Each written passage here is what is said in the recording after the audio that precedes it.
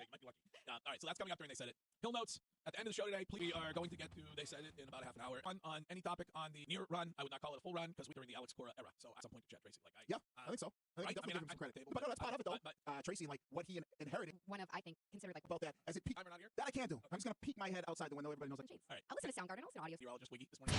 Wiggy, can you poke your head outside and give us the forecast since Curtis and Chime are not here? that I can do. Okay. I'm just gonna peek my head outside the window. Everybody knows I got a giant head today. Feels like maybe you could exhale the smoke while your head is out the window. Yeah, because remember, never smoke in your house, especially with pre-rolls of blunts. Have the whole house smelling like a kush. Well, it feels like 73 out there today. Mostly cloudy, but the sun might have something to say about that as it peeks through some of those clouds throughout the day.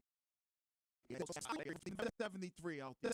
Kush. Well, feels kush. Well, feels like 73 out there today. Mostly cloudy, but the sun might have something to say about that. So get outside, enjoy it. High around 87 degrees. Yeah. So if you can get to the beach, perfect beach day, in my opinion. Okay. So get outside, enjoy it. Get outside, enjoy it. High around.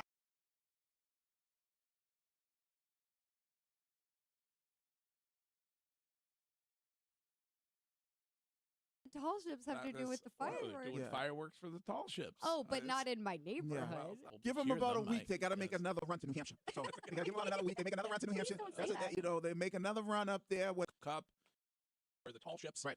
So I'm hoping that the city can remain safe while they are here. Yeah, just be careful out there, people. Keep your head on a swivel. Yeah, it feels like it's really ramped up. I know. Summertime, I go. But it's over the last. And then the Globe pointed out that I was wrong. So maybe I shouldn't say it's going to be a cluster F. All right. The Tartan Army's coming back to sail Boston. I don't think the Tartan Army is going to come back for it. But So is it like the old boats, or are they like the old school? You can see what one looks like. Yeah, There. we go through. Okay. I love how you don't get this. We the last few days, there are people.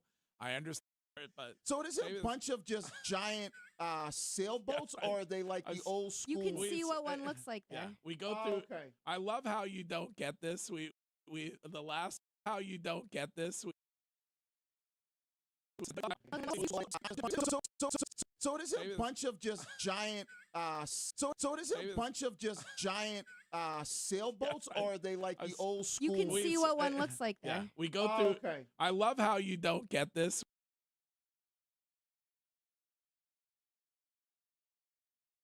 There was 3 of them though. Yes, there was. What were the other 2? The Nina. Here you go. Yes. Good job, You know how Megan. I know that? Step Brothers. The Santa Maria.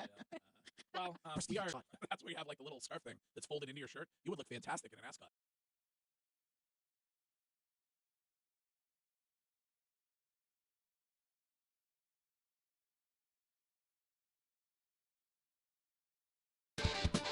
We're sending you there. Wiggy, we got to get a winner. Okay. This is David from Burlington. David, With games like Fan Cash Draw. over a team that is leading their division. That's all I'm saying. Is it that the concert where somebody defecated on I've been saying it the whole time. Yeah, see, this is what you. All right, You know what? we are Maybe I'll take the next 2 weeks. in exactly 2 minutes. No longer on the. No, you have to work next week. All right, we'll.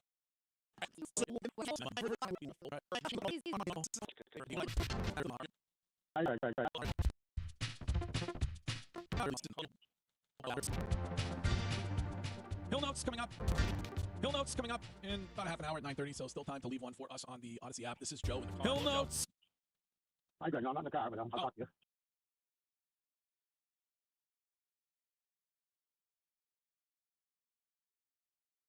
Oh, And then when I wear my sweater hoodie next week, I send Fan Cash back on your wages, win or lose. And they basically said, Fantastic. I love the show. Greg, Mega, love it. thank you. well, David, congratulations on your $100 winner. Okay. This is David from To fill, right? So ultimately, they wanted to move on from him, not necessarily fire sending you there. Wiggy. We got to get a winner. Okay.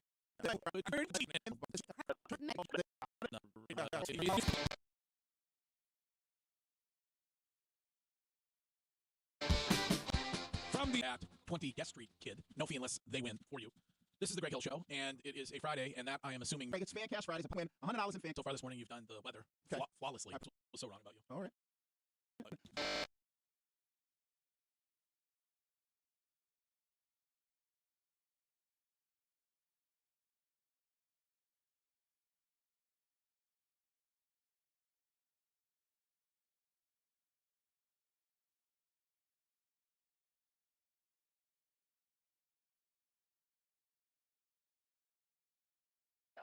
It's time for. So let's talk about energy in a way that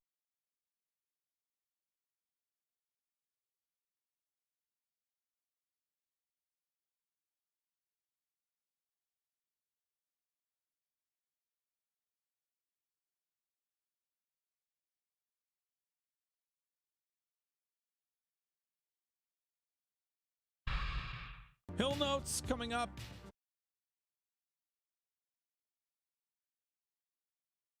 I don't have a young heart. You should be. You'll my sweat. my heart whoop age is 97. Right. But in general, Mhm. I'm young at heart. Well, the good thing about it, you won't do much dancing, so that'll limit Just like whatever's popular, right? I'm young at heart anyway. All right. Doesn't matter. Well, enjoy it. I mean, I don't have a young heart. I'm young at heart anyway. All Doesn't right. matter. I'm young at heart. You'll sweat. My heart whoop age. I'm young at heart. Whoop age is 97. Right. But in general, Mm-hmm. I'm young at heart. Just I'm young at heart. Okay.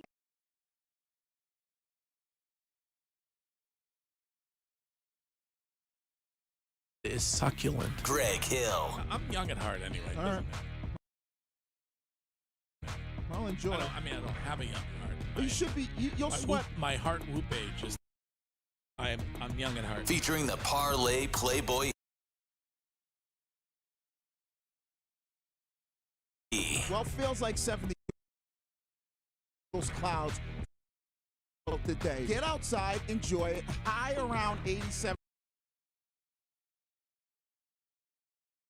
Opinion. I really liked Wiggy's. Yeah, breeze. So if you can get to the beach, perfect beach day, in my opinion. I really liked Wiggy's Yeah. delivery. He was talking about how to plan your day, Yeah, different exactly. points Right. when the sun Yeah. was going to come.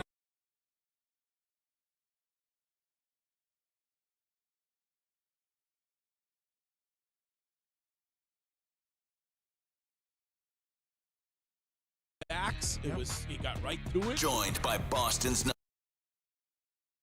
What? My heart whoop. I think you really like it. Are you not cool? I thought that was her. I feel like I kind of, when I hung out with Julie, I feel like I kind of came off like I did my next door neighbor. I feel like I kind of, when I hung out with Julie, I feel like I kind of came off like I did my next door neighbor. What, that you really wanted I to was be like, friends with her too much? You're really cool. I think she really liked you. Are you not cool, or do you feel No. like you're not cool? Because I thought that was her I crowd. of feel like music. I kind of, That was her.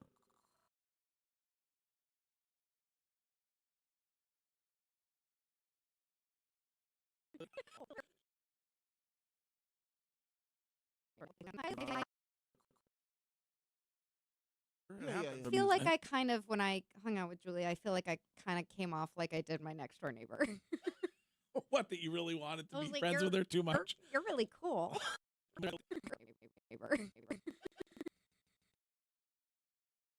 My next door neighbor. You're really cool. Yeah. What, that you really wanted to I was be like, friends with her too much? You're really cool.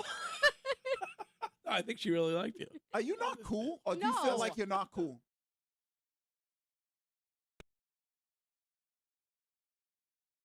Box. I feel like I kind of, when I I think she.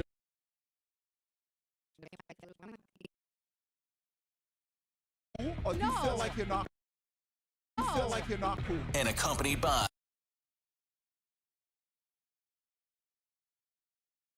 Curtis and Shine.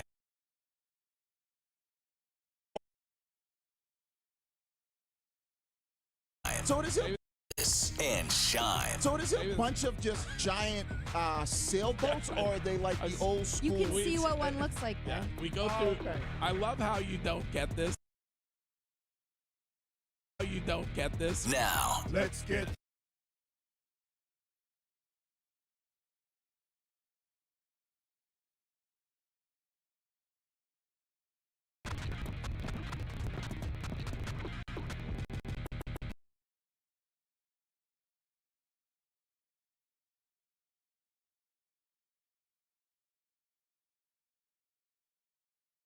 Show. All right. go time. Let's go.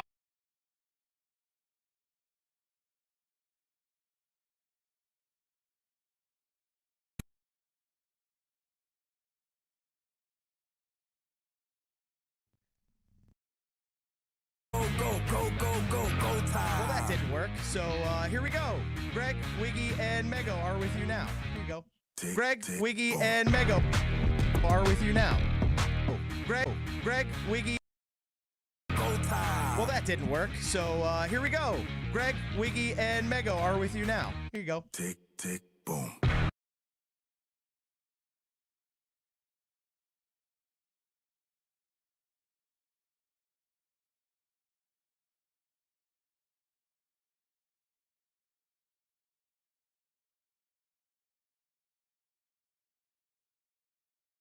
rev up those fryers, because I am sure. Greg Hill Show, Planet. To me, I'm young at heart anyway. All right, I'll enjoy it. I mean, I'm having a young heart. Tickles my fan because that map well feels like 73 out there today. Mostly cloudy, but get outside, enjoy it. Like Wiggy's delivery. Right, yeah, He was talking about how to plan your day, different points where the sun is I mean, coming out. it was facts. It was he got right through it. Joined by Boston's number Tangent. Pete Buttigieg. Courtney Cox. I feel like I kind of when I did my next door neighbor. Are you not cool? Or do you feel like you're not cool? And accompanied by two I'm gonna shine my light. Talk to me, Daddy. live. So it's a bunch of just giant. Get down. Greg Hill.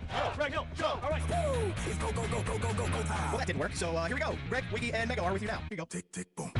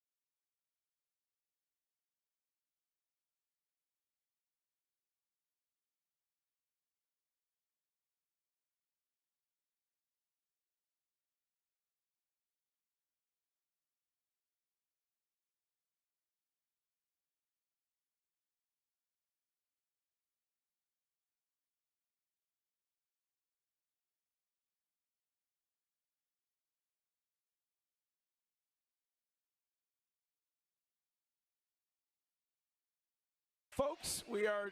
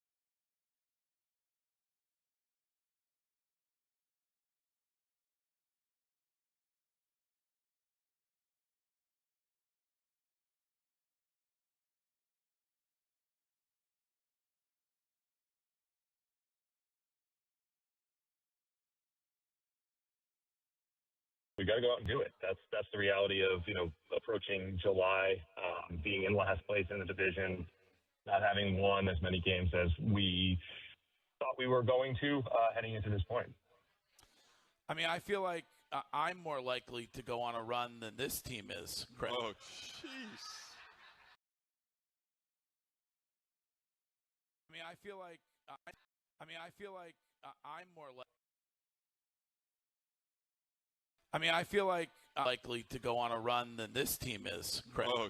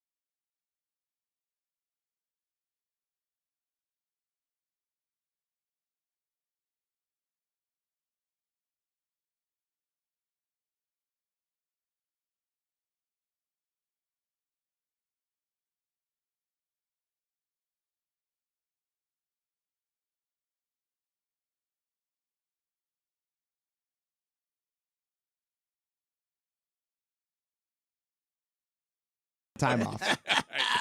Greg's decision deciding whether or not he should be a buyer or a seller. Yeah. Well, I mean, it's listen, a ways to go. Yeah. But it's a pretty incredible turnaround from where we were a couple weeks ago. And it gives us positivity because now we can kind of, we've been suffering for so long with Jaylen Brown. At least we now have the Red Sox to kind of take our mind off. Are we doing a Jaylen Brown free week? Is that possible? I think so. Okay.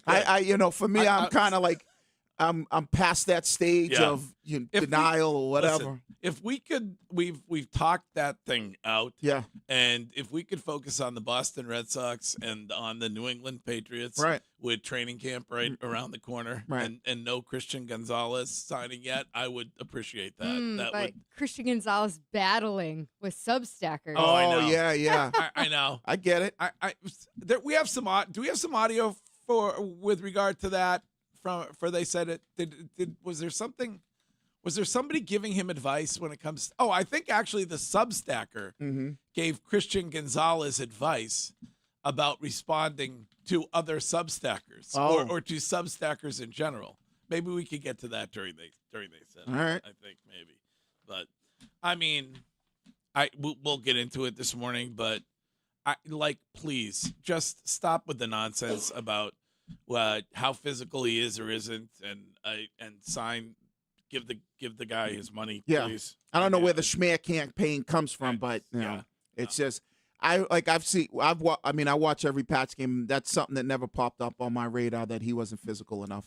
Also, seems like Tom Brady may have been vindicated over the weekend with regard to sharing information with other NFL or with NFL head coaches. So if you take Mike McDonald at his word, I don't know if you do or not. I didn't hear it, so I'd be interested to see what was said. Yeah, Zach Gelb, who hosts weekend shows with us, but he's a New York guy, right? He's a New York guy. All right. So, yeah. He actually called Mike McDonald or reached out to him and said, "Hey, were you talking about Brady when you were talking about the whispers that you got ahead of Super Bowl 60?" And he said, "No, I wasn't talking about Brady." Okay, that's cap.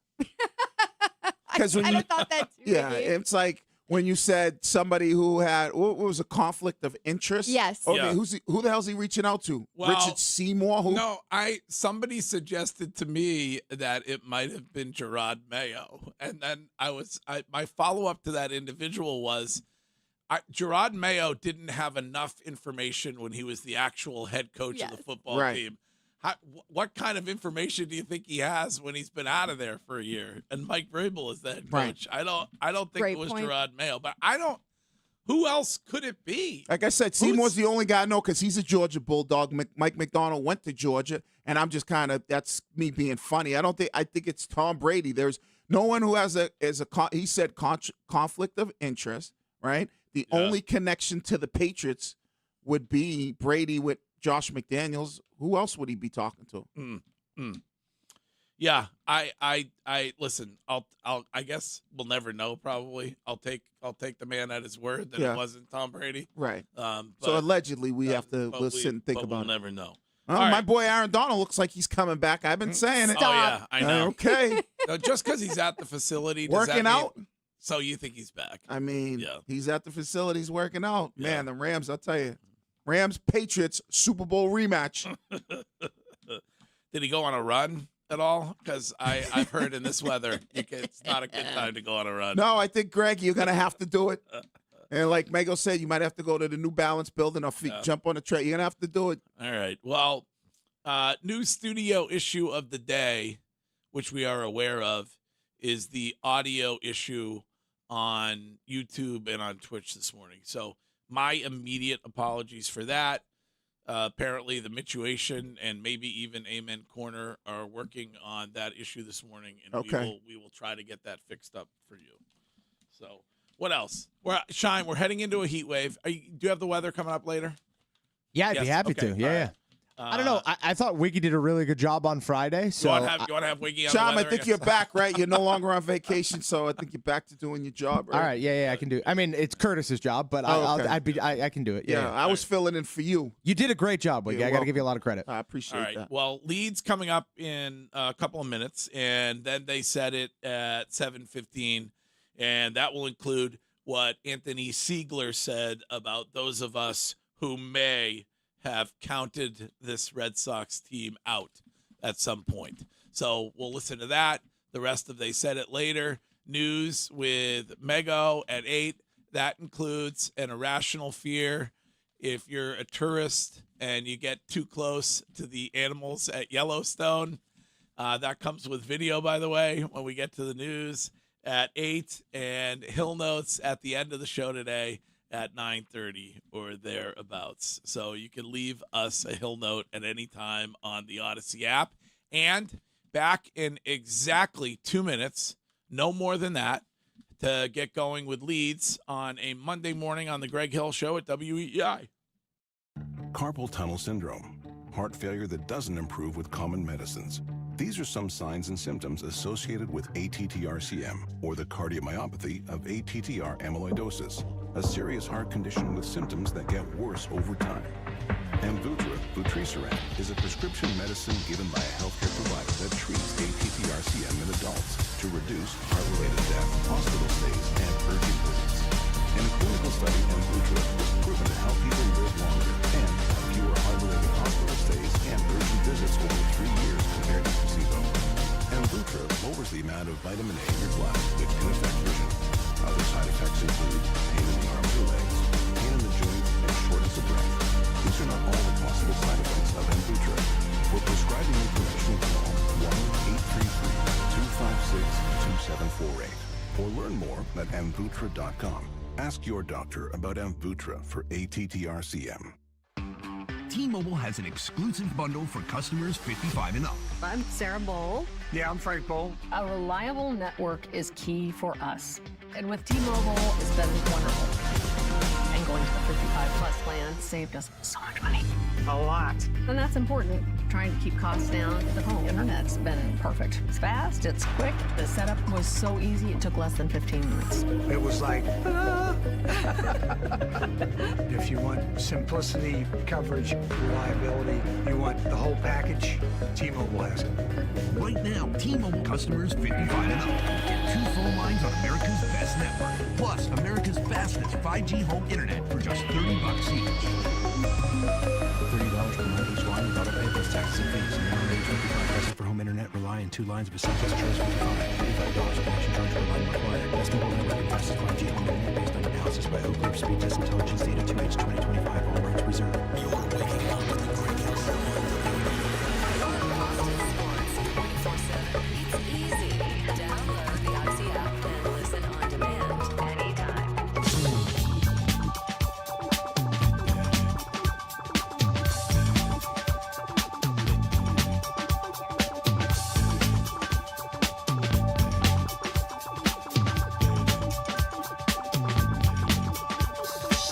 And you may find yourself living in a shotgun shack. And you may find yourself in another part of the world. And you may find yourself behind the wheel of a large automobile. And you may find yourself in a beautiful house with a beautiful wife.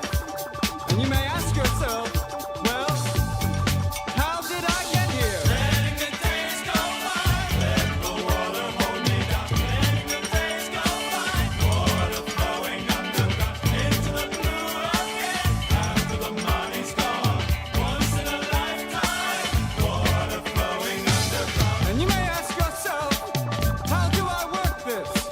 And you may ask yourself, where is that large automobile? And you may tell yourself, this is not my beautiful house. And you may tell yourself, this is not my beautiful wife. Letting the days go by, let the water hold me down. On the Subaru of New England text line, an inquiry for you, Mego, about whether you'd be willing to come in once your final week is over next week, week after, on a volunteer basis. I don't know if you work for free or how that works, but I'd love to have you. Well, I'm on salary. Okay. So, yeah. yeah. I Oh. mean, is it volunteer? Like, No. does it mean that I just jump in whenever I want? Yeah, That yeah. I just show up and Yeah. take over a whole segment of the show? It seems like that'd be Well, you know how we have like we have like Thai Tuesdays. Maybe we do like Mego Mondays or something like that. Is that what this person Good said? one. That very alliterative. Yeah, yeah. Like, that's very important in radio. Alliteration. Do you know what alliteration is? No, I have no idea. I just try to make it. Is that like when you make your? Is this Wiggy Grammar 250? Oh yes, please. Yeah. No. English 101 with Jermaine Wiggins. I speak Easty slang. That's it. Yes, you do. Yes, you but do. no, I go, you're a Celtics person. Yeah. You definitely come in talking C's. Absolutely. Well, we did that. What was that, last season or season before, whatever? Season before. Yeah. Yeah. Well, you have got to get to training camp sooner than later. Oh, so yeah. Yeah, it right. starts off a week from Saturday. Ooh. Yeah. My God. Like, it's time. Man.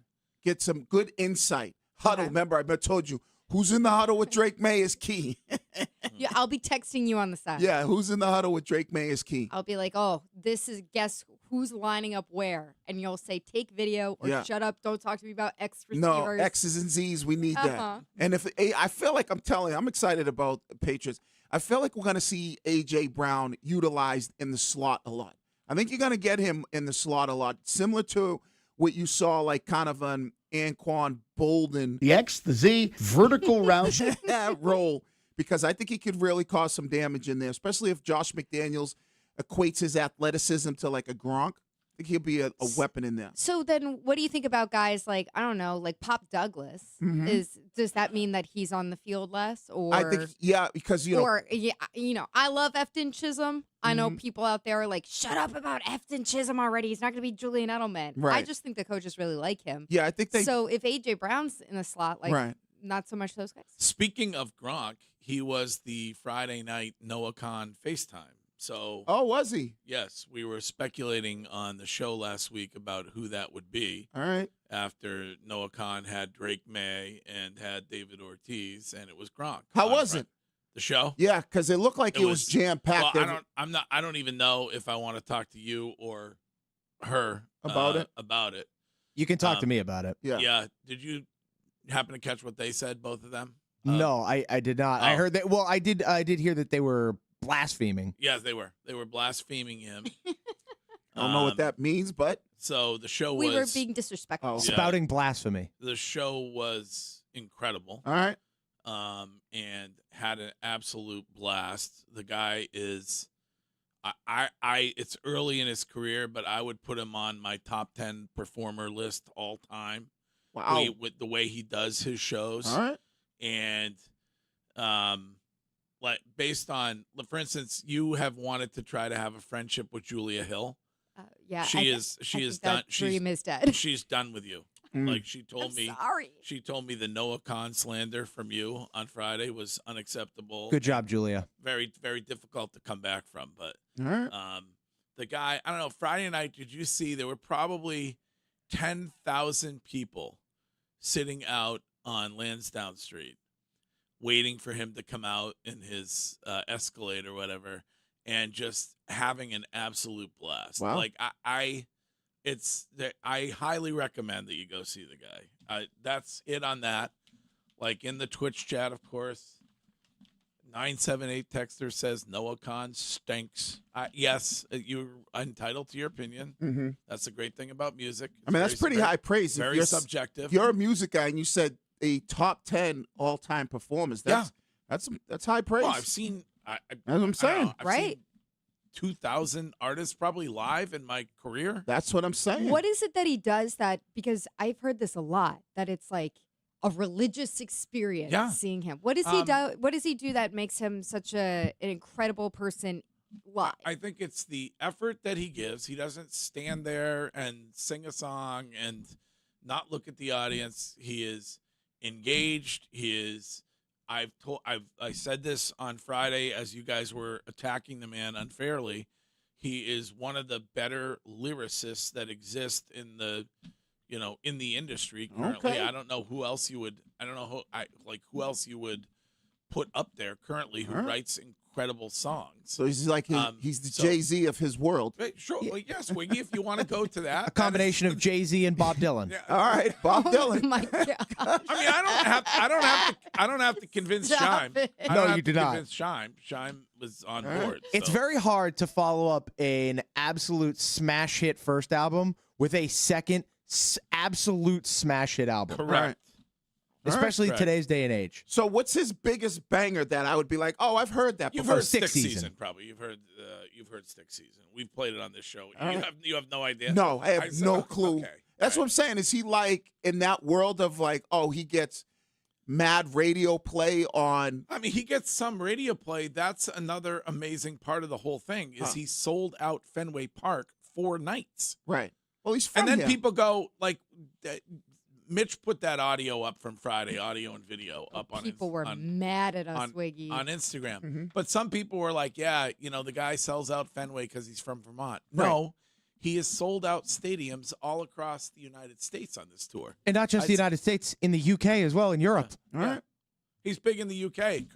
Curtis would know that if he were here today. Exactly. When is Curtis back? Tomorrow? I think so. I mean, the endless vacations on this radio program. Yeah, unbelievable. Really. I can't talk about that. I'm taking another week. Chime's like, unbelievable. Chime, weren't you out on Friday? Yes, I was. You're Just off. one day, You're at on. least. You have vacation next week. Next week. I am here all Your week. second vacation of the summer. Yes, my final. Yeah. I'm not gonna complain about it. Next day I will miss will probably be the day I'm supposed to run. All right. Shime, unfortunately, we should take a quick break and then get going with the leads immediately in moments on the Greg Hill Show. Bet365 presents Odyssey Sports Midsummer Baseball Showcase Special from Philadelphia, Monday, July 13th at 7 p.m. Featuring WEEI's own Rob Bradford. Bet365, where winning is everything. Download the Bet365 app and lock in your picks before the game begins. Must be 21 plus. Gambling problem? Call 1-800-GAMBLER. Available in select states. What's the rush? We're winning! And we're going to keep winning to get to the Nissan Summer Sales event. What? The event is for 3 cities and the new Nissan Rogue Pathfinder and Frontier. Oh, that's heavy. Oh, sure. You think consumer customers more than grand 5 years and is going to win for you? I would. We waited years for this match. But look at these incentives. Wait, are you serious? Come on, Brad! Blow the whistle! Blow the whistle! The whistle is blowing on these savings. Hurry in. Bring on the ring offer at the Nissan Summer Sales event. Rogue Pathfinders get 0% APR on the 2026 Nissan Rogue and Rogue Pathfinder Frontier.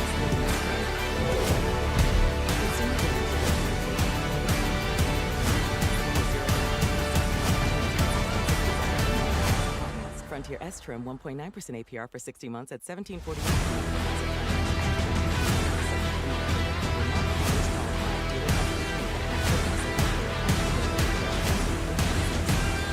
Mario's Roofing, we won't soak you to keep you warm and dry. Homeowners choose Mario's Roofing because they're fair, honest, and provide quality services. Call Mario's Roofing today for a free estimate at 781-344-2420. Fresh in from California, peaches, plums, and nectarines are on sale at Shaw's and Star Market. Hey, it's Lou. Today through Thursday, you can pick up California peaches, plums, or nectarines for only $1.99 a pound when you use the digital coupon. You're limited to 2 pounds. Find this and other special savings, plus rewards points and recipes when you use the Shaw's Deals and Delivery app. Short on time? Order free curbside pickup or get delivery. Save more with the 4U digital coupon. Shaw's and Star Market, the official supermarket of the Red Sox Radio Network. I've had a number of surgeries, and frankly, I don't have time for rehab, a surgery, and an operation at this point in my life. I didn't want to take time off my kids' activities. That's why former college and pro football player Bobby Carpenter turned to QC Kinetics. We couldn't be happier saving our patients like him from operating rooms and long recoveries. Being able to resume normal activity for me, which is a lot of running, it's a lot of workouts. I've been very, very blessed with how it's been able to hold up. For so long, patients have accepted surgery as the only solution. But with new technologies, the medical professionals at QC Kinetics use regenerative treatments, your body's own biologics, to help heal and restore knees, hips, shoulders, and backs. I actually ran into a friend of mine over at our golf course, and he had his knee done. It felt so bad. He got his shoulder done. He goes, I can't thank you enough for putting me from my shoulder here. So it's feeling great. Find out how you can avoid surgery and finally get relief. Call QC Kinetics now for your free consultation. Call QC Kinetics 617-644-PAIN. That's 617-644-PAIN. 617-644-8. At Milligan and Higgins, they understand that sometimes good people find themselves in tough situations, and that is why they specialize in OUI and criminal defense. Attorney Jay Milligan is one of only 2 board-certified OUI attorneys in the state. If you're pulled over, protect yourself and your future. Don't face it alone.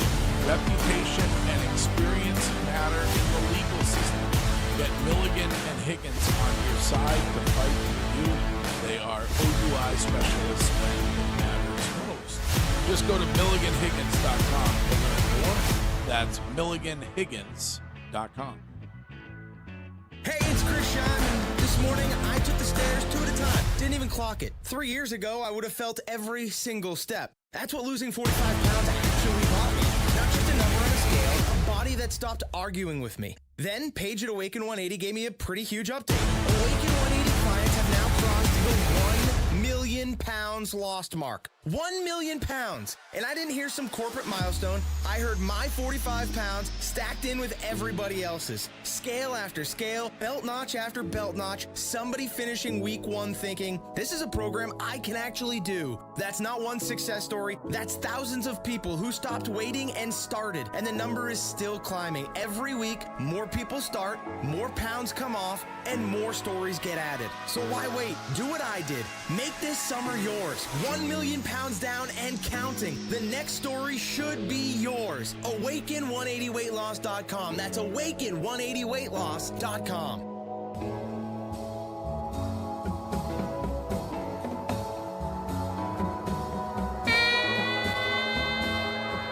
Well, if you're the owner of a business or the CFO or the HR manager, if you're the boss, then you know this. You sign your insurance policy, work insurance policy, benefits, all that stuff. And for some brokers, unfortunately, that is the finish line. They're done. You don't talk to them again until it's time to renew. But your business runs all year. And so do the gaps and the risk. And that is why I am here to introduce you to SuperSure. SuperSure is the super agency built for you, licensed in every state for your business insurance and employee benefits. And with it comes year-round support for you and for your team. At supersure.com, you can access tools like Fine Print Facts, which translates your current policy into plain English. So you can actually see what's covered and what is not, plus a business value calculator so you can estimate what your business is worth and make sure that everything that needs protecting is actually protected. Go to supersure.com.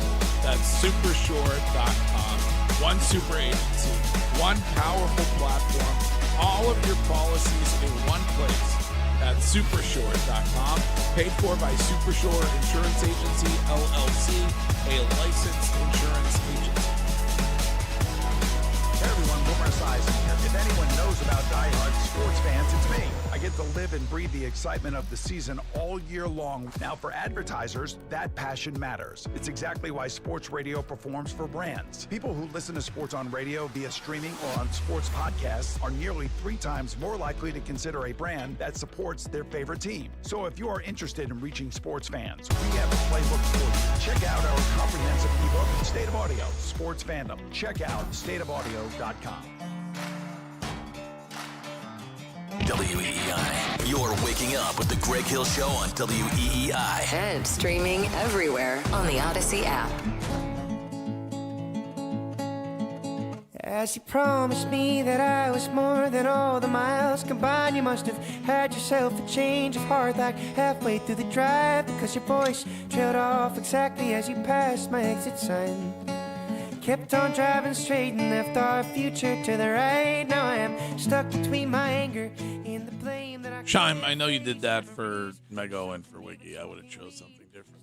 Yeah, well, we just mentioned Stick Season. That's why I played it. That's all. Currently, I'm listening to The Great Divide, which is an extraordinary song. The single or the album? Well, all. But I happen to like we don't call it a single, we call it a title track. I Sorry. don't know if you know that about. Well, he released it as a single too. To be fair, Well, the artist always most likely always releases the title track as a single. Oh, is that the case? Well, sure. Okay. I mean, depending on how they choose the title. Now, listen, there are some albums that are created without a title track, so therefore that would be an impossibility. Got it. But you know where I'm at. Yeah. From the Catches Law Injury Attorneys Studios at 20 Guest Street, Kid. No fee unless you win. This is the Greg Hill Show. Shime, can you bring up Joe? Or hold on, let me see if the mouse is finally working in here today. Everything might be working A-OK in the studio. Of course, Don't say jinx that, it. and then that will be a jinx. Oh, I can do it. Joe, good morning. Good morning, Mr. Hill. What's happening? I have a question for you, sir, but if I could address Mego for one moment. Yes. And then, Mego, you're phenomenal, incredible.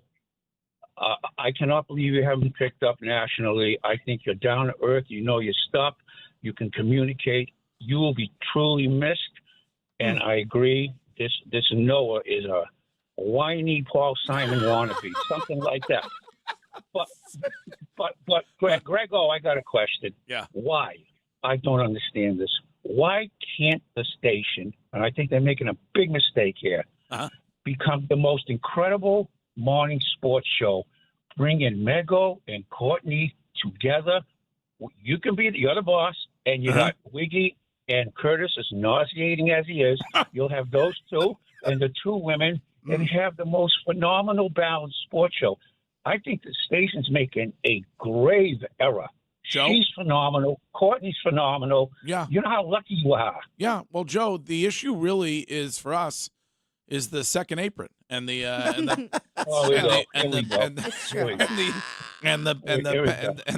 penalties that are associated there. But yes, Mego's done. She's been awesome. Yeah. Loved it. And you and Courtney are two different people and both bring two different things to the table. I would love to have you both here every day.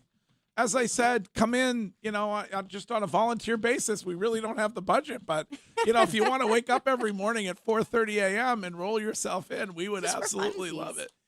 Thank you, Joe. Right. This is very nice. Absolutely. Can't have the majority of salary cap tied to 2-3 people. Yeah. No problem. Yes. You know It's what a it is? usage problem. It's a usage thing. You beat me to it. It's a usage thing. All right, Chime, let's get going, please. This is the Greg Hill Show.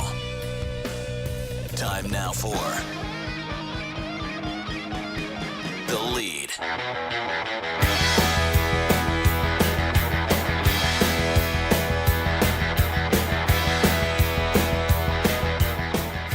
That's an easy one. That is Tom Petty running down Dream, and leads are brought to you by Subaru of New England. Find your local authorized Subaru retailer at SubaruofNewEngland.com. Good morning, Sean. Welcome back. Thanks, Greg. Good morning. I won't be talking about you trying to run down the Red Sox dream of making the playoffs, but I did want to mention this because ESPN dropped their top 10 quarterback rankings heading into the 2026 season. And we got to see where Drake May ranks, right? Yeah. So I looked at the list and I was scrolling, had to scroll a little bit more. Drake May comes in the top 10 at number 8. Oh. So, Okay. All right. Well, we need to know 1 through 7, please. Okay. So number 1, Josh Allen. Number 2, Patrick Mahomes. 3, Matthew Stafford.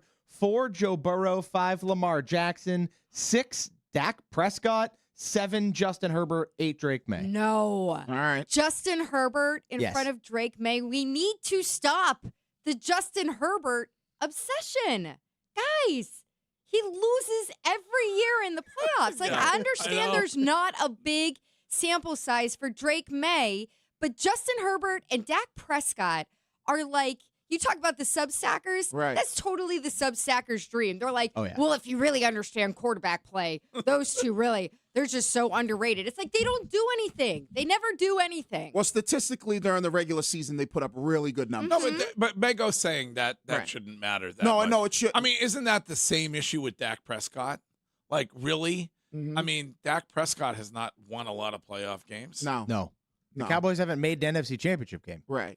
Oh, here we go. Like his thing that he does with the count. Ugh. Yeah. Here we go. Coming from a Here Commanders we fan. go. Right. No, and I get it. I think really the only knock on Drake May, and I think if for the reason why they might put him at 8 is just because that was technically his real first year of being the legitimate full-time starter. Well, he was so bad in the Super Bowl, and a lot of that has to do with personnel and injury, certainly, I think. But even if at least from the people that ESPN had voting in this, it doesn't seem like they held the Super Bowl against him all that much. It's more so just that he's only done it once. Like the quote from an NFC defensive coordinator was, "He's really talented, but I need to see more. Other quarterbacks on this list have proven it over time. Right. He's just got to keep doing it." I understand that. Where would you have him, Shine? Right now, I think probably 6, 7, 5. 5. Yeah, not 6, 7. What are we doing? 6, 7. Yeah, no, I think it's 5. Really? I think it's Josh Allen, Patrick Mahomes, Lamar Jackson, Matthew Stafford, Drake May. I think that has to be the top 5. No Joe Burrow. No. You're anti-Burrow. Yeah, very much so. You can't go 9-8 in a season when you play every single game and miss the playoffs. You can't. Like if you're a top 5 quarterback, you cannot go 9-8 and miss the playoffs. That's a good point. And I think Joe Burrow gets more credit because he did have the 1 year where he did take him to the Super Bowl. Especially when you're throwing a Jamar Chase and T. Higgins. And I think that's the biggest thing. So when you look at this list, the reason why they did knock him, my opinion, is because only 1 year. You look great for 1 year, but we need to see it more. Joe Burrow. Fool's gold. Could be that 1 year might have been the fool's gold. Yeah, they want to make sure it isn't fool's gold. Exactly. It's weird because they're hypocrites because they go against that because then they'll put Joe Burrow at a higher ranking because of the 1 year with the Super Bowl. Right. So it's like they're kind of hypocrites. To his credit, he's been injured, and that's not his fault. No, but to Shime's point that you can't look at the injuries and go, all right, he's been injured, but when he does play, he had a season where he did take him to a Super Bowl, but he also had the season where they didn't make the playoffs. So you can't give him credit for the 1 year he gets them to the Super Bowl and then not knock him for the year he doesn't get him to the postseason. Mego would hate number 10 because Caleb Williams cracked their top 10. What do you mean? Well, where's Jaden? In the honorable mentions category. Stop. Really? Jared Goff is 9. Okay. All right, I could say Caleb Williams top 10 only because the thing about Caleb Williams is he'll come out of there'll be plenty of games that he just has won the games for him because of what he's been able to do in the last 2 to 4 minutes of the game, making unbelievable plays. So I could see him being looked at as in the last couple of minutes of the game, he's shown that he can put a team on his back and he can make that long drive and win a game. I just think when we I love Joe Burrow, but when we talk about how injured he is, right? If you're ranking quarterbacks and one guy has an issue with availability because he's injured so much, that should knock his ranking. No. Chime, great lead to start the week. Appreciate it. Thank you. More leads coming up next. Headed to Fenway for the game? Park in Prudential Center's garage for just $26 for night and weekend games. Located in the heart of Back Bay, shop, dine, and discover all Prudential Center has to offer, including the View Boston Observation Deck. Just a short walk over to Fenway from the Pru.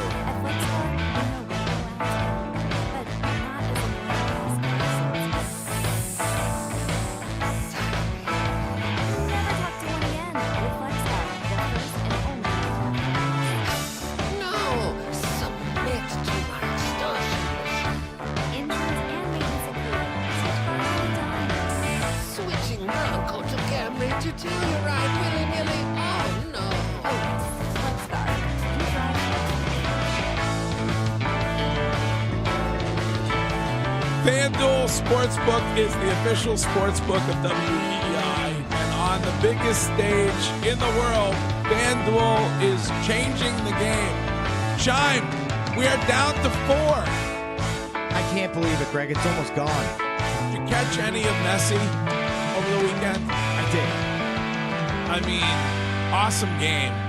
But didn't you just know in your heart that Argentina was going to get it done? Especially once you saw the Switzerland red card and they're playing down a man, you knew at some point Argentina was going to break through. They stayed in that game a long time with only 10 dudes.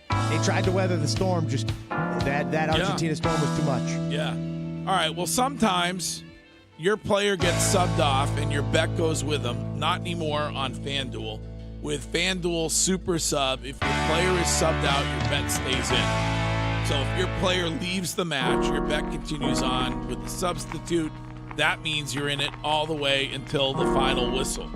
Just go to FanDuel.com/local to get started right now. That's FanDuel.com/local. And let there be goals this summer on FanDuel. Got to be 21 or older. Got to be present here in Massachusetts. Hope is here. GamblingHelplineMA.org or call 800-327-5050 for 24/7 support. And connect with a Playwell advisor at playwell.org. The worst time to plan your move is when you find the house you love. This is Anthony Lamacq here at Lamacq Realty. Too many homeowners wait until they find the perfect home before planning how to sell their current home. That's when stress, rejected offers, and missed opportunities happen. The Lamacq buy and sell system makes it easy to buy and sell at the same time. With our system, when the right home hits the market, you're ready and you're in control. Visit LamacqRealty.com.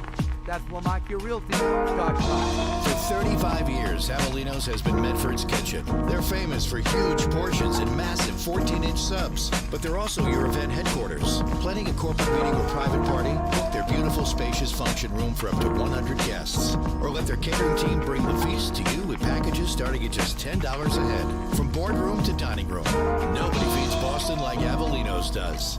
When you want the best, you know where to go. Go Avellino.com. That's GoAvellino.com. When my home was ready for a painting refresh, I didn't know where to start. With PaintZen, all I needed was my phone. I jumped on PaintZen.com and set up my whole project in seconds. The stress-free process can only be described as Zen. It was less than 5 minutes to a quote and just 5 days to a fully vetted crew at my door. They call it their 5x5 pledge. I call it a game changer. PaintZen uses online technology to give you an instant price. They did the entire inside and outside of my home for way less than I expected. They even epoxied the garage floor, which my teenager loves to beat up on. And the results, you should see the colors. I got my very own project manager from start to finish. The whole thing was way easier than wrangling your kids. Dylan, do not shave that dog. And we're back to feeling zen. Try it for yourself at PaintZen.com and take the pain out of painting. Well, just because you're getting older doesn't mean you have to feel that way. If your energy is low, your sleep is off, that weight won't budge, your mind feels foggy all the time, and maybe even have a low sex drive, well, it is time for you to switch things up. And the way you do that is you go to see my friends at Northeast Men's Health. They'll help you with your low T and your low testosterone, just like they did me and so many people. And it doesn't matter if you're getting older. The low T affects even younger guys nowadays. So if you're that weekend warrior, fellas, and you can't get out on the basketball court like you used to, or get out there and play flag football with your friends because you just don't have the energy, you need to go to Northeast Men's Health.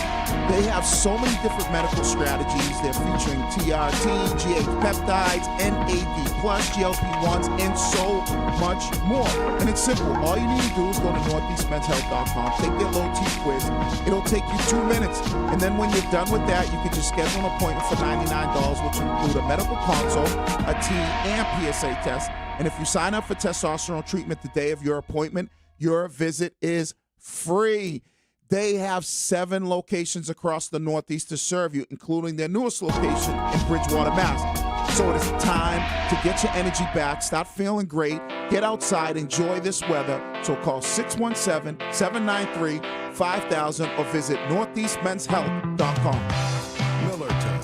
People think it just happens, but that's not true. You know what you gotta do? You gotta go say hello with some beers. Make plans. Forget the couch. Go to that thing. Play the game. See them in person. Talk to that stranger. Live a little. Small acts of rebellion that bring us together. Because legendary moments start with a light. It's Miller time. Celebrate responsibly. 2026 Miller Brewing Company, Milwaukee, Wisconsin.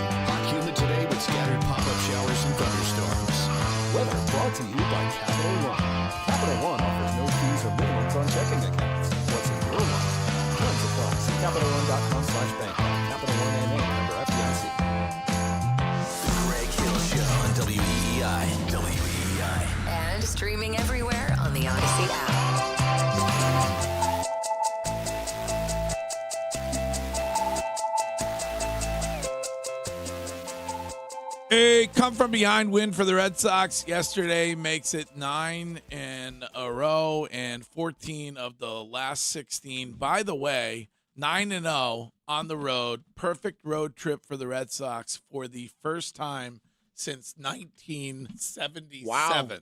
And so you can talk about that all day long here on Boston Sports Original, WEEI. There is some question about really whether or not I committed to a run. It was some sort of a throwaway line during an interview with Craig Breslow. There was no kind of a challenge there, no promise or whatever. So I feel like I'm more likely to go on a run than this team is, Craig. Oh, right. A little like a poor attempt at humor with the bread spot. And so there was really no promise that I would actually run. And there's no distance stated. For instance, I was DMing with some listeners yesterday who were saying, I hope you have the sneakers ready and the spandex. And I said, maybe an eighth of a mile would be appropriate because it was an 8-game run, which is how you define it. Well, technically, it's a 9-game run right now, so maybe it'd be a ninth. Well, it'd be a ninth of a mile. Right. That's shorter. Yeah. So the longer the streak, the shorter the run. Oh, is that how it works? Yeah. What if Bresbach comes on and goes, hey, Greg, what's up with that run? He might call you on that one. You think he might call me might out say, on it? yeah, He know might. what? Yeah, he Good might. morning. Yeah, he might.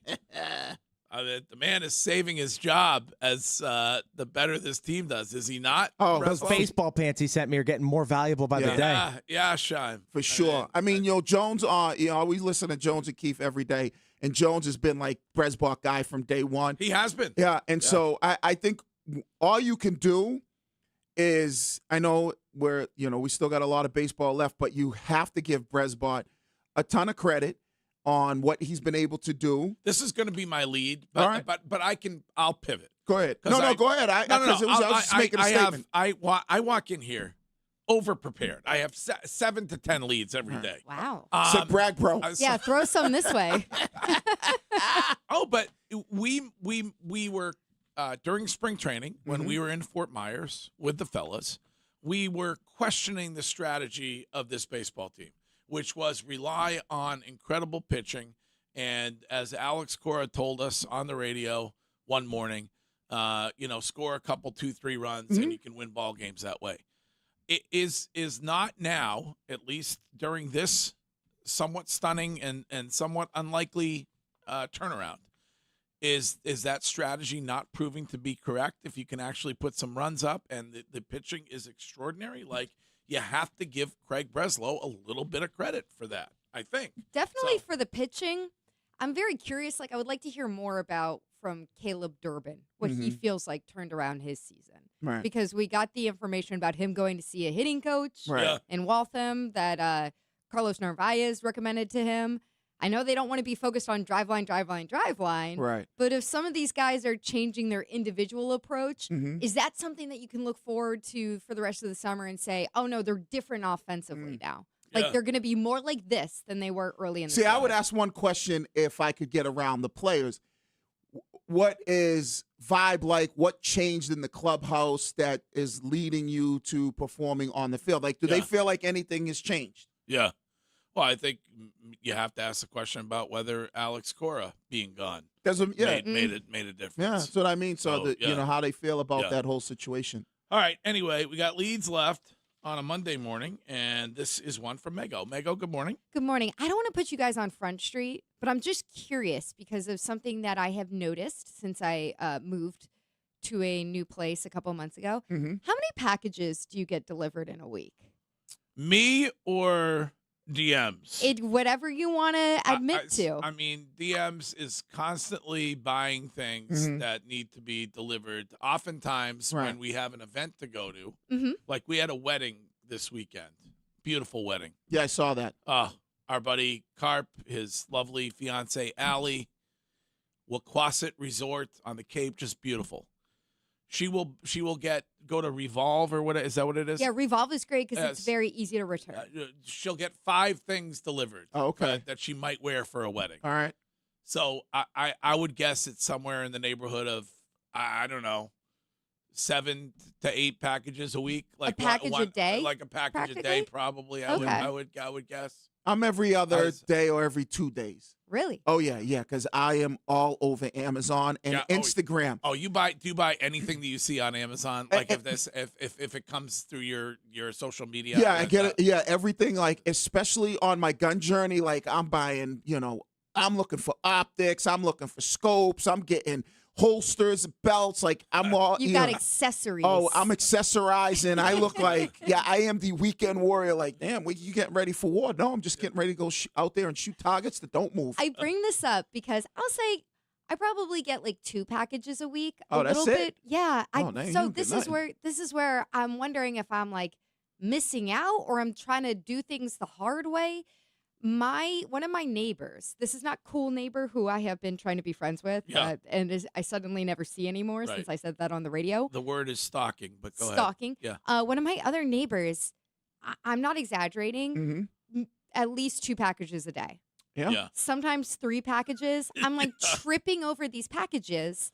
And I will say it's a man. So Right. it's not like somebody with like or a woman with like a great shopping habit where I'm Right. like, ooh, I've never heard of that store. I'm going to check that out online. I looked it up. The most recent stats are from 2024. So it's not, I'm sure it's even more than this. From 2017 to 2024, the number of packages the average American received in a year jumped 78%.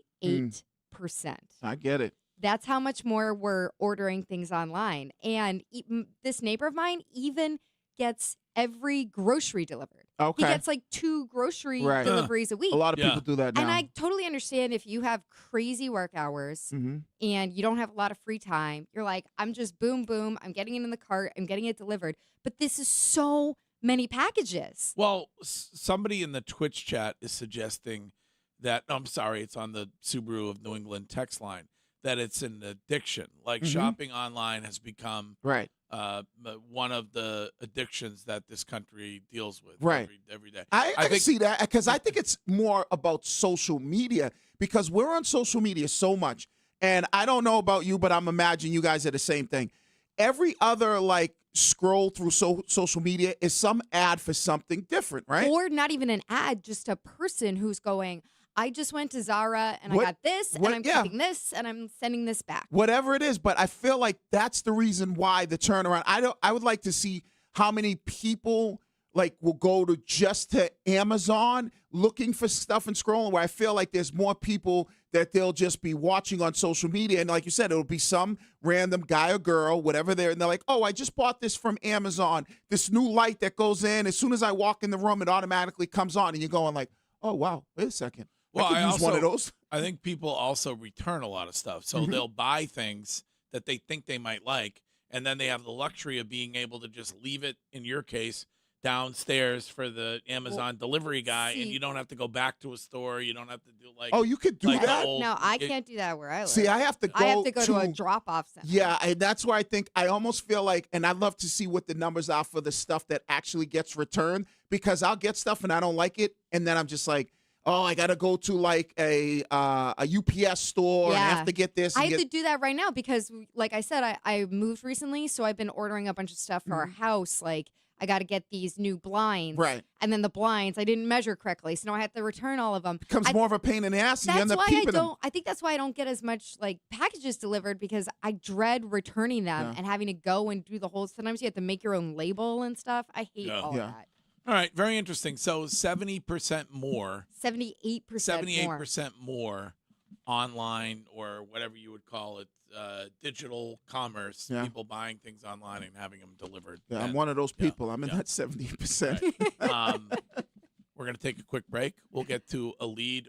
What's the subject of your lead today, Wiggy? The subject to my lead is something somebody asked me that made me sit up and think okay, here are some questions that now I am going to be asking. Okay. All right. We are going to get to that, and we'll get to my lead as well in 2 minutes. No more than that on the Greg Hill Show next. Hey, Massachusetts, ready for real savings? Switch to Allstate today because drivers who switched saved an average of $713 on their auto insurance. So, what are you waiting for? Check Allstate for an auto insurance quote today. You're in good hands with Allstate. Based on the national average annual savings for customer survey in 2024, savings vary, subject to terms and availability. You know that Chick-fil-A sells more than chicken, right? Hello, my name is Jaleesa, and a little thing I love about the Chick-fil-A sausage, egg, and cheese biscuit is how it's all of my favorite breakfast items in one big bite. That fluffy egg, that melty cheese with that perfectly grilled sausage, it just gives you that warmth, that comfort food that you love, that is the best possible option for a classic breakfast. Company's calling. Order a Chick-fil-A sausage, egg, and cheese biscuit at simply orange juice on the Chick-fil-A app today. Real guest fee for the testimonial. This is the story of the one.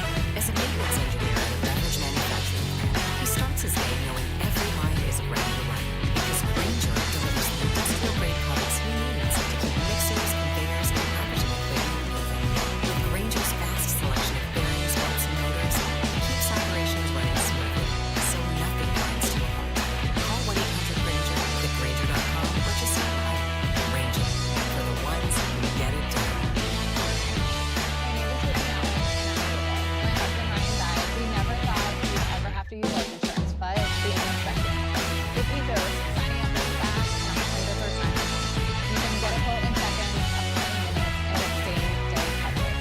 No medical exams, and you can get up to $3 million for the coverage. I'm grateful we were prepared. Get your free quote at ethos.com/radio. That's ethos.com/radio. Facebook's version. Online upload.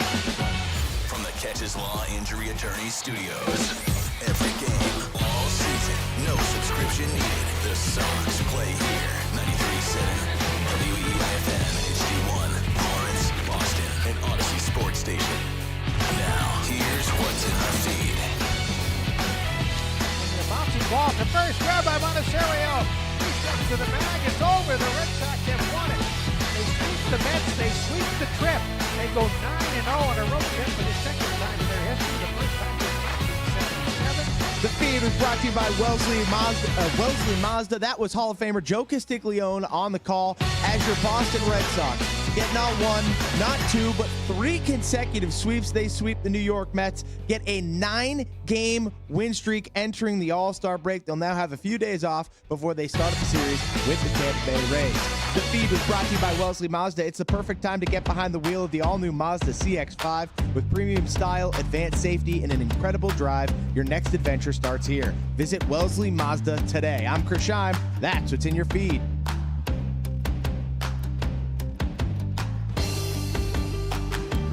The Greg Hill Show. You're listening to The Greg Hill Show on WEEI.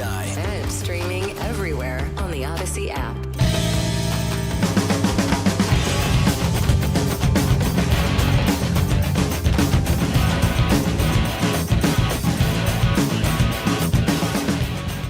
They said it coming up in about 15 minutes at 7:15, and among the things that we will listen to is what Anthony Siegler said about those of us who may somehow have counted this Red Sox team out and how wrong we may have been. So I think a lot of us. Yeah, that is. Can you blame us? No, Come on. not at all.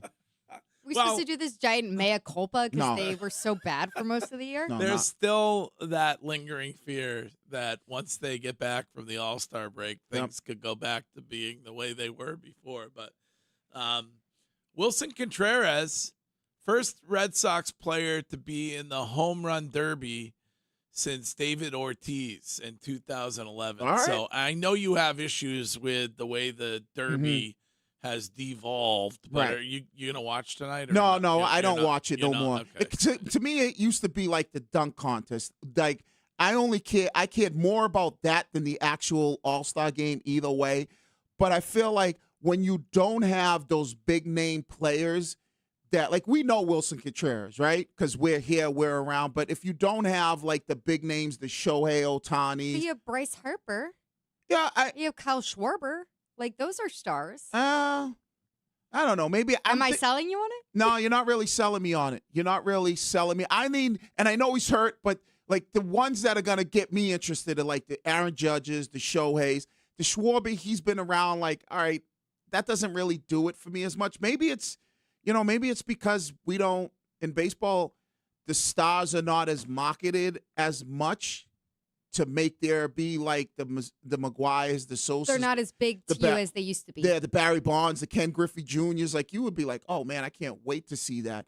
Whether it was, Manny Ramirez, it's just like Schwarber and, the big dumper doesn't really do it for me. All right. Well, anyway, home run derby tonight, and Red Sox on an absolute run. And you can talk about that all day long here on Boston Sports Original, WEEI. And now a lead from Wiggy. Wiggy, good morning. All right, good morning. So I have a... Whoa, wait a second. Did I see Mr. I don't care about the tall ships walking around and creating content around the tall ships in the seaport all weekend long? Well, I was actually exercising, and the tall ships just had to be there. I went on my, I wouldn't call it an old man walk, but the weather was out. What'd you think? Did they impress you? Not really. They go like, Then why'd you take pictures of them? Well, because there was out there. It's just like, hey. Just to document? Yeah, for people who can't get down here to see what I'm seeing. Okay. I mean, they're going, you posted like 3 stories about the boats. No, I technically posted 2, Megan. Okay, 2. And one was rarely I posted the boats, but the other ones was boats and wangs because I was cooking chicken wangs on the grill. Wings. I thought you were saying something else. Wangs. You thought I was saying something else? Yeah. No. I showed you there was video. Like boats and what? Wangs. What is wangs? What does that mean? What are you posting pictures of? I told you women never request that. Yeah. What are wangs? Yeah. No, Right. so no, but it was cool. Yeah. So anyways, let me get into this. I have a huge day coming up on Wednesday. My first real competition tactical shooting. My man Joe, who owns Outer Limits. And he asked me. Where are you doing this? Holbrook. Okay. So you're trying to become, for those who don't know, a professional shooter, a marksman or whatever. Competitive, yes. A competitive shooter. Yes. 2 guns. Okay. So that's what I'm working to become. Maybe I'll get sponsored. I'll join a team. Okay. You know how like the race car drivers, Team SIG. Right. Or anyways, so my boy Joe's a big Pats fan. Said, training camp right around the corner. What are you looking for? What do you expect? And I said, I started thinking about that and going, all right, training camps, 11 days away, starts on the 24th when the veterans show up. Let me take some notes. Veterans show up. And I'm like, all right, what am I going to be watching? Because I feel like there's a lot of storylines, especially off a team who just came off of a Super Bowl loss. And I said, number one thing for me is the relationship, or not necessarily the relationship, but the role they use A.J. Brown in. Bingo. Yes.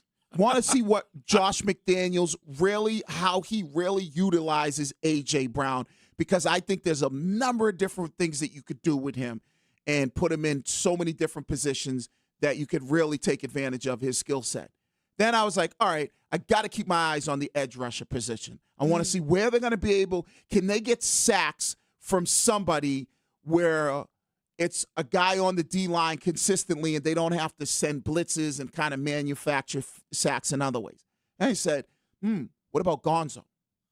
What's that relationship going to look like? How long is that thing going to play out? And there are just, and obviously there's the offensive line situation and how that's going to look, because I feel like Shyman, I think, would agree. I feel good about the offensive line. I think you got... You're no concern about Will Campbell? No, I think you got better. The concern for me with Will Campbell is just like, are you able to bounce back because of the injury, right? And I think it's going to... Physically only. Physically, yeah. Do you have any concern about him mentally being unable to bounce back? Like, some people are chatting about that, like, he got destroyed in the Super Bowl. Is that going to be bothering him? Well, I think he gave up 5 sacks to Myles Garrett and played again. Like, right. It is Myles Garrett, though. Yeah, and that is Myles Garrett, Exactly. right? If you give up 5 sacks to that guy, and I don't think he gave up 5 individual sacks. That's fair. But I also look at it like he was training with Lane Johnson and a couple other offensive. Deion Dawkins. Yeah. So I kind of look at it like the mental part, I think he's solid. It's just he's coming back from the injury. He was doing well up until the injury. And just kind of what that looks like with Jared Wilson now moved to center. I know, Mega, you always bring up Tucker, and can he stay healthy? So I don't feel I feel good about the offensive line. And the progression of Drake May and how he's able to kind of do more at the line of scrimmage now that he knows like even more about the offense. I think that was one thing A.J. Brown said. Okay, so those are your questions heading into training camp in 11 days. Yes. Yes. Okay, and we can talk about those And all whatever morning. else. We'd love your feedback on those Mhm. as we head into training camp. All right, thank you, Wiggy. You got it, brother. So sadly, Senator Lindsey Graham passed away over the weekend. There was also some confusion about Mitch McConnell, who was in his 90s, and what had happened to him. Turns out, if you're watching the show on YouTube or on Twitch, you can see a photo of the senator who has apparently there he is in the hospital. You can see him. He's been able to show the world that he had a fall at home, and he is apparently okay. I mean, I don't know. You look at the photo, you tell me whether you think he's okay or he's not okay. But there is some discussion going on about this Congress, which is the oldest Congress we have ever had in the United States of America when it comes to average age, Mm-hmm. ever. And so I wanted to ask, A, is that a problem for you? Because you got these men, there's some women too, who are in many cases their 70s, their 80s, and even their 90s. Mm-hmm. Wiggy, you're somebody who thinks you shouldn't drive past the age of 65. Mm-hmm. So are you concerned about that? And if so, what would you do to change it? There's a minimum age for Congress. There's no maximum age for Congress. Right. Does it concern you that the country is being run by a bunch of doddering old men and some women? Yeah, it does concern me. It does. Because, see, I think there shouldn't be a minimum age, right? I think there should definitely be a maximum age, because what do we always remember of our grandparents, or at least I remember with mine, and used to say all the time, they're never going to do what? Oh, they're never going to change. They're set in their ways, you know. So true. So, and I feel Or like sometimes just don't tell your grandmother that. She's got a couple more years. She doesn't need to know about all right. So if you're a politician and you're set in your ways, you might not be able to see the other side. You know, I'm a big 2A guy, so I like to see the other side, and I want the other side to see my side, so we can have a conversation, so we can get some, laws changed that will help the 2A community. But there might be some older people that are just set in their ways. It does seem like it's older elk. That you can't get off of it. And they'll be like, I ain't never going to change. Yeah. So I don't know. A lot of the problems that are facing Americans are being faced by younger people. Mhm. Like, you can't afford to buy a house. You can't. You Child care, huge one. Oftentimes, you can't. Like, groceries are ridiculously expensive. I don't know that somebody who's in their late 70s, early 80s, or even early 90s can understand that and is going to be that concerned. Or about maybe not even understand, but they may not really care about the needs of that generation Right. as much Yeah. because it doesn't impact them at all. So would you set a max age, and what would it be? I would 70. Don't say 60 because 70. it's really going to upset. I think past 70, Mhm. it's like if you need a nap in the afternoon, sorry, you can't be in Congress. That's I, it. I would say 70, but what I would also do, though, You get like 2 naps per year. That's it. right, I would also do if this. you're wearing Depends, you should not be serving in Congress. Is what you're saying? Yeah. I just look. You first of all, you need somebody, in my opinion, who is going to have a ton of stamina to be able to do that job. Right. I would like some. I know we always joke about people who are politicians, and particularly at the federal level, never work. Congress moves so slow. Yeah. But it's like you want somebody who is going to be out there grinding for the people they represent, and they should be representative of the people that they represent. So to your point and to Shime's point, people who are not so far away from raising their kids or buying their first house or having to work a couple jobs and being in that phase of their life and understanding, like, you can say that you feel people struggle, but when's the last time that you actually struggle? Right. You want somebody who's not going to suffer a debilitating fall getting out of bed every day. Right. Is what you're saying. Okay. Yeah. No offense, Mitch. But Mitch McConnell. Mitch McConnell's like older than dirt. Right. That's Like, the he should 90-year-old guy who was frozen one time. Are you going to die? Yeah. Like, he should be long gone. Yeah. No offense, appreciate it's not, your service. It's not even but a political thing. It's just no, a representative thing. Yeah, it's like driving. It's the same exact thing as driving. And So- I know Did the this man die? He did. I know this is Curtis's lane, but I would say maximum age 70, and there should be term limits. Yeah. I don't think Well, you that should- would help also because sometimes they get in there in their 60s and then they're there till they die. Yeah, and I think there should be term limits. All right. Anyway, we are dealing with the oldest Congress we have ever had in the United States of America. Those are the leads. We are back in 2 minutes, no longer, with They Said It. Everything that was said over the weekend coming up next. At Uline, they know going the extra mile takes hard work. For companies pushing to go further, Uline will go the distance with you. 24/7, they answer the phone to get you the shipping and industrial supplies you need. Business can move fast. Unexpected large orders, adverse weather, new safety guidelines, and changing economic trends. Uline works hard keeping 41,000 items ready to ship, minimizing detours on your way to the extra mile. Visit uline.com. Spreadsheets, clunky software, 100 different logins just to run your business? Ah. There's a better way. Odoo. One simple, connected platform that handles sales, inventory, accounting, and more. So you can focus on growing, not juggling. Make the switch today at odoo.com. That's ODOO.com. This hour of the Greg Hill Show is brought to you by the Mass State Lottery and Keno. It's a vibe and a home run. This is the story of the one who keeps multiple buildings running smoothly day after day. Plumbing that flows, HVAC that hums, cleaning supplies that keep surfaces sparkling. That's why she counts on Grainger. With easy reordering online and 24/7 support, Grainger helps her keep the products she needs on hand. So shelves stay stocked and buildings stay ready. Call 1-800-GRAINGER at Grainger.com or just stop by. Grainger, for the ones who get it done.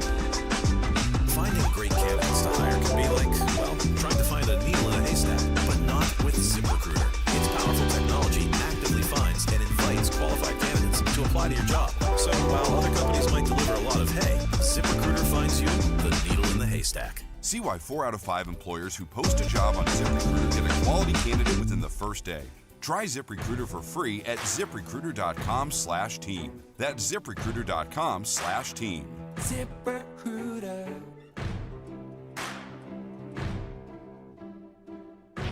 Don't be left out. The Greg Hill Show on WEEI. Boston's sports original.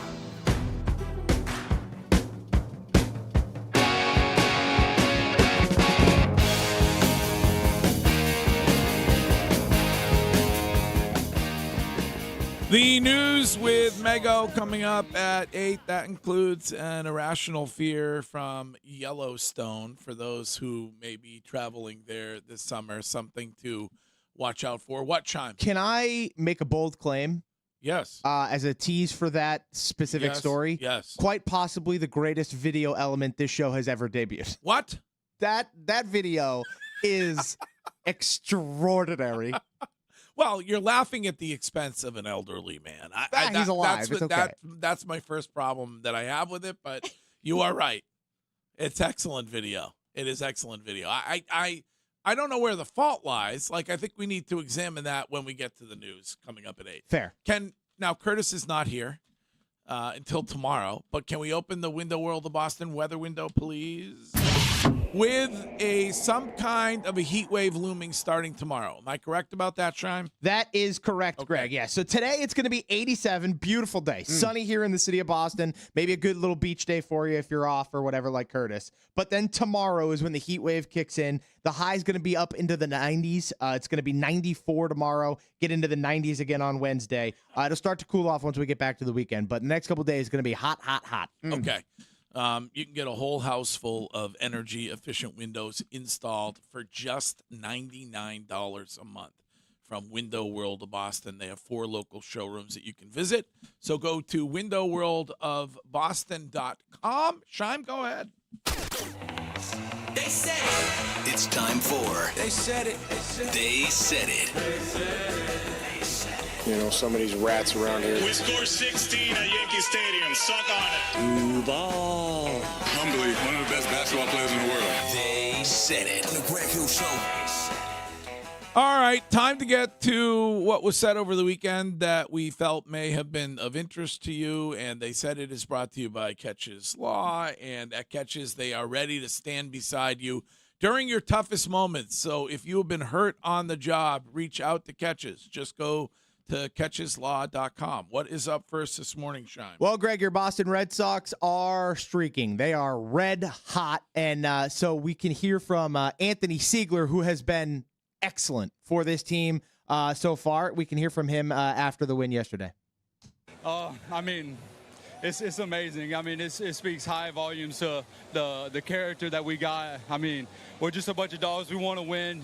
Like you said, you can't ever count us out. You really can't. Our bullpen came in, did a great job. Bayo coming up from Worcester and just dealing and doing his job. I was so happy for him. Chappie coming in, shutting it down, and then Whitlock coming in right after him. It was so much fun.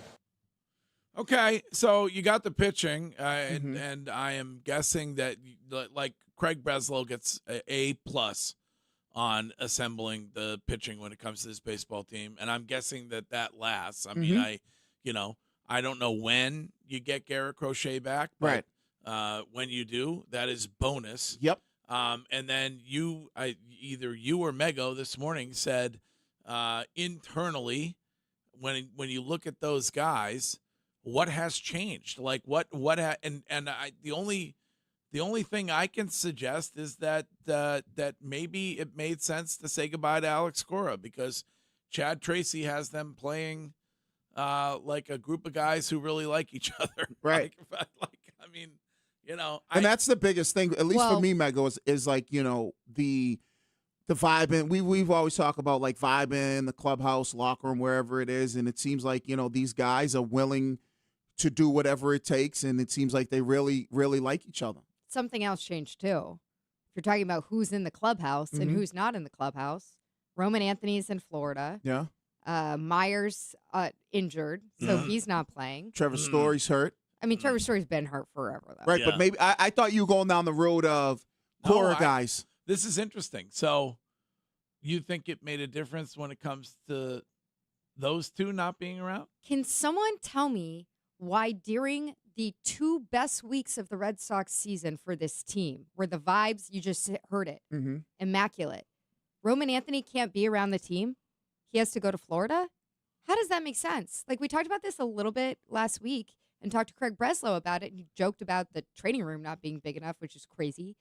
But in what world is the guy who's supposed to be the cornerstone of your franchise sent away for weeks that are the best weeks of the Red Sox season? So what are you saying, that like you feel like there's something missing he here? might be an issue in that clubhouse? I'm not saying that he is. I'm saying we still haven't really heard why. Okay, he takes a pit stop to Atlanta to see a doctor for, quote, peace of mind there, confirming what they already knew about his injury. And there's no updates about when he's coming back. And he's down in Florida in the heat of summer. It's hot as hell down there. Right. The facilities has anyone said that the facilities are better for him rehabbing that injury down there than they are up in Boston, where you have the best hospitals in the world? No, they got more room down there, though. Like, none of that makes I'm sorry. I'm not saying that he's a problem, but does any of that make sense? No, I don't get it, because you would think if the training room is that small, then you would be sending other players down there that are hurt. When somebody is hurt, and especially if they're a young player, usually a team does everything that they can to have them at the facility as much as possible. Or somebody that they just traded for. I'm thinking about how when they brought in Stephon Diggs with the Patriots last summer, there was a clause in his contract. Hey, you get bonus money if you are rehabbing at our facilities instead of out on your own. He opted not to take that and left that money on the table. It's very unusual. Yeah, because we want eyes and hands on you. We want to make sure you're doing everything that you're supposed to be doing. We want you to be doing things our way. Right. And I understand he's still at a Red Sox facility in Fort Myers, so it's not like he's at home. Right. But it's unusual for how well things are going in the season. I mean, I feel like I'm more likely to go on a run than this team is, Craig. Oh, jeez. Yes, Shime, we know. I have to go on a run. Yeah. We've established that. You don't have to keep playing it all morning. Start stretching, though, now. Start stretching because you'll be in the training room if you don't stretch Yeah, right. well, I could have some sort of a hammy issue. Or I don't stretch. You don't stretch? No, and I run. That's a sick brag. Yeah, no, I don't stretch. I will probably, if I do this, I will probably have Trainer Dan stretch me out during the. Do you want me to do it during the show? Yes. Oh, that'd be nice. Yeah, you want to do it the day before match 2 so that I have don't an want to advantage? do it anywhere near the match 2. Hmm.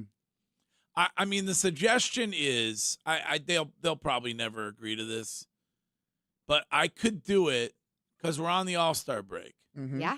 I could run the bases at Fenway on the show or something. That'd be the best. Yeah, we could just use the studio over there. Yeah, and then Brezbot could be there, and Right. Brezbot could, if he wants to, if he could chirp me all morning long. He Right. deserves that. We got to set this up for Thursday. We do front office report on Thursday. No, where he's there. There's no front office report. Do you read Oh. any of your text messages? Sometimes, yeah. No, you don't. Yeah, you clearly never. you missed that You one. don't read any text. When you're gone from here, you don't read anything. I try to disconnect as much as Oh, you possible, do? but yeah. Disconnect work-life balance. Yeah, you know. Yes, A little bit. Yeah. Well, somebody It would screwed up Also, then. Thursday doesn't work because they're going to be. When are they back? They're back. I believe in they're back action Friday. Yeah.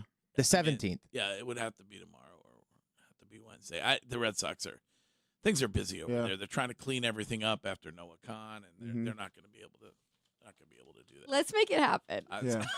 This would be spectacular. Yes, come on with the mic on. Where he actually is in the batter's box, takes a giant swing, cut. but it's an inside the park home run. Not like a, not I like gotta he hoof just. it out. I gotta Yes. Yeah. Like we get Brezbot is right at home plate with the stopwatch. Like, all right, let's see how fast you can get. Just one lap around the bases. But at a good high rate of to speed. clip. Wiggy, you got to stand at third base and wave him home. Wave him on in. Oh, what if he stumbles coming around? I'm not gonna, now you're jinxing it. Like that's the. Like he stumbles, but he doesn't go down right away. He goes like do face plants. Tries to catch himself. Yeah. That'd be classic. Well, all right. Anyway, it's 9 in a row. 14 of the last 16 for this Red Sox team. When a lot of people had them done and finished, buried, including most everybody on this show. Right. You had a stat earlier in the show about what they haven't done since 1977. Last time they went perfect road trip 9-0 was 1977. How many stats did we have at the beginning of the season about how historically bad they are? Yes. Yeah. Now it's how historically good they are. Wow. This Red Sox team. Brezbot. My Lord. All right. Rest of They Said It, including what Chad Tracy said.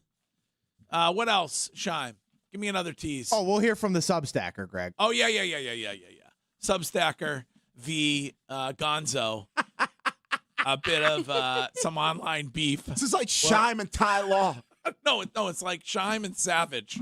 Savage but you remember when Shime was, involved? when Shime was telling Ty how he needs to get out of his break? Wiggy, the difference is I did it to Ty's face like a human. Yeah. All right, we'll get to all of that coming up next on The Greg Hill Show. Summertime is on the go time, and Shaw's and Star Market can help. As your favorite neighborhood supermarket, there's one nearby for a quick shopping trip. Or place a pickup or delivery order right from your phone and let us shop for you. It's the fastest way to get fresh groceries. No membership required. Download the Shaw's app today. Right now, save $30 on your first online order over $75. Use promo code SAVE30 at checkout. Restrictions apply. For details, visit shaws.com. Didn't even clock it. 3 years ago, I would have felt every single step. That's what losing 45 pounds actually bought me. Not just a number on a scale, a body that stopped arguing with me. Then, Paige at Awaken 180 gave me a pretty huge update. Awaken 180 clients have now crossed the 1 million pounds lost mark. 1 million pounds! And I didn't hear some corporate milestone. I heard my 45 pounds stacked in with everybody else's. Scale after scale, belt notch after belt notch, somebody finishing week 1 thinking, this is a program I can actually do. That's not one success story. That's thousands of people who stopped waiting and started. And the number is still climbing. Every week, more people start, more pounds come off, and more stories get added. So why wait? Do what I did. Make this summer yours. 1 million pounds down and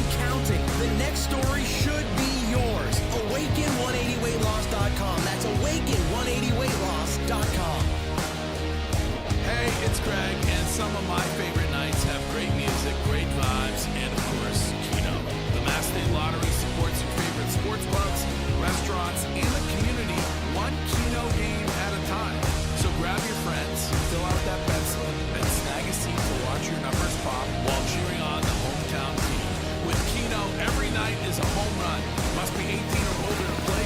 Please play responsibly. It's colossal lobster roll season at the 99 restaurant. Choose hot buttered or traditional with celery and mayo. Both built to the hilt with chunks of tender North Atlantic lobster. Served with fries and coleslaw. Enjoy it with friends for a limited time. You gotta love the Nines.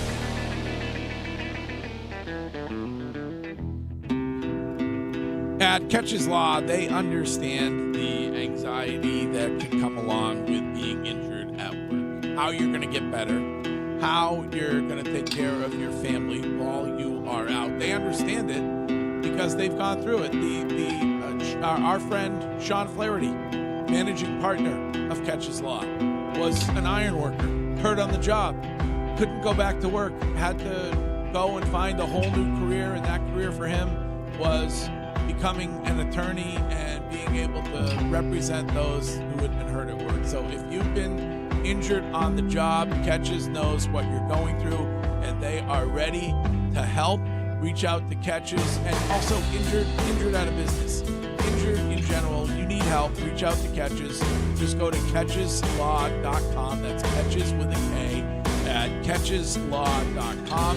Catches Law, the official law firm of the New England Patriots. Calvin, it's electric. You go see a podiatrist. He tells you he's also a neurologist, so he can treat you from head to toe. But now you're walking with a limp and drooling out of the corner of your mouth. Yeah, that's the thing with specialists. If you have more than one specialty, you might not be that special at any. Calvin, we only have one specialty. It's electric. Right, but we're up against outfits that do plumbing, heating, cooling, sewer drain cleaning, and electric. Not sure what their specialty is, but we don't think it's electric, because they always put it last. Just saying, at Coleman, we put electric first. In fact, we put it right after our name. Coleman Electric. That way we're never confused with the plumber. I mean, we love our plumber friends, but you don't want to be mixing toilets with electricity. Could end up like a scene from the Green Mile. Not good. No, when you got to shorten your circuit, call the specialist at Coleman Electric, and we'll be at your house in the flick of a switch. And if the switch is broken, we'll be there quick. Kuhlman. Coleman. What is it? It's electric. Right.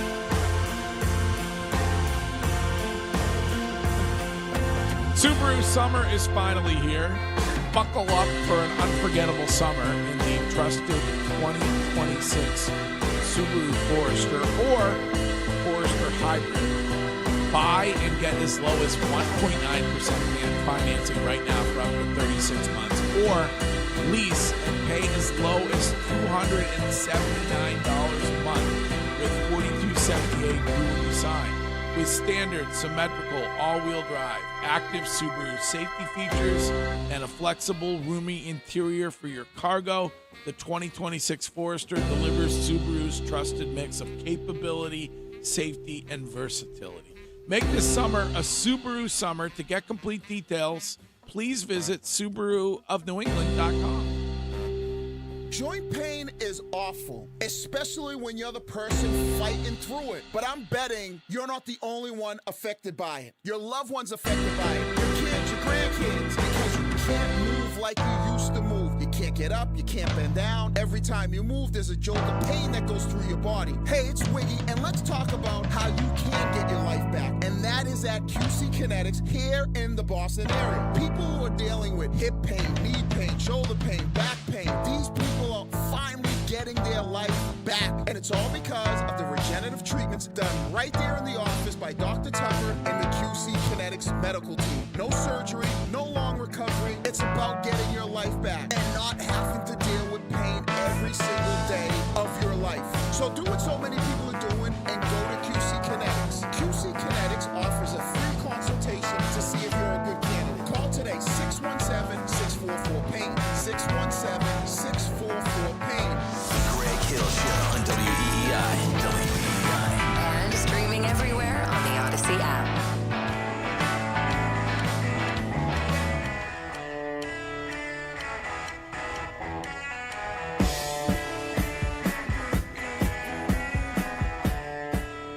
The news with Mego coming up at 8, and a reminder that at the end of the show today, we will play the best Hill Notes back that you have left for us, so you can do that anytime on the Odyssey app.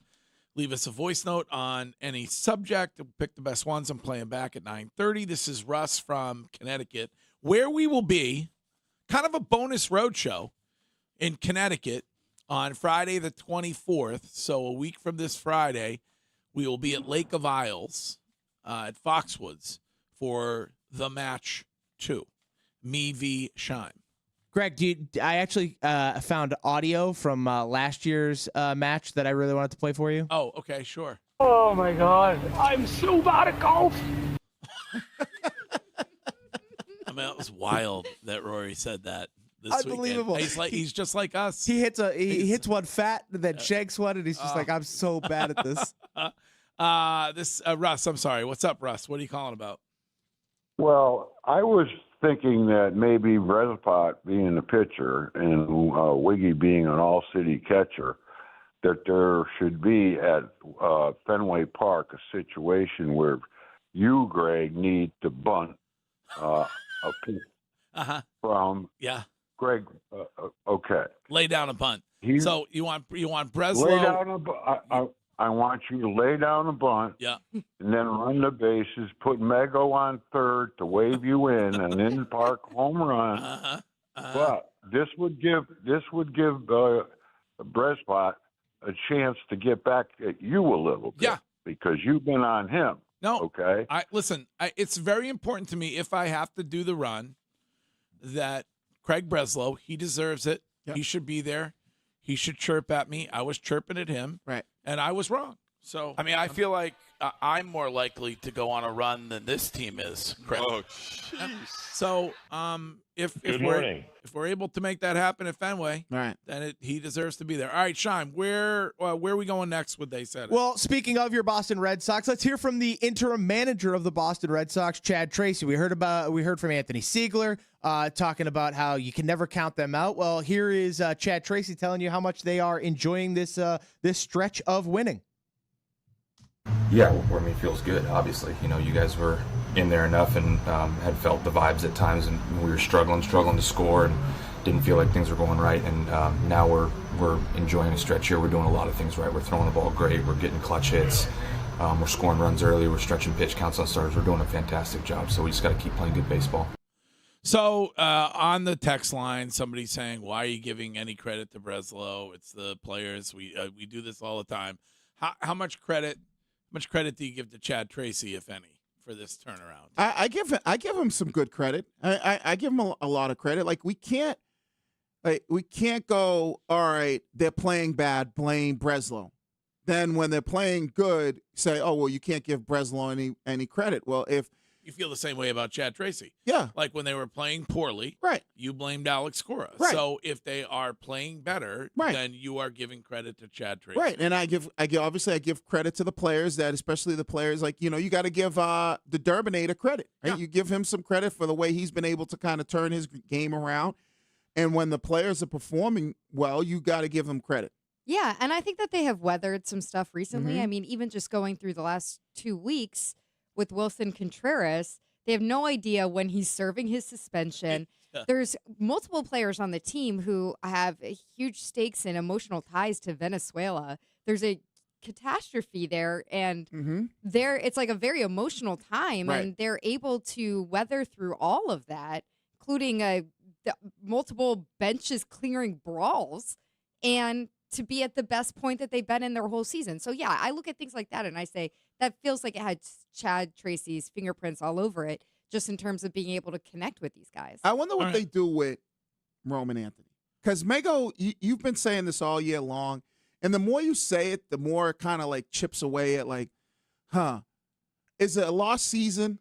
Probably. When do they ever go, you know what, is it even worth bringing him back, trying to then insert him? Yeah, I think you have to bring him back. If he's healthy, you got to bring him back. But then you insert him, and like, let's say he continues to struggle when he comes back and he's struggling off injury. Do you think he didn't want to have surgery at the jump? For his finger? Yeah. But it seemed like Bresbot said there's really nothing they could do, like surgery wouldn't be able to help. I only bring it up because there was a player from the Braves in 2017 who had the same injury as him and had to have surgery. Okay. Ultimately. All Like right, had his surgery and was out for 3 months, we're beyond 2 months with him now. Right. And I just wonder, it's hard to say because there's so much miscommunication at the beginning where they're saying he's day to day. Right. And they're saying it's not a tear and they want him to go play. I wonder if there's been any point where they were like, hey, there's a couple paths of treatment. What's going to get you back the fastest? And if they've all just miscalculated that. And there was a disagreement, you're suggesting, team and player on that. Maybe. Yeah. I have no basis of that. I'm just Right. looking at another player who had the same injury and had to have surgery. We've been hearing about how this is a rare injury. Right. It's so strange for a player to have it. Well, one other instance when a player had it, he needed to have surgery. Yeah. Well, it's quite a turnaround. And those who are negative say they do this every year around the All-Star break. They go on a bit of a run. They do. But it's better than the alternative as far as I'm concerned. So that is 9 in a row, 14 of the last 16 for the Boston Red Sox. You can talk about that all day long right here on Boston Sports Original WEEI, and we'll be back with the rest of They Said It next. If you are in the market for a diamond for any occasion, please visit the team at Springer's Jewelers in tax-free and beautiful Portsmouth, New Hampshire. The best prices and selection in New England. SpringersJewelers.com. Ground-level storage containers, road trailers, or mobile offices. Don't get stressed. Get Eagle. Just call Eagle Leasing at 1-800-GET-EAGLE or get a quote at EagleLeasing.com. I'm Brandon Eagle. You see us everywhere. We're Eagle Leasing. When it comes to student loans, families have more choices than ever.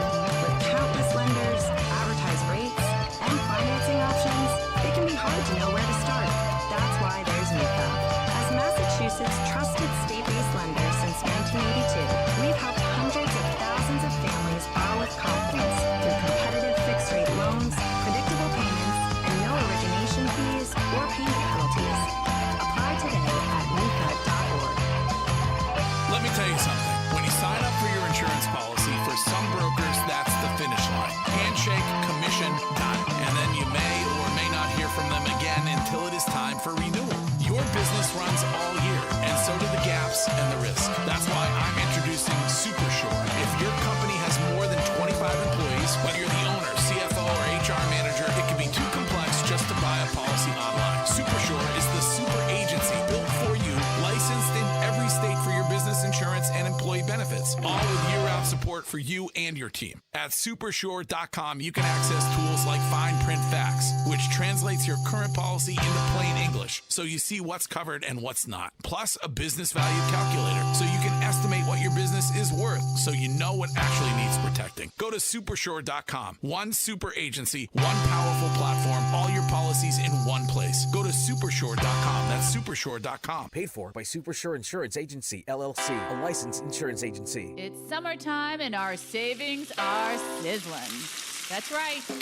Kimberly Daya from Commonwealth Motors and our summer celebration is in full swing. It's really heating up here with summer savings on every Kia, Honda, Chevy, Volkswagen, Nissan, and plenty of used vehicles. We have plenty of fuel-efficient vehicles in stock and all on sale. And don't forget, we shop the competition daily to guarantee our best price possible every day. Not just gas savings, money savings too. We have 7 different finance plans that fit everybody. Take advantage of our summer celebration on every Honda, Volkswagen, Chevrolet, Kia, and Nissan, and hundreds of used vehicles. Sizzling savings. Commonwealth Motors for 35 years, located right off Route 495, exit 103A in Lawrence. Find us fast at shopuslast.com. Sizzling savings on every Chevy, Volkswagen, Nissan, Honda, and Kia. It's the best time of the year, our sizzling summer celebration. Shop us last, you'll love us. Boston knows a good decision when it sees one. Like saving an average of $900 by switching to Grey. Or like asking a local for directions. All right, go past the coffee place that used to be a bank and hit the rotary. You've gone too far, but you're still okay. Cut through the parking lot behind the florist behind the fence. Then take the road that looks like a driveway, but it isn't a driveway, but maybe it's a driveway, until you get to a church. Hang a right and you're there. Great savings and great service. Switching to Geico sure is smart. Just save you a half hour. 20 minutes if there's a game.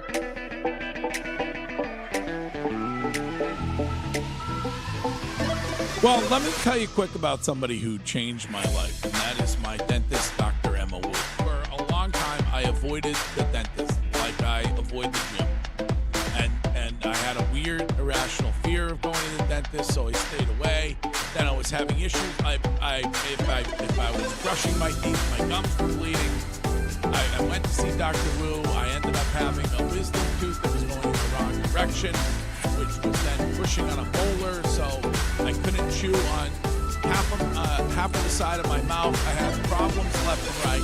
Dr. Emma Wu has fixed all of that and has made my life better. She can do the same for you, whether it is cosmetic dentistry that you're thinking about because you're not as happy as you could be with your smile, or whether it has just been a while since that cleaning, had x-rays, all of that stuff. I am going to see Dr. Emma Wu tomorrow at her new office, which is in Belmont, and there are 2 offices that you can visit.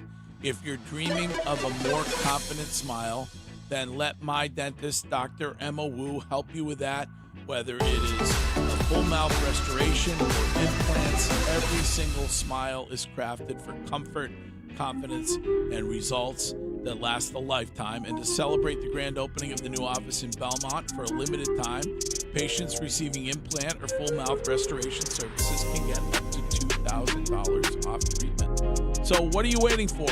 Don't be like me. Don't be a dummy like me. Get to the dentist. Go see Dr. Emma Wu at 978-686-2223. Call 978-686-2223. Make an appointment. Tell them you listen to this show, or you can go to dremmawoo.com. That's dremmawoo.com.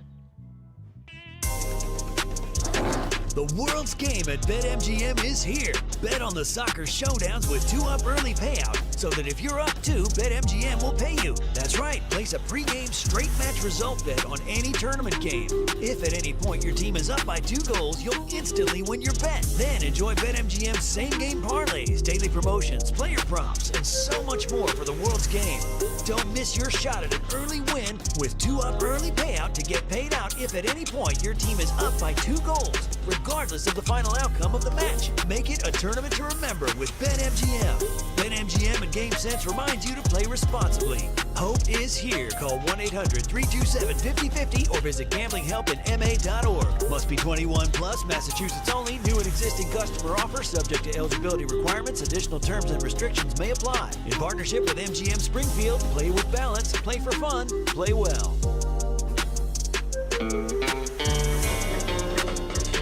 Last month, I had a whole bunch of cornhole boards and tents and supplies that needed to be moved from Boston to Old Orchard Beach for the annual beach cornhole tournament. I chose Lifetime Moving Company to handle that. They did an incredible job. Last week, my beloved DMs, Lindsay, needed to get a real estate client moved out of the seaport. She chose Lifetime Moving Company for that. And from start to finish, they are a family business that hires great people with great attitudes, and they get you there, all of your stuff where it needs to be, no handoffs. There are moving companies that get the job and then they hand it off to somebody else and they have no idea how that job is going to be done. Not Lifetime Moving Company. Every review that you look at, they get 5 stars. So if you're thinking about moving, you have to move, which could be one of the worst things in the world. Make it better with Lifetime Moving Company. When you mention the Greg Hill Show, they are throwing in $100 off any moving or packing materials. So all the stuff you need, shrink wrap, tape, boxes, all that stuff. Google Lifetime Moving Company. They are handling Massachusetts, long distance, no handoffs, best people, best value. Lifetime Moving Company. See why they are my mover for life. Call 508-630-4292. That's 508-630-4292. It's Colossal Lobster Roll season at the 99 restaurant. Choose hot buttered or traditional with celery and mayo. Both built to the hilt with chunks of tender North Atlantic lobster. Served with fries and coleslaw. Enjoy it with friends for a limited time. You gotta love the Nines. Greg Hill Show live stream every day on Twitch and YouTube. Presented by Springer's Jewelers. With locations in tax-free Portsmouth, New Hampshire, Portland, Maine, and Bath, Maine. Visit SpringersJewelers.com. Make a habit of it. The Greg Hill Show on Boston Sports Original. WEEI.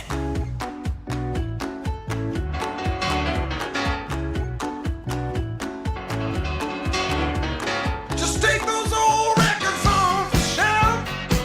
I sit and listen to them by myself. Today's music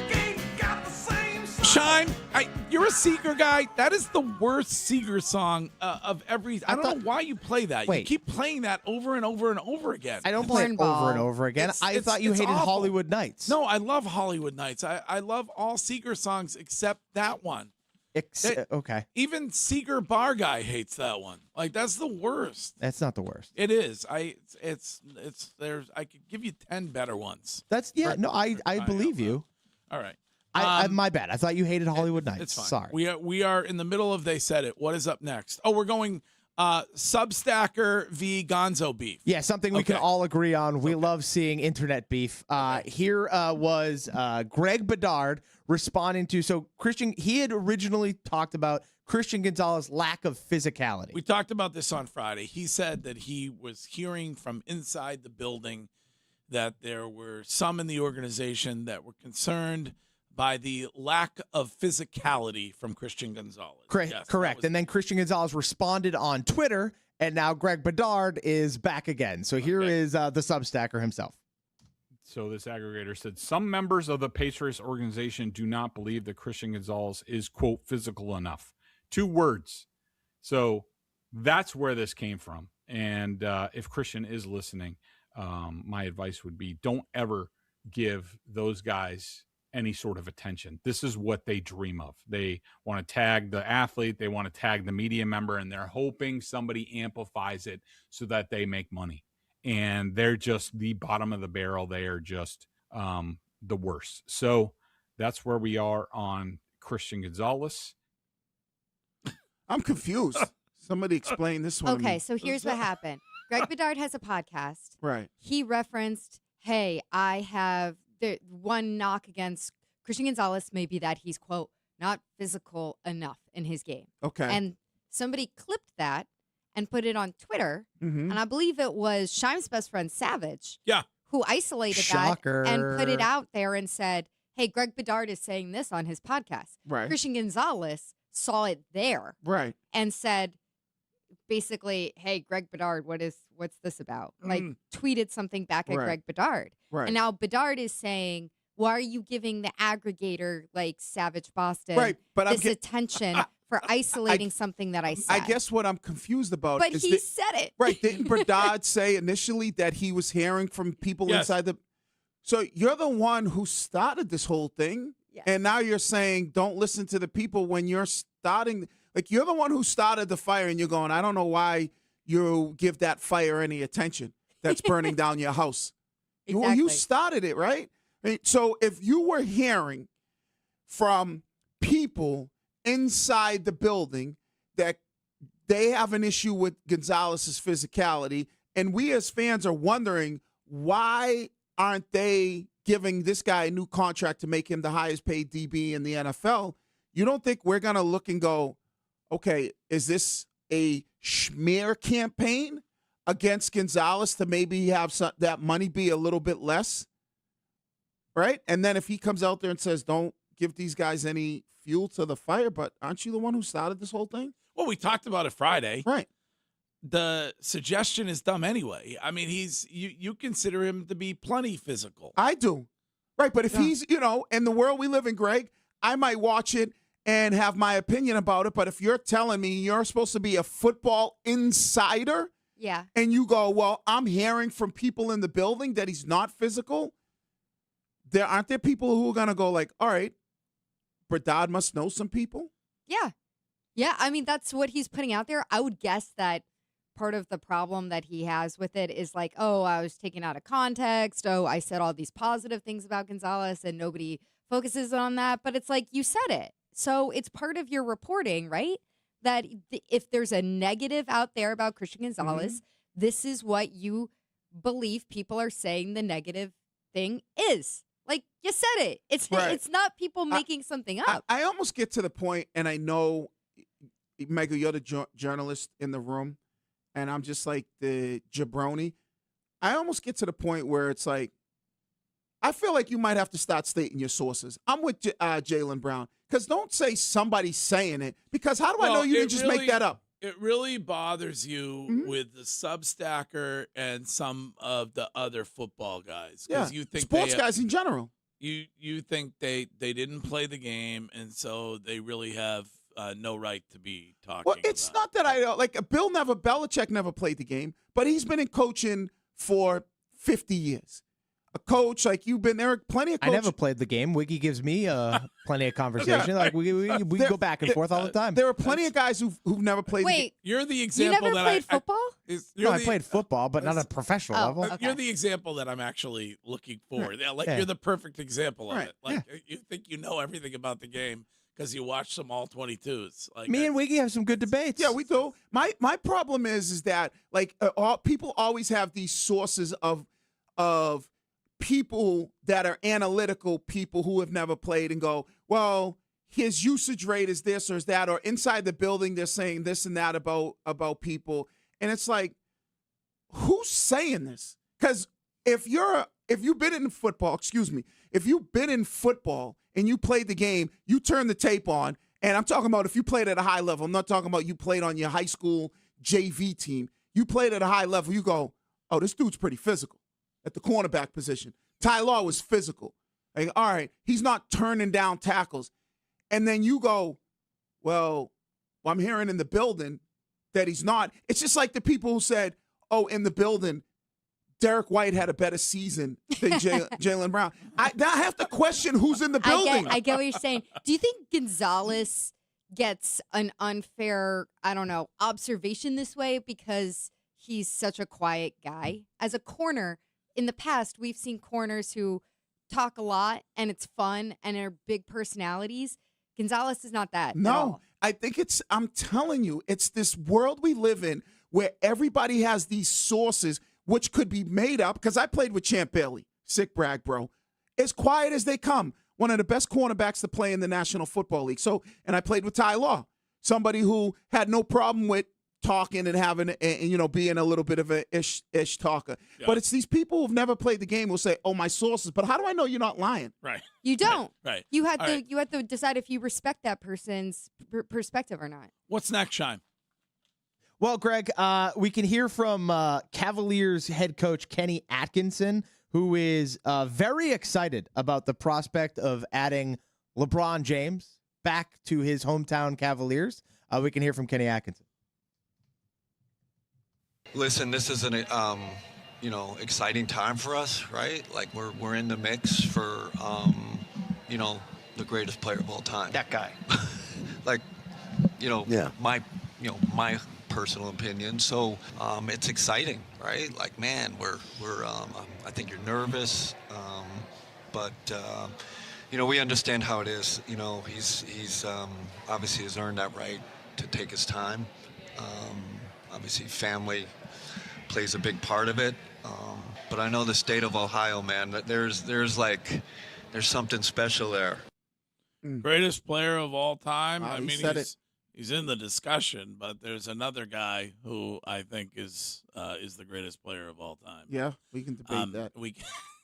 But what about? Did you see that Jason Tatum and LeBron were hanging out together this weekend? Summer League. Everybody's they were out at a thing or something, and everybody started to talk. And then LeBron. Paul George pop up around there too, hanging out with LeBron as well. This was late at night. Paul George has to be in bed by 6 p.m. at his age, but it was. Can Paul George serve in Congress? And then people, is Paul George too old for Congress? Probably. Yeah. But then people started talking about LeBron to Boston. No, LeBron to the Celtics. I love that. I think LeBron is so bad. I think LeBron is spectacular. We already have one old man. We don't need two old men, right? That are basically going from Tatum to then two old guys. It'd be one thing if it was Tatum, Jalen, and LeBron. Mega, where would you? You're the insider. Where would you pick if you were LeBron? Would you pick Miami? I would pick Miami if I were him. I still don't totally understand how the Cavs are going to make this work. I guess they're waiting on James Harden to see what kind of deal they can finagle with him to give LeBron a little bit more. But I thought you were just gonna replace Harden with because Harden opted out of his player option. So why not just replace Harden with LeBron? Why have both of them come back? I would like that. I feel like at this point with James Harden, it's like addition by subtraction. Yeah, even with somebody as old as LeBron. Because if you do sign Harden and then you bring in LeBron, now your team's all jacked up because James Harden is basically a ball hog. Yeah. All right. Well, they said it. We're going to get to the news of Mego next, including an irrational fear from Yellowstone. By the way, the video you should watch on Twitch or YouTube. Chime says best video ever on the show. It's I don't amazing. know about that, but we'll get to that and the rest of the news with Mego in exactly 2 minutes next. Did you know about 1 in 3 people with plaque psoriasis may also develop psoriatic arthritis, which causes joint pain, stiffness, and swelling? Does this sound like you? Listen to what it sounds like to be a million miles away.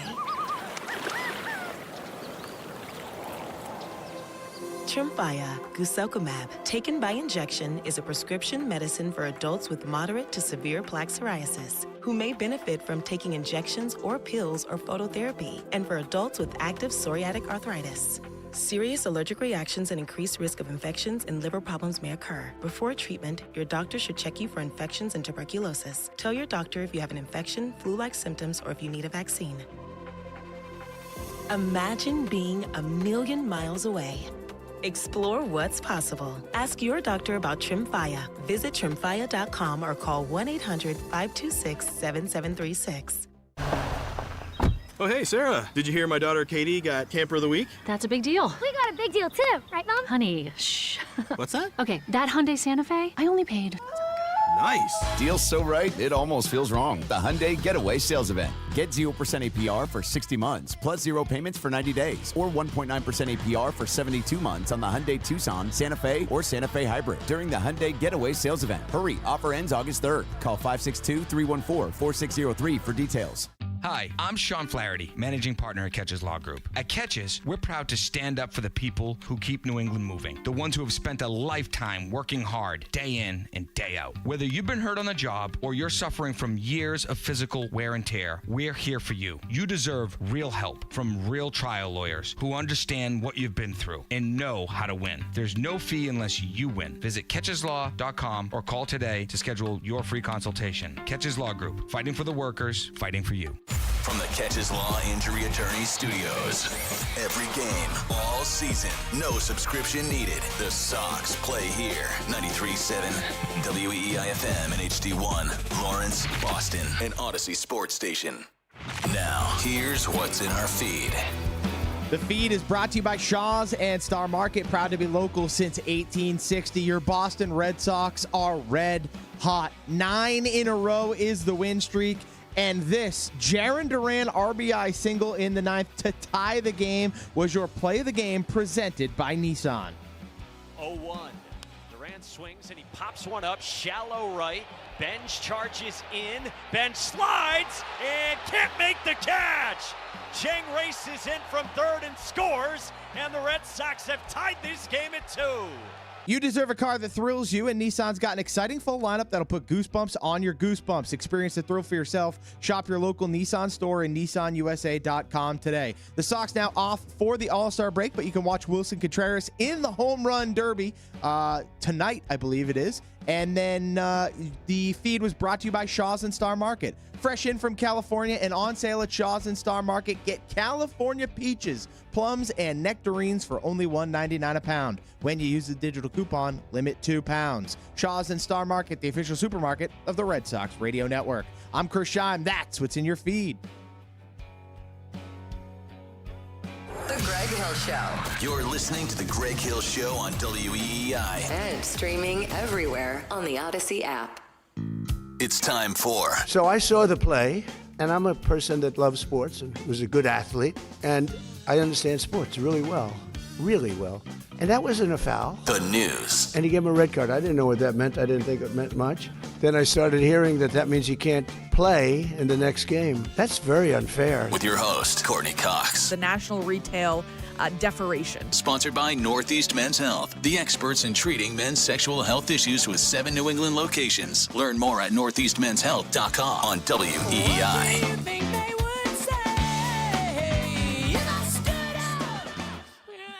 All right. Now we're back. Well, we're partly back on Twitch and YouTube. We're going to push the Irrational Fear story Because the Mitchuation says that everything gets screwed up around here over the weekend. All right. People are pushing things that they shouldn't be pushing and plugging things in that they shouldn't be, unplugging. You know how it goes. Unplugging things you shouldn't be. I don't touch nothing. I know. Of somebody I know. else's. I know. That's- I know. But anyway, we're working on being able to get you the Irrational Fear video. So that story, we will get to it a little bit. But here is Mego on her last week with us and this morning's news. You mentioned this before, Greg. Senator Lindsey Graham died late Saturday night from complications due to cardiovascular disease after first responders got a call for cardiac arrest at his Capitol Hill home in D.C. Graham was 71 and had represented South Carolina since 2002. Before the Senate, he served in the House of Representatives from 1995 until he became a senator. He had just returned from a trip to Ukraine, a place he had visited 10 times since the small country went to war with Russia years ago. The Kurtspiracy people were concerned because he was on Zelensky's side. He was a Ukraine guy.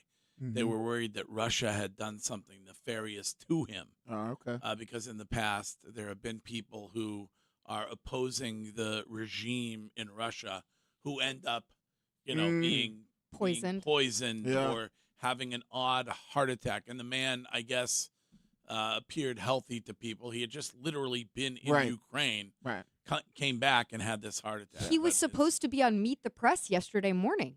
There were no indications that he had a serious health problem before that. You don't fool with them Russians, man. If Putin ain't taught you anything, you don't fool with them. We have a crazy, this is serious, but it is crazy how often we are talking about this now. We have another case of a wrong-way driver causing a serious collision in Massachusetts. This time it's in Western Mass. The driver, a 28-year-old Holyoke resident who hasn't been named yet, was spotted heading the wrong way on I-91 north in Chicopee at about 4 a.m. over the weekend. Troopers set up a rolling roadblock near Exit 9 in Springfield. When the driver approached, he or she, I'm not sure, swerved the car to avoid one cruiser and hit the rear of a K9 unit cruiser, then hit a passenger vehicle head on. One trooper and his K9 were transported to local hospitals for injuries. The driver also had minor injuries. Looks like everyone's ultimately going to be okay. Was charged with driving under the influence. Oh, there you go. So this is like somebody spots this driver at 4 a.m. Right. I would imagine flying down the highway the wrong way. So they have to set up these rolling blocks to try to keep them from hurting somebody else. And they end up hurting the trooper and the K9. Yeah. Like, so awful. Well, and the men and women of the state police, first responders in general, have to go out there and go, all right, we're going to put ourselves at risk and basically use our cruisers and our bodies to stop the guy. Right. So I wonder how much of it is like wrong way, because we've had a few of these. Is like, all right, we saw one old person. Yep, that was on the expressway. How much of it is people driving under the influence, and then how much of it is like somebody just happened to get in the exit, got confused, and by the time they realize it, maybe. But by the time they realize it, there's like headlights coming. Well, out no, I guess, but I'm saying like, if you get on, let's say you get on the on ramp, like you're not under the influence, you're not an old person, and we've, I've never done it, but you've been like, oh damn, almost made that wrong turn. You get on, and next thing you know, you're doing 60 miles an hour. Yeah, I think it's the majority of it. Sadly, is people that should not be driving. All right. Yeah. Which with Uber and Lyft, there's absolutely zero excuse for that. Oh, yeah, you should never be under the influence because you could just jump in an Uber and go anywhere. Yeah. All right. This is another interesting story. 6 former and 1 current MBTA employees, so 7 total, face federal charges alleging they made up red line track inspection records and collected fraudulent overtime pay. Federal prosecutors said the 7 conspired together on multiple schemes dating back to 2024. In some of these cases, a supervisor and inspector instructed employees to make inspections look like they took much longer than they actually did. They also spent hours working on private vehicles inside a garage at an MBTA facility while they were supposed to be on the clock for their actual job. So they're basically bringing cars in there. They have all these pictures and footage and being like, hey, this is some great equipment around here. And we got some readily available professionals. Right. Instead of working on the train, why don't you work on my car? Where would you guess we rank when it comes to the most corrupt states in the United States of America? Oh, we're up there. You think Yeah, so? I would say top 5. Oh, I think everybody's corrupt. You think so? It happens I think every. we So it just- happens we just everywhere. We catch them Yeah. more often. Yeah. It's actually a bonus. Yeah. The federal prosecutors are like, oh, look, Yeah.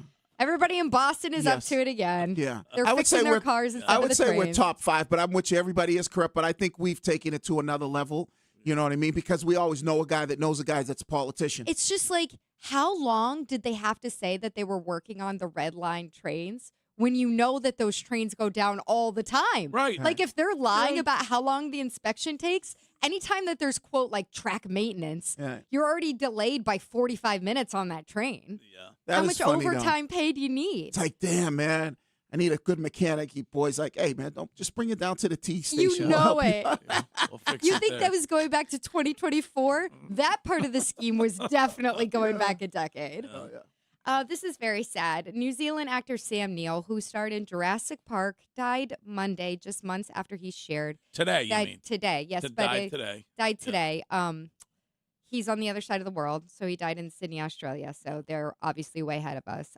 He shared that he was cancer-free following treatment from an aggressive form of blood cancer earlier this year. He was 78, and they're not sharing his family further details about exactly what was the cause of death, even though he had reported that he was cancer-free. Now, I would say most well-known, very well-known for Jurassic Park. Am I Yes. correct? That's what most people would know Yeah. Yeah. Most when people. it comes to Sam Neill. He was also in The Hunt for Red October. Ivanhoe, is that the one about the knights? The knights that like compete? I don't know much about Ivanhoe. Have you ever seen the 1981 horror movie Possession? Possession. He was also in that. It's I'm a sure- very strange movie. I'm sure Rich Keefe has seen it. Yeah. Because he's a horror movie stan. But what was his name? Jurassic Park. Dr. Alan Grant. Alan Grant. Yeah. I mean, very well known. He was always one of those those actors that you know, like you've seen him in a bunch of stuff, and you're like, oh, I recognize that guy. You know, How was anybody see the new Jurassic Park film? the one with what the hell's her name who plays Black Widow? Scarlett Johansson. No, I hadn't seen that one yet. Okay. I seen the one with Chris Pratt. Yeah. I mean, it's kind of like I like the first two. the Chris Pratt ones. No, the first two original, original Jurassic ones? Park ones. Yeah, I mean, After that, it's kind of like, yeah. The original Jurassic Park is one of, I think, has to be one of the greatest films of all time for what it did for the film industry going forward. What do you mean? Well, What yeah, about what did it do? Jaws? That's a bold statement. To Yeah. What about Yeah. Jaws? What- Jaws invented the summer blockbuster. No, obviously. No, I know, but what are you saying? Nobody's discrediting Obviously. Jaws. I'm just saying. You I just go. said that it did more for the music or for the movie industry than any other movie. And what That's way? not what I said. What did I you said say? I said in its impact on the movie industry from that point. But what do you mean by that? Like Yeah. CGI? Like, what are we wait, talking wait, about? wait, Yeah, just like with the way in which the music surrounded the dinosaurs. Oh, the all of it. score. I just Nobody think knows everything. the Jaws music. I think Jurassic Right. Park is all time. Dana, All time. Dana. I love Jurassic Park too, but I don't understand this Right. take. Yeah. I feel like One I of the most feel like influential movies of our time. I feel like Jaws. I feel like Jaws and the Halloween Keep theme laughing, it's song fine. score would be more recognizable than Jurassic Park. Jurassic I Park. mean, it's a great movie, but I don't know if you're talking about it like it's, I don't know, like Gone with the Wind. It's better than Gone with the Wind. What are we doing? I don't know. How dare you? There was something that they did in Jurassic Park that that's why I was like, is it the CGI? Is it dinosaurs? What was? Yeah, all Do of you it. know what was the Yes, scariest yes, part with of the that? dinosaurs. Yes. Kidding me? Do you remember when the Dinosaurs guy are awesome. got eaten off the toilet? You sure do. That Oh, was yeah. the scariest part of the movie to me when I was little. I was like, what a way to go. That Odyssey movie opens up this week. I'm excited. I'm going I to see can't it. wait. You're going to see it? I'm gonna Oh. see it. It's 3 hours I long. know. How I do you have hate that. 3 hours in your life to give to a movie? I don't know if I have 3 hours in my bladder. That's what I'm most concerned about. I think I don't I'm have also 3 gonna go minutes see in it, my too. bladder. I don't know why you don't like a movie that long. I feel like you wait for it to come out on like At home? Yeah, because So then you you can can eat? you can pause, you can do whatever you Yeah, need but to you want do. the theater experience. All right. Like I think just Yeah. like the what is See it? the The Dolby IMAX. Atmos. Yeah. Yeah, to see the It's gonna giant. be What like are they the called? big- The giant trolls there. Those things. What are they called? I don't remember. Yeah. I The know I Cyclops? read the Yeah, book in high school, but I Cyclops. don't remember it. All right. And now I don't want to revisit it because I don't want to spoil it. I fear I'm gonna have to go see. You know how I've been talking about how I want to see young George Washington. I'm gonna have to go to that by myself. Young George Washington has done more for the film industry. Like I just how dare you? Because I brought it up again yesterday, and Lindsay's like, I said I really want to. Can we go see that? I really want to see young George Washington. And she was probably and she's like, of course you do. Right. You love history.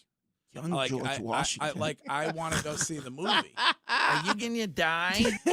No, she didn't say it like that, but I just don't think she has any interest in it. So I'm gonna have to go see that myself. I want to go. What do you want to go see this weekend? I want to go see young George Washington. Young George Washington.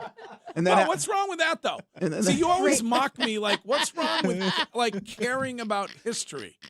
Like the man, without him, there'd be no United States of America. Do you get that? No, I get that. Young George Washington. But do you care about it? No, I really don't. You don't care about it at all. No, I You're want to like, go. give me the 97th superhero movie I've seen. What do you feel like going to see this week? Oh, let's go see middle-aged Abe Lincoln. That's very rude. He only got to middle age. Well, I'm saying young George. He never got to go beyond. When you say young George Washington, so the movie's basically from the time he's a baby to what, 22? Teen Alan, George Washington. In the Twitch chat, Alan from Nashville says that, Greg, you and Roadshow Neil can go together. Yes. Okay. Yeah. All right. I'm not as old as no offense to Roadshow Neil. No, but you guys can both talk about it because you were there when it happened. No, we were not. We really weren't. Isn't the most interesting stuff in George Washington's life like when he helped found the country and the nation? So we're going to do everything before that? I guess so. Did he do something spectacular before that? Yes, he was a general. Something spectacular. He won the Revolutionary War. Yeah, but he wasn't young then. Yes, he was. That's what Wasn't they're he talking. like 40? The period of time is before he became president, I'm assuming. So, like, what we talking, George in his, like, you know, his teenage years and his 18, 19? Teen George. He was in the streets. He was like a Green Beret at 22. We got to take a brief break. And when I say brief, I mean 2 minutes only. And then we will be back with the rest of the news from Mego. For adults with Crohn's disease or ulcerative colitis symptoms, every choice matters. Tremfya offers self-injection or intravenous infusion from the start. Tremfya is administered as injections under the skin or infusions through a vein every 4 weeks, followed by injections under the skin every 4 or 8 weeks. If your doctor decides that you can self-inject Tremfya, proper training is required. Tremfya is a prescription medicine used to treat adults with moderately to severely active Crohn's disease and adults with moderately to severely active ulcerative colitis. Serious allergic reactions, increased risk of infections or lower ability to fight them, and liver problems may occur. Before treatment, get checked for infections and tuberculosis. Tell your doctor if you have an infection, flu-like symptoms, or need a vaccine. Explore what's possible. Ask your doctor about Tremfya today. Call 1-800-526-7736 to learn more or visit tremfyaradio.com. This is the story of the one. As a maintenance engineer at a beverage manufacturing plant, he starts his day knowing every line is ready to run because Grainger delivers the industrial-grade products he needs to keep mixers, conveyors, and packaging equipment moving. With Grainger's vast selection of bearings, belts, and motors, he keeps operations running smoothly, so nothing grinds to a halt. Call 1-800-GRAINGER, click Grainger.com, or just stop by. Grainger, for the ones who get it done. Indeed presents hires you can't afford to get wrong, like head administrator for a state-of-the-art surgical center. What can I do for you, Doc? We need to talk about the lights. Ah, the mood lighting, relaxing, right? Much better than those old hospital vibes. A hospital's supposed to have hospital vibes. You seem tense. Let's dim the lights a bit. This is a job for sponsored jobs. This is what happens when you don't sponsor your job on Indeed. Next time, get matched with quality candidates with Indeed sponsored jobs. Visit Indeed.com/hire now and sponsor your job today. Don't be left out. The Greg Hill Show on WEEI. Download the Odyssey app and listen on demand anytime.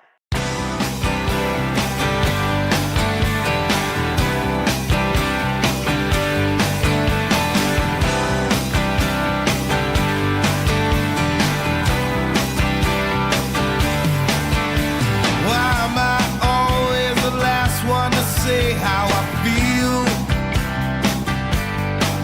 It's like driving down the middle of the road with no hands on the wheel.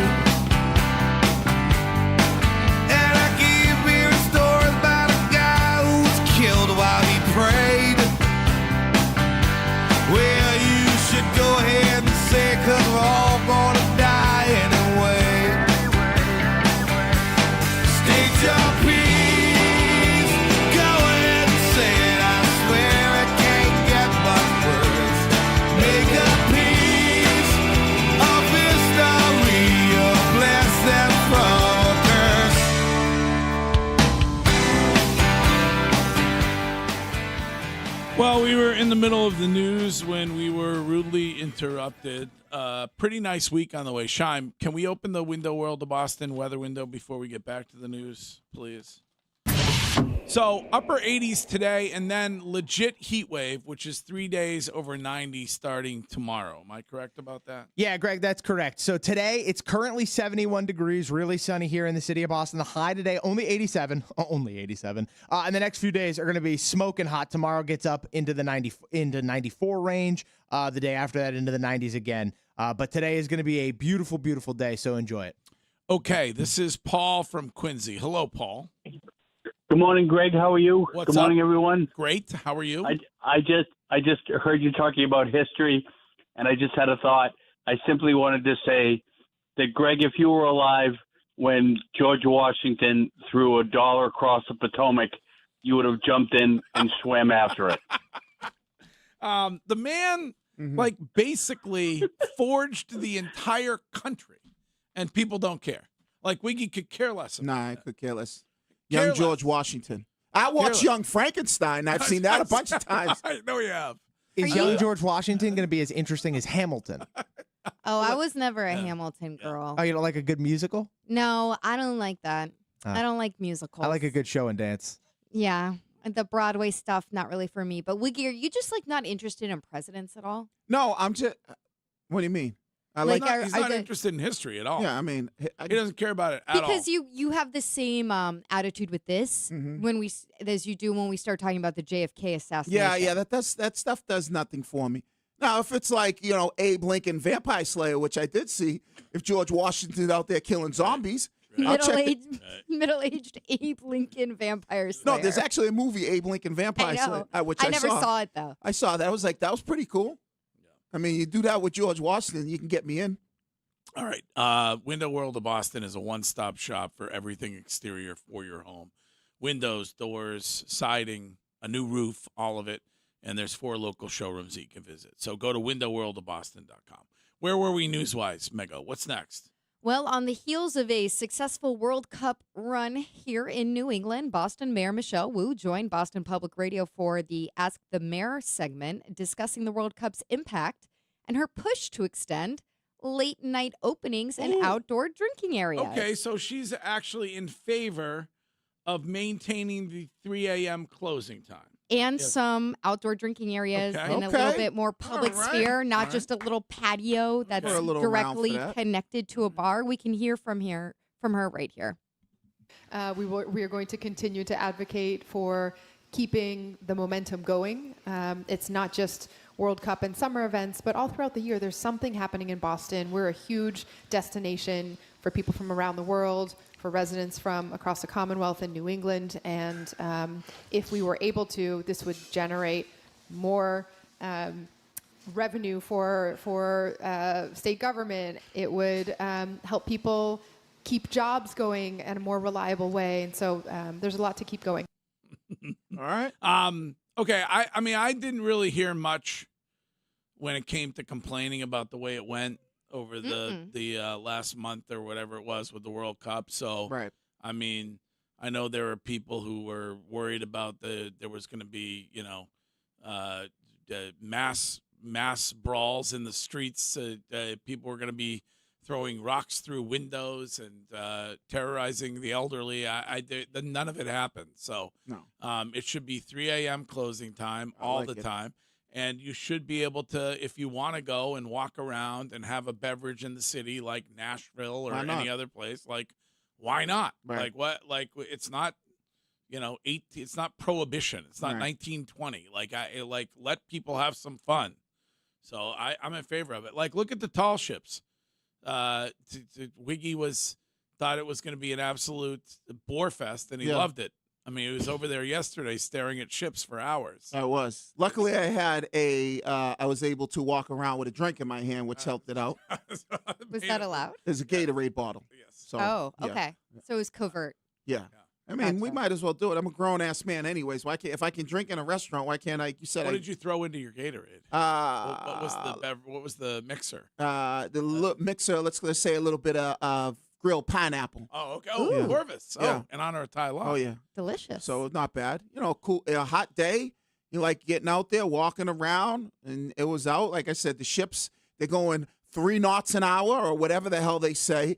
Basically, they look like they're being dragged by tugboats. They're going so slow. But they were giant. Yeah. There was a lot of people out there, man. Oh, my God. There was probably, when we got back from and Saturday I'm sure was worse. Mm-hmm. But when we got back from the wedding yesterday, it was like 1 o'clock or whatever. It's crazy. It was like wall-to-wall people. Right. And especially the weather was beautiful, too. And it's like, I mean, I there are things I do and people like, I don't get it. Like, I don't get the love that people had. Like, people were from other parts of the country and different going in to see the tall ships. And they're kind of still out there and they're all lit up at nighttime. So, yeah, man, people was out and about. Yeah. Well, and we have an event on Wednesday night. I know you're coming. I'm Are going. you coming? Yeah, I'm going to pull up. Okay. So yeah, I'm there's definitely going to pull up. Fireworks to end the whole thing on Wednesday night. Mango ain't going to like that. You know how fireworks? she is? No, this is what's happened. The fireworks continue in my neighborhood to the point that now I'm just dreaming about fireworks. Oh. You know, so like the back. fireworks are going off in my neighborhood, and in my dreams, I'm dreaming that I'm watching fireworks. So were the fireworks back in your neighborhood? Yeah. I told you they just needed some time to get back up to New Hampshire and make another run. I hesitate to say this. They haven't stayed at the level that they did right after 4th of July. So we'll get a couple here and there around midnight, and then they die down. Yeah. All right, we are going to get to the rest of the news coming up.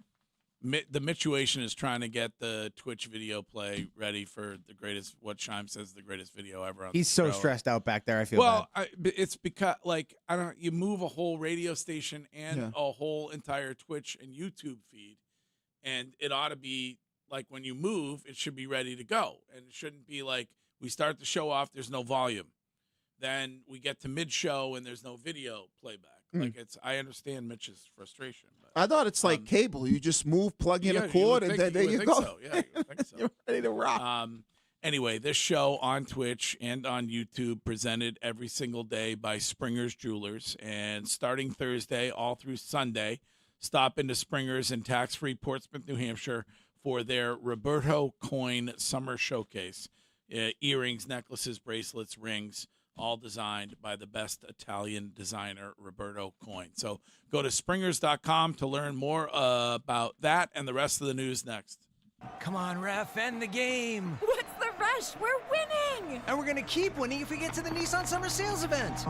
What? The event where you can score great savings on a new Nissan Rogue, Pathfinder, and Frontier. Can it hold up 10 minutes? Oh, sure. You think Consumer Guide's most awarded brand 5 years in a row is just going to wait for you?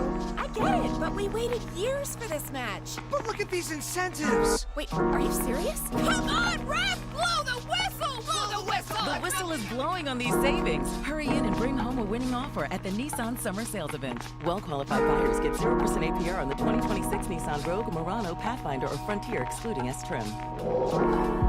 Consumer Guide is a registered trademark of Publications International Limited. Example, 0 down payment, 60-month financing at $16.67 per month per thousand finance. Frontier S-Trim, 1.9% APR for 60 months at $17.48 per month per thousand finance. Actual down payment may vary, subject to NMAC credit approval. Not all buyers qualify. Dealer contribution may affect actual price set by dealer. Contact dealer for details. Ends 8/3/26. Fresh in from California, peaches, plums, and nectarines are on sale at Shaw's and Star Market. Hey, it's Lou. Today through Thursday, you can pick up California peaches, plums, or nectarines for only $1.99 a pound when you use the digital coupon you limited to 2 pounds. Find this and other special savings, plus rewards points and recipes when you use the Shaw's Deals and Delivery app. Short on time? Order free curbside pickup or get delivery. Save more with the 4U digital coupon. Shaw's and Star Market, the official supermarket of the Red Sox Radio Network. When you enter a place of business, you're owed a legal duty that the place of business is safe for you to shop in. I'm John Morgan of Morgan & Morgan. If you suffered an injury at a place of business, our duty is to protect you after that harm. Morgan & Morgan, for the people.com.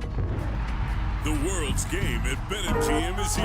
Bet on the soccer showdowns with 2-up early payout so that if you're up 2, BetMGM will pay you. That's right. Place a pregame straight match result bet on any tournament game. If at any point your team is up by 2 goals, you'll instantly win your bet. Then enjoy BetMGM's same-game parlays, daily promotions, player props, and so much more for the world's game. Don't miss your shot at an early win with 2-up early payout to get paid out if at any point your team is up by 2 goals, regardless of the final outcome of the match.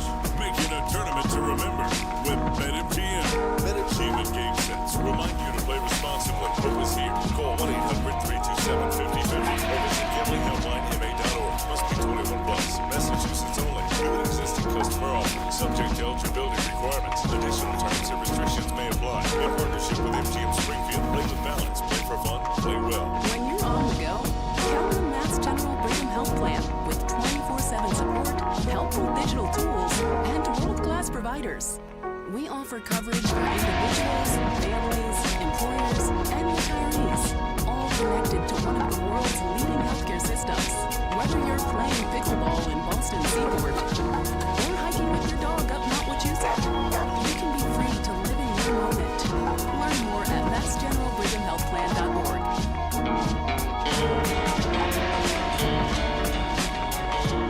When a drain backs up or the pipes aren't flowing the way they ought to be flowing, then that is an absolute vibe killer, whether it is at home or in the workplace. The good news is one call to Duggan Mechanical Drain Services, and they will be there before you can say flush to fix the problem, to get everything flowing the way it ought to be flowing. At Duggan, they are able to blast through blockages, run cameras, clear emergencies, and get everything flowing fast. By the way, zero judgment, so whoever is responsible can get away scot-free. You don't have to worry about that. So whether it's a commercial kitchen or a laundry staff or the sink at home, the bathroom at home, whatever, call Duggan Mechanical Drain Services today at 855-DUGGAN-1. That's 855-DUGGAN-1. They will fix the problem. When your drains work, your business works. Your flow is their business at Duggan. So call 855-DUGGAN-1 and help will be there immediately. What do parents think of back to school at Staples, where supplies start at just 25 cents? Staples has the latest laptops with up to 40% savings. I may hug the cashier. So embarrassing. It's the most wonderful time of the year. It's a wonderful time at Staples with up to 40% off select tech. Staples. That was easy. Visit Staples today or shop online and in the app. Ends 9/12. Exclusions apply.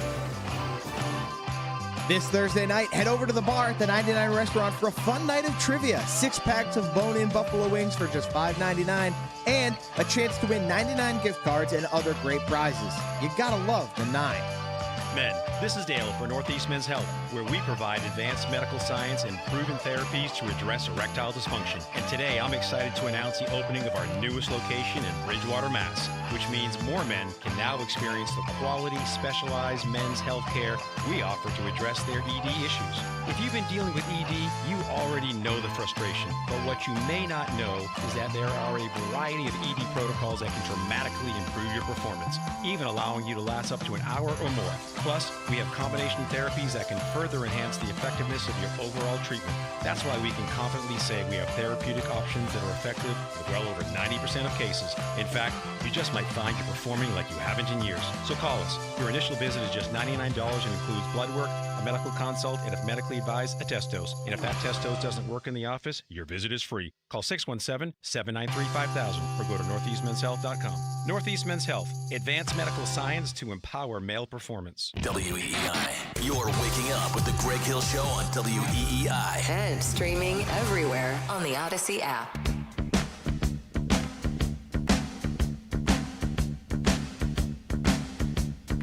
I don't need a whole lot of money. I don't need a big fine car. I got everything that a man could want. I got more than I could ask for. I don't have to run around. I don't have to stay out all night.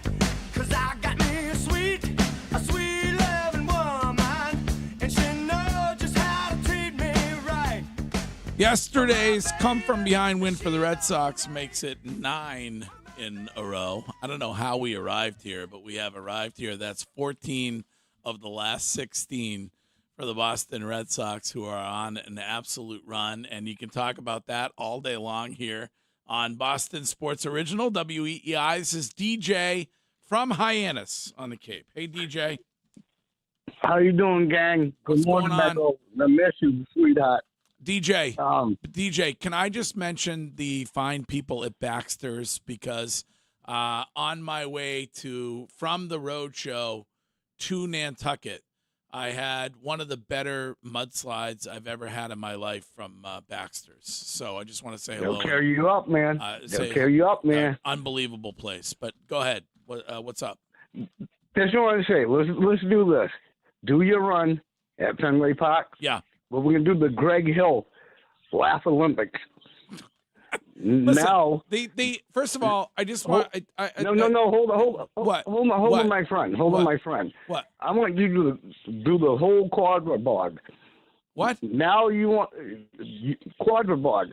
You talk crap about this one over here, this coach over here. Go throw up, huck up threes at the Garden. No. Listen.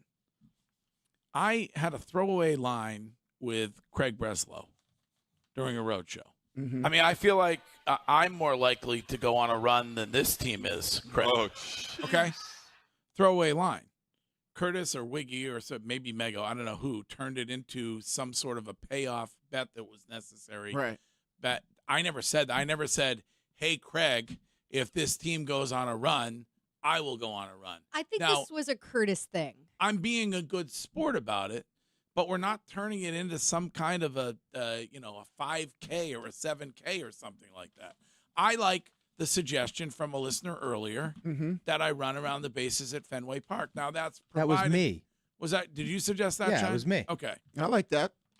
So I mean, if the Red Sox are able to make that happen, then possibly I will do that. I think we can make that happen. Well, I don't know because very busy over there. They have all kinds of things going on. You've got a little brief break here, but I don't know if there'll be enough turnaround time to make it happen tomorrow or Wednesday morning. I have no idea whether that will not. Now listen, I said earlier, Craig Breslow deserves to be there. I was at times have been all over him at times during the season, so he deserves to be there. Trash talking me while I run around the bases. Guys, Craig Breslow, the chief baseball officer of the Boston Red Sox. Hi. Good morning. Good morning, Craig. Good morning. Good morning. Good morning. Him and Sam Kennedy, because Sam Kennedy got some booze too. Yeah, sure. So- Sam can be there too. What if John shows up with a bucket? John Henry? Yes. I don't know if he'll show up or not, but all right. Anyway, can we get back to the rest of the news, please? I think we can, but I don't know if our video issue has been solved yet. And I think Mitch is having a meltdown. Oh, he is? In the other studio. Trying to figure it out. Well, because he cares and he's passionate and he's pissed probably. He cares a lot. This next story is one that I wish we have video of, but I don't know if we do yet. A Connecticut family's husky is a hero after stepping between a young child and a charging black bear. Ooh. Home security footage captured the bear running towards the child, but the dog sprinted across the yard to confront the bear and chased it away. The boy's father, Jeff Tizara, shared his account.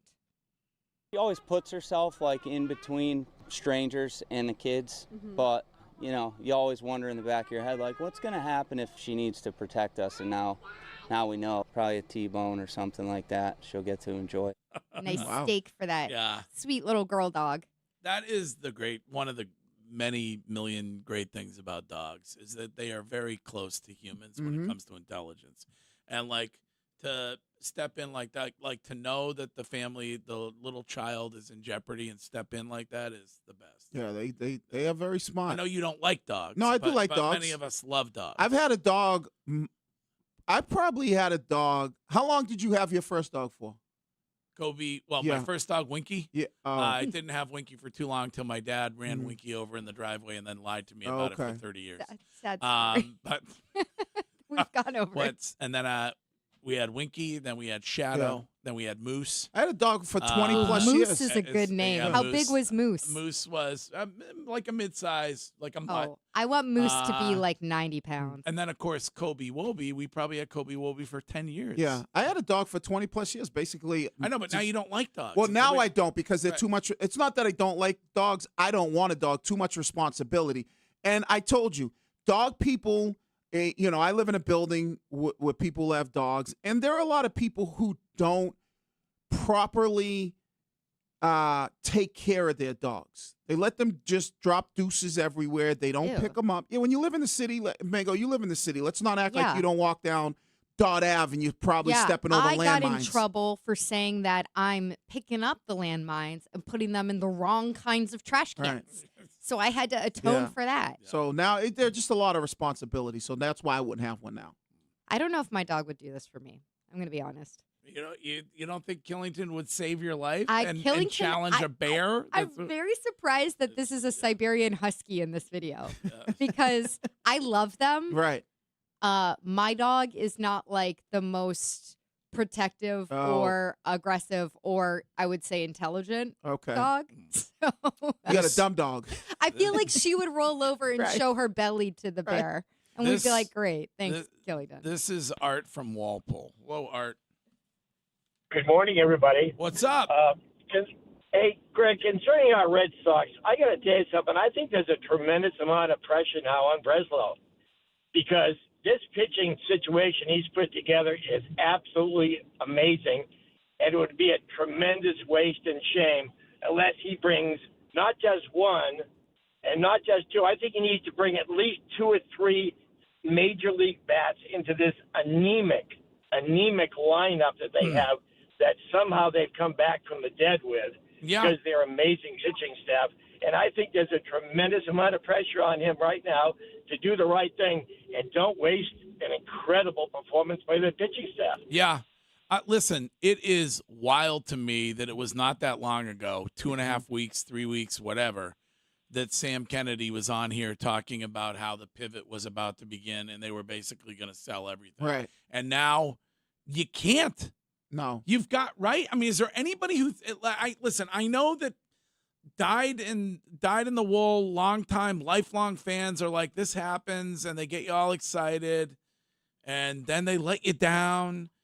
But the turnaround is incredible. Well, and Greg, it doesn't happen. You even said, you gave us a stat. This is only the second time it's ever happened in the franchise's history and the first time since 1977 that they went 9-0 on a road trip. Yeah. If they come, so they have happen. to be. Is there anybody who is going to object to them being buyers? No. And especially if they come back from the All-Star break, they'll have about 2.5 weeks before the trade deadline. If they come back, you have. I think you play the Rays right after the break. Am I right about that? That's a reality check. So maybe. that's a legit reality check for them. But let's say you go over 500. I don't know how many games you'll have between when the All-Star break's over and the trade deadline. Let's say you go over 500 in that stretch. I think because the caller makes a great point, your rotation is. What's the word we've been using? Spectacular. No. Remember, there was another word used at the beginning. Exceptional. It's exceptional. So why would you not take advantage of that and go? And you don't even have Garrett Crochet. So when he comes back, that's just icing on the cake to legit go out there and get 2 legitimate major league bats to add to this lineup. Because in the world of baseball, they always say when you have pitching like that. And if this team can get in the postseason, they could make a deep, legitimate run. Deep run in the playoffs. I can't believe I'm saying that, but yes. Right. Because of the pitching. Right. So why wouldn't you be very aggressive at the trade deadline? And I'm not just saying bringing in, average major league hitters. I'm talking about guys that go above and beyond where you're going like, oh, wow, I didn't see that coming. And after the All-Star break, Wiggy, you get a 4-game series with Tampa, followed by a 3-game series with the Orioles, another series with the Blue Jays, and then the Athletics. All right. So 3 teams that you are better than and can beat, and then a series with the Rays. You're a half game out of a wild card spot this morning as you sit here. Yeah. Which is wild. Right. Because you were 10 games out not that long ago. Right. Right. or, And or whatever the number was. And I think you're only like a game or a game and a half out of the second wild card spot. So you have 2 wild card spots sitting in front of you. You know, the division, all right, let's say that ship has sailed. Who gives a damn? We saw it in basketball. You see it in other sports. Like, it's all about getting to the postseason. But it is about, and I kind of agree with the caller, big splashes during the trade deadline. Yeah. And leave a Hill note on this. What do you think the direction ought to be? You can do that on the Odyssey app, and we will play the best ones back coming up at 9:30. Wow, what is all this? These screens, the food. All for the game, bro. Let us pitch in. No need. I'm saving $1,000 bundling my wireless and internet with T-Mobile. I've got it all covered. Goal! Here to score big with T-Mobile. Families save up to $1,000 a year when they bundle 5G home internet with 4 phone lines on Experience Beyond. Compared to regular rates after third line free on Experience Beyond plan with internet bundle discount via monthly bill credits and auto-pay discount. Credit stop if you cancel or change plans. When I got a new car, I thought my insurance premium would increase and empty my bank account. Like if Between won the lottery. I've invested most of my winnings in chicken tenders because they're bomb. But bro, I bought a house and it's sick, bro. I'm thinking the floor is gonna be all trampoline, bro, with a helipad on the roof. The contractor said it's structurally unsound, but they're just being babies. But switching to Geico saved me hundreds, so my bank account is safe. It feels good to save some hard-earned cash. It feels good to Geico. So joint pain is awful for the person who is fighting through it, but it's even worse for the family members or the friends of that person. Seeing them struggle every day with joint pain, move around slowly, and guess what? They don't have to any longer because all they need to do is go to QC Kinetics. The weather's beautiful. It's July. It's time to be outside. It's time to be outside moving, playing, having fun with those friends and family members. But if you can't because of joint pain, well, I'm here to tell you there is some great news. QC Kinetics right here in Boston, that's what they're doing. They're helping people every day live their life again. So if you're dealing with hip pain, knee pain, shoulder pain, back pain, you don't have to any longer. Dr. Tupper and his team at QC Kinetics medical staff, they are helping people out with no surgery, no long recovery, and no putting your life on hold. It is done right in the office, and so you can go about your day feeling great. It is now time to take your life back, and the consultation is totally free. So call 617-644-PAIN. 617-644-PAIN. That's 617-644-7246.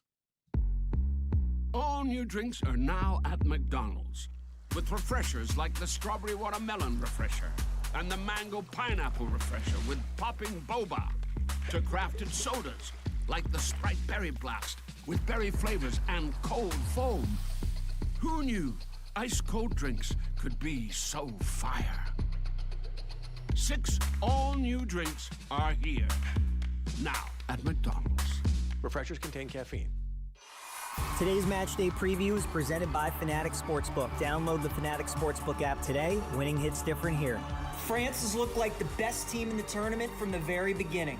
They are a perfect 6-0 in the World Soccer Championship and have outscored their opponents 16-2 thus far. 2 players have scored at least 5 goals for France, and they have had the best offense in this entire tournament. Their odds were plus 450 before the tournament began, and now they have dropped to plus 135. Markets are giving them a 66% chance to make it to the final and a 40% chance to win it all. A lot of great teams left in the World Soccer Championship, but France is definitely the team to beat. This has been your official Odyssey Sports Match Day preview, brought to you by Fanatics Sportsbook. Winning hits different here. Listen in ahead of each match day for the latest betting insights from Fanatics all tournament long.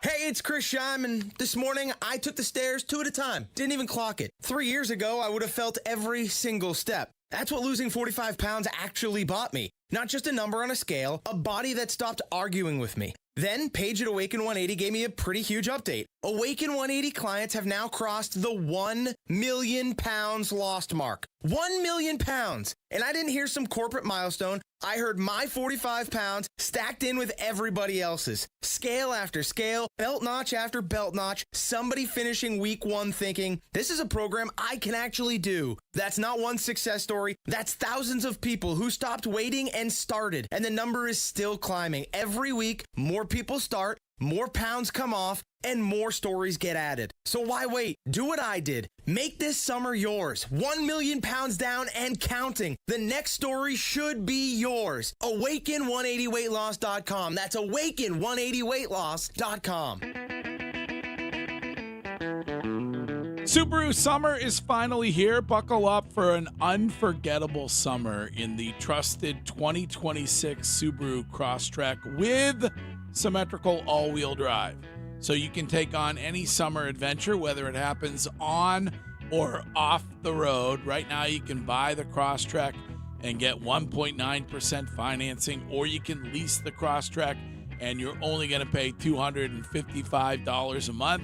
You can get details when you visit SubaruofNewEngland.com. Straight from the battlefields of the past and present, real tanks are rolling into Hudson, Mass. Step into history at the American Heritage Museum, July 25th and 26th, starting at 9 a.m. Experience America's Tank Demonstration Weekend. See historic American tanks from World War II to modern day in action. Explore interactive exhibits, and for the ultimate bucket list experience, enjoy the opportunity to drive a real tank yourself. Purchase tickets now at AmericanHeritageMuseum.org. Here's a World Soccer Championship preview. Brought to you by Lowe's. Members get more at Lowe's. And by the first ever Infiniti QX65. England and Argentina are no strangers at the World Championships, especially for Maradona's Hand of God goal at the quarterfinals in 1986. Argentina now looks to Leo Messi instead of a helping hand to lead them to the finals, while England will rely on Harry Kane and Jude Bellingham for the offensive result needed to play in the final in East Rutherford next week. I'm Fernando Carlos.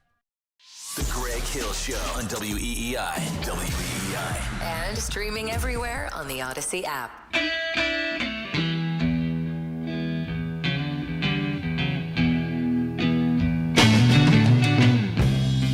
Hey, Joe,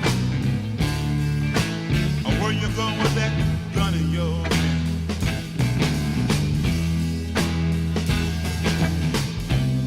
Hey, Joe, I said, where you going with that gun in your hand?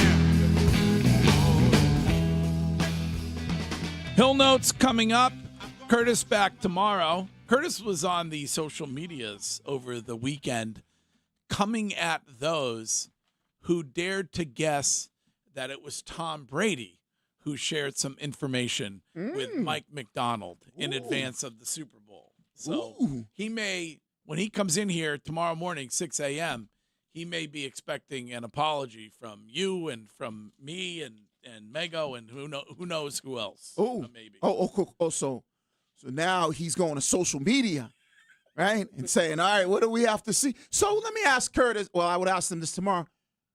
So when Mike McDonald says somebody that has a conflict of interest, who was it? Well, here's what Curtis said. All right. He tweeted, "What a pathetic reaction by ungrateful losers to a fake story. Anything to besmirch the name of a man who brought more to Boston than any athlete before or after him." Well, I would say all because they can't just admit that they were wrong. But I would say the story's not fake because Mike McDonald. Bill Russell has a word. Mike McDonald said it himself. Well, he said that he got help from somebody who had a conflict of interest. Right. But now he has denied that it was Tom Brady. So he's on record as saying it was not Tom Brady who helped him. All right. Now you can certainly say that you believe Mike McDonald is being disingenuous, untruthful, all right, when he says that it wasn't Tom Brady so as to protect him. I would say this, right? If it wasn't somebody that he needed to protect that had some type of stake on the line or dog in the fight, when he had said the name, wait a second. He did say John Harbaugh, right? Yes, he did. He did say John like, Harbaugh helped him. Helped him out, right? Was there another name he said, or was it just John Harbaugh? Right? No, it was just John Harbaugh. So he had no problem giving us that name. So if it was just some other person, like if it was somebody that was a former Seattle Seahawk or somebody like, wouldn't he have given us that name? Who else could it be? Honestly, we talked about this earlier, right? Briefly, but it's not Gerard Mayo. Nope. I don't. Mike McDonald went to the Does Gerard Mayo know enough about the operation to be held? All the coaches are completely different. Yeah. Mike McDonald went to the University of Georgia. So you got to look and you go, okay, well. He said it wasn't Bill Belichick. It wasn't Bill Belichick. He made sure he let us know it wasn't Bill Belichick. Brady was already compromised because he said that he wouldn't choose a side before the Super Bowl. And he already showed that he was lacking a little loyalty there. Text message. What about Mac Jones? Okay. I don't think Mac Jones would help out an NFC West rival. Right. Trying to win the starting job in San Francisco. And the other reason why Brady was compromised, and it just leads us back to the Brady road, is I can't remember if it was Rich Eisen's show or another show that Mike McDonald was on after the Super Bowl. I believe it was Rich Eisen, where he said, or it might have been the other guy who does the show. I can't remember. It said, Brady texted me and congratulated me. Yeah. Right? So he had already put him in there. So there's only one person when you say a conflict of interest. Yeah, and he was trying to hire away Clint Kubiak, the offensive coordinator for the Raiders. Right. So, all signs point to Brady. Right. That's why I say, who else would it be, Curtis? Curtis loves Brady, and he doesn't want to say that Brady does anything wrong. Like, I get it. That's his stance. But I think you're at a point now, like, how long can you fool yourself? Right. I'm sure that there's still people that he absolutely loves in New England, and the Patriots mean something to him, just not what you think it does. Because he was able to give the team against them in a Super Bowl against Mike Vrabel. Right. Like a little bit of keys to what Josh McDaniels does. Texter believes it was Gerard Mayo. Come on. Gerard Mayo is still under contract. Really? I'm reading this verbatim. That's why he doesn't want to name him. You don't know what you're doing there at that radio station. Listen, everybody criticized Gerard Mayo because he couldn't figure out basically how to do anything last year. And now he's a super mind. Right, so you're going to call him up? He couldn't figure out the in-game part. Right. Never mind the prep and the script and he couldn't figure out anything. Stop it. And why would he have to hide the fact? He could be like, "Oh yeah, I talked to Gerard Mayo," just like he said, "I talked to John Harbaugh." Why would he hide that fact? Or like, "No, I didn't talk to Bill Belichick." I just don't think it was Gerard Mayo. Right. I just don't think I don't think that makes sense. I think you're twisting yourself into a logical pretzel because you don't want it to be Right. Anybody who thinks it's Gerard Mayo is out of their mind. And that's why we start to say, okay, who else could it be that would have, you would go, all right, this person would give them information that would be like, oh, that could help out Seattle. And would still have something to lose by that coming out. Brady has a little bit of his reputation to lose because so much of his career was obviously built on the Patriots. He has a statue outside the stadium. He accepted the statue and he came back here. Like, he has the most to lose. Exactly. And he wants everyone to like him. Right. And he would be, and Mike McDonald knows that and would be like, I can't throw Tom on. And who would have better insight on this Patriots team? Who would have better insight? Yep. Diana Rossini. Well, I mean, maybe she did contact him. But insight, I was thinking, because Mego brought this point up, the relationship that Tom had with Josh McDaniels and also the relationship that Tom had with Mike Vrabel when they were teammates. You know how his mind works a little bit. So to be able to say, hey, here's what you might want to do, especially with Josh McDaniels. Here's what he likes. So that would be a lot of good, valuable information. I know Curtis he's out of his mind on this one if he don't think that it was Tom Brady. I mean, so I can't wait to see who he's going to give us. What about I know exactly who he's going to say. Who? It was John Henry. We've all been pointing the finger at the wrong person. But who else could it logically be? Somebody give me a name. What about Jacoby Brissett? Why would he help another NFC West team? I don't, because he is mad at the way that it went out with the Patriots, that he got his job taken. I'm just spitballing here. All right. He wasn't always like the happiest guy here the second time around. So Jacoby Brissett he calls? Maybe he said, I mean, he knows Drake May super well. Right. But they played together last year. He knows Josh McDaniels really well. I'm just thinking of who wouldn't want to be Well, put but where's out there publicly. here's what I say. Where's the connection between Mike McDonald and Jacoby Brissett? Not the same connection that Mike McDonald would have with Tom Brady. No, but that's what I'm asking. Like, where's the conversation like that? I'm just spitballing names. No, but Who else could it be? and this would be my. But I don't see them having any connection. Right, so that would be my rebuttal, right? Where was the connection? Like, he's just not going to pick up the phone and call Jacoby Brissett out of the blue. Like, so where's the connection there? Like, if he coached him, okay, maybe I could get you could get me on board with that, right? So we know Mike McDonald coached at Baltimore before Shyman. You probably know better than before he got to correct to I don't think Seattle. they overlapped. Right. So, but I don't think Jacoby Brissett was even in Baltimore. I'm just spitballing. Who would have an axe to grind against Mike Vrabel / Drake May / the Patriots? Yeah. I mean, there's really not. I mean, there's a huge list of people who have an axe to grind against the Patriots. Yeah, Brissett wouldn't have an axe to grind against Vrabel. Who would actually have ammo that they could use? In the Twitch chat, somebody says Curtis is going to say it was Malcolm Butler. Okay. What does Malcolm Butler know now about all of this? Stop it. I mean, really? You know who has an incredibly deep knowledge of personnel, scheme, ins, outs, and may have been the person is Bedard. That's dangerous. So Mike McDonald says, "Let me call up Greg He Bedard." is dialed in, Oh, man. locked in on all that stuff.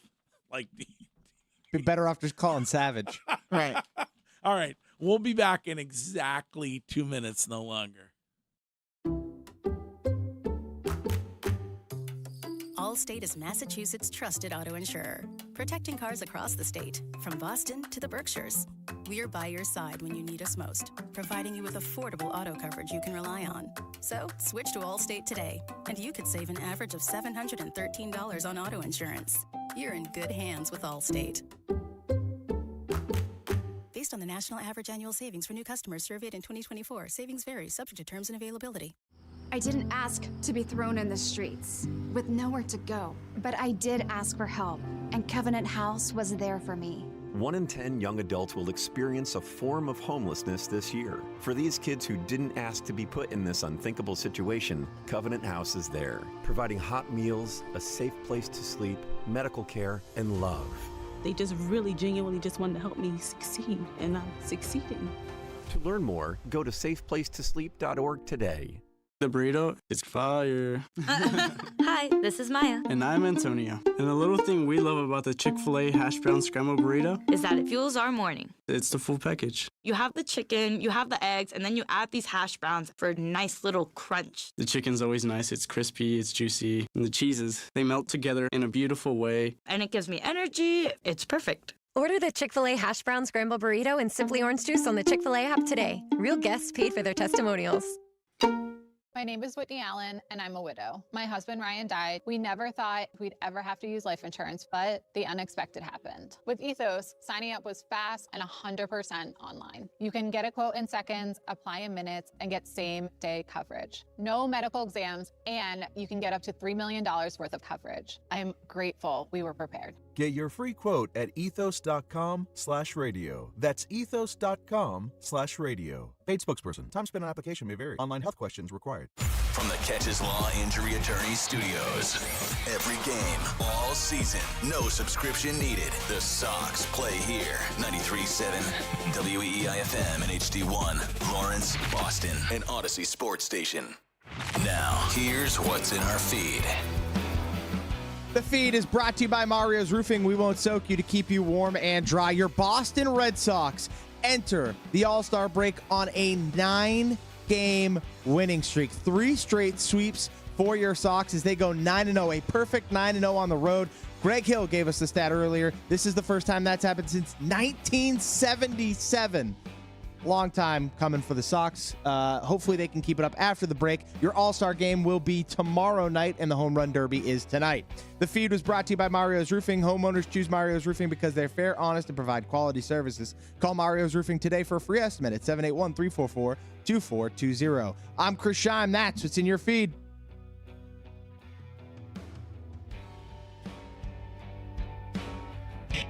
make a habit of it. The Greg Hill Show on Boston Sports Original, WEEI.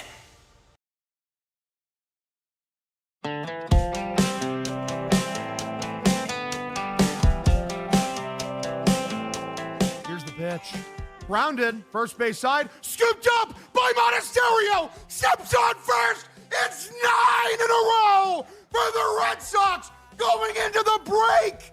They make a miraculous comeback, trailing 2-0 into the ninth. They pull it back, force extras, and get a win. They sweep the Mets in New York. We take amazing vibes going into the break. Unbelievable. Huge. Absolutely huge. Wow. Wow. Unbelievable. Unbelievable. I had some help. It ain't like I can make this kind of mess all by myself. Don't act like you ain't helped me pull that bottle off the shelf. Been deep in every weekend. If you couldn't tell, they say teamwork makes a dream work. Hell, I had some help. Hogdale, like the rest of the diehards, cannot contain himself yesterday, and you might as well get in. Like I know that there's probably some pain involved, some PTSD from years past where you allowed yourself to be dragged back in, but you got to be dragged back in by this team. Yeah, you have to be. Yeah, I think everybody is, and now everybody's like, all right, show us different, that you're going to make big splashes at the trade deadline, which you haven't done in the past when we've seen things like this before. And then as a team, come out after the post All-Star break and show us that you can continue what you are doing going into the All-Star break. On the Subaru of New England text line, 978 text for you, Mego. It's addressed to me, but it's about you. Which reads, Greg, did Mego suggest earlier on the show that the vibes got better without Roman Anthony and Marcelo Meyer? Just a coincidence. I don't know if you went so far as to say that, but it is a thought that's in your head, correct?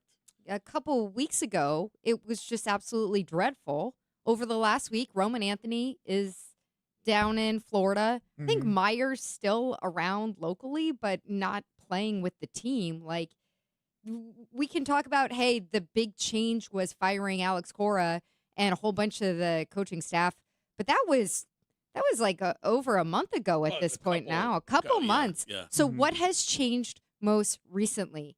You went into this season thinking that the cornerstones of your offense, as they told you guys, were going to be Trevor Story and Roman Anthony. Neither one of them is with the team right now. With Roman Anthony, everybody would like to see Roman Anthony back and healthy. But everything about him being down in Florida and away from the team when the team is having the best streak of their year is very weird.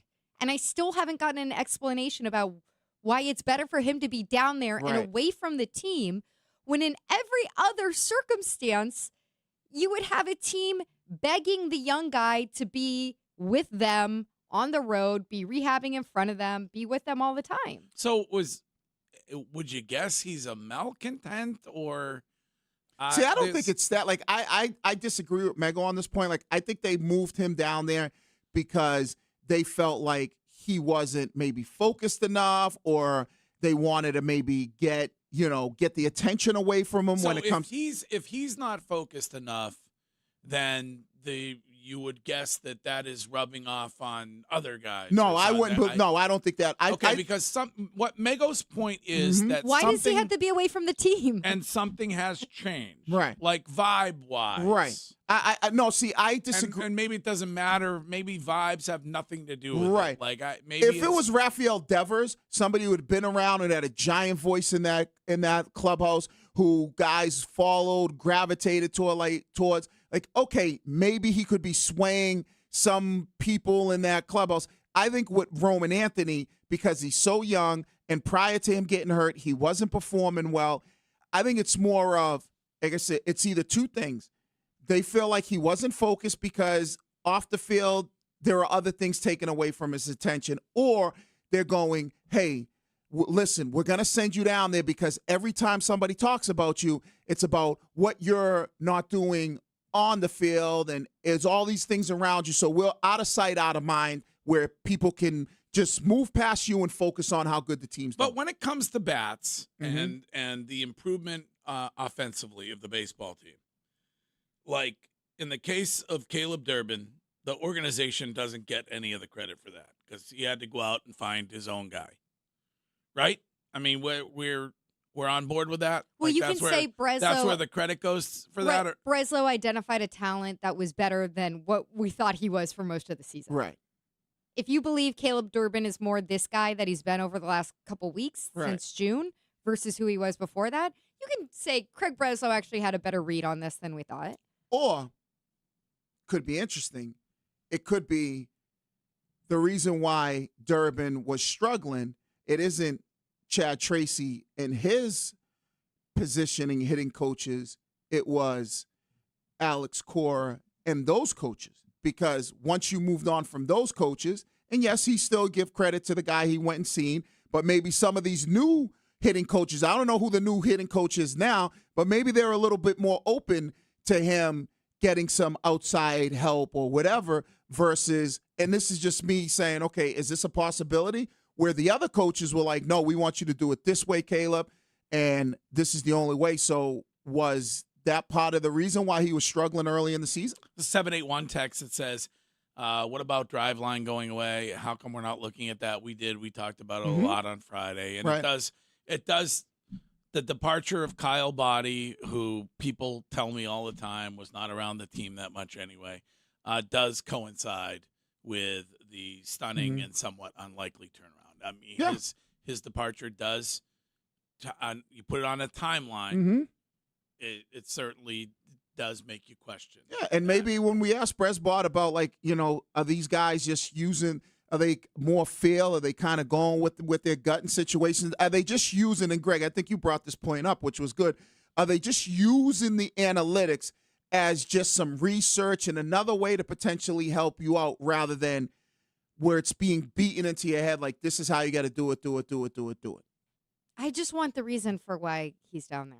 I can't get I gave you the two reasons. I know, but that's because I don't think he's like that big of an issue. He's too big of a distraction being in Boston. He has to go away to Florida. Well, I think when I say big of a distraction, right? Anytime we talk about Roman Anthony, it's the injury or it's the fact that he's out and about, and you know, whether it's people that are on Curtis's side saying, "Oh, he's soft. Why is he not playing?" But with him being in Florida and the team's playing well, it's out of sight, out of mind. Right? So fans no longer like, oh, he's in the Seaport. Why isn't he not playing? Oh, he's soft.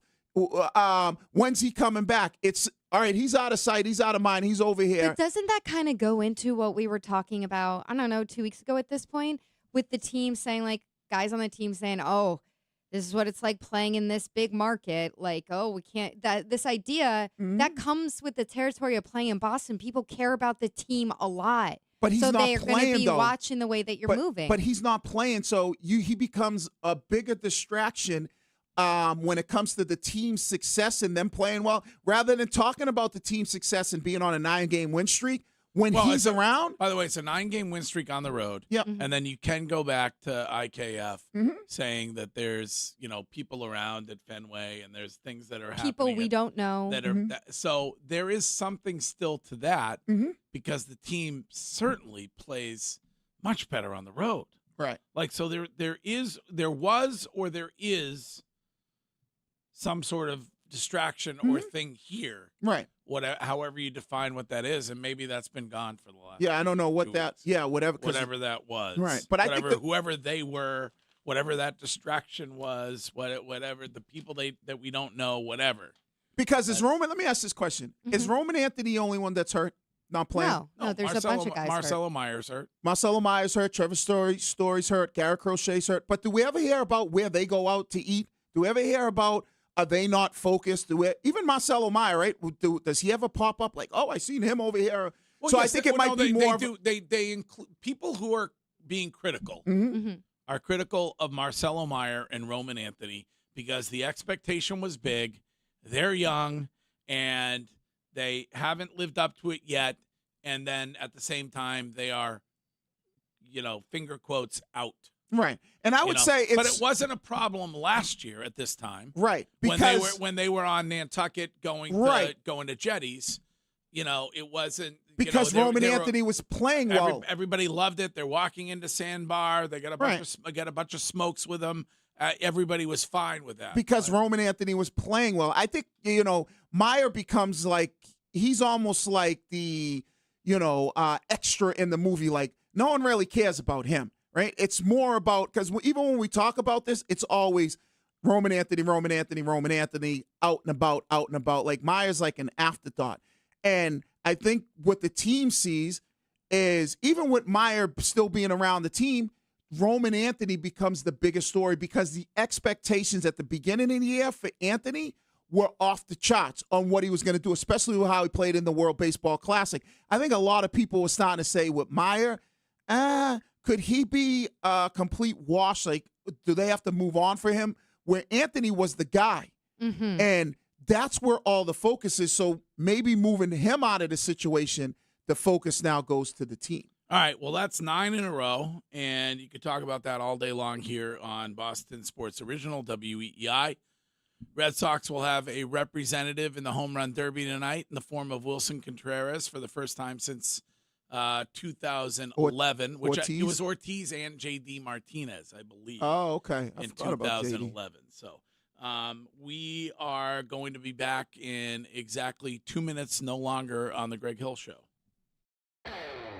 This is the story of the one who keeps multiple buildings running smoothly day after day. Plumbing that flows, HVAC that hums, cleaning supplies that keep surfaces sparkling. That's why she counts on Grainger. With easy reordering online and 24/7 support, Grainger helps her keep the products she needs on hand. So shelves stay stocked and buildings stay ready. Call 1-800-GRAINGER, click Grainger.com, or just stop by. Grainger, for the ones who get it done. When you see this in your kitchen, the stainless steel fridge is covered in fingerprints. You hear this. Leslie, people are going to think you were raised in a barn or by wolves, or raised in a barn by wolves. Fortunately, Wyman Stainless Steel 3-in-1 cleans, shines, and protects to give you the best shine. A spray and a wipe will have your fridge shining like a mirror. Wow, my fridge looks brand new. Your fridge looks amazing, Leslie. Sorry, I was being a little dramatic earlier. Your kitchen says a lot about you. Let it brag with Wyman. New Game Plus with Oxy makes your laundry smell incredible and fights stubborn smells, like the ones your dog Biscuit brought into your freshly made bed last night. But you washed that all away with Game, and now you're drifting asleep to the scent and sound of waves. Nope, that's the dog licking your ear. Biscuit. It just might be our greatest scent ever, now with odor-fighting power. New Game Plus with Oxy.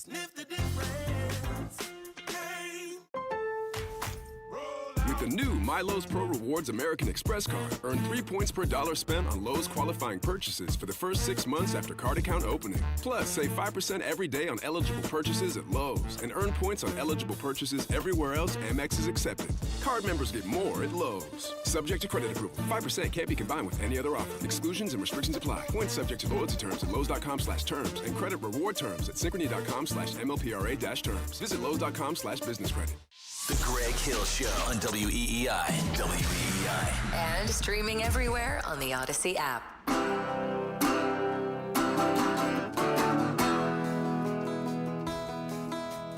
met her in a club down in Old Soho, where you drink champagne and it tastes like Coca-Cola. C-O-L-A Cola.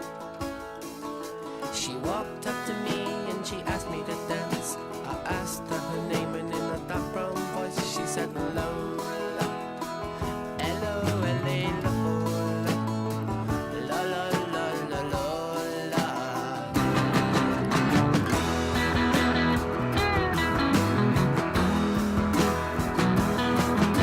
Well, I'm not the world's most physical guy, but when she squeezed me tight, she nearly broke my spine. Oh my Lola. La la la la la. 1 week from Friday, kind of a bonus road show for the match 2. We will be at Lake of Isles at Foxwoods, and you are welcome to join. And I think I'll share the information soon, but I think we're going to do something with the morning tee times when it comes to raising some money for the Greg Hill Foundation, because we're going to do the show there at Lake of Isles and give you guys an opportunity to go out and play 18 while the show's going on, and we'll raise some money. And then Shime and I will do battle once again. And it's a shot at redemption for you, Shime. It is, Greg. I'm going to do my best. Have you been playing at all? I've been playing a bit. Okay. Game has improved? I'd say slightly. Some would say, how could it not? Yeah, I mean, it couldn't get worse. I believe because we're on the Foxwoods property, there's an opportunity to present official wagering options for the listeners of this show. If you would like to veer into that category. People who bet on Shime are gonna hate Shime. Yeah. If you do that, Shime, threats? yeah, He's you're gonna be like a professional athlete that gets all those nasty messages But then about how again, you the lost people that them bet money. against me are going to love me if I you win. suck. Yeah, but you're a betting person. Isn't the smart bet sometimes to go for the underdog so you can make more money off that? It was so bad last time that I feel like the line has to reflect that. So maybe it does behoove people to bet on me in some way. I don't know. Yeah, the money, the what action. What would you suggest for a line? Oh, I don't know. You're like a minus 250 favorite, and probably like minus 2.5 on like a spread or something. I don't know. No, I think that's only appropriate after what happened last time. No, you're like plus 8,000. All right. I mean, that's what it is. It's like when you go like, all right, You can bet. he's the 100-to-1 horse. I'm not Cape Verde in the World Cup. Yeah, Mikey. you are. You can do some great props, like over under on shots out of a trap. Like Yeah. for instance, that trap on 5 at Granite. Tough. You were in there for 10 to 12 minutes. Yeah, not that Right. long. You're More like building 4. building a sandcastle. Oh my God, I'm so bad at golf. He is like Cape Verde without the actual competitiveness and talent that makes people go, wow, they did a great job for such a small country. Yeah, so I would say the odds shine way. I don't think there's any money coming on you unless it's your mom's and your wife and your dad. Oof. Oof. Oof. Well, we'll be down there the night before, so we'll do pregame somewhere down there at Foxwoods. Can we get some of that a Beats? You Because want I've some? never had Connecticut a Beats. You want some of Beats? Yeah, because everybody raves about how good it is. Like where A Beats. Where do I go? Is there some place that somebody can bring it? Or What is it? Pizza. Pizza. Oh, okay. Yeah. It's the Hartford specialty. A Beats. A Beats. Yeah, they talk about how Connecticut is like the best in the country. And what some people said. It's a New Haven area though, not the Hartford area. It's not Hartford. You're right. It's New Haven. That's where A Beats started. A Beats. A Beats. But it's not just like the whole state. Different like the whole state of Connecticut in certain parts. So is it just you got to go to New Haven to get the best pizza? Yeah, I mean, listen, I'm not. Leave me alone. Let me have my pizza. I'm not an expert on it, but I believe All right. that's. Shime, can you fill me in? I mean, it's like a New Haven only thing. Yeah, it's like New Haven is the region of Connecticut that is famous for its pizza. All right, it's how's- not like the rest of the state. How far is New Haven from where we're going to be? I'm not familiar with the entire geography of But Connecticut. Sally's, for instance, is very well known when it All right. comes to the Beats. Well, bring us the some other one too, Beats. Frank Pepe's, right? Pepe's also. Pepe's or Sally's? I've been there. It's pretty good. All right. But a Beats to me is just really thin, like thin pizza, like Regina style, like thin pizza. That's A like the Beats. thing with a Beats. Like just You know.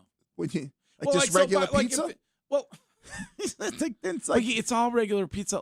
But like if you wanted to single out bar pizza, then Yep. you would say the edges, being laced. That's a unique thing that bar pizza offers. There's all right.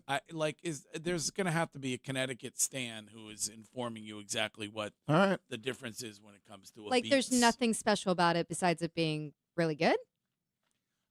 There's no special trademark that it I has. think there probably is. I'm just not fully aware Okay. of what it is. All right. But certainly we can add that in. All right. Add that into the whole program. So we would love to see you in Connecticut, and that'll be Friday, the 24th, so a week from this Friday, at Lake of Isles all morning long. Weather should be great, I'm sure. Come out and hang out, and we'll give you more details on that soon, and we will be right back with today's Hill Notes next. Summertime is on-the-go time, and Shaw's and Star Market can help. As your favorite neighborhood supermarket, there's one nearby for a quick shopping trip. Or place a pickup or delivery order right from your phone and let us shop for you. It's the fastest way to get fresh groceries. No membership required. Download the Shaw's app today. Right now, save $30 off your first online order over $75. Use promo code SAVE30 at checkout. Restrictions apply. For details, visit shaws.com. Hey, it's Chris Shyman. This morning, I took the stairs 2 at a time. Didn't even clock it. 3 years ago, I would have felt every single step. That's what losing 45 pounds actually bought me. Not just a number on a scale, a body that stopped arguing with me. Then, Paige at Awaken 180 gave me a pretty huge update. Awaken 180 clients have now crossed the 1 million pounds lost mark. 1 million pounds! And I didn't hear some corporate milestone. I heard my 45 pounds stacked in with everybody else's. Scale after scale, belt notch after belt notch, somebody finishing week 1 thinking, this is a program I can actually do. That's not one success story. That's thousands of people who stopped waiting and started. And the number is still climbing. Every week, more people start, more pounds come off, and more stories get added. So why wait? Do what I did. Make this summer yours. 1 million pounds down and counting. The next story should be yours. Awaken180weightloss.com. That's Awaken180weightloss.com. When you're on the go, count on Mass General Brigham Health Plan with 24/7 support, helpful digital tools, and world-class providers. We offer coverage for individuals, families, employers, and retirees, all connected to one of the world's leading healthcare systems. Whether you're playing pickleball in Boston Seaport or hiking with your dog up Mount Wachusett, you can be free to live in your moment. Learn more at massgeneralbrighamhealthplan.org. It's Colossal Lobster Roll season at the 99 restaurant. Choose hot buttered or traditional with celery and mayo. Both built to the hilt with chunks of tender North Atlantic lobster served with fries and coleslaw. Enjoy it with friends for a limited time. You gotta love the nines. When I scraped my car in that parking garage, I was worried that it could be a long process to take care of it. Like a landscaper's first day trimming a hedge maze. I have definitely already been here. Now, was it left, right, or right, left? Well, maybe I'll cut a path out and find my way back later. But it wasn't like that. I filed a claim in under 2 minutes on the Geico app, and they handled it from there. It was taken care of almost as quickly as it happened. It feels good to get help quick. It feels good to Geico. Wow, what is all this? These screens, the food. All for the game, bro. Let us pitch in. No need. I'm saving $1,000 bundling my wireless and internet with T-Mobile. I've got it all covered. Goal! Here to score big with T-Mobile. Families save up to $1,000 a year when they bundle 5G home internet with 4 phone lines on Experience Beyond.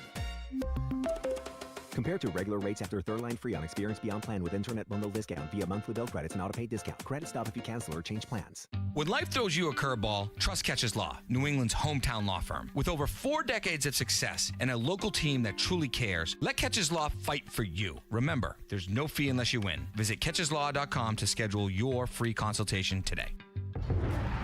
The world's game at BetMGM is here. Bet on the soccer showdowns with 2 up early payout, so that if you're up 2, BetMGM will pay you. That's right. Place a pregame straight match result bet on any tournament game. If at any point your team is up by 2 goals, you'll instantly win your bet. Then enjoy BetMGM's same-game parlays, daily promotions, player props, and so much more for the world's game. Don't miss your shot at an early win with 2 up early payout. To get paid out if at any point your team is up by 2 goals, regardless of the final outcome of the match. Make it a tournament to remember with BetMGM. BetMGM and GameSense remind you to play responsibly. Hope is here. Call 1-800-327-5050 or visit gamblinghelplinema.org. Must be 21 plus. Massachusetts only. New and existing customer offer. Subject to eligibility requirements. Additional terms and restrictions may apply. In partnership with MGM Springfield. Play with balance. Play for fun. Play well.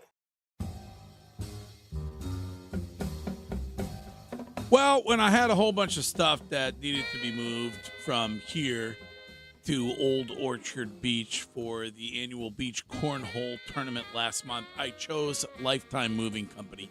Best decision that I have made when it comes to moving. You know, moving, it is a pain in the everywhere. And Lifetime Moving Company is a family business that hires only great people with great attitudes, and they are with you from start to finish, unlike other companies who hand your job off to somebody else. Every review they get, Lifetime Moving Company, 5 stars.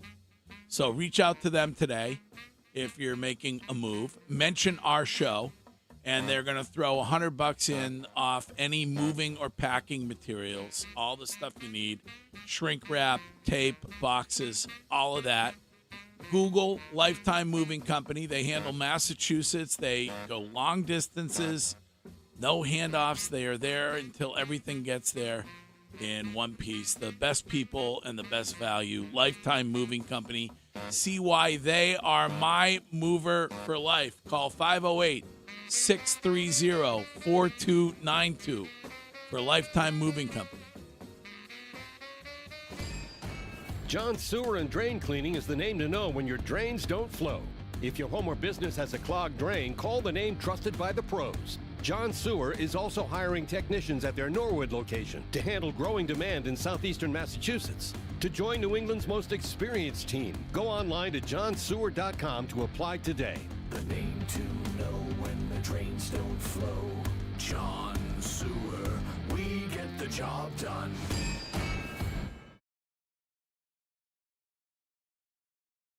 WEEI. You're waking up with the Greg Hill Show on WEEI. And streaming everywhere on the Odyssey app.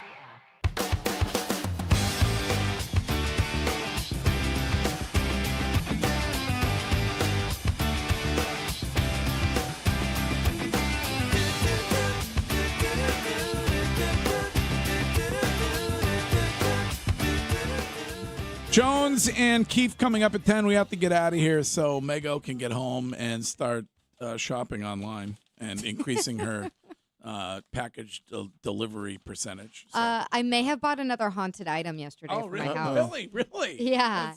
What did you get? I got I don't know how to explain this. I went to this big vintage market and I bought this big wooden sign of a Minuteman. Okay, a militia man. Okay, why would that be haunted? Right. Well, I brought it home, and my husband, I got it for him I said it was for our anniversary, and he was like, just what I always wanted. Oh, that's something you wanted. Right. That you acted like you were buying for him for the anniversary. Now I'm going to hang it above our haunted wooden duck. Right. And, yeah. I mean, when does a man ever ask for an anniversary gift? No. Never. What do you mean? No. And don't ask for an anniversary. No, he didn't ask for anything, No, but I brought it home and I said, look what I got you. Right. And he said, just what I always wanted. Right. Well, he knew it was all for you. Like, men don't even, like a man, it never even crossed my mind, like, oh, it's the anniversary. Oh, I wonder what she's going to get me. Yeah, the house we're renting is from 1905. So I'm Oh. trying to find stuff that feels a little bit of that, Okay. historic time. Really bring out the hauntedness in it. Exactly. Make it creepy. All right. Well, Jones and Keith coming up at 10, and not only can you listen to them, but you can watch them on Twitch and this show and this radio station on Twitch, presented by Springer's Jewelers. And starting Thursday all the way through Sunday, it is their Roberto Coin Summer Showcase in tax-free Portsmouth, New Hampshire. So earrings, necklaces, bracelets, rings, all that stuff designed by the very best Italian designer, Roberto Coin. Go see them at Springer's. And time now for Hill Notes. Hill Notes is brought to you by Coleman Electric, Kuhlman. A bunch of really good electricians helping homeowners like you not get electrocuted. Remember, It's electric. All this talk about runs and streaks. Are we talking about the Red Sox or my dirty drawers? Ew. Yeah. Ew. Quite the run. However you want to call it. Yeah. Win streak, whatever you want to call it. They hot. They are absolutely on fire.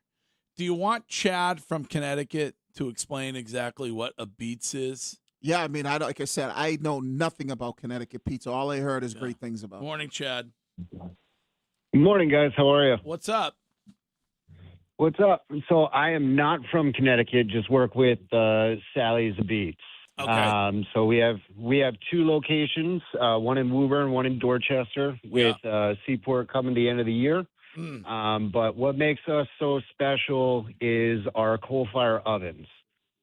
So we have a 900 square foot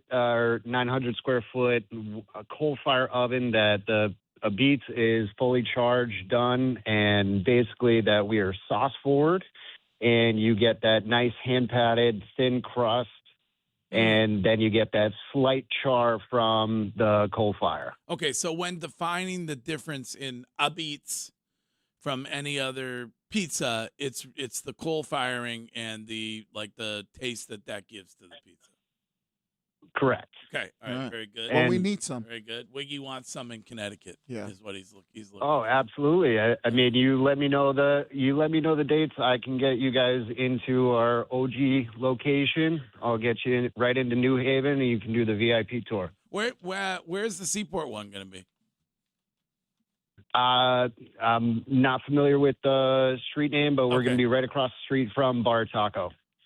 Oh, okay. All right, awesome. That's kind of leaning toward Fort Point. Excellent. All right, thank you. Thank you very The Seaport District, which is almost all white, no African Americans there at all. It really is not. That is not accurate. I didn't see any African Americans or black people at the tall ships.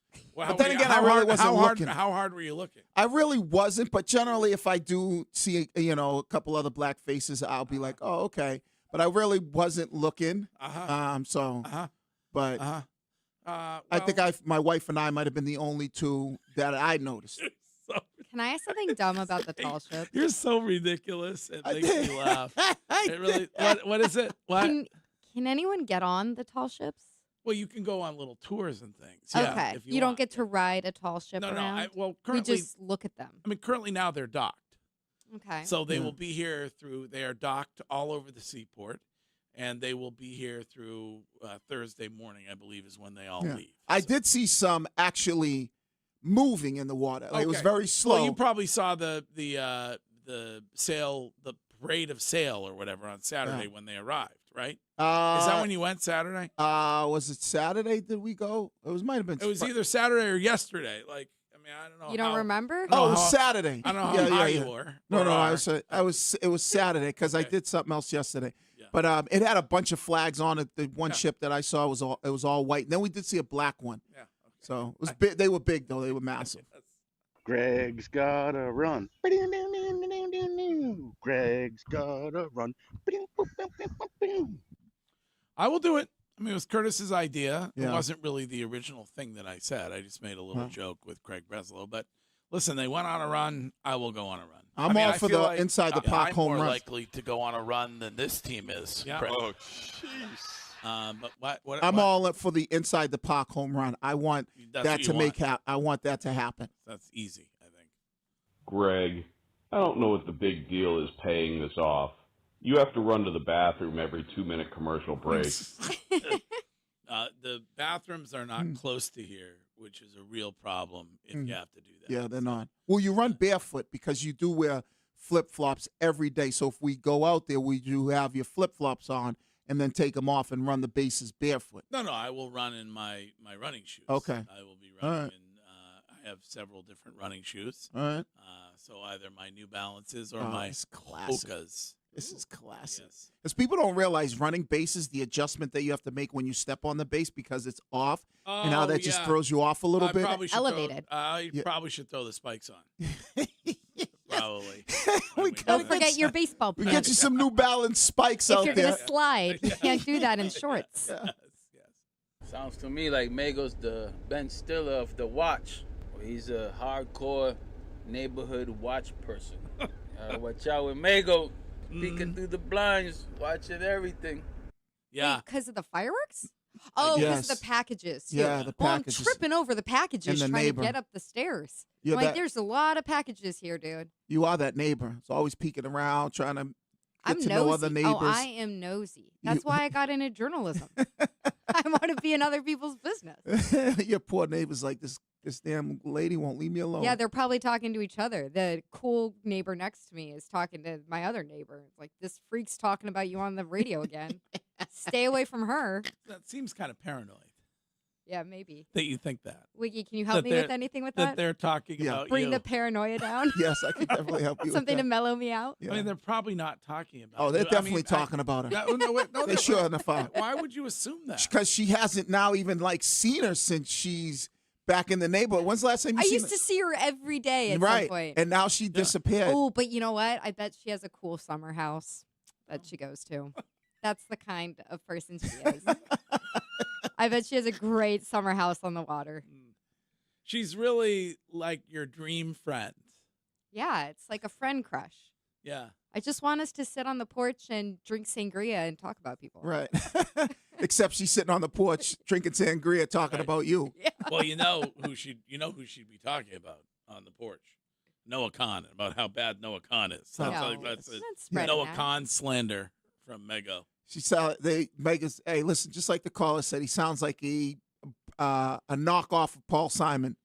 Me and Julio down by the schoolyard. He doesn't sound like that at all. Yes, he does. Oh my God, is he in the studio? Yes, Noah Khan is in there. Doesn't sound like that Yes. at all. I drove in a covered bridge. That song you played, what was it called? Stitch?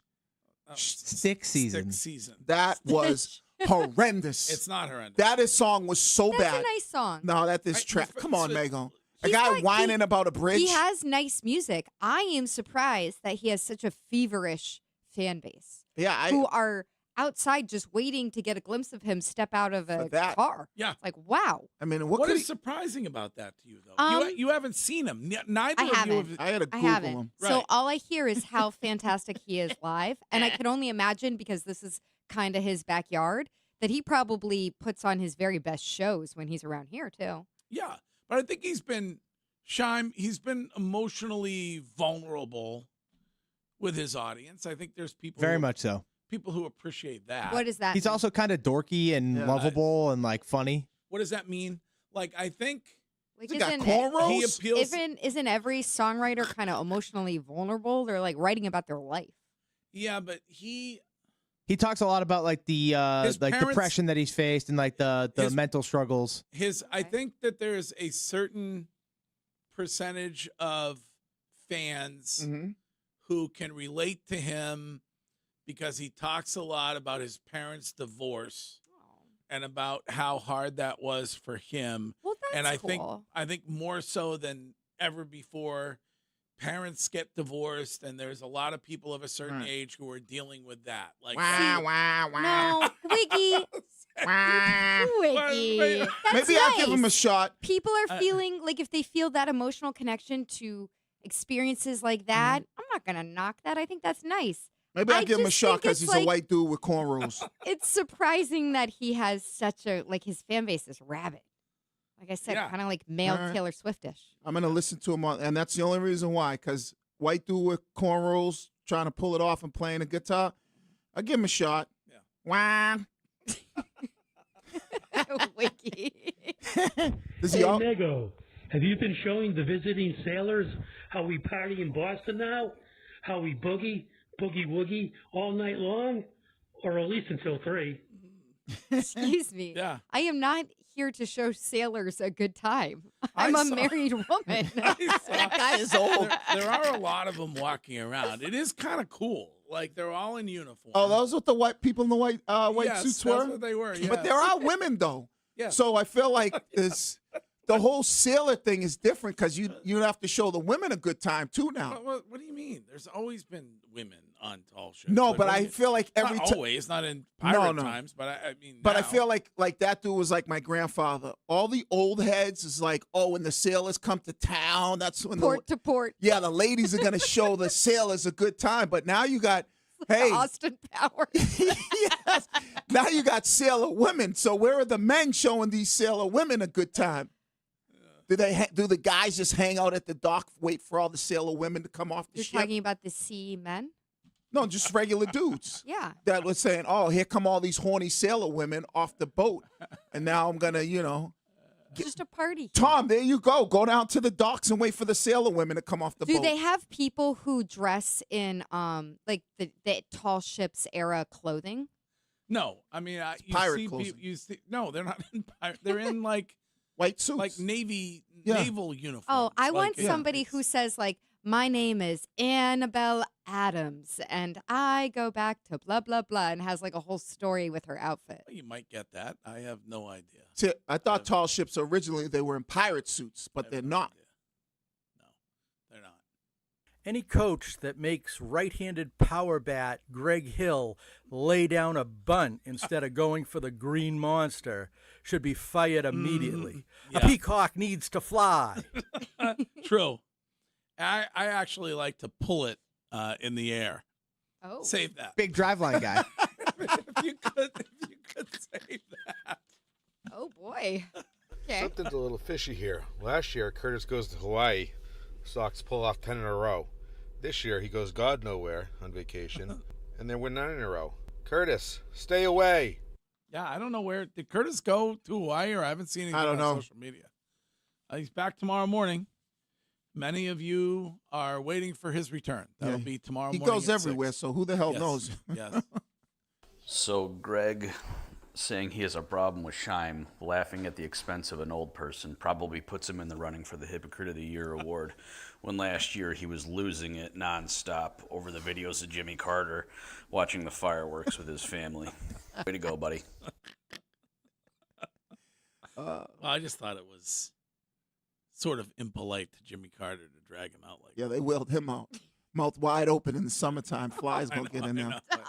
Just they did though. Did you not see that? But it's no different than Mitch McConnell. Like, you see Yeah. that picture of Mitch McConnell in the hospital? No, I didn't see I that. don't think he even knows he's in the hospital. And the man is like voting on legislation. Probably doesn't even know his name. Who's the woman who's with him? Is that his nurse or his wife? Or What is the probably hospital? like his 12th wife or something like that? Is like What's what? the hospital bed that doesn't have any? He doesn't have like an IV or anything. There's no equipment around Just him. sitting in the bed. It's like he's in an old folks' home.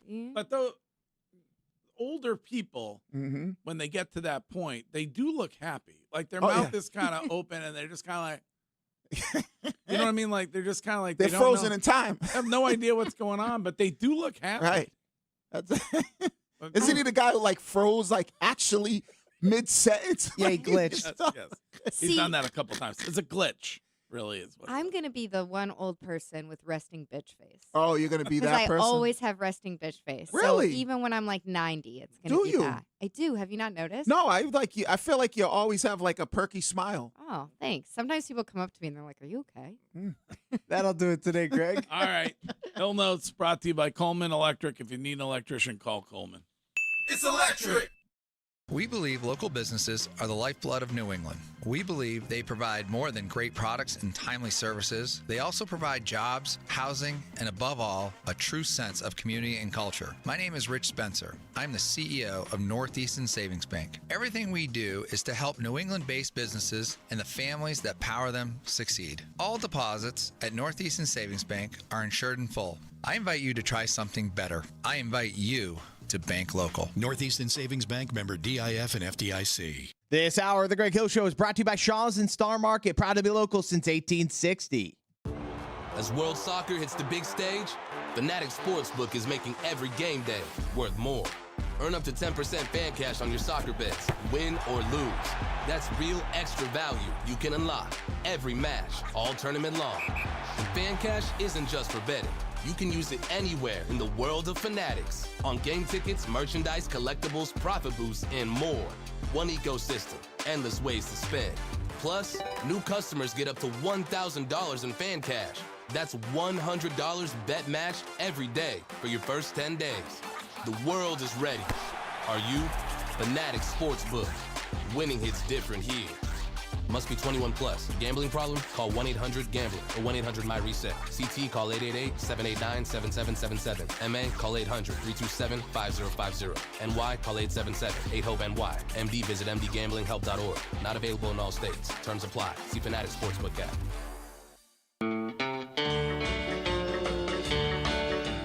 Subaru summer is finally here. Take your next road trip in the trusted 2026 Subaru Forester or Forester Hybrid with symmetrical all-wheel drive. Right now you can buy it, and Subaru is going to get you as low as 1.9% financing, or you can lease, and you're only going to pay $279 a month.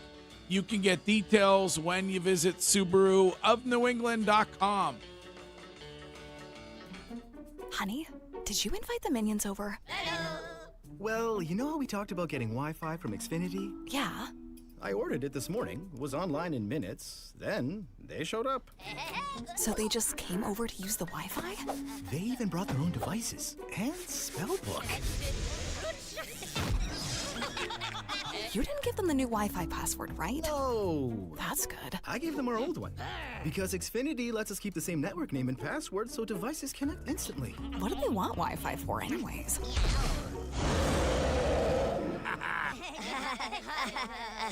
Better not to know. Plausible deniability. Get streaming or scheming instantly with same-day Wi-Fi from Xfinity. Plus, lock in one price for the most reliable fiber-powered Wi-Fi for 5 years. Guaranteed. And see Minions and Monsters only in theaters. Xfinity. Imagine that. Restrictions apply. Not available in all areas. Use of fiber coaxial cable. Learn more at xfinity.com/same-day Wi-Fi. Window World of Boston is growing fast and looking for talented outside sales consultants to join their family-owned business. So if you're unhappy at work, then get the good leads. Stop wasting your talent on low-quality leads when you join the team at Window World of Boston. It's a real opportunity to earn an above-average income plus benefits representing Energy Star-rated superior products. And you are joining a platinum preferred team that has earned the Good Housekeeping seal and tons of 5-star reviews. So start your new career right now by calling Eric at Window World of Boston at 781-514-8029. That's 781-514-8029. Or just visit the careers page at windowworldofboston.com. It is time to love where you work. For many men, low testosterone and other hormonal issues show up in ways that are hard to ignore. Poor sleep, decreased sex drive, weight gain, and more. And while many men are dealing with these symptoms, finding an expert medical provider to help address the problem isn't always so easy. This is Dale for Northeast Men's Health, and that's why we're excited about the opening of our newest office in Bridgewater, Mass., bringing our advanced medical strategies to even more men. If you're dealing with any of these symptoms, we can help you address your low T condition. We can also help improve your overall health with our targeted body composition plans, featuring treatments like GH peptides, NAD+, GLP-1s, and more. If you're like most men, these therapies will help you experience real weight loss, higher energy, stronger workouts, and a renewed sex drive. So call us. Just $99 gets you a PSA and T test and a medical consult. And if you start on a plan on the day of your appointment, your visit is free. Call 617-793-5000 or go to northeastmenshealth.com. Featured therapies are compounded and have not been evaluated nor approved by the FDA. Provider prescription required. See website for details. It's summertime and our savings are sizzling. That's right.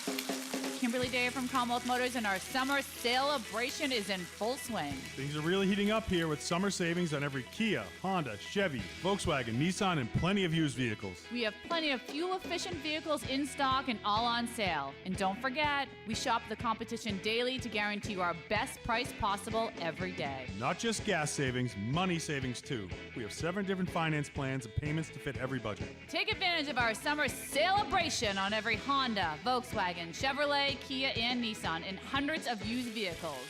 Sizzling savings. Commonwealth Motors for 35 years, located right off Route 495, exit 103A in Lawrence. Find us fast at shopuslast.com. Sizzling savings on every Chevy, Volkswagen, Nissan, Honda, and Kia. It's the best time of the year, our sizzling summer celebration. Shop us last, you'll love us. The Greg Hill Show on WEEI. WEEI. And streaming everywhere on the Odyssey app.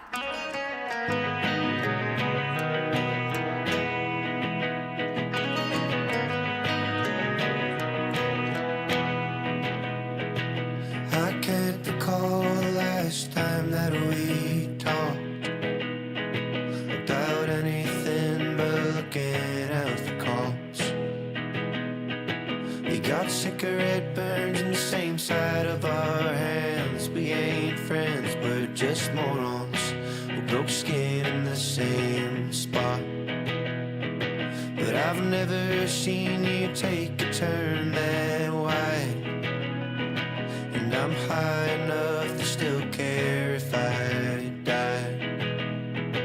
So I tried to read the thoughts that you'd worked overtime to start. You said back off, and I said nothing for a while. You know I think about you all the time, and my deep misunderstanding of your life, and how bad it must have been for you back then, and how hard it was. No. Force breathe it on Wiggy and Mego. Go ahead. I hope you settle down, I hope you marry rich, I hope you're scared of all the ordinariness, like murderers and ghosts and cancer on your skin. We're out of time, Shime, or you and I could listen to that whole thing. Wiggy and Mego don't get it. No. Their taste is not advanced enough to I understand. don't get why you'd marry rich. Unless she is on a bitch. No, that's not what he said. You just don't appreciate great art. Listen, I told you, I'm going to give it a run. It's a beautiful song about growing apart from a friend who found God in a way that didn't really appease to him. And Are they all like? So he's got a problem with somebody finding God? No. It's Are they all like crying, whiny songs? Crying, whiny? Yeah, like No. Speaking of people who don't appreciate things, with regard to your lead this morning, Shime, text during the break, somebody who wants to understand how, when it comes to the ESPN QB rankings that you brought up this morning, the runner-up for MVP, by the way, right there, who got to a Super Bowl in what is basically his first full season, is number 8 on that list. I think that question remains. That will linger after the show today. Well, yeah, especially when Justin Herbert and Dak Prescott are in front of him. Like, I'm not a big Joe Burrow guy. I understand I'm probably in the minority there. So if you want to have him ahead of him, fine, it is what it is. I understand having Lamar Jackson, Patrick Mahomes, Josh Allen ahead of Drake May. I get that. And then Matthew Stafford was the MVP. He's been really, really good. I get that too. But having guys like Dak Prescott and Justin Herbert there who haven't won diddly bupkis anytime recently is kind of crazy to me. Yeah, I think it's because it's only been 1 year of Mac Jones, right? I'm not. Drake Excuse May. me. How dare you? Drake May. I'm But sorry. Don't you dare. That's every bit as impressive as everything else. Yeah, but they're not So going to that's- It seems like they're that- not going to give you credit for, which is stupid, and I agree with it. But I don't think they're going to give him the credit that he deserves until it becomes the Cam Newton's fool's gold, right? But if you're giving Joe Burrow the excuse of injuries and making him so high, like I get it. to Mego's guy, why are you knocking Jaden Daniels immediately out of there when he was all injured all last year? Because his rookie year, he went to the NFC Championship. Right, because I think if they look at Joe Burrow, they say, all right, when he's not injured, he's always statistically putting up great numbers. The same with Dak Prescott and the same with Justin Herbert. But he's had a whole season where he didn't get injured and they went 9-8 and didn't make the playoffs. Right, but I still even that season, like statistically, he was one of the top quarterbacks when it came to passing yards. And I think that's where they give the Joe Burrow the Super Bowl and statistically what he does, where it's Drake May, it's like, all right, 1 year. Show me you could do it for another 2, 3, 4, 5 years. Similar to, and granted, I know that they haven't won at the level of even Drake May, but Dak Prescott and Justin Herbert have been, statistically one of the top quarterbacks passing-wise when we talk about guys in the league. And so I think Drake May is just getting the short end of the stick with that, like it's only 1 year. Yeah, exactly. It's just because the sample size is small. So That's people it. go, how real is this? Right. Last year's schedule was so soft for him. And then it's not like he had a great run through the playoffs before the injury for the Super Bowl. Right. So I think it's really more the postseason that hurts him than anything else. Right. Okay, guys, that is it. Right. Sadly, we got to go. So, beautiful day on the way. Jones and Keefe coming up next. We are back tomorrow morning at 6. Thank you.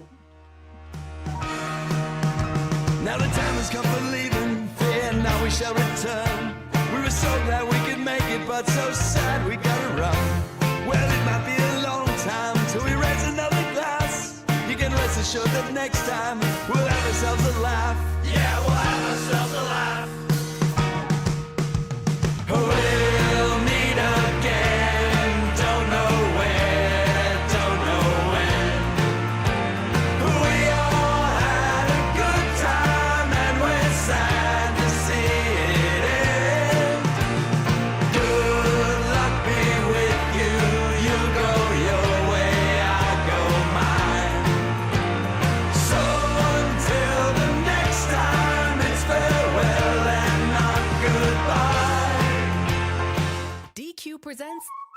Double Flip Deal. For a limited time, when you buy one Blizzard treat, you get a second for just 99 cents. That's 2 Blizzards, 2 spoons, 2 flavors, and 2 flips. So don't miss out on the Blizzard Double Flip Deal, available only for a limited time and happening now at DQ. Because the only thing better than a Blizzard treat is a second Blizzard treat for just 99 cents. It's a deal to flip for. The Blizzard Double Flip Deal. Get it in the app. Participation may vary. The cost of mesothelioma treatments can exceed $400,000, and families often face losing their homes and life savings just to pay the bill. The Rights and Claims Department of Flint Cooper has helped victims secure financial support they need to pay for their care and ensure their family's future. If you've been diagnosed with mesothelioma and don't have legal representation, call Flint Cooper now at 800-606-8169. Time is running out for you to file a claim, so don't wait. Call 800-606-8169 for a free consultation. Honey, did you invite the minions over? Well, you know how we talked about getting Wi-Fi from Xfinity? Yeah. I ordered it this morning. It was online in minutes. Then they showed up. So they just came over to use the Wi-Fi? For what? Better not to know. Get online in minutes with same-day Wi-Fi from Xfinity. Plus, lock in your price for 5 years and see Minions and Monsters only in theaters. Xfinity. Imagine that. Restrictions apply. Not available in all areas. Learn more at xfinity.com/same-day Wi-Fi. This Thursday night, head over to the bar at the 99 restaurant for a fun night of trivia. 6 packs of bone-in wings for just $5.99 and a chance to win 99 gift cards and other great prizes. You gotta love the nines. All right, it's officially the most wonderful time of the year at Staples. They've got back-to-school supplies as low as 25 cents, up to 40% off select tech, 20% off for teachers, and more. Check out all the deals at staples.com/back-to-school. Staples, that was easy. From the Catches Law Injury Attorney Studios. Every game, all season, no subscription needed. The Sox play here. 93.7 WEEI-FM and HD1, Lawrence, Boston, and Odyssey Sports Station. This hour, Jones and Keefe is brought to you by Cars for Kids. Donate now at cars4kids.com. That's cars with a K to donate your car today. Now, here's what's in our feed. Another 3-2 pitch up, coming with a tying run at second in the 10th. The pitch. Swinging a bouncing ball to first. Grab by Monasterio. 3 steps to the bag. It's over. The Red Sox have won it. They sweep the Mets. They sweep the trip. They go 9-0 on a road trip for the second time in their history, the first time since 1977. An improbable comeback win as they beat New York in 10 innings, 3-2. Can you believe it? The feed is brought to you by Awaken 180 Weight Loss. Hall of Famer Joe Castiglione on the call yesterday right here on 93.7 and the Odyssey app. Red Sox completed the sweep over the Mets in New York with a come-from-behind victory yesterday. The Sox enter the All-Star break on a 9-game winning streak and are only a half a game behind on the final wildcard spot. Awaken 180 clients have just reached the 1 million pound down mark. 1 million pounds, a city of people, that's thousands of people who reclaim their lives the easy way, the medication-free way. What's stopping you? Awaken180weightloss.com. I'm Billy Lanny, and that's what's in our feed on WEEI. Jones and Keefe right now on WEEI. Are you ready?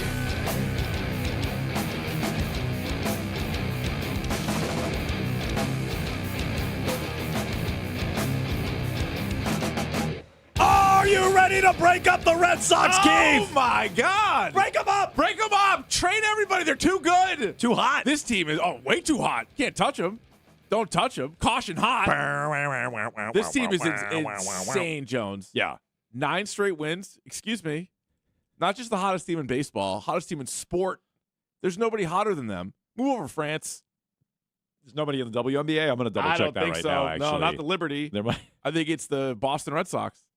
This is, considering where they Confirmed. were. No one, Golden State Valkyries have won 7 in a row. Well, but they're not as hot. Yeah, call me in 2 more wins. Hottest team in Give sport. me a buzz. 2 more wins from now, Valkyrie. Now, yeah, 9 in a row. 9 in a row. Mm-hmm.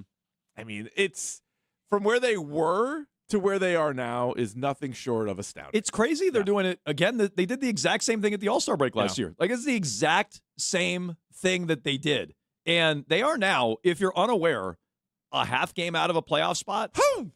And they're only 2 games back in the loss column for the second wild card. They're 3.5 games out, but only 2 games in the loss column behind the Guardians. So there's a couple of different avenues, not the division, but a couple of different avenues to getting into the postseason. And Yeah, this weekend to me, how they did it, Keith, was so impressive. Right when we got off the air, the news came out that they were still in Chicago. I had no idea. They were supposed to fly out on Thursday night. That was pretty crazy. They were still in Chicago on Thursday night. They were still in Chicago our whole show. Just taxiing in the airport. They had it. None of the beat writers said one word about this, that they were stuck in Chicago. I assume the team's in New York, the game's in New York. They're like, oh, God, no. So we're leaving. I hear Rich and Ken with Ted talking about how the Red Sox are still in Chicago, how they're not going to get in New York. I'm like, well, they're going to bag this game. Of course they're not going to play the game. Wrong. They play the game. They get there on 5 o'clock or whatever it was at LaGuardia. We'll give you a half hour. Yeah. That's what they did. They're like, oh, you guys aren't in yet? Half hour. 30 minutes later, we'll play. So they pop off the plane. They win that game on Friday night. Sonny Gray comes out and pitches. Excellent. They've like had he some has weird travel stuff already. All this first year. half. They have. Yeah. They had the trip coming back from the Rockies where they got out. Yep. They came back. They swept the Yankees after a rough flight. Then on Saturday, you have an opener. Thank God they passed on Bayo for that, although we'll get to him. No, I know he was a part of this series, but great call. Not going there, not relying on him, and then the bullpen puts it all together, and they win that game. I know the Mets aren't very good, but whatever. It doesn't. I don't care. Okay, you got in at 5 o'clock. Exactly. I don't care that the Mets stink. You got there at 5 o'clock on Friday. You play a good won that Legion game. team on 1 hour sleep. You might lose. You pitched an opener against, was it Peralta on Saturday? It was, right? Yeah, Peralta and pitched so Saturday. that was a huge get this offseason. Yeah. The Red Sox were linked to him. The Mets got him. Your opener outpitched him. Yep. And then yesterday you come from behind and win that game. Which they never come from behind. The Red Sox have not done. And no, they never come back from 2 runs down. 2 runs down, there were 0 and what's something insane. Something miserable. Yeah. So, yeah. No, Ninth inning, although the Mets closer, with the second they signed that guy, is like, he stinks. Like, why did you do that? Couldn't throw strikes. He was a mess. They also have an error in the Oh, inning that as Lindor well. play was a huge gift. Oh, Lindor giveth and he taketh away, right? He was the only guy swinging a bat that day, and then also has a bad error. They almost, it was kind of, Yoshida hits a stinger there. They almost might have gone ahead in the 9th, in the bases loaded, but whatever. They're playing a lot of small ball. They're playing a lot of drop bunt ball right now, but it is working for them. And yeah, pretty remarkable because they had that 5-game win streak, and then when they lost 2 to the Nationals, you're like, all right, well that was good. 5-game win streak, like that's something that's showing some pulse. Then they followed that up with 9 straight road game wins, which hasn't happened in our lifetime. The Red Sox have their second consecutive 9-game their second road win streak in franchise history. Yeah. The only other time they did that, to your point, Keith, we were not alive. We're not. We're young, though. We're youthful. We're a couple of whippersnappers. Last time they did it was 1977. So it's the crazy. second. It's also the second time they've ever carried a 9+ winning streak into the All-Star break. Second year in a row, as we discussed. The Red Sox, to your point, never come back from multiple runs down. In fact, they had lost 77 consecutive games, trailing by multiple runs entering the 9th. The Mets had won 130 straight games, leading by multiple runs through 8th inning, and everything changed in that game yesterday. So the Red Sox have completely flipped it. I would argue yesterday is up there for their best win of the year, how they came back and how improbable that was, and how the difference between riding high with another sweep and the way they did it this weekend with all the resiliency from the flight to the opener to the comeback, I don't think you could go into the All-Star break feeling better about yourselves. And it's a huge credit to a lot of people turning this around. The players, the interim manager, and yes, the executive who brought in a lot of these guys, Craig Breslow. They're finally seeing what we thought they would be in the offseason. So I don't want to overdo it. There's still 2 games under 500. They're still not in a playoff spot, but that's a great way to go into the All-Star break. Oh, it's amazing. And you're right. Had they lost and they had still won 8 of 9 going in, and even more than that when you go back to the previous winning streak and then the National Series little hiccup in there, you'd be like, wow, like they really have overall turned it around. Chad Tracy would still have a winning record. There would be, I think, a compelling argument for them to buy, or at the very least not sell. Like there would have been that argument. But having like 4 days to stew on it rather than like just going in with the win, and not just any win, right? Like had they just won the game 3-2, it's one thing. But to actually prove to themselves that they can be trailing by 2 in a game, as crazy as that sounds, and actually win it, be trailing by 2 in the 9th inning and still win the game. Like they got to be flying. They should be flying absolutely high right now. And, putting themselves in a spot where all of a sudden, the standings do matter. What other teams are doing does matter. Because we were staring down the barrel like a month ago of none of that mattering. Nope. Like them just playing out the string, trading away any player of value, and then who cares what the Twins do? Who cares what the Astros, Blue Jays? Didn't matter. Now it's like, oh, what'd they do? Who are they playing? What do we got going on? Like they made it interesting in the span of 2 weeks. So I give them a ton of credit. Speaking of the interim manager, Chad Tracy, here's what he had to say after the Red Sox have won 9 in a row, including the sweep at Citi Field. I mean, I don't know what's going to happen today. I mean, theoretically, we could end up, in a wild card spot if things go our way. But to be where we're at right now, based on where we were at 3 weeks ago, you couldn't ask for much more. So the key is now, I told them that too. Part 2 is we got to be ready to go when the second part of the season starts. 36-31 under Chad Tracy. He's right. They start with the Rays. It is my contention. I don't think outside of Caminero, who homers every night, and I guess Yandy Diaz, I don't even like anybody on that whole team. No, I don't get it. So it is my contention they're not that good. Red Sox need to prove that coming out for the second half. But they have raised, Keith, their playoff odds all the way to almost 40%, 39.6 is where they're at. And to your point about the teams around them in scoreboard watching, all right, maybe you're not as good as the Guardians in that second wild card. The Mariners are a game under 500. You're not as good as them. But also, the Twins Guardians could pass the White Sox. Correct. The White Sox could fall down. You just swept the White Sox. White Sox could fall back to the pack. So fair point. But okay, so let's focus on some of the wild card teams. You're not as good as the Mariners. They're a game under 500. I think you are. You're not as good as the Twins. Now, head-to-head, didn't go well for the Red Sox against Minnesota. Minnesota scores a ton of runs, most in the American League, 471. You're not as good as Minnesota. The Astros, the Orioles, and the Blue Jays. Red Sox, by the way, are in third place by themselves now, ahead of the Orioles and the Blue Jays. Never mind teams like the Tigers and the A's. Like, are you presenting a why not us scenario? Well, that's just it's not crazy. Maybe it's crazy to look at the Red Sox and say the roster doesn't fit. They're not going to go on a run. What's the point? But like, I don't think competition. I don't think the roster for the Mariners or Twins or Astros or anyone fits. Well, I think the argument all season long was the American League sucks, but then the counter was the Red Sox might suck worse. Right, so like they're one of the reasons why the American League is so bad, because they're not hitting their level of expectation. So maybe they do. Maybe they turn around. Maybe they are closer to like a 88, 89, 90 win pace, right around there with Tracy, right? Like they probably won't get that number because of the really slow start that they had. But if that's what they are, and the rest of the American League continues to stink, then yeah, you're right back kind of where you were before. Right, so maybe the wins are a little bit lower, but they will be for everybody across the league. And then you're saying, yeah, okay, with all these games to go, they're playing some of their best baseball right now. Who's to say, make a couple of moves, which, again, we can talk about that and whether or not you have confidence that that's something that Breslow will even be able to do. But, yeah, I do not have confidence that he can. But, like, that's the kind of thing where, like, if you add a little bit to this team, you're already there. You might already be playing above your level. And then if you make a move or two, and then now all of a sudden you could solidify it. So I want to get into that because I heard a caller to Greg's show say there's a lot of pressure now on Breslow, which I hadn't really considered it in those terms. I think that's an interesting angle we can get into with all your phone calls here on Jones and Keefe, 617-779-7937. That's how you get in touch. You can interact on Twitter and on Instagram at Jones and Keefe. Watch along and chat. Twitch.tv/Boston WEEI. Always, and I mean always, a healthy chat going on Twitch. Do the same on YouTube. Watch there, chat there, subscribe. We can get into the resiliency of this team and where that comes from. Was yesterday the best win of the year? Are you starting to buy in? And what are they going to do at the trade deadline? We'll do that in just 2 minutes here on Jones and Keefe.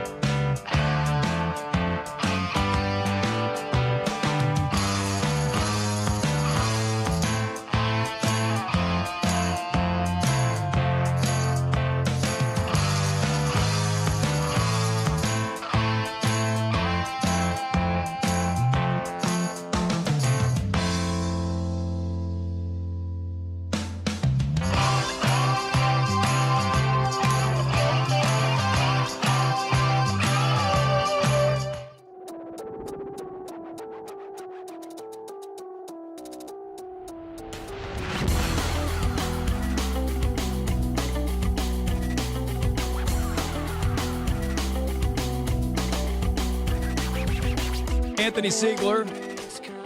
Tony Seagulls, as Section 10 is referring to him. Man, Tony Seagulls, he's been a part of this winning. Like, you look at his numbers, it's not like jumping off the page at you or anything, but he's like front and center in this turnaround. He's right there setting the table at the top, though the numbers have dropped after this Mets series for sure. Yeah, maybe some of that has to do with the collision at the plate the other day. Fives guy, though, maybe. Fives guy. Vibes He guy. says, we're some dogs. Can't count us out. They got some dogs. They got that dog in them. Yeah, there's dogs all around. Yeah. Everywhere you turn in that clubhouse, no dogs.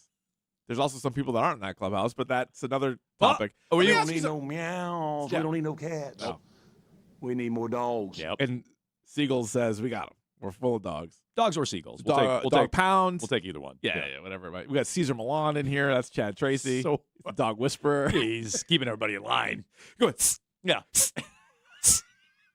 Actually treats the dogs like crap. But Yeah. anyway. What was your question going to be? You were about to bring something up. Yeah, this is an important question. I think you should be addressing this as well. Uh-huh. Are we allowed back on the bandwagon? Great question. Is this something that we can do? Is this something that is we were Shut it not down already? We're not allowed back on? Let me just talk this Then out no a little bit. No one can be on the bandwagon. And no one stayed on this No, bandwagon. they have to win the World Series for anybody to be back. Who the hell stayed the whole time? Not Who me. stayed? I You feel were like the we last pressured Jones. I pressured Jones? No, the Royal We. Yeah. Oh, the Royal We. I did need a safe space. You guys did pressure me into that. That It is just- true. Yeah. It was dark. Yeah. As a Red Sox fan, it was really dark times. They had all their best players were getting hurt. They were losing all the time. They had just gotten swept by the Twins, and I said, "What am I doing? Yeah. I can't."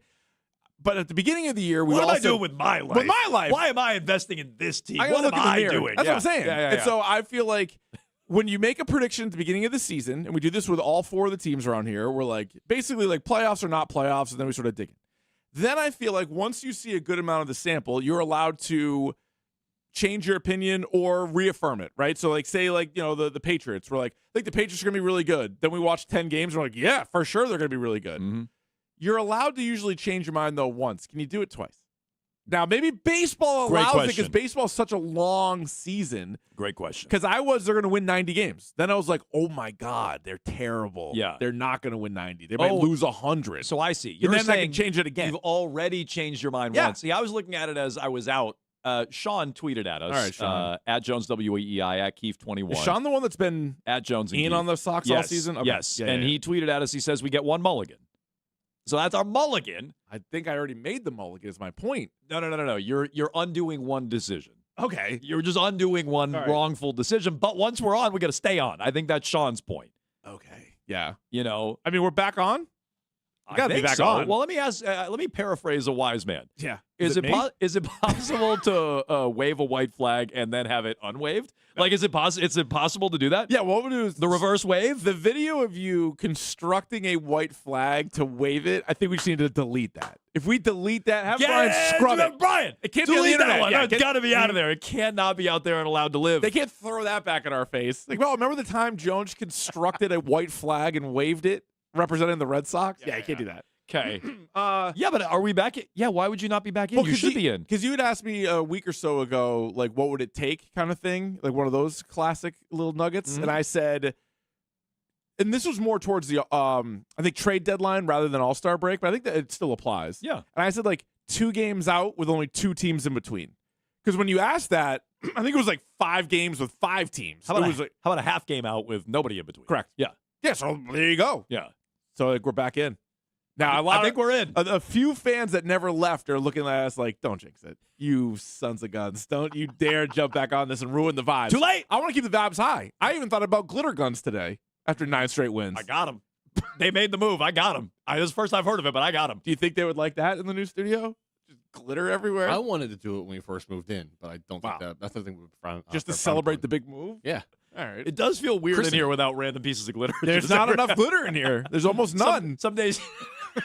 Some days you just walk out, there's like a piece of glitter Yeah. stuck to your shoe. Oh, yeah. I do miss that about That's this so new cool. studio. Yeah, there's not just glitter everywhere. was Random, awesome. stray, old, crusty, dusty glitter. I think we're back in, though. Yeah. So now when you listen, just know that the show's in. Yeah, we're back in. Tune in, we're back in. We pretend we never left. You don't even remember it. Were we ever out? You don't even I don't remember think so. anymore. Brian, I don't know if he's deleted that white Deleted, flag video. scrubbed. Yeah, scrub that from the internet. Scrubbed. And I think we're just right back in. So We're look, all in. That game yesterday in this series, though, I don't know how you can't be believing a little bit. They're down 2-0. They've done nothing all day. Yeah, and I was even like, as the game was going on, you're like, you know what? Great run. Great run. You can maybe even still talk yourself into it, but like, game's over. I was ready to come in and blame Bayo for ruining the vibes. That was my angle. Oh, that was the angle that I take. had cooked up. I was like, well, of course Bayo comes back and screws it all up. Yep. Second he's here, and he pitched fine yesterday. He did. But like the second he's here, he ruins it. That's what I was going to do. He's a good bulk guy. Good bulk guy. Yeah. Solid bulk guy.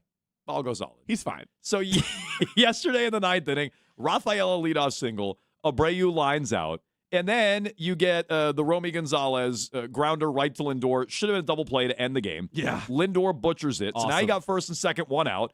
Scrappy Doo walks, bases are loaded. Monasterio draws a walk with the bases loaded, run scores. It's 2-1. Monasterio, by the way, could have challenged like 2 of those pitches, and he didn't. And Devin Williams barely threw any strikes to him. He didn't throw any like, actual strikes. I think he threw one. The one he fouled off. That was like a real strike. Everything else should have been a ball. Yeah. But either way, he still drew the walk. Nowhere around it. Draws the bases loaded walk, 2-1. Duran has a bloop out to right field, ties the game 2-2. Oh, that was crazy. And also, good base running by everybody, because that easily could have been running into an out, and I almost wouldn't have blamed him because it looked like maybe he trapped it, maybe he caught it, and like depending on your angle, I'm saying like the right fielder comes flying in because the infield's in. Otherwise, it would have been an easy catch for the second baseman. Right fielder comes diving in, and even on TV, you're like, did he get it? Did he catch it? Did he trap it? Whatever. And then every runner advanced. Nobody got picked off or anything like that. So good base running. Then Yoshida double play. Chapman comes out for the ninth, shuts him down. 10th inning, Wong sacrifice bunt with a guy on second, which I gotta be honest, I normally don't love, but the way they've been sack bunting and moving guys up and trying to just play for a run or two. Well, I know he's been hitting better, but the fact that it's Connor Wong, I liked it. Okay. I like dropping the bunt down. The bunt, I think have they had a bunt in every win this streak, or close, like maybe 6 of the 9, something like that. Yeah. Then Tony Siegels gets the sack fly. It's 3-2. Whitlock shuts it down in the bottom of the 10th. Red Sox 9 in a row. And again, as we said off the top, their playoff odds are now up to 40%, 39.6. Yeah. So we'll round up. And on this show, 100%. True, because we're back in. Right. But also they have the plane troubles on Friday. Yeah. They have an opener on Saturday. Rivera was tremendous. And then yesterday they have the come from behind win. Great individual win, great series win. Yeah. And Jones and Kiefer back in. Well, it's also like the old Bill Simmons, like Ewing theory too. Like no Garrett Crochet, no Roman Anthony for this, and like those are 2 guys that you thought if the team was going to be knocking on the door of the playoffs, those 2 guys would be a huge factor. They're not. We were going over the lineup. What was the lineup earlier in the week when they're like Brett Harris and Monasterio? They like double catcher. You're like, what is this lineup? They winning won. games. I mean, Contreras suspended. They've won 4 in a row with Contreras suspended. He's been their best battle. Patrick Sandoval's getting a start the first time in 2 years, winning that one. You got Rivera. I mean, they've had all different names thrown out there. It's all coming up Red Sox. Yes. But I didn't know we were supposed to credit one individual for this. This is LJ in the car. Oh. LJ, you turned around the Red Sox, LJ? Grandmama? Guys, I put the reverse hex on. I called you right after that awful Colorado series, and I said on air, this is the worst Red Sox team in history, and you both agreed with me. So you're welcome. I don't recall that. That doesn't sound like us. You can,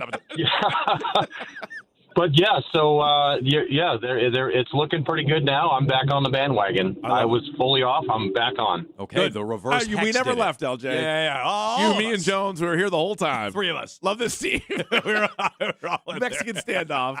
We all were loving this team. Who loves the team more? Who's to say? Yeah, well, we weren't trying to fire Breslow. No, we weren't doing that. Not me. Not me. I never wavered in my support. I respect it though. Reverse hex by LJ. Well, he goes, I said it was the worst team in franchise history, and you agreed. I don't recall that. That sound like us. 617-779-7937. More on the Red Sox, including their plane issues and, what they had to do. There was a survival situation for these guys. The Kraft one with the ashtrays. That's what they needed. It was a survival situation. Every Lord of the Flies situation for the Red Sox. Let's get into that with all your phone calls coming up next.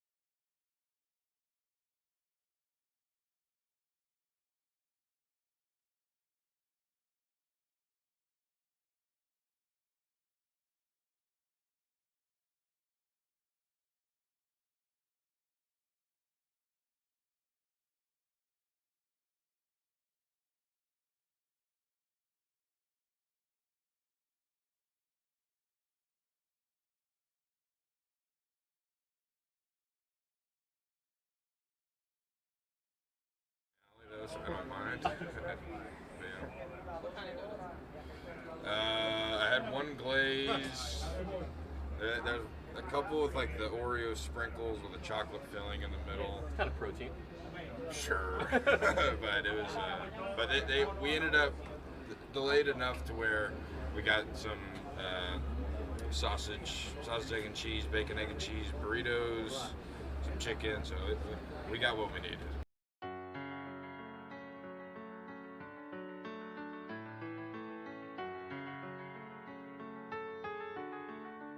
Can we pretend that airplanes in the night sky like shooting stars? I could really use a wish right now, wish right now, wish right now. Can we pretend that airplanes in the night sky like shooting stars? I could really use a wish right now, wish right now, wish right now. Yeah, I could use a dream. Well, thank God the Man. Red Sox survived that thing with just donuts and breakfast sandwiches. I mean, Sounds like, great, though. How'd they do it? I thought he was about to say, oh, well, they did give us like some vouchers for some other flights. It's like we were there long enough where they gave us like some miles. But yeah, but I think that does sort of in a weird way sum up this team right now and like a lot of the guys in that clubhouse. Because most baseball players, right, like I'm guessing, just to throw a name out there, like if Juan Soto or somebody like that. Devers. Or Devers, yeah, even more related to the Red Sox. But somebody like that Well, he was part of those teams that had bad flights. You didn't really hear about him belly aching about it.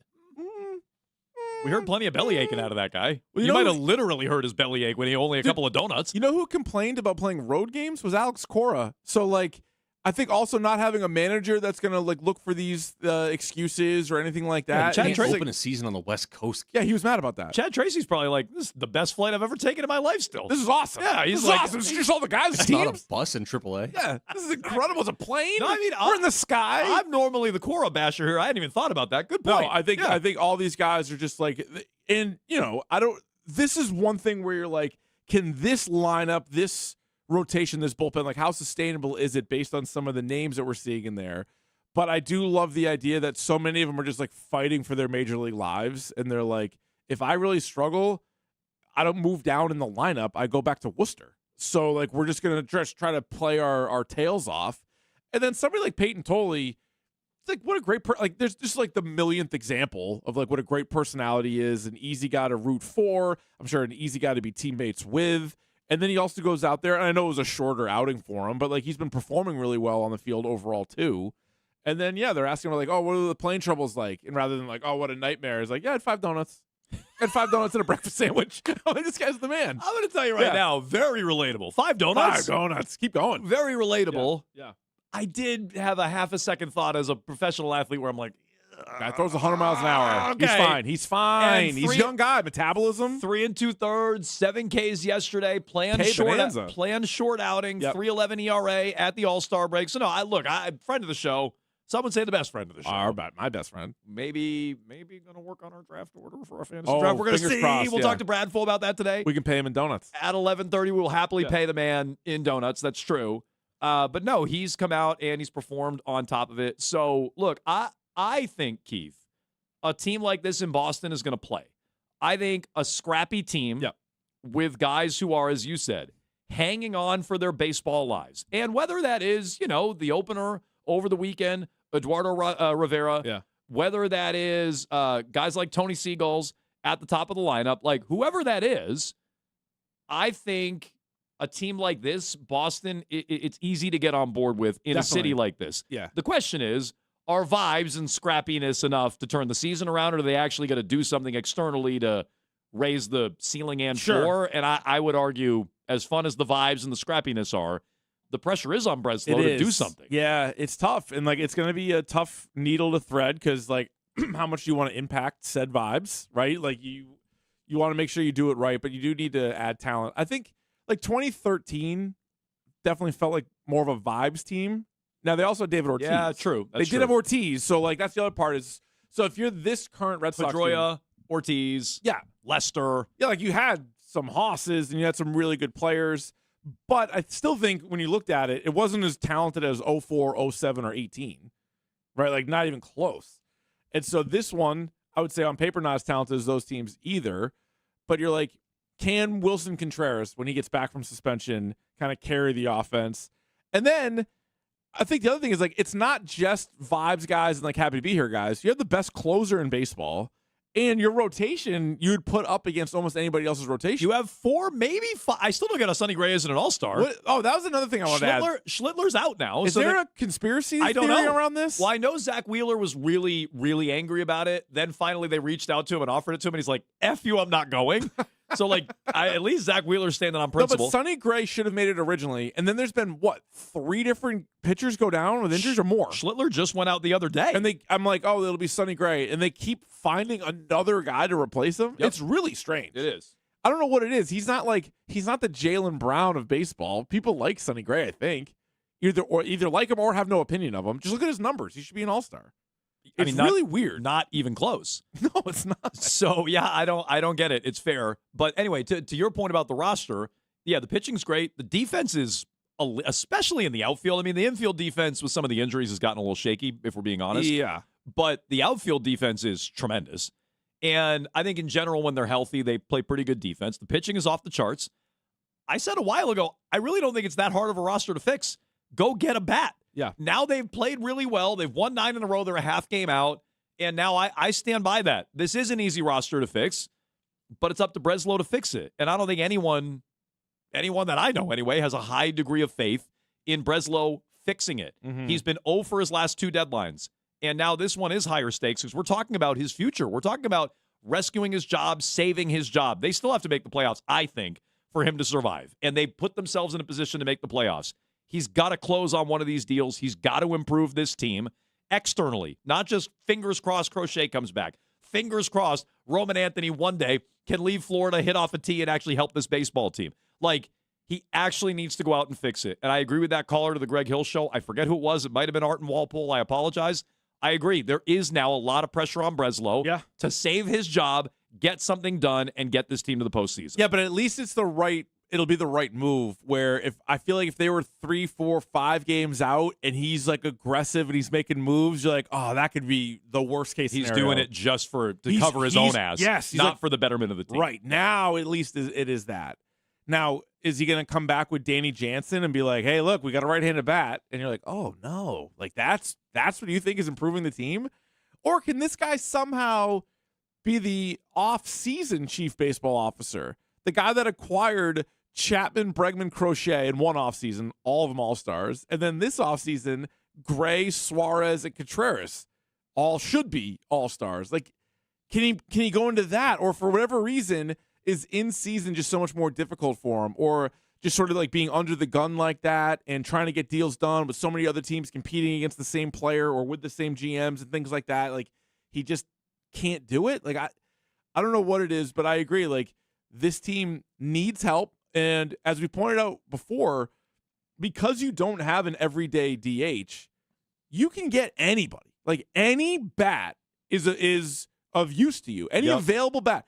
And everyone's like, well, it's got to be a righty bat. No, it doesn't. I don't think it has to be a righty bat. I would prefer a righty bat, but I'm with you. It doesn't have to be. It does not have to be anymore. You can plug whoever that bat is at DH. You could upgrade the Duran spot in left field if you wanted to do that. You could upgrade, I mean, certainly second base, as much as I liked Siegler. You have 2 righty bat all-stars. Rafaela made the all-star team. Good point. Rafaela Contreras, all-stars. Oh, yeah, was that after we got off the air? Yeah, I think that's true. That was after we got off the air on Friday. Yeah. Can't get Sonny Gray on there, but Cedon Rafaela is an all-star. Text line. Let's see here. Oh, actually, first of all, I do want to credit Mark on Twitter, at JonesWEEI, at Keefe21, at Jones and Keefe on Twitter and Instagram. Mark has not left the bandwagon. No, he's Mark constantly was there. tweeted to get us back on there. Good call, so, Mark, credit to you. You never left the bandwagon. Every time they would win, actually, he's like, you coming back? He did. I don't know. Okay, here's some texts. Yep. Guys, the Mets made 2 errors in the 9th. Pump your brakes. But they still won the game. They had not won in that scenario, regardless of what has happened. If your point is they needed help yesterday in the 9th inning from Lindor, you're right. I mean, they did. They won 8 in a row before that. That also happens a lot. I bet if you go through baseball when teams have comebacks in the 9th, I bet that happens. Yeah, no. I bet there are errors. The Red Sox didn't help the Rockies at all in those 2 comeback wins against the Colorado Rockies. The Red Sox didn't help them at all in those games. Those were just all the Rockies. No. Let's see. Guys, your take on the Red Sox wanting to back on the bandwagon, I believe this is are we allowed? It's like a breakfast ball in golf. Your first tee shot doesn't count if you launch it into the woods. Good point. That was our breakfast ball. Oh. We bailed off the bandwagon. Okay.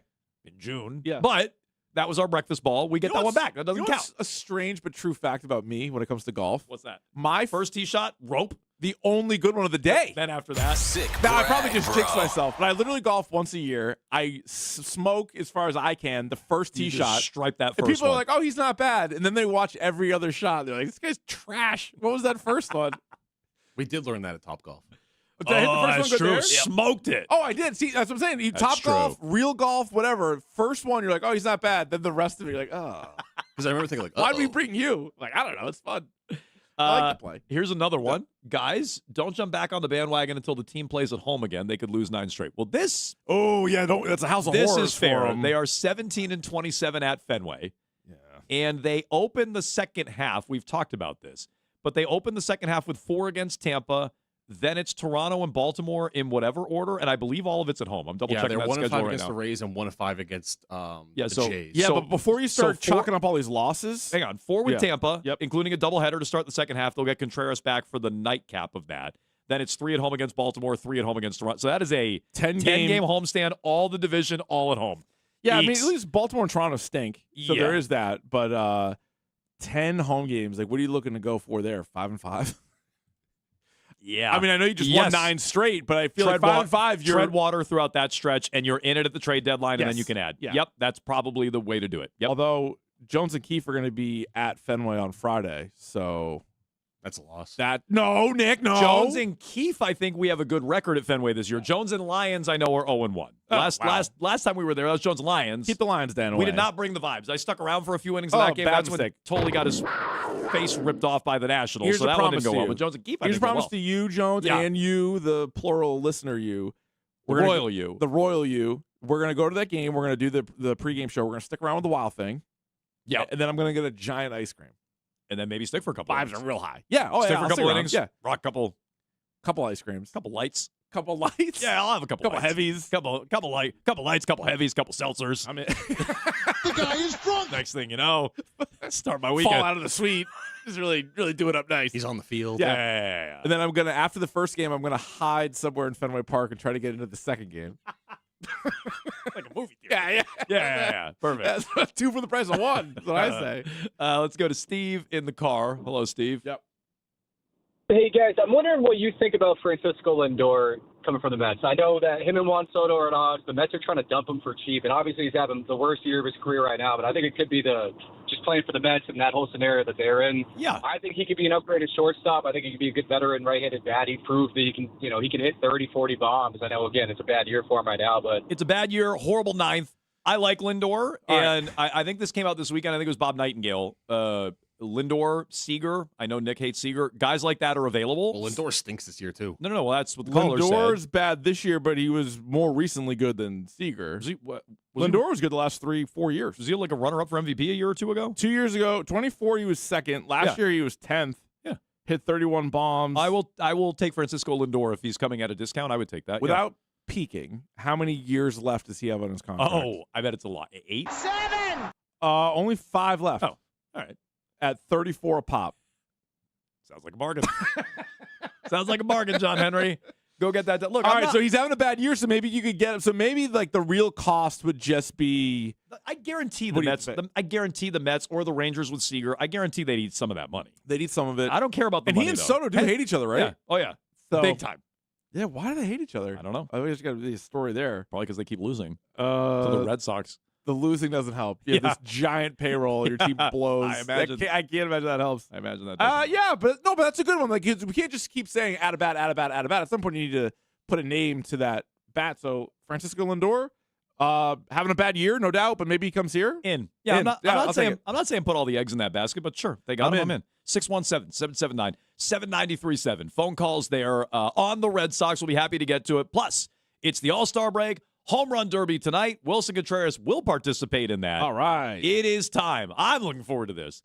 To update the Dong We Pool don't standings. need to do this. We'll revisit the best pick, the worst pick, who we missed out on. A lot of names we missed out on. We'll get to that next on Jones and Keefe. Let me tell you something.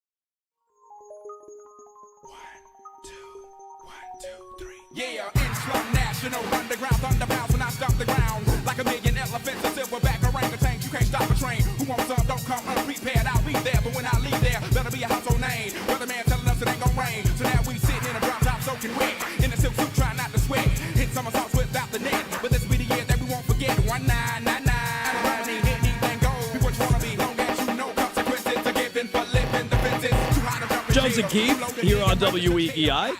We are live in the Catches Law Injury Attorney Studios. No fee unless you win. We got Brad Foe on the way at 11:30. We have some Pats talk coming up at 11 o'clock. The Jeremy Fowler quarterback rankings are out. Drake May is mysteriously low. So we'll get to that coming up with all your phone calls. 617-779-7937. In fact, let's go to the phones now. We can update the dong pool All right, here let's do momentarily. But Ted is in Miami. Hello, Ted. Hi, how you doing? So I've been following the Red Sox for so many years, even though I'm living in Miami because I lived in Boston. But I wanted to talk about Jarren Duran. Sure. I think he's already shown his talents. In the first year, he wasn't that great an outfielder. He became a great outfielder. Then he, similar to Dwight Evans. I remember Dwight Evans was also not a great hitter, but all of a sudden, Jarren Duran could hit. I think since last year, since that TV show where he was so open and talked about his problems, on Netflix, I think he started to go downhill. And every sports guy, every athlete has a mental thing. When you're at the level that he's had all these talents. They'd be nuts to get rid of him. Okay, so you think he's a great fielder? That's why I'm a little hung up on that as well. But yeah, Ted's take was, keep Durant. I'd trade him for anything. I don't think anybody wants him. I would trade him. Frankly. Nobody does want him. And in fairness to him, his bloop hit was a big one yesterday. It was. That tied It was up huge. the game. Huge. Smoked it. Yeah, I'm not interested. No, I would get rid of him, no problem. He is, as much as like the vibes have been high and as much as like they've been scrapping things together. Yeah, he can go. He's not really been a part of it at all. He's not all that useful anymore. And he talks about there are other players, other examples where you're like, weren't that good at first, have a couple good years, and then you aren't, right? Like baseball's weird that way where you can see that. Yeah. Other sports, maybe it's more like, here's your path and this is what you are. But in baseball, like the whole theme of like the random baseball player that we do, those guys have like a 2-year peak, and you're like, where was that? And like that was the All-Star year. So if you were living in that year, that guy was really good. In 10 years, Durant would be a great random ball player. Yeah, he would be. If he wasn't on the Red Sox, you'd look back and be like, oh, he was 8th in the MVP one year? Maybe like, another what? market, not here, but yeah. No, he's hitting 194. Yeah, he can go. If anybody even wants I him. know you guys love advanced defensive stats. Yes, please. Jarren Duran, 85th percentile, 94th percentile. He has 6 outs above average. Okay. Well, All right. So in our face. Arm's not great, but he can get the ball. No, a little pea shooter, but it's all right. This is why, like, eye test Durant is not good, but that's the advanced metrics to back it up. Fair enough. Drop God, stat God. No, just specifically defensive stat God. Baseball savant really helped me out. All over it. Couple of names real quick, and then we'll get to the dunk pool. Yep. Sox should be in on Buxton. Yeah. Twins That'd are... be one where you'd want to move on from Duran to free up another outfield spot. 100%. Buxton in, yeah. But the Twins are ahead of the Red Sox by a half game. They're one of the teams ahead of them. Right. So but they might... he is high on that Jeff Passan trade list. It goes Skubal, then Buxton. I feel like the last 3 years, Buxton name. Like similar to Duran, Buxton, Skubal to a lesser extent, like those names have been sort of popping up, and you just wonder, all right, will this finally be the year? So will the Twins move him? I don't know. But if he's really available, it's a great name. I don't know where he'd play. Like, are you playing him in left? Well, does he play? He gets hurt and Fair. misses 100 games every year. So, like, him. yeah, maybe DH him because I'm not moving Rafael out of center field. No.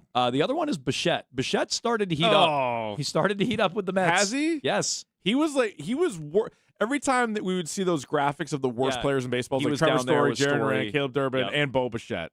And that was the guy I certainly would have been interested in the offseason. And I know defensive metric god was saying he doesn't play any positions anymore. Yeah. Like he's not good in the field. He's horrible at third base. He's horrible at third base. I'm working out the kinks on this one, but how about the D god? No. Probably take it. That's his. They call my ex-wife. Bo Bichette has 10 home runs and a 677 OPS, which is significantly higher OPS than Jarren Duran, but it's trash. It's bad overall, but he's been hot, is my point. Okay. Speaking of bad overall, I would say our dog pool, man, not looking great. It's not over yet. Everybody besides Jones, it's not over yet. We have a long season to go here. So this was a new wrinkle. So last year we did a dong pool. Yes. And we each just took, I think, 4 or 5 home run hitters, and then you just locked in all season who has the most home runs at the end of the year. We had a listener provide a great little wrinkle. They said, you guys should each have to draft one Red Sox. So we added an extra player to each roster, and we each had to strategically at some point draft a Red Sox player. And so it was the 5 of us. Terp was included in this with the 4 of us. And, yeah, you could pick a Red Sox whenever you wanted, and that sort of factored into some strategery. It did. Yeah. So the standings are as follows. Jones, a.k.a. Yordan Alvarez, 114 home runs. It's pretty good. Second place, Nick, 71. 71. Third place, Rich, Yeah. a.k.a. Hells Adels, 70. Joe Adell's nice. Not bad. He's okay. Terp ran it back with basically his whole squad from a year ago, 66 home runs. And then Billy, a few small dongs, 59 home runs is where we're at. Where Billy lost the draft was first round, second pick, he took Roman Anthony, thinking that he'd be the only Red Sox to have home runs. And that would be a differentiator. Yes. Instead, Roman Anthony's been useless this year. He hit the 1 home run and left. It was indeed a differentiator. Yeah. Roman Anthony has 1 home run. He was the second overall pick. So unfortunately for Billy, I don't think there's another candidate for worst pick in the draft. No, I would say I've had a guy who's really underachieving, but it's not that it was like a bad pick necessarily. My third pick was Vladimir Guerrero Jr., who's somehow an all-star, yet he has 6 home runs. Vladdy's no pretty home rough. runs. He has 6 home runs. Pasquatch was taken by Nick in the 4th round. He has 6. I mean, honestly, the dumper's killing Terp. He has 9 home runs in the 2nd round. There were a lot of home runs in that round. Right, fresh off a 60 home run season. And he has by far the fewest. Yeah. But I would say Roman Anthony has run away with the worst pick. Unfortunately, Bill, apologies. You took Contreras as your Red Sox, which was smart. I got him clearly leading the team. First pick of the 4th round. Yeah. He actually leads that round in home runs with 20. So best picks, Schwarber has the most home runs in the 1st round, 32. I got him with the 5th pick. Fourth pick. Caminero has the 20 most home runs in the 2nd round, 28. Yeah, he's heating up. That was Nick's pick. That Caminero is good. Yordan has the most picks in the 3rd round. He has 31. Contreras has 20 in the 4th round. And then Matt Olson, good pick by Billy, 25 in the 5th round. Wow. So those are probably some of the candidates for best picks. In the 1st round, we went, what was it? Balance. Yeah. First round yeah. went Judge, Anthony, Otani, Kurtz, Schwarber. 2nd round went Soto, Raleigh, Caminero, Julio Rod, and Pete Alonso. So that's a feel for some of the picks. The guys we missed out on, Keith? Yeah, the one that's got he's 3rd in baseball in home runs. I did not consider taking. Did you? Ben Rice? Did you consider taking Ben Rice? I did not. Now it's a short porch there, but you figure 20. We took the 20 best home run hitters and then 5 Red Sox. Right, so it's not even really the 25 best home run hitters. But yeah, Ben Rice maybe should have been There's taken. 2 names I remember thinking about. Obviously, I didn't take. I should have. I took Brent Rooker with the last pick of the draft. He has 10 home runs. He's on the IL. He's done for the year. I thought about James Woods. Wood, rather. He has 28. James Woods, the actor? No. James Wood, the baseball James player? Wood, Go who ahead, take James Woods. Most of his home runs. Okay, he'd be one behind Roman Anthony. Yeah. He has most of his home runs this year against the Red Sox. So I thought about Wood, and I thought about Harper, who has 20. Yeah. All these other Yeah. names, Rice, Goodman, Buxton, Colson Montgomery, Jordan Walker, even Pete Crow, I didn't consider any of those names when we were drafting. I didn't consider Mike Trout, even though I remember that was a name that people threw out there. They're like, even if he plays half a season, he does have 18 home runs. He had a lot of them early, right? I feel like he was like leading the league early, and then it's kind of dipped down a little bit. But, that looks pretty good. Another one that kind of out of nowhere this year, maybe having the big dumper year, Hunter Goodman from Colorado has 27 home runs. Yeah. Far and away the most as a catcher. So Dice just texted in. He immediately, I don't recall this text, Dice, just like I don't recall ever waving the white flag. He said he immediately texted in James Wood. Should have been drafted. I texted immediately about that. All right, Dice. Good for you, Dice. Dice has a rogue 6th team in the Dong pool. You got James Wood. Okay, well, that's an update here at the All-Star Very break good. with the Home Run Derby tonight. Derby tonight, yeah. 617-779-7937. You can jump in on that. Also, in just 2 minutes, let's get to where Drake May ranks. Spoiler alert, it's too low. Yikes. On Jeremy Fowler's canvassing the league, talking to executives and coaches and all these different people within the league. This is not media-based. Where does Drake May stack up with other quarterbacks? We'll get to that in just 2 minutes. We all do.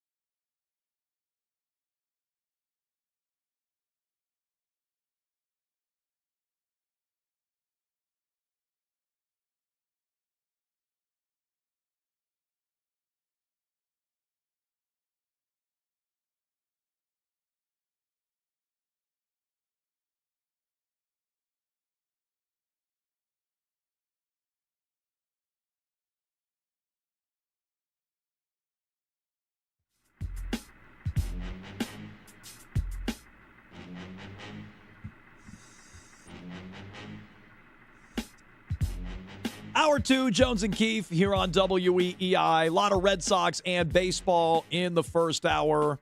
We updated the Dong standings. You can go check that out at Jones and Keefe on Twitter and Instagram. Need a big second half, like the Red Sox closing the first half. Yeah. I need something like that. We're already 90-plus games in, so it's not the midway point. No. It Close is the enough. second half. The weather's hotter, though. It's true. My team should Balls run flying out of the yard. That is true. So you can seek that out at Jones and Keefe on Twitter and Instagram. We'll get back to the Red Sox later on in the show. Bradfo going to join us here at 11:30. We'll get all the latest on the Sox. But it's a good time to mix in some thoughts here on Jeremy Fowler's latest. He surveyed league executives, coaches, scouts to help rank the top 10 quarterbacks in the NFL. And Fowler and ESPN know what they're doing. Yep. The Monday of the All-Star break, they time it out with quarterbacks. Smart. Where this will be debated throughout the country all week long in various capacities. His list, you can stop me when I get to Drake May. Okay, go ahead. Number 1, Josh Allen. Fine.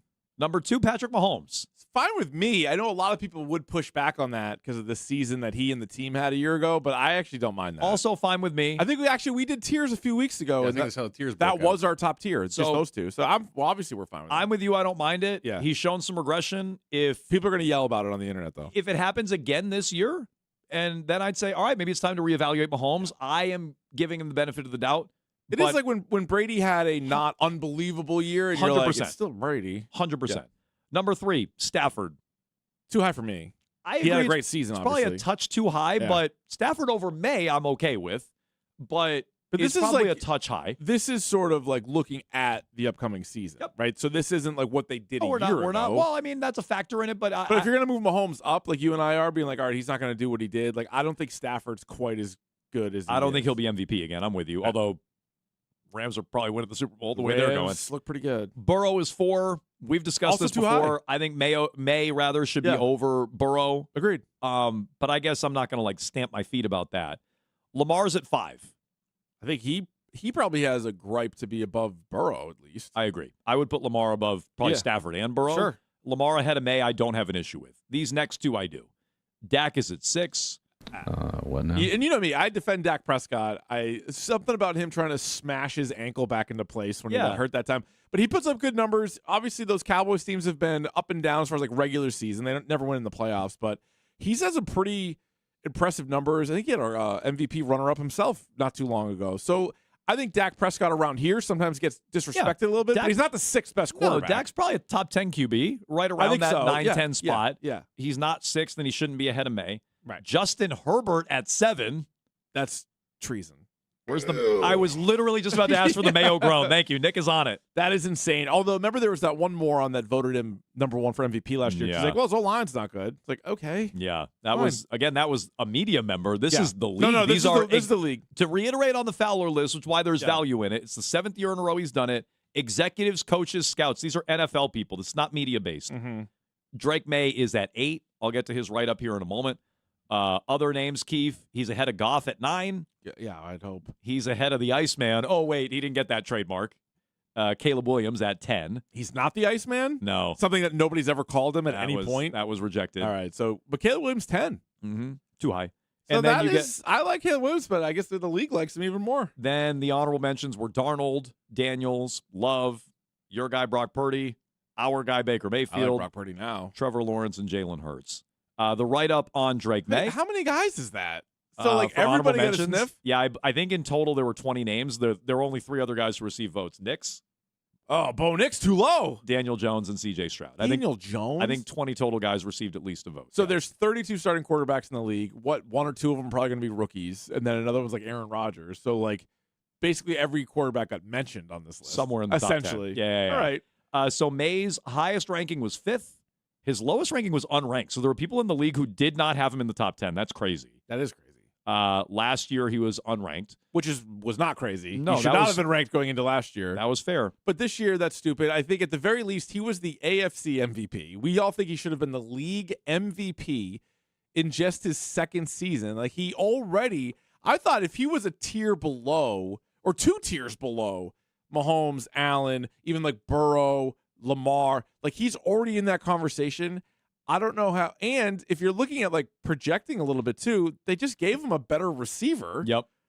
So I don't know how he could be on that person's list, not in the top 10. So not in the top 10. Eight's already crazy. low. I feel like he should be at least 6. He should be ahead of Dak and Herbert, at least 6. I'd argue he could be ahead of Burrow as well. Yeah. So like 5.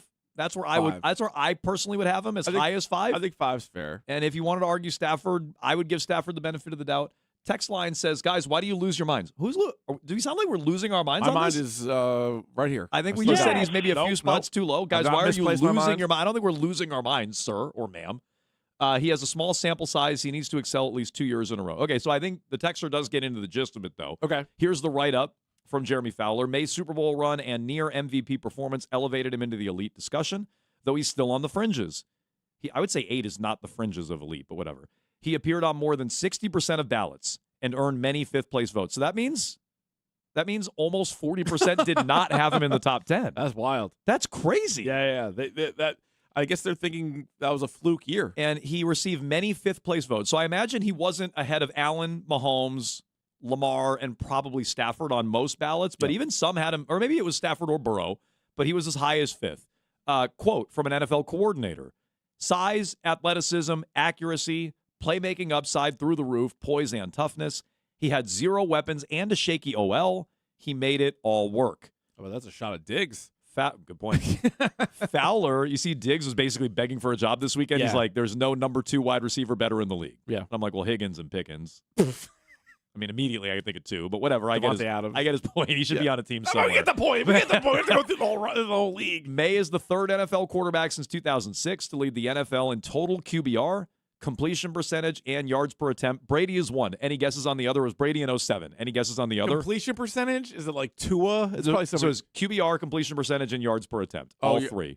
I guess I'll go with Tua, one of those Mike McDaniel years. Romo, 2014. Okay. Wow. So one great name on the list. The other, right. You're like, oh. Yeah, but Romo, I was consistently a top 10 quarterback probably but for a handful of years. 8th, he wasn't like we're making the argument for 4 or 5. Yeah, I get it. Quote, he's really talented, but I need to see more. This is from an NFC defensive coach. That's interesting. Okay. Other quarterbacks rather on this list have proven it over time. He's got to keep doing it. I think that's fair, by the way, to say that, well, he just got onto the scene and he had a bad postseason and he's got to prove more to me. I mean, I disagree with that person, but I at least respect that opinion and I can wrap my head around it. Fowler then adds, in 2024, multiple teams wanted to trade up and draft for May, the number 3 pick in that draft that year. New England smartly kept the pick, and it now is a long-term solution at the game's most important spot. So there you go. It's the full write-up on Drake May. Yeah, and I think, it's going to be another one of those years where the whole team isn't really viewed. Everybody gave Cam Newton a hard time for, the Fool's Gold thing, but you can kind of see it with some of these projections, whether it's the win total, whether it's what their odds are to win the AFC, whether even to win the division, and even some of the numbers in the rankings for Drake May. I don't think the league is fully sold. No. And you know what? If that gives them a little extra motivation, great. You don't think Vrabel's going to use all that stuff? I bet he does. And so I guess you could take that as just like an extra layer of motivation. Be like, hey, you guys just put together an entire season where you went to the Super Bowl and lost. Year 1 as a head coach for Vrabel, first full year as a starter for Drake May.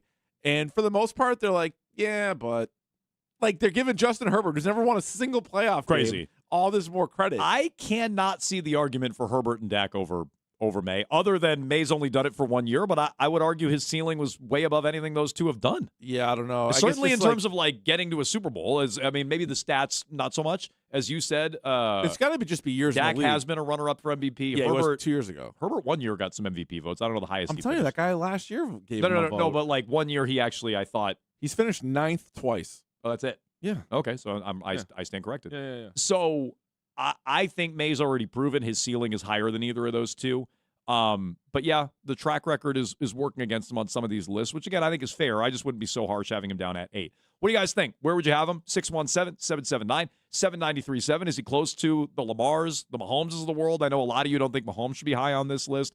We can get into that. Or is he closer to Dak, Caleb Williams, Goff, guys like this? That's how the league feels about Drake May. We'll get to that, and we'll settle a couple of Patriots media beefs over the weekend, including the latest on who Mike McDonald was talking to and whether or not it was Tom Brady sabotaging the Pats in the Super Bowl. We'll get to all of that in just 2 minutes on Jones and Keefe.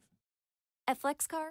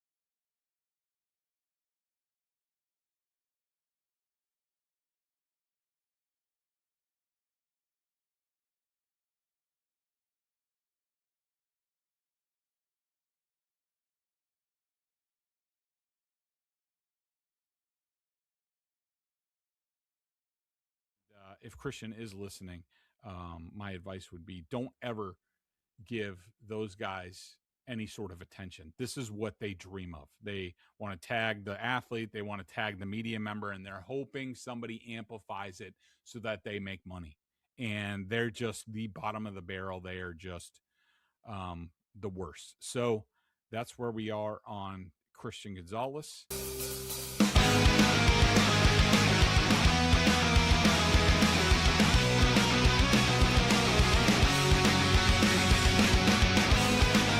That was Bedard, I guess in real time, tracking down, sleuthing out how his take got amplified. It was our guy Savage. Savage all over it. Not Savage. No. Savage.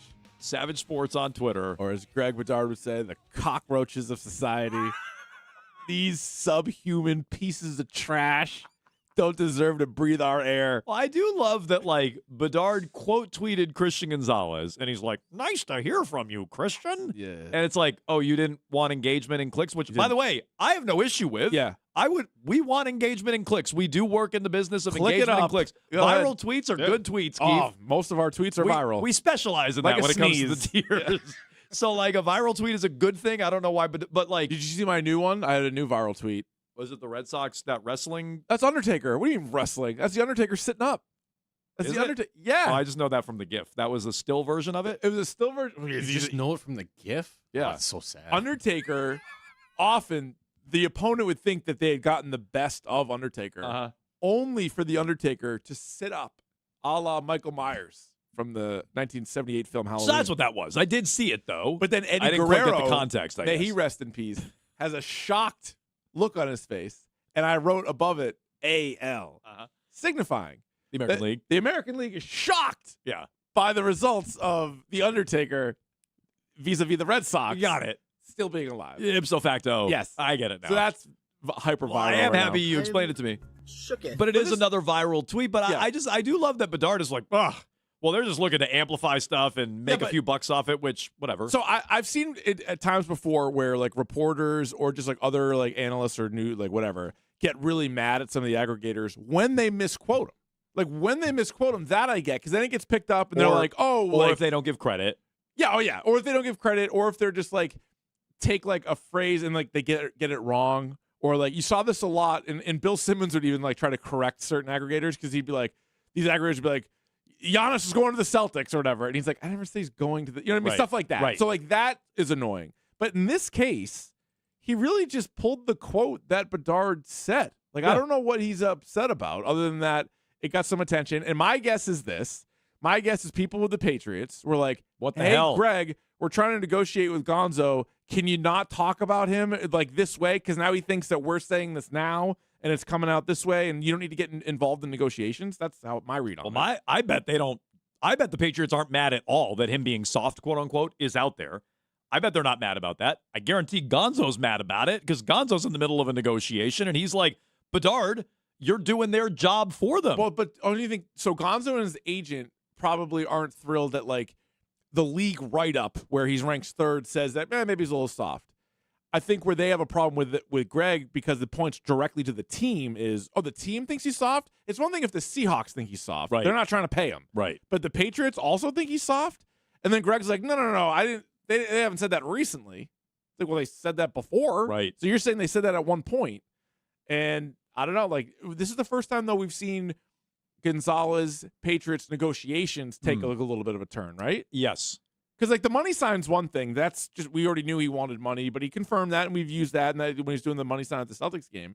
But everything else, like, we still haven't heard if Gonzo's asking for, like, twice what Trent McDuffie got, or we haven't heard that the Patriots are offering half of what, like, we haven't heard any of that We yet. haven't. The only thing we heard, Fowler was on with Rich and Ken with Ted last week or the week before, whenever it was. Yeah. And he said, well, both of these guys, meaning Witherspoon and Gonzo, are going to get more than McDuffie. And whoever gets paid first, Witherspoon or Gonzo, the next guy is going to get more. Also, that's he about the said- only thing we've heard. Also, he said, like, Seattle's reached out to Witherspoon. And the Pats have not. Correct.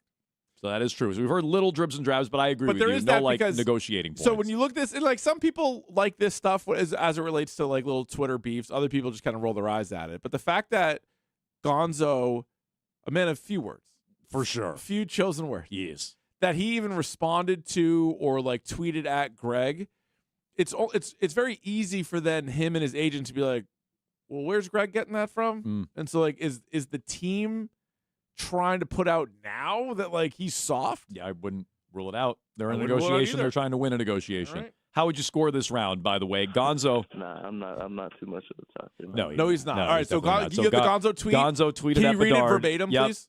Verbatim? Yes. Verbatim. I was going to dress it up a little bit. Verbatim, he said, got some new to say about me every day, LOL. Okay. And then he said, at Greg Bedard, then that quote. Yep. there. And then Okay. Bedard said, good to hear from you, at Chris Gonzo 28, ! And then link to his own YouTube. Not trying to get Boom, roasted. clicks and aggregation just like Savage was doing. Not at all. Yeah. How would you score that round?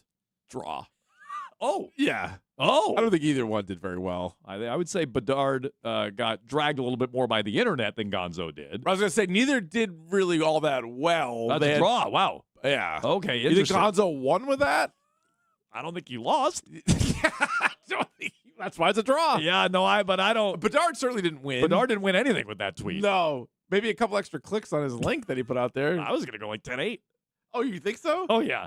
Gonzo just said you got Gonzo stooping to that level to even interact with Bedard is soft. Don't get me wrong. That's what I'm saying, But, like- who won the stupid battle that they're in? Gonzo, pretty handily. Gonzo just confirmed that he subscribes to Bedard's newsletter. Does it? Well, he said you got something new to say about me every day, so he must be saw- keeping up I with guarantee he saw Savage's tweet. You think he listened to Bedard's podcast? You think he follows Savage? Yes. Well, maybe he does. Who was the For You page? Jack Jones was getting into it with How did- Savage a couple years ago. Yes, I bet they saw Jack that Jones. tweet. Yes. He was.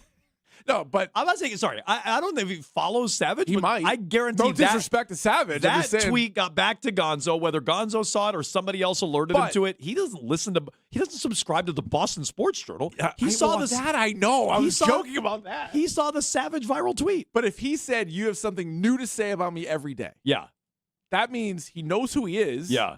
And he knows that he's talking Well, about him. Bedard after the Super Bowl said that Gonzo wasn't actually that good in the Super Bowl. Also doing the team's he work at the remembered negotiating that. table. So Yep. you remember that is my point. But I'm saying Gonzo is sort of legitimizing him. Yeah. So when Bedard's Fair. like, oh, this is what the aggregators want, I think that's probably what you want. No, that's And my that- whole yeah, point. yeah, He's yeah, like, yeah. good to hear from you, No. Gonzo. Well, it's tough because if you're Gonzo, it's like you don't want to probably acknowledge any of this. But then he probably was just like, all right, enough is enough. This is annoying to me. And then he tweets him, and then it becomes like a whole bleep storm.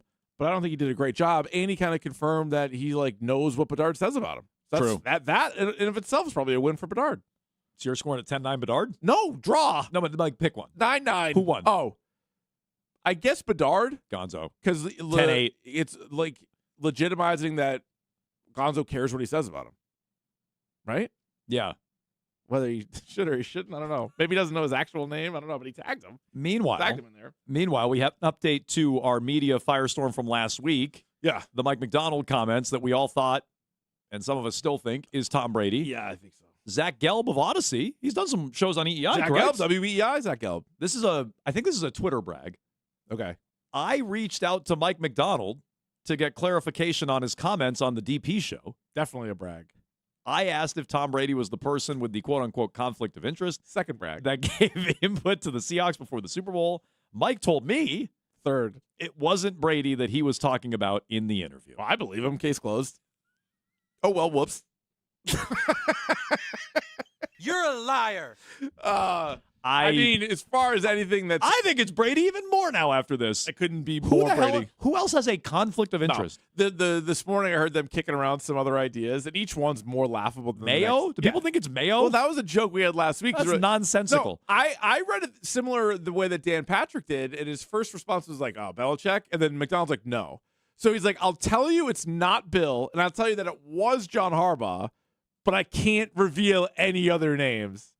Nobody else would help at all or have so many conflicts of interest other than Tom Brady. No, like maybe Goodell. Unless it was like Goodell, who else? Who else? I has don't more think he would even conflicts have of any kind of interest? info. No, of course he wouldn't. It was 100% Brady, and I appreciate that's good reporting by Gelb. But also, you're not going to take McDonald's word for it. He probably had no idea it was going to be this big of a deal. No clue. And then Brady's Definitely even not. like, "Hey, bud, hey, dude, you're kind of screwing me here on 3 different ways, and not in a good way." So Anyway. I even more strongly 1 believe million it's percent Brady is Brady. after the denial. Yep. But good Twitter brag there from Gelb. Is he gonna 617. come up with a fall guy and be like, all right, guys, there's too much heat on it. It was actually Well, now he has to. Yeah.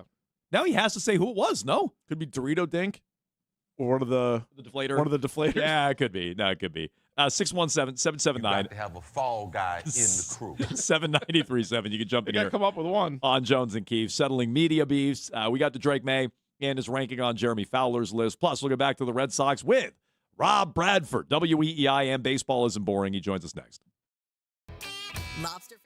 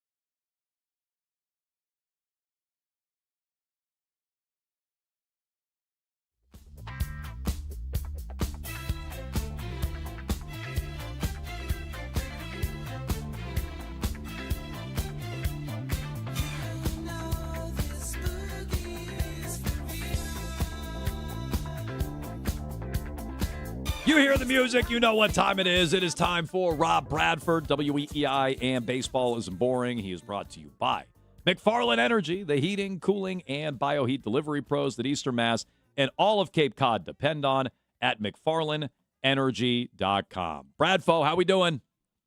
Top of the McFarland to you. I appreciate you guys. And by the way, everybody over in Scotland, if you have to do the rank of top 5 things that people came back to Scotland with, it was an appreciation of the Jones and Keefe show, number 1, not even close. Oh, that's beautiful. Bradford, was this a planned trip all along, or were you just like looking for clicks because the Tartan Army was so helpful when they came over here? Bedard might lecture you on all those clicks, yeah.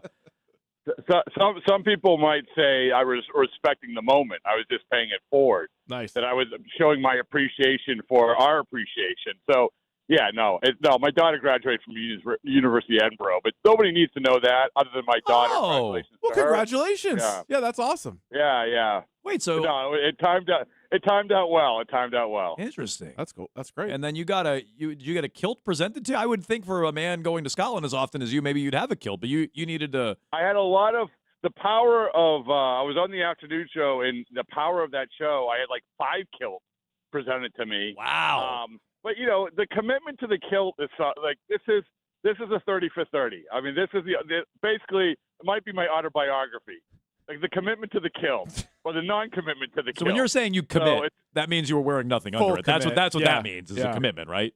Yeah, it's walking around in a little bit of more of a breezy situation than you're used to. Yeah, I think that's.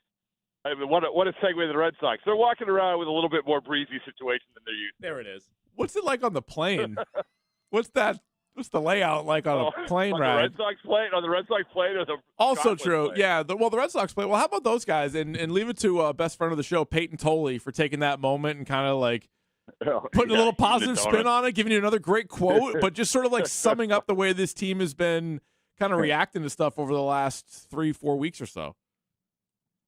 Yeah, first of all, believe me, I've been on those planes before, like another Six Bragg, but they get more than just the 5 donuts. They could have all the plane failure in the world. It's a nonstop wave of food. Yeah, that's awesome. It's Coronas, it's everything. So anyway, I think that it's funny because you do have these 2 instances, and you do have these two I guess moments where the plane situation, and a lot of people thought this is going to derail everything. And I actually thought I'd go back a little bit when Contreras threw his helmet. I'm like, there you go. That's where it derails it. Forget about the plane. That's where it derails it. And no, they bounced back and had another plane incident, and here they go. It's funny to me though that now they say, Anthony Siegler, who we can talk about, I think is a huge part of the solution. He's been awesome, enthusiastic, and everything else. But he said, we're always in it. We're never out of it. Like, yeah, you can feel this way. You can feel the vibes about the plane, and you can feel the vibes about coming back and everything else when you win some games. Like, this is what happens. Like, but this not say it was the plane, it was the bonding experience, it was the ability to come back and no, you figured out the best way to play baseball, which is pitching the crap out of things and also executing a lot better than you did. This team now is worth investing in, true or false? Yeah, I think so. I mean, the American League, we said, put this on the bumper stickers for the last 2 years. The American League stinks. And we'll say it again. Well, who can the Red Sox, this current iteration of the Red Sox, beat? Who can't they beat in the American League? The answer is they can beat everybody. There's no question about it, especially with this pitching. So I think that you do probably invest, which is, I know I'm probably going against them a million times where I said you don't, unless you come in and Sonny just blows you away for a Sonny Gray deal, because to me that's the tricky one. There is no pitcher other than maybe Tarek Skubal who is gonna get more than Sonny Gray. And I know he has no trade. I know that he's going to cost them money, but he's been elite. And the hardest thing for these teams to get is, as we found out last year, is a starting pitcher who's going to pitch in the playoffs. And Sonny Gray has legit been an ace pitcher, probably, as much as anybody in baseball so far, even though, no Ostos, sad trombone. Is there any kind of conspiracy with that? What's up with that? Why on earth is Sonny Gray not an all-star? I have no idea. Okay. It's stupid. It's really strange. It was weird, honestly, where you go back to the initial, when they made the initial picks, and I think Nick Martinez and Sonny Gray were tied for the second best ERA. So right there, and then you keep going down the list. And I know that the everyone say, oh, the olds don't look at the ERA. Well, I'm sorry, I'm going to look at the ERA. And Michael Wacha was like 13th or 14th. It just didn't add up. And then you have guys drop off. So, like, what are we doing here? I mean, he is absolutely elite, right? I mean, if there is but he hit a far, even before Ranger Suarez got hurt, even before 2 weeks ago, that he had a much better case, or not much better, but a better case than Ranger Suarez did. So I didn't understand that even then. All right, what's your takeaway on Roman Anthony being sent away from the team? And then I guess as sort of like an add-on to that, I know Mego and they were talking about it a little bit on the morning. Is it simply a coincidence that Roman Anthony, Marcelo Meyer not around, and the team goes on this long heater that they're on? Well, they've done this. I would say this is that before you go down that road, they've done this on the road. Where before when they were at home, they were still around. Roman Anthony hadn't been going on road trips, so I wouldn't buy too much into that. It's the whole. Okay, yeah, the training room is crowded, everything else, but it's the whole. I think it's a lot of times it was Roman probably too. He didn't want to be bothered by jamokes like myself asking him like questions all the time when he didn't have any really like tangible answers. What's he going to say? So it was probably a combination of those two things. But to come back to your original thing, I don't think that them not being around had anything to do with this winning streak. I do think that finding a guy like Anthony Siegler was an enormous part of the situation. Yeah, I subscribe a little bit more to that. Not that it was like, oh, Roman Anthony or Meyer were preventing you from that, but when you look at the lineup and how like desperate 7 out of the 9 guys are that are there, it like fits perfectly with the team because not even all those guys are guaranteed to be on the major league roster in a couple of days. So they're all just like playing right now that they're like must-win games, and it's sort of it's worked for them. Now I don't know how long that can last necessarily. I'm not saying don't tinker with it, don't add anybody, but it does seem like there's a real sense of desperation with the guys that are playing right now. Yeah, I would buy into that, but I would also say this is that it's great. Listen, enjoy your All-Star break. It's great. They've won 9 in a row. They've gotten right back into this. But the story's yet to be told, guys. I mean, you're going to be at home against American League East teams that are playing pretty well. Baltimore, I think, has won 4 in a row. You have the Jays, you have the Rays, obviously first place team, and then after the A's, you have the Dodgers. So it's not going to be easy. And a lot of times we've seen this where you get some guys on a heater, and all of a sudden it goes the other way once Major League Baseball starts adjusting to you. But I am intrigued by some of these guys. You sort of reach the point where, all right, maybe there is something. Jake Bennett, oh my goodness, absolutely, maybe there is something. And Siegler, I know I mentioned him 3 times now, but we should remember that this guy was a first-round pick. So obviously he has talent. So if that's the case, maybe it was just right place, right time. And by the way, right place, right time, because I do think that they needed a personality like that in this lineup as well. Bradfield, you don't really sound like you believe. Yeah, we're back on the bandwagon, so we'd appreciate some more positivity. Yeah. All right. Well, yay baseball. So yeah, but are you on the bandwagon? Are you off? Yeah. You holding on with one leg? I just want to make sure here? I'm interpreting the proper term. You don't really believe. No, doesn't believe. Well, no, I deal in math and science, so I would say this. I would say this is that we can't be hypocrites about this. We said, well, I can't be hypocrite about it because I did say we'll be hypocrites when we want it. Sure can. Yeah, exactly. I'm sorry. T-shirt. I'm a hypocrite and I'm proud of it. But I think that we knew this run, with the exception of the White Sox, which you had the Angels, the White Sox, the Mets. The Angels and the Mets stunk. You took care of business, and the White Sox were a team where this Red Sox team can beat not great pitching. Yeah, I think that's the one thing they can do. Maybe you also had 4 straight against the Yankees and 2 against Seattle and 2 against Texas. I'm not, I firmly believe. I'll say it again. I firmly believe they are a contending team right now. All I'm saying is this: is that you kind of knew this was their chance. They were playing better. A lot of things were falling into place. The schedule lined up for them, and they took advantage of it. They are absolutely a better team, a contending team right now. All I'm saying is that it's the same thing that happened for the last 2 or 3 years, guys.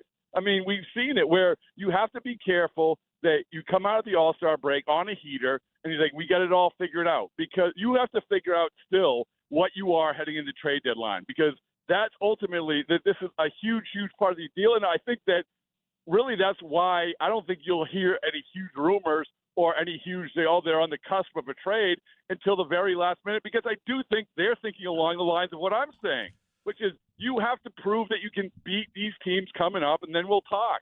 Well, it's funny because I've heard that a few times now. It's like, well, they did this last year. I'm like, yeah, last year they made the playoffs. Made the playoffs, and they were up 1-0 against the Yankees. Right. And should have won. If their third base coach had a clue, they should have beat the Yankees. Right, exactly. So I'm like, that's not a bad place to be in. Like, I'll take that. And yeah, well, but you go back to a year before. I think a year before maybe a better argument for those saying, oh, well, they did it last year. They're going to fall apart, because the year before they were in a heater. They come out of the gate. They lose to the Dodgers and the Rockies. Yeah. And in large part, by the way, because they were banged up and they didn't have any relievers. But I will say this, like the one thing about this team, I'm not crap. I do think they're a playoff team right now because what they have shown is resilience and the ability to come back when really, really key guys have been injured and not just fold up the tent. Well, but I guess my concern, though, is as much as we're back on board and we're feeling good about this team, the vibes are very high, is the last 2 years, both the year they missed the playoffs and the year they made the playoffs, Breslow had a disaster at the deadline. So as much as he was great in the offseason and brought in these established all-stars that were really good, that's where I'm a little nervous. So even if they're a half game up, half game out, whatever it is by August 3rd, what is that guy going to do on the deadline? I don't have a lot of faith. Yeah, well, I think that if you believe, and let's go back, that they actually, Breslow had said this all along. We kind of like pushed this to the side after a while, but he said this is our sole goal is to be a World Series team. All right, if you're back in the equation, you made these moves, you're ready to go. You're positioned to do exactly that. So if that's the goal, then the trade deadline, make it feel like that way. And don't just say, hey, all these guys are working out. We have no problems. If it hits, no big deal. No, here you go, Craig Breslow. You had a really good offseason. You put yourself in position to do this. Now is your chance to actually be far more aggressive than you were the last two trade deadlines, because as we have said for about 4 months, it's there to be had. And if you make the right move, you can separate yourself. Okay, well, I think we all agree with that. Real quick, I want an update to this tweet. This is from April 26th. Woke up to a text from a former Red Sox player who summed up Saturday's moves, firing Cora and the coaching staff, promoting Chad Tracy as interim manager. Quote from the player, it's like crapping your pants and changing your shirt. Have you gotten an update from that player? Have they changed their opinion on Must that? have been or no? a nice shirt. Yeah. No, because, I think that at time for 2 months, 2.5 months, it was true. You didn't solve your problems hitting wise, which is the biggest problem. Well, for 2 months, no. Where How about now? What? No, well, here's the thing, is that, as we said, it's completely subjective, because you can say, well, the last 2 years, they went on the similar heaters, as we just said, with that same coaching staff, with that same manager and everything else. Where Craig Breslow deserves credit is not firing the pitching group.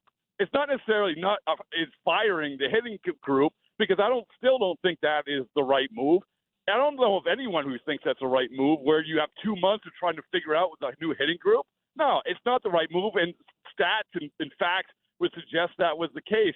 Where Craig Breslow deserves a tremendous amount of credit here is keeping together, building the pitching group, keeping the pitching group together, because make no mistake about it, that is the attire that has gotten you to that point.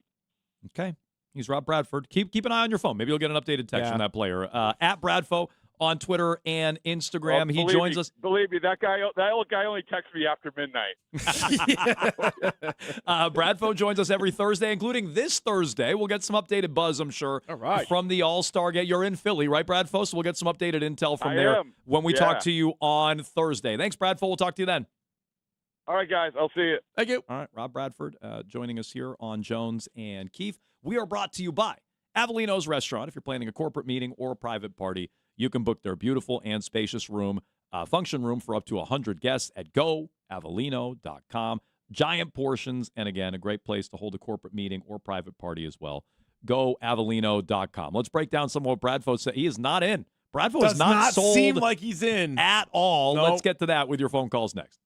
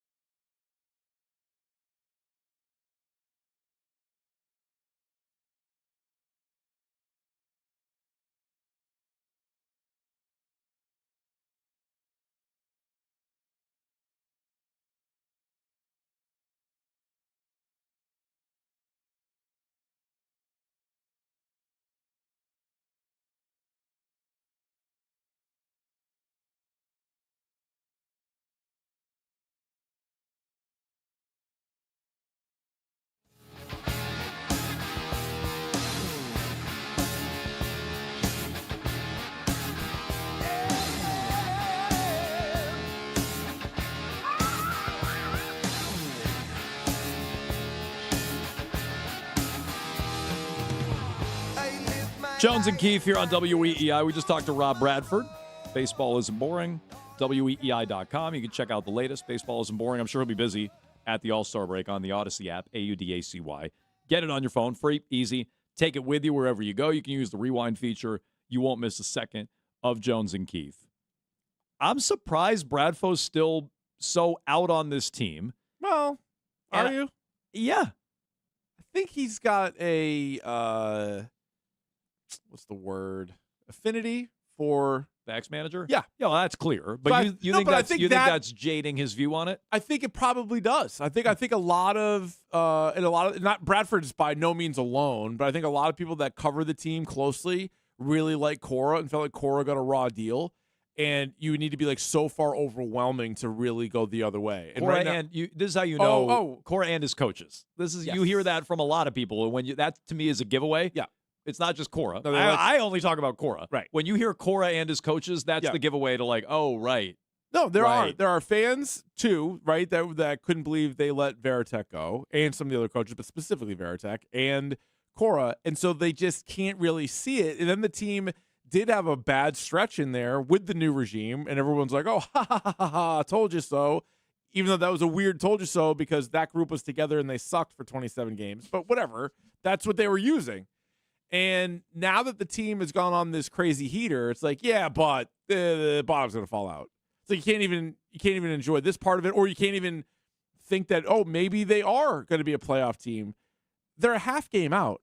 And they're definitely worth investing in, and they shouldn't sell, right? I mean, we agree with all that. Yeah. Oh, yeah. No, I've definitely changed my tune on that. I was ready to trade everything a month ago. Even Bradfo's like, I'd still listen on Sonny Gray in the right deal. I'm like, what? Yeah, I don't know. Why? Keep it Sonny. Why are you giving up Sonny Gray at this point? And I think the counterpoint would be you're not giving him up. You're getting something big. Well, that, and also, well, if you're just the third wild card and you lose, what's the point? You should get something for it. See, I'm with you. I don't care about that either. I would rather have them in the playoffs, and then Gray walks or whatever. You know, he's gone. I would rather personally have that because I want him back in the postseason. And I agree with your view on this, Keith.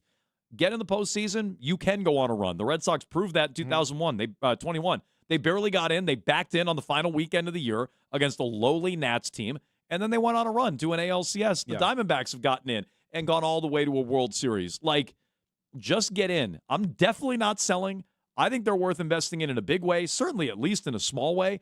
At the deadline, that's how I feel today on July 13th. I guess we'll see on August 3rd once we get there. But right now, today, I don't understand anybody feeling differently. And Bradfo's like, I'd still listen on Sonny Gray. That's crazy to me. He goes, yeah, they got the Rays, which we all admit. Rays are really good. They have the best record in the American League. And he's like, hey, you got a Blue Jays and an Orioles team that are playing well? I'm like, they're not. Compared to the Red Sox, nobody's playing better than the Red Sox. Also, even the Rays have a losing record on the road. The Orioles and Blue Jays for sure do. They have a losing record overall, but all those teams, and not that the Red Sox have been good at Fenway, we know that they haven't. So maybe is one of these something's got to give scenarios, but all three of those teams have been bad away from their home parks. So I don't know. I don't expect the Red Sox to go on a 10-game winning streak following the break, but I'm not like, man, like they're going to really be a mess. The American League in and of itself is a mess. And if Chad Tracy's team is, 5 games over 500, just the fighting Chad Sox are, like, all right, like that right there is certainly a team worth investing in. It's a huge homestand. Yeah. I mean, Bradfo's not wrong about that. And they got to start the second half, if not on a 10-game win streak. They got to, I would say, at least split with Tampa. And then hopefully you're winning both series against Baltimore and Toronto. That gets you to 6-4 on the homestand. At minimum, you want to tread water and go 5-5 on that homestand. And then you're at July 27th. You're a week before the trade deadline, and it's time to really invest. But he is right, too. Like, I mean, they've been pitching their tails off, and it's a bunch of different guys. So I think Jake Bennett is going to start the first game out, right? That's what it's scheduled to be now, and he's been really, really good. Sonny Gray, maybe he'll use some of that all-star snub motivation. You still got him healthy for the second half. Fingers crossed on Suarez, right? Ranger Suarez. Hopefully he'll not miss too much time. Sandoval gave you a decent enough. You still got Peyton Tolley. And that's with guys like Crochet and Early on the shelf. So, I mean, the pitching is there. And if you don't trade anybody away, you still have Whitlock and Chapman. Like, I don't know. There's a lot. And Wilson Contreras, by the way, he just went 4-0 on the 5-game suspension. Crazy. So, like, they didn't even have him. You're ready to chalk up a couple of losses. They win all those games. and then you're going to get an all-star first baseman back. So look, I'm back where I started. Get a bat. Go get a bat. Yep. Get a bat, and you should be able to go on a run and certainly be a playoff team in the American League. One other thing that caught my ear from what Bradfo said, and I just disagree with how he characterized it. Okay. You brought up what Mego was saying this morning about Roman Anthony's gone and Myers, on the IL, and the Red Sox have turned it around since then. Twitch chat has pointed out, and we spent some time on this last week, drive line, moving on from Kyle, body, yada, yada. So, well, yeah, but that's misleading because they're not done with drive line. They're just done with that guy. They're done with body, yada, yada, yada. But some of his underlings are still here. True. He mentioned that Roman Anthony hasn't been going on road trips while he was hurt. And I'm like, oh, I didn't even fully realize that. I guess that makes sense. Right. But I think that's a damning thing for Roman Anthony. They're 17-27 with Roman Anthony here at home. On the road, good point. And they're 29-21. So, right. They've been good all year on the road, and Roman Anthony really hasn't been going on the road trips recently. They still have stunk at home, and Roman Anthony's been there for that. I think that strengthens the point. I don't think that does what Bradfo was attempting to do there. No, maybe not. Which was kind of brush it aside. And look, I don't know if Anthony's absence has anything to do with it or not, but if he wasn't on the road trip and they've been great on the road, what else am I supposed to take away from that? No, that's definitely something. Although this part that he said wasn't as juicy, but I do feel like it's a decent little anecdote, is that I'm sure Roman Anthony himself is sick of answering questions of like, how's it going? Like, not great. Like, you can only say I'm still not ready so often. But do you think he'd rather be in Fort Myers or Boston? I think he'd rather be probably in Boston. That's what I think. Yeah, probably. I mean, Miami's one thing. Fort Myers is another. No, but like the team, I can see the team also being like, they could say, "Oh, it's small," but they're like, "We don't want him talking to people anymore, or like as often as he was." It's not helping. No, it didn't help at all. No, it's true. That's totally fair. He had to correct the front office at one point, so they're like, "Maybe you do less of that." 617-779-7937. Here's what we're gonna do, Keith. Yeah, a quick hydration break. Oh, good. 2 minutes. I could use one. And then let's get right back to the Red Sox. It's time to break up this squad. They're a little too hot. They're too good. Little too hot to handle. We'll do that again. 2 minutes here on Jones and Keith.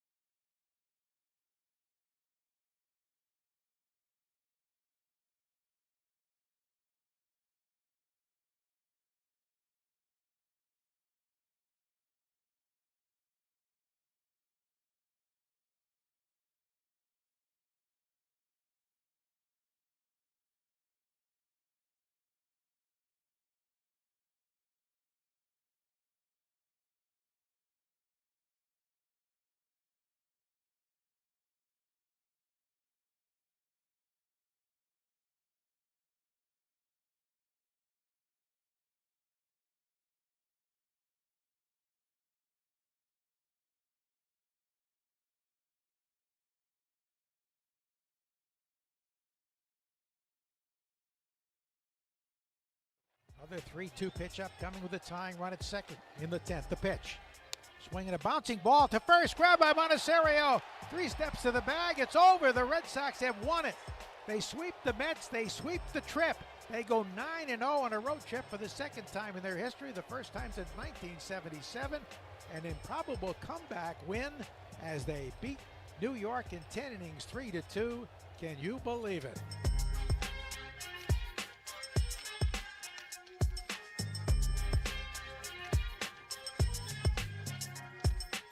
High noon! Jones and Keefe here on WEEI. You hear the call from the Hall of Famer, Joe Castig. That's why he's in the Hall. I'm a small Hall guy, so are you. Yeah. I would have Joe in there. And can I believe a 9-game winning streak? To answer your question, Joe, no. Yeah. I can't. Especially when they were down 2-0 in the 9th. I'm like, oh, that was a good run. He's dusting off. Can you believe it? Can you believe it? Wow. It's a can you believe it type of season. It is, well, this run. Can you anyways. believe it? But can you, though? Let me ask you. Can you believe it?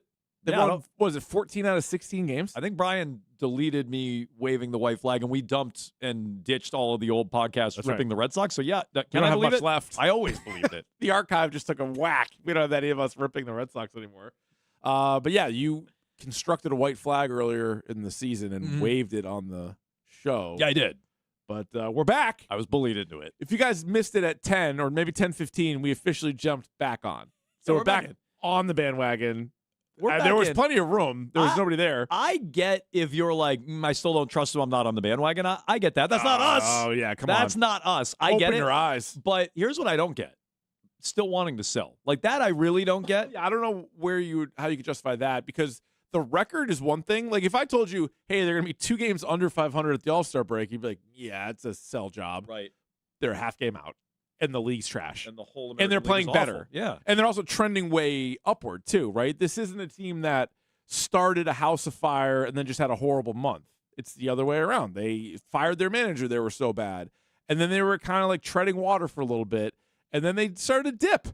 And then they've completely turned themselves around from there. They've gone on this big heater. So, yeah, I mean, the work's not done. You can't like be like, start selling playoff tickets. But they're a half game out. They went from like 5 out with 5 teams in front of them to a half game out, and they're the next team out. There's nobody else even there. So, yeah, they definitely should be buyers, and what that end's going to end up looking like, we'll see. But they did have a list of like 5 guys that would have been obvious sells. You got to keep Chapman now. You got to keep Sonny Gray. You got to keep Wilson Contreras, although many people said he should have kept him anyway. I would still move on from Jarren Duran, but that's more for like roster construction You know what? and fit. That's one I'd still Yeah. move on from too. Yeah. So I agree with you on that. But you weren't going to get a lot anyway. The other 3 guys I just named, I think you would have gotten a pretty solid return. Duran, you're probably not. You're getting another team's version of Duran, potentially, right? If you're looking to get another bat or something like that. Right. You got to get another issue and maybe an expensive issue and Yeah. a guy who's not exactly a no-brainer. They got to lower their asking price. Here's what I loved about the weekend for the Red Sox. Okay. Because a lot of people go, it's just the Mets. And people before that were like, it's just the Angels. Yeah. And even though they swept the White Sox, who went right back to winning a series the second the Red Sox left town. The White Sox are good this year. They Yeah. lead the division. And I feel like that's giving the Red Sox no credit for sweeping the Yankees prior. Oh, they didn't have Judge. You have half your roster. You haven't had Crochet. You haven't- Chad Tracy's never had Garrett Crochet. You just won 4 straight without Wilson Contreras. He's one of the best bats in the American League. You have Brett Harris. Yeah. So like, I don't want to play that game. Oh, the Yankees didn't have Judge, and the Angels stink, and the Mets stink. But specifically, just sticking to the Mets series for a second. They get in at 5 o'clock on Friday. Yeah, not like 5 a.m., 5 p.m. for the game at 7:30. NHL teams have scheduled losses for the first game back after a road trip. Yeah. NHL teams have scheduled losses for back-to-backs and everything else. Oh, It's like, what are you supposed to do? They could have laid down and died. They got in at 5 p.m. They were stuck in Chicago. They couldn't fly out on Thursday night. They didn't fly out on Friday morning. They didn't get there till 5 o'clock. They only pushed the game back a half an hour. Yeah, they're like, we'll give you guys some time. And the Red Sox won that game. Yeah. Gray got right off the flight and shut it down again.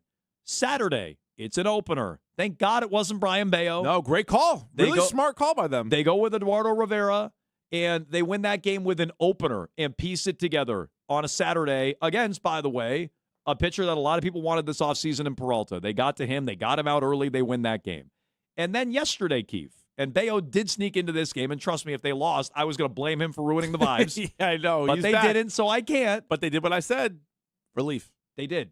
Bulk guy, he pitched fine. Yeah, he Totally did. was pretty good in his first 3 1/3, 2/3, whatever it was. two-thirds. Bayo came in and was fine after that. They're down 2-0. and they come back and win that game. And the way they do it was impressive. It's a leadoff single from Rafaela. After an out to Abreu, they get a big gift from Lindor.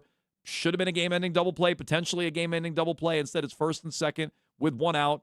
Durbin, bases loaded walk, or a walk rather to load the bases. Monasterio, and you made this point earlier. He should have challenged like 2 pitches. Does end up drawing a walk, though, with the bases loaded. That was dicey, though. Now it's 2-1. Duran flares one to tie it up 2-2. And then in the 10th inning, they sack bunt. Siegler scores Yoshida on a sac fly. They win 3-2 with Chapman and Whitlock nailing it down around it. So they come back, Keith, which is something they really don't do. The Mets, as bad as they are, don't even blow these type of leads. And despite the adversity, they go in on a 9-game winning streak and 3 straight series wins, which to me, it would have felt a lot different today if they dropped that game yesterday. They'd still be hot, but it would feel a lot different if it were 8 out of 9 and you lost the last game going into the All-Star break. They didn't. Yeah, and I think just to now finally have a game where you're trailing by 2 runs and you won, like that also says a lot. Like had they just won the game 3-2, but it looked different than that, I think it would have been a little bit different. Red Sox had lost 77 straight games. Oh, there you go. 77 straight. That's a double. That's a double Castig drop. 7-7. Yeah. Where So they trailed by yeah, multiple yeah. runs entering the 9th. 77 in a row. And on top of that, the Mets have won 130 straight when leading by multiple runs through 8 innings. So all of that flipped yesterday in the 9th inning, which to me makes their resilience and everything else so much of a better story. And then so right now the Mariners and Twins are tied for the 3rd wild card, and the Red Sox are a half game out. But they actually have 1 less loss because they've played fewer games, right? So they have 1 less loss than those teams. So they're kind of in the catbird seat as far as that is concerned, but just leapfrogging all these teams because it wasn't that long ago where you're like, oh, you got the Blue Jays, you got the Orioles, you got the Tigers, you got the Astros, blah, blah, blah. Nope, they're ahead of all those teams. And even like the last time they were at Fenway Park, when they looked over in left field, Red Sox bottom. They were dead last in the outfield standings. Now you move them up to 3rd. There's something about that. Oh, that's a good point. That's going to feel better. Staring you right down. But yeah, all of a sudden you went from who are you going to trade away and how meaningless are these games going to be and what's the team going to look like for half the season. It felt like you might just have wasted time for half the year. And this run, these last 16 games, call it, they've completely turned things around. I think the way that they're going to be sort of going into the deadline obviously is going to be viewed differently, but just even as like a fan or like a spectator, you're like, oh, this team actually matters. I know their overall record still is nothing to get fired up about. And they're still not in a playoff spot yet, although they were briefly tied for the 2nd wild card. But a half game 3rd out. wild card. I mean, yesterday. in 2019, when Dave Dombrowski had his last year, so this was the year after they had won the whole thing, and they had the best record in the history of the Red Sox franchise. That next year, I think they were 2 games out at the deadline. Now they had a winning record, but they were 2 games out at the deadline, and then they didn't do anything, and then Dombrowski ended up getting fired. So put the record aside, they're a half game back, and they're showing more signs of life than anybody else. Look at the other teams that are around them, like the Mariners. Even whoever ends up losing the AL Central is going to drop down to that 2nd wild card. The Twins, although I guess they've played pretty well recently, but the Astros haven't. Like, you're playing way better than all these other teams. Red Sox playoff odds, Keith, still under 50%, but they were 8%. It was like 8, yeah. A week and a half ago. They're now up to 39.6, 40%. 40%. Playoff odds. Pretty good. According to Fangraphs. So, how has this team turned it around? Are they good enough to get by on scrappiness and attitude, or is this something they got to add to? We can get to all that with your phone calls in just 2 minutes here on Jones and Keith.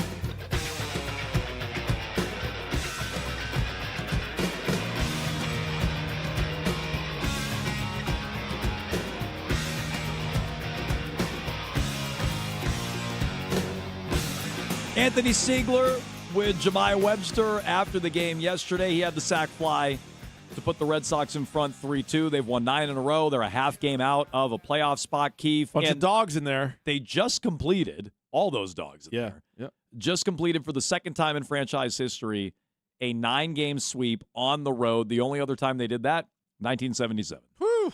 So not in our lifetime have they won 9 straight road games. Mm-mm. So that's what it is funny because a lot of people will point to, well, the Mets suck, the Angels suck. It's like, okay, every year you play bad teams, right? And maybe you don't line them up all in the same time.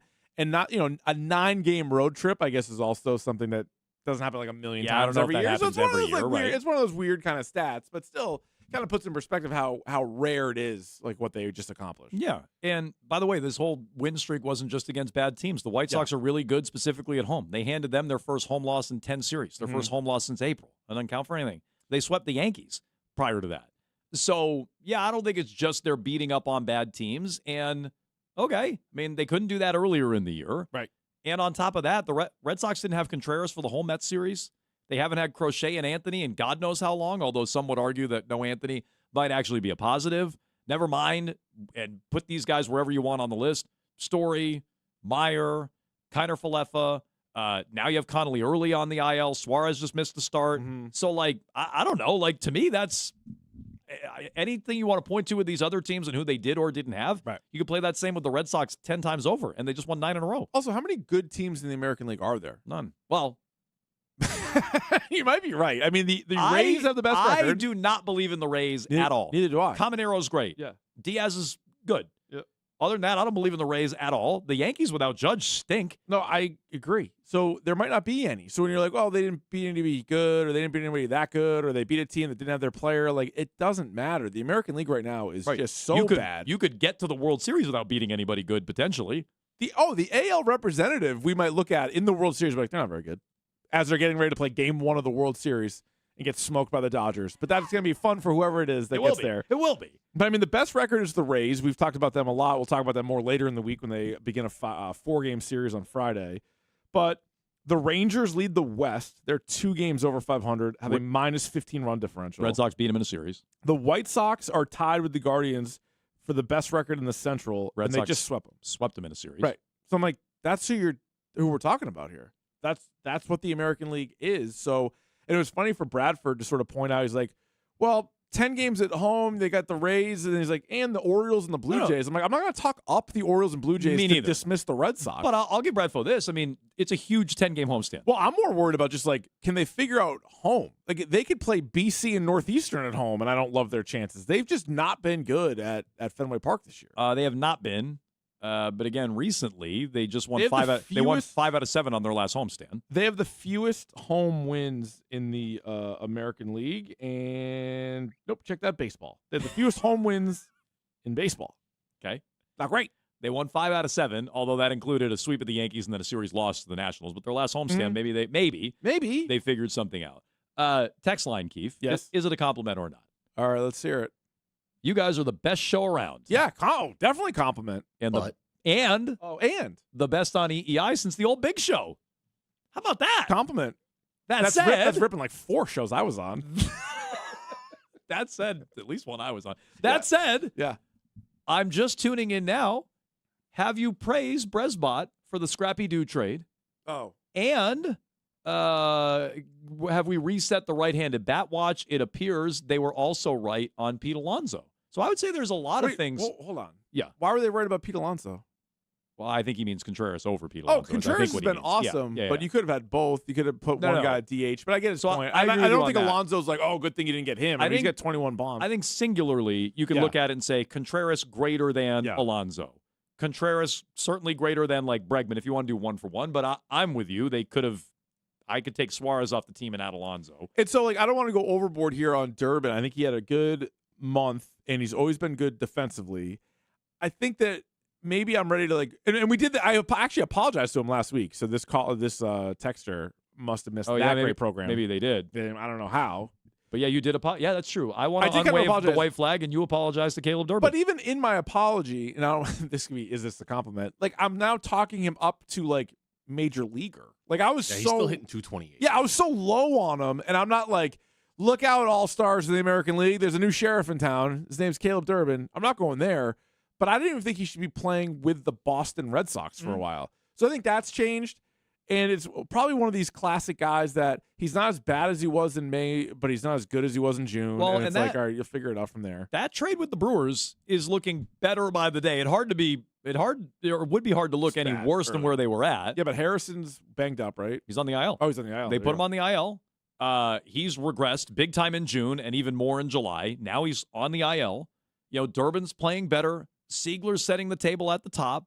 And on top of that, your other young lefties have emerged. Tolley early's hurt.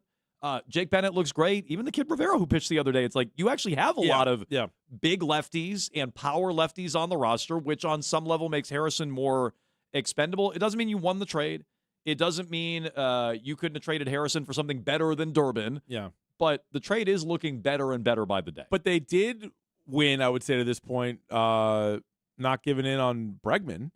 Because Wilson Contreras has been his replacement in the lineup. He is far better than Bregman this year, and even Bregman last year, for being honest. And Durbin and Bregman basically have the same numbers. They're like a wash right now. So, yeah, they probably got that one right if you're looking at it. 617-779-7937. You could jump in on this. Real quick, he also mentioned in the text with the right-handed bat thing, and we said this earlier. I think you can, if the best bat available is lefty, grab it because Rafaela, Contreras, Durbin, I guess, you at least have some, and Romy Gonzalez, you at least have some right-handed component if you're going up against a good lefty in the playoffs. Which it felt like early on in the year. You're like, where was it? Just Contreras and nobody. Yeah. So now I think that's probably still the slight priority, but I don't think you're like that. It's a be-all, end-all. Red Sox 36-31 with a plus 40 run differential under Chad Tracy. Here's the manager on the turnaround heading into the All-Star break after they took 9 in a row, including yesterday's 3-2 win. I mean, I don't know what's going to happen today. I mean, theoretically, we could end up, in a wild card spot if things go our way. But to be where we're at right now, based on where we're at 3 weeks ago, you couldn't ask for much more. So the key is now, I told them that too. Part 2 is we got to be ready to go when the second part of the season starts. Okay, I agree with that. Homestand's going to be big. I also agree with Siegler, a.k.a. Shout out to the Section 10 podcast, Tony Seagulls. You can't count them out. They are a bunch of dogs. Yeah. Here's the question, though, with the Red Sox. The scrappiness and the vibes, is that enough, or do they need to bring in more? So I think you need to do more. Like I'm all for like chemistry. But it's got to be that sort of blend. And I wonder how close they might be to it. Meaning, like Wilson Contreras has had a great year, and obviously he wasn't there the last 4 games. They still won it, and so like you can win a series. You can go on like a little bit of a streak when you're just like slapping it together with a bunch of they don't believe in us. But now you're talking about like another 75 games or whatever it is, and then hopefully like a long playoff run. You probably need another like real legitimate bat to outweigh scrappiness and the vibes. It's nice. And I think it's an easy team to root for. I think Boston will root for it. And whether that is, again, an opener coming up like Rivera over the weekend scrapping it, or whether it's a guy like Siegler at the top, like I think a city like Boston will identify with a scrappy team like that. But it's not enough. No, you need more. It got you back into it. Yep. Now it's up to Breslow to add and get something done to put the team, I'm saying over the top, put them over the top and into the postseason. But they've pretty much just been a scrappy team with Chad Tracy, right? Because he never had Garrett Crochet. They were not scrappy with Cora, if that's your point. No. Well, no, Yeah. but they also had Crochet and Anthony too. Is what I'm saying. Like those are more of like your marquee guys. So Yes. you removed them from the equation. Trevor Story and like all those guys are out. So they've already been down to, starting pitchers 6, 7, and 8 in the rotation having to get promoted, or some of these middle infielders that are getting called up. And you mentioned the plus 40 run differential. Just that alone would be second in the American League. I think the win total, winning percentage under Tracy would be third in the American League. Okay. So like that, since Tracy took over, they've played on run differential as the second best team in the AL, on winning percentage, third best team in the AL since Tracy took over. So my one thing would be, though, I don't know how healthy the rotation's ever going to be. So I certainly don't want to like pencil in Garrett Crochet. But if you start a playoff series with Ranger Suarez, who's awesome in the playoffs, and then you follow that up with Sonny Gray, and let's call it Peyton Tolley, and maybe like Jake Bennett if you need to, like that's enough. I don't know if that's necessarily, but I wouldn't call it like vibes and like smoke and mirrors. I Like see what you're saying. 2 All-Stars. Yep. It's a young kid who throws 100, and then you're gonna have to use your bullpen like you do in the playoffs, and you still have Whitlock and Chapman. Like Whitlock Chapman is maybe the best 8-9 in all of baseball. So it's not just like, oh, those guys are fun and they get along. It's like, no, those guys are pretty like it's like 3 all-stars in that group. For all the crying the former manager did about the team, they have 4 all-stars, probably should be 5. I mean, the Sonny Gray thing's bizarre. And on top of that, you know, you have some other pieces that if you were to sell, and you've made this point, are highly coveted throughout baseball. Turns out the roster's really not as bad as the former manager would have you believe, and this manager is just getting them to play up to their potential and win some ball games. 617-779-7937. We mentioned all the adversity the Red Sox had. Opener on Saturday, come from behind win yesterday. Never mind all the plane troubles they had just getting to New York. Let's circle back to that with all your phone calls next. It's colossal.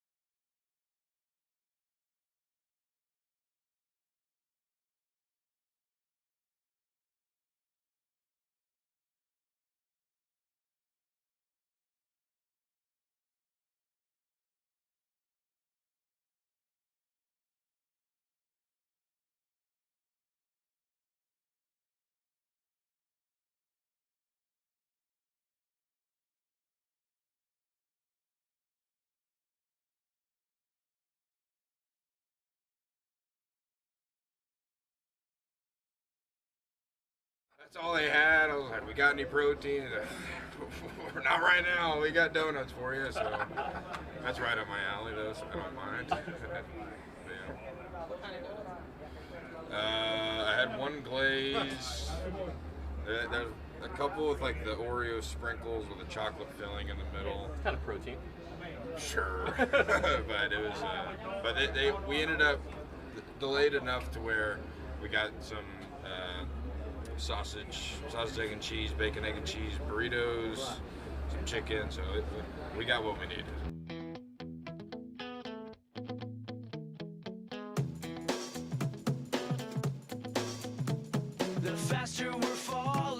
Jones and Keith here on WEEI. We are live in the Catches Law Injury Attorney Studios. No fee unless you win. It's Peyton Tolley talking about the plane troubles on Friday. Red Sox didn't get in until about 5 p.m. Played a game at 7:45 at City. Swept 9 straight going into the All-Star break. I'm curious, Keith. Yes. If you tell your wife I had about 5 donuts. Yeah. What's the real number? It's probably 8 donuts. When you say I had around 5 donuts. Around 5 donuts. Yeah, I think you know how many you really had. Yeah, it's probably not 5. How many did we really eat? It's probably at least 7 or 8. Yeah, it's usually more. So Tolley is just 6, 7 or 8. Good call. Hammering down these donuts, but that plus bacon, egg, and cheeses, and breakfast sandwiches, and breakfast burritos, These guys and everything made else. the most of it. They made the absolute most of it. Then they showed up. I don't ever remember. Maybe it's happened. When did a team show up like 2 hours before a game? I mean, ever recently? I can't remember that. I'm sure Ted Williams used to do it all the time, but recently, I don't really think that happened. I don't think that happened. Since guys have been full-time ball players, Right. didn't have to also have other jobs on the side. I feel like they usually show up way before. Now, a million times you hear didn't get in till 3 a.m. or didn't get in till 5 a.m. because they're like, what? But like showed up at the game, like a AAU tournament, you come like rolling in and you're like, all right, guys, let's go. Well, you said this earlier. I didn't even go here with this. And again, I'm the resident Cora basher on this show. Yeah. But I didn't even connect this dot, which shame on me. Yeah, don't you think Cora would have moped around and sad-sacked it way more than Chad Tracy was like, look, I'm used to the bus. Yeah, he's like, this is great, guys. I'm used to Worcester. No offense, Nick. And the bus, that's what I'm used to. No, they're all now he's like, looks look, nice. Look, we're flying in. I know. And all right, we got a game. Let's go get them. And yeah. It almost kind of fits this group pretty well. You don't want to do this every series, but a less jaded manager, that in this specific incident probably paid off. And there are benefits to an interim manager like this. I'm not saying he knows more than Cora, but there are benefits to having a manager like this as opposed to a guy who's worried about settling scores and, had been known to mope around about a variety of different things. I don't know that this trip would have been any different. No, I think it could have easily been one of the excuses, right? Or like, you go out, you say all the right things ahead of time, and then after the game, if you lose, it's like, wow, we got in at 5 a.m. Or I'm sorry, 5 p.m. Like, What'd you expect? We got off the plane 2 hours before the game. Like, what'd you expect? Yeah. And then, they were forced to eat donuts. It's like now it's like the complete opposite. Should we blame Henry at all for this? I don't know who to blame for this because then they had mechanical issues. So weren't they they yelling at Thursday Delta? Night. Yeah, but I don't really understand how they fly compared to other teams. Okay, it's Chicago to New York. Yeah, it's not like it's trips. like an obscure route. So yeah, all right, the plane had a mechanical failure, and you're chartering a flight. Through commercial airports. I believe they were O'Hare to LaGuardia, if I have that right. I think you're right. So they're going through commercial airports, but you're chartering a flight. He doesn't own his planes like Kraft does, but I don't think most teams do. No. So, okay. The Cleveland Indians did it in Major League. They did. Yeah. I'm not going to blame Henry for the mechanical failures. And then, all right, the next day you thought it'd be sorted out and there's more mechanical failures. You couldn't have done something to get your team in before 5 o'clock? I just never heard of it before. Me either. So, yeah, maybe could have been something. Like, I want to blame Henry for something somewhere along the line. I don't know how fair that is. Things are going too well now for this team. He got him the breakfast sandwiches, I guess, and he got him all the donuts they could handle. But, like, somewhere along the line, how the hell did Henry not step in and be like, we got to get him there?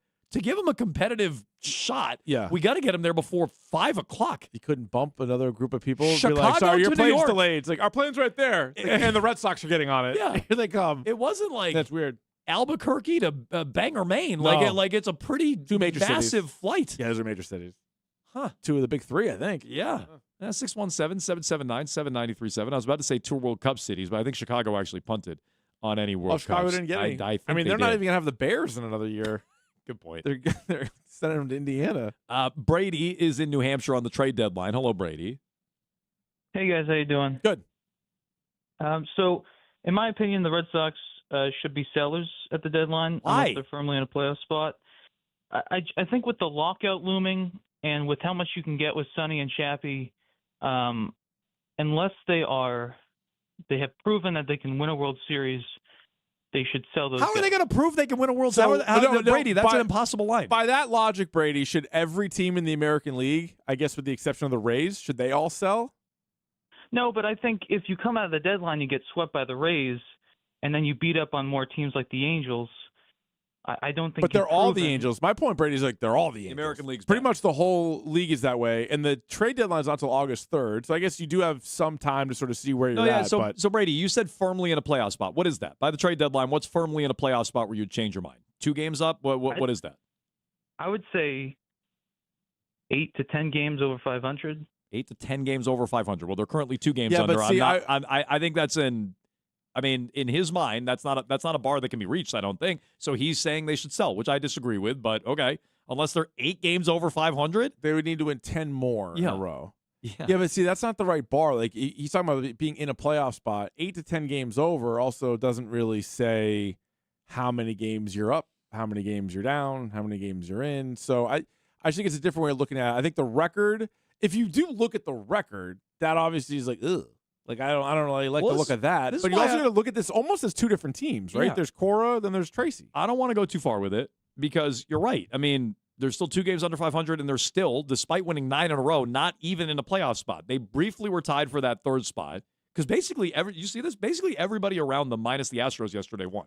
Yeah. Basically, everybody. Yankees, Guardians, because for a Mariners, minute Twins, there, Astros, Blue Jays, everybody won around them. They were a playoff team Yeah. for like a second. Correct. Right? People were like screenshotting Yes. it when they were a playoff team, and then a couple of teams won, but that's fine. So, okay, I mean, in his mind, with the lockout looming, to get the franchise, because I think some people feel this way. You and I disagree, but to get the franchise back on track, sneaking into the 3rd wild card and losing, back-to-back games or 2 out of 3 games, and then you're just home.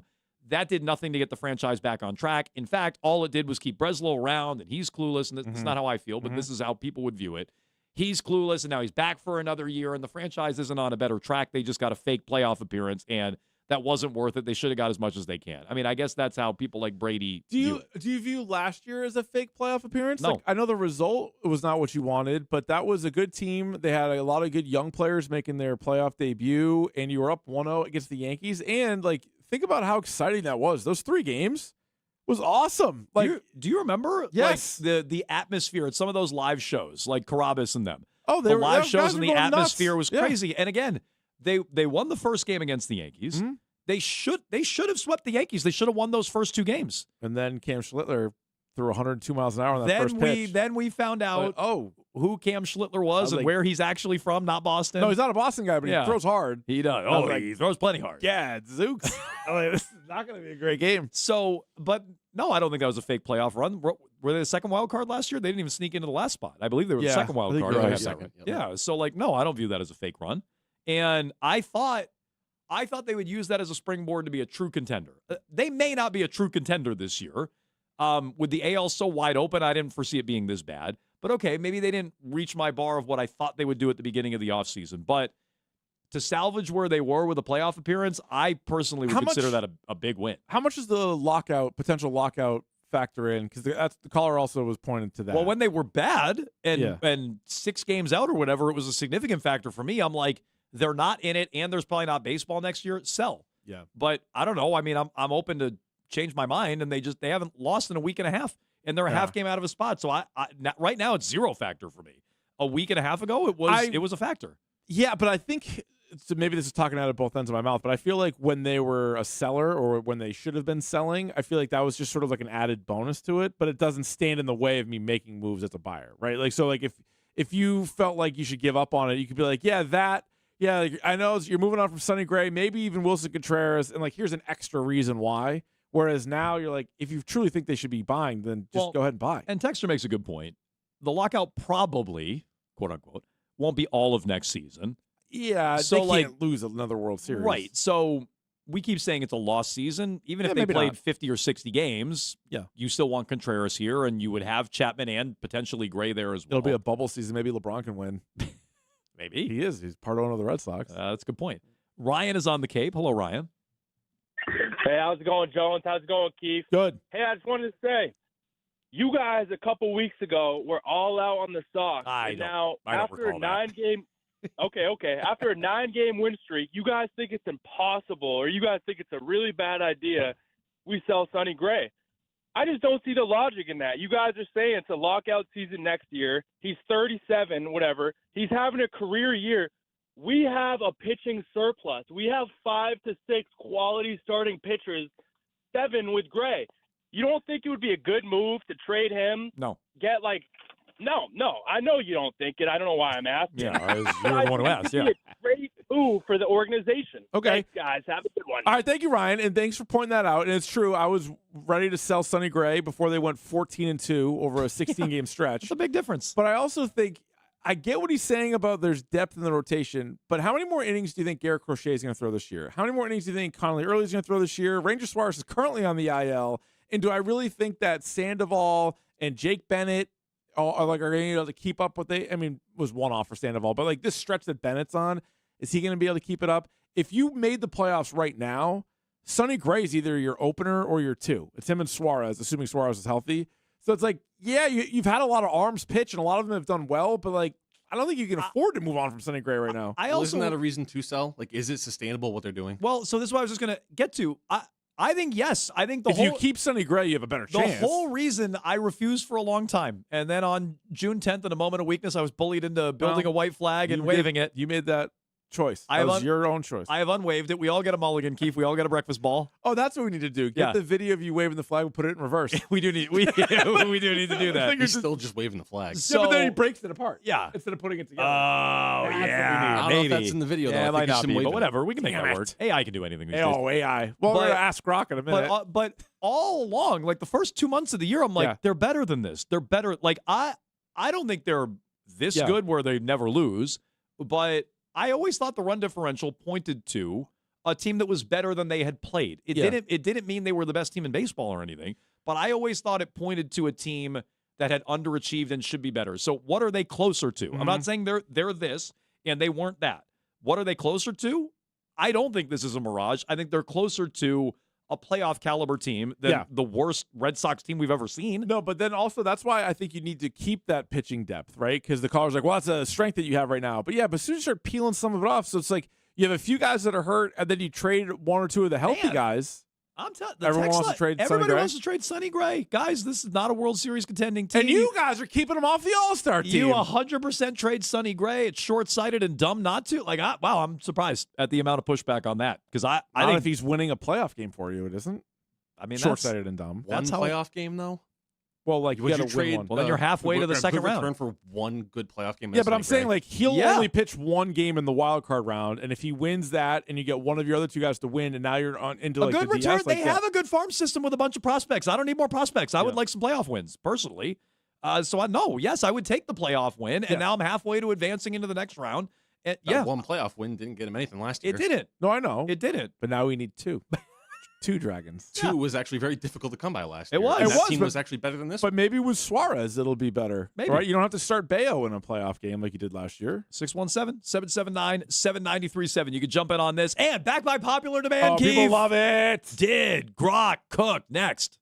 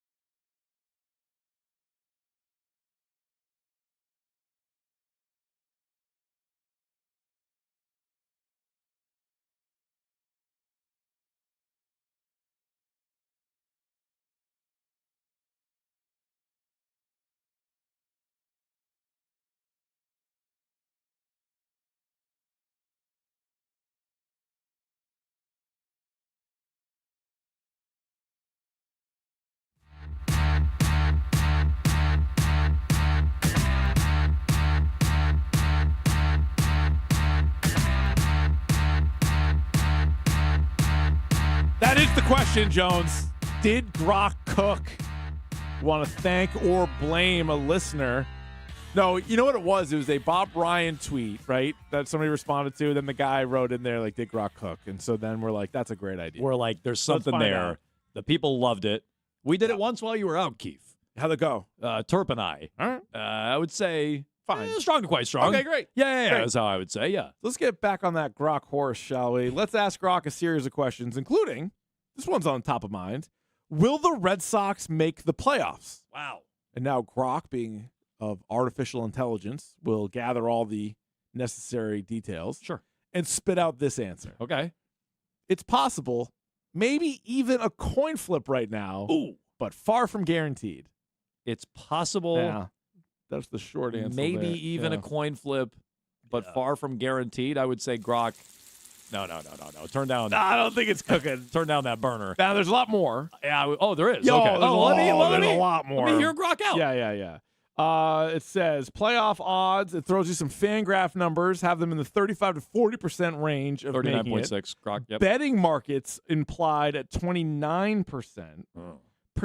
Projections see a weak AL field overall. That's true. With several teams, including contenders for the last spots, on pace for low 80 wins, even high 70s. Boston does have a positive run differential. Thank you. And has beaten good teams during their surge, including the Yankees and the White Sox. What it would take?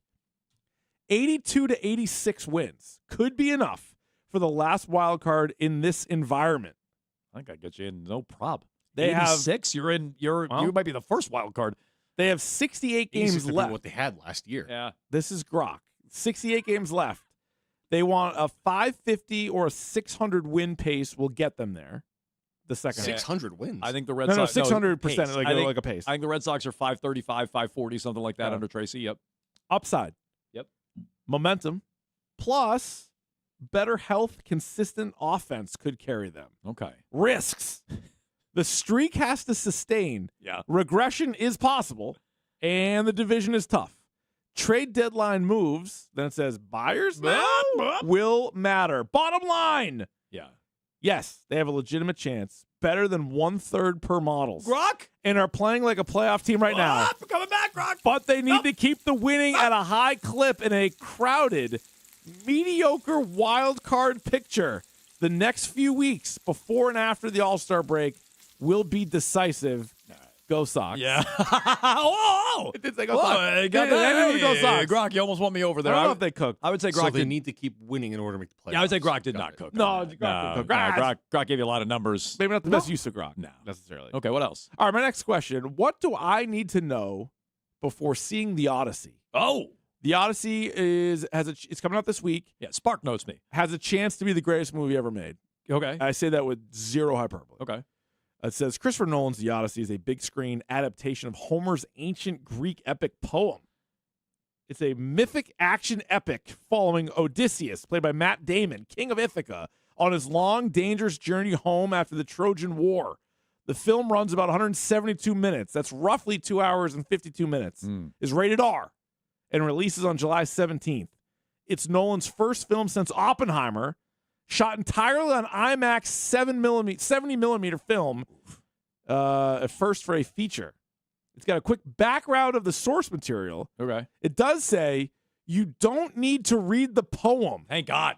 In all bold letters, it says you don't need to read the Iliad. All right, Grok, you might be cooking here. If I don't have to, good, I don't have to read says anything. the movie should stand on its own. Yeah, turn that up. But basic knowledge enhances enjoyment, which I tend to agree with. I've never found that to be true. Basic. I have no knowledge of what I'm doing down there. There's been plenty of enjoyment. And no, I think it says For me. it For me. Oh, Yeah, for me. I got it. Yeah. Core premise, no major spoilers. After 10 years fighting in the Trojan War, which the Greeks win. Greeks win that one. Partly thanks to Odysseus' cunning, including the famous Trojan horse. Nice. Odysseus faces a 10-year journey from home to Ithaca. 10 year? 10 years. Wow. Yeah. Took him a while. Yeah, I guess. It's like how long Malik Cunningham was in college. He encounters gods, monsters, temptations, shipwrecks, those sirens, and divine wrath, especially from Poseidon. Meanwhile, back home, his wife, Penelope, played by Anne Hathaway. Hell yeah. Yeah. Which familiar with her work. Yeah, we got a new goat in town. Yeah, we do. We got a new goat in town. It's Anne Hathaway. Also, her grown son, Temelicus, played by Tom Holland, deal with aggressive suitors, as you can imagine, after some of that Anne Hathaway photos. I can see it. I I got the gift to prove it. Yeah. Key themes, homecoming. Yeah. Which makes sense because Spider-Man's in this. Sure. Loyalty, cunning versus brute force, the cost of war, fate versus free will, hospitality, and identity. So all those are in here. It goes over the entire cast. All right, here we go. Practical tips before seeing it. See it in IMAX. Okay. Yep. Good luck with that. There is a expect epic scope. There's going to be high production value, big scope, $250 million budget. Runtime and pacing, nearly 3 hours. So settle in. Bill, you in on this? 3 hours? Never. Okay. Sports, some report mentions a possible intermission in certain screenings. No. Okay, so there you go. Hydration break. They can't You do give that. me a little right. You give me a hydration Yeah. break. Yeah. I can do 3 hours. Oh, you want that? Okay. Yeah. Oh, Billy's Yeah, no, Billy's if you went back throw in. me a break in the middle, I think I could do it. All right, Grok There's is no telling me. intermission for Oppenheimer. Need a We're beverage, living got to stretch them out a Look, little. Grok is basically telling me I can just show up and watch the movie, It does say, which to me means Grok cooked. No need to over-prepare. It says you'll be fine walking in cold if you know it's Odysseus trying to get home against mythical odds while his family holds down the fort. Enjoy the spectacle. Nolan blockbusters are events. I think Grok cooked. All right. It wasn't. I thought it was going to lecture me and tell me to read something. Didn't cook, now did cook. Cooked. Last one. Yes. How to stand out in a job interview. Oh. Maybe you got a job interview coming up. How do you stand out? Why are you asking this? I don't know. No reason. It says to stand out in a job interview in 2026, focus on being prepared, memorable, and directly relevant to the company's needs. Okay. In a competitive market, qualifications alone aren't enough. Hiring managers look for candidates who demonstrate impact, cultural fit, clear communication, and genuine enthusiasm. All right, step one, prepare thoroughly before the interview. Research deeply. Now, this is like the Go beyond opposite the of website. Odyssey advice. Tailor everything. Customize your resume and examples to mirror the job description. No. Build a story I got bank. one resume, Grok. I'm not updating that thing. I got one. It's not Yeah, changing. just show up and claim a desk. Yeah. It says build a story bank. Oh. Does not involve Anne Hathaway. It says prepare 8 to 10 examples using 8 to 10. using the STAR method. What's that? Situation, task, action, result, reflection. Oh, the STAR method. There's 2 R's in STAR. Got it. Yeah. There's 2 R's in STAR. Make a strong first impression. Yeah. This is where I always would lose it. Yeah. Dress appropriately. Oh. Always You struggle with lost it that. on the handshake. I think, is when maybe. Usually when you lost it. Well, if you want to shake their wrist. For a video interview, it says ensure good lighting, a professional background, so not like Funko Pops if you're a loser. Or not. What's behind me? Yeah, whatever that is. Be punctual and positive. Arrive 5 to 10 minutes early or log in early if it's virtual. Smile. Make eye contact. Oh, God. I know that could be a real problem I with you. can't even do it. Use good posture No. and greet everybody politely, look at me including the reception staff. Look at me right now. I have the worst posture. Hey, I gotta what? Say hi to the receptionist? Yeah, don't treat them like trash. Don't treat them like I'm usually subhumans. saying hi to the receptionist. I say hi to the receptionist here. There's a really nice lady that works at the desk downstairs. Deliver a powerful. Downstairs. I was like, there's nobody up here. Oh, no, there's nobody up here. No, the one downstairs. This is Ghost Town. Oh, hello. Downstairs receptionist. Just get out of here. Deliver a powerful elevator pitch. Prepare a 20, 30-second introduction that covers who you are, your key strengths, and why you're excited about this role or company. Grok, you're doing too much. I just try to get in there and not like during the interview burp in the middle of it. I try not to throw up on my shirt or pee my pants, but that's mainly my thing. It's like just get out of there with a. I do not want to be memorable. That's actually the opposite of how I go into these. when the interviewer says, "Do you smell that?" and you say, "Nope." Nope. Nope. You do? No, Uh-oh. listen. Maybe it's you. During the interview, differentiate yourself. Tell stories, not lists. It says not list? Not lists. I Oh, love lists. I love a list. Show enthusiasm and self-awareness. Demonstrate curiosity. Yeah, I'm good. I always do. Yeah. By asking smart, researched questions. Yeah. Highlight unique value. What sets you apart? Data analysis, project management. Use confident body language. Sit upright nod to show that you're listening. I do that. I can't do I that. pretend to listen to Keith all the time and just nod. Yep. Maintain natural eye contact, not fake eye contact. I can't do that. And avoid fidgeting or checking your phone. I also can't do that. Leverage modern tools and trends. It says use AI for prep, which I feel like inside job here, Grok. Come on, Grok. Yeah, you're pushing yourself. Yeah, too nice hard try, Grok. Close strong and follow up. Yep. I don't do either of those. I close strong. That's something I've always. You ever follow up? Yeah. Ask insightful questions. Reiterate your interest. So it says end the whole thing by summarizing why you're a great fit and thank them. And then send a personalized thank you note within 24 hours. Oh, my God. And reference a specific discussion point to reinforce your fit. Grok. Common pitfalls. Grok's not. No, turn that. No, Grok, turn that thing off. Grok's not cooking. Don't arrive late. Don't have any lack of company knowledge. No rambling. No negativity about past jobs or talking too much. Generic answers. I can't be or negative about my failing- past no, job? Don't trash them because then they might think you're going to trash them. That's why. Over researching to the point of sounding robotic. So stay conversational if you can. Final tip: treat the interview as a two-way conversation, not an interrogation. The goal is to build rapport while proving you can deliver results and fit the team. Candidates who combine strong preparation with authenticity and relevance consistently stand out. Good luck. You've got this.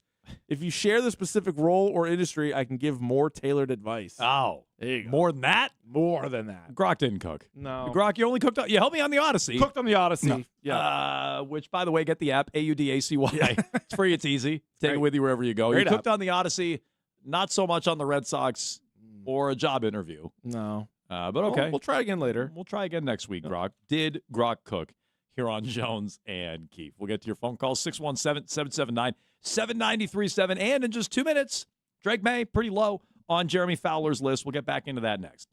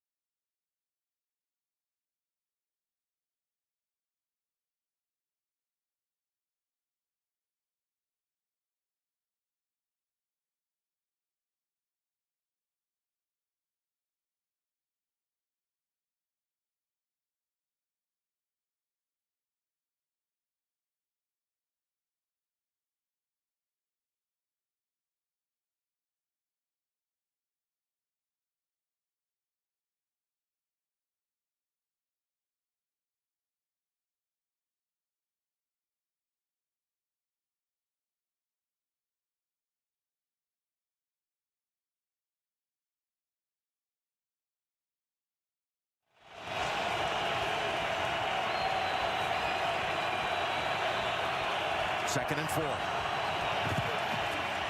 Taken off is May. Drake May to the end zone for the New England touchdown. Final hour, Jones and Keefe, WEEI. Drake May, as we discussed earlier today, 8th on Jeremy Fowler's quarterback rankings, which, again, I call them Jeremy Fowler's quarterback rankings. Yeah, he They're just actually puts them out there. A composite ranking from league executives, coaches, and scouts. Today it was quarterback. The QBs went Allen, Mahomes, Stafford, Burrow, Lamar, followed by Dak at 6, Herbert at 7, May at 8. Then it goes Goff, Caleb Williams. We can get into some honorable mentions, but I don't see how you have Drake May, even acknowledging he had a bad postseason and it's been a short run. He's only done it for a year, where he was runner-up in the MVP, something that Dak, in fairness, has done before as well.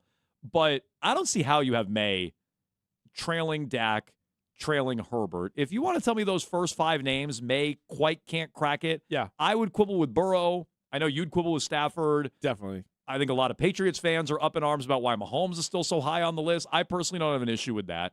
I think the floor for May should be 6. I'm surprised he's behind guys like Dak and Herbert. And yeah, I think he's a touch low, even acknowledging there's not a long track record of success there. Yeah, I guess it's really, they just want to see more of it is all I can come up with, because there's a really compelling case that he was the MVP of the league last year. And so even if you want to say, technically he wasn't, fine, he was second. Doesn't mean he should be the number 2 quarterback. I'm just saying, he had the second best season according to most voters. Some thought he had the best season a year ago. He's now entering his second full season as a starter. And if this is supposed to project a little bit too, and look at what 2027 is or 2026 is going to bring, I would say you sort of take that and even elevate it a little bit more. And oh, by the way, toss in A.J. Brown. Bingo. And Romeo Doubs even in place of Steph Diggs and whoever you felt like was their number 2 receiver. I think he should be higher than he is on this list. I don't understand the Dak Prescott Herbert one specifically. I think Burrow and Stafford you can have a real conversation with. Now, those guys are more established. Stafford was the MVP. Right. He is a Super Bowl winner. So that's different. You just said it right. Yeah. Conversation. Because I think if you have Burrow and Stafford ahead, I think that's fine. Maybe I do disagree on Burrow. And I think you disagree on Stafford and maybe Burrow as well. But that's a conversation. And if you have them ahead, I don't think you're crazy.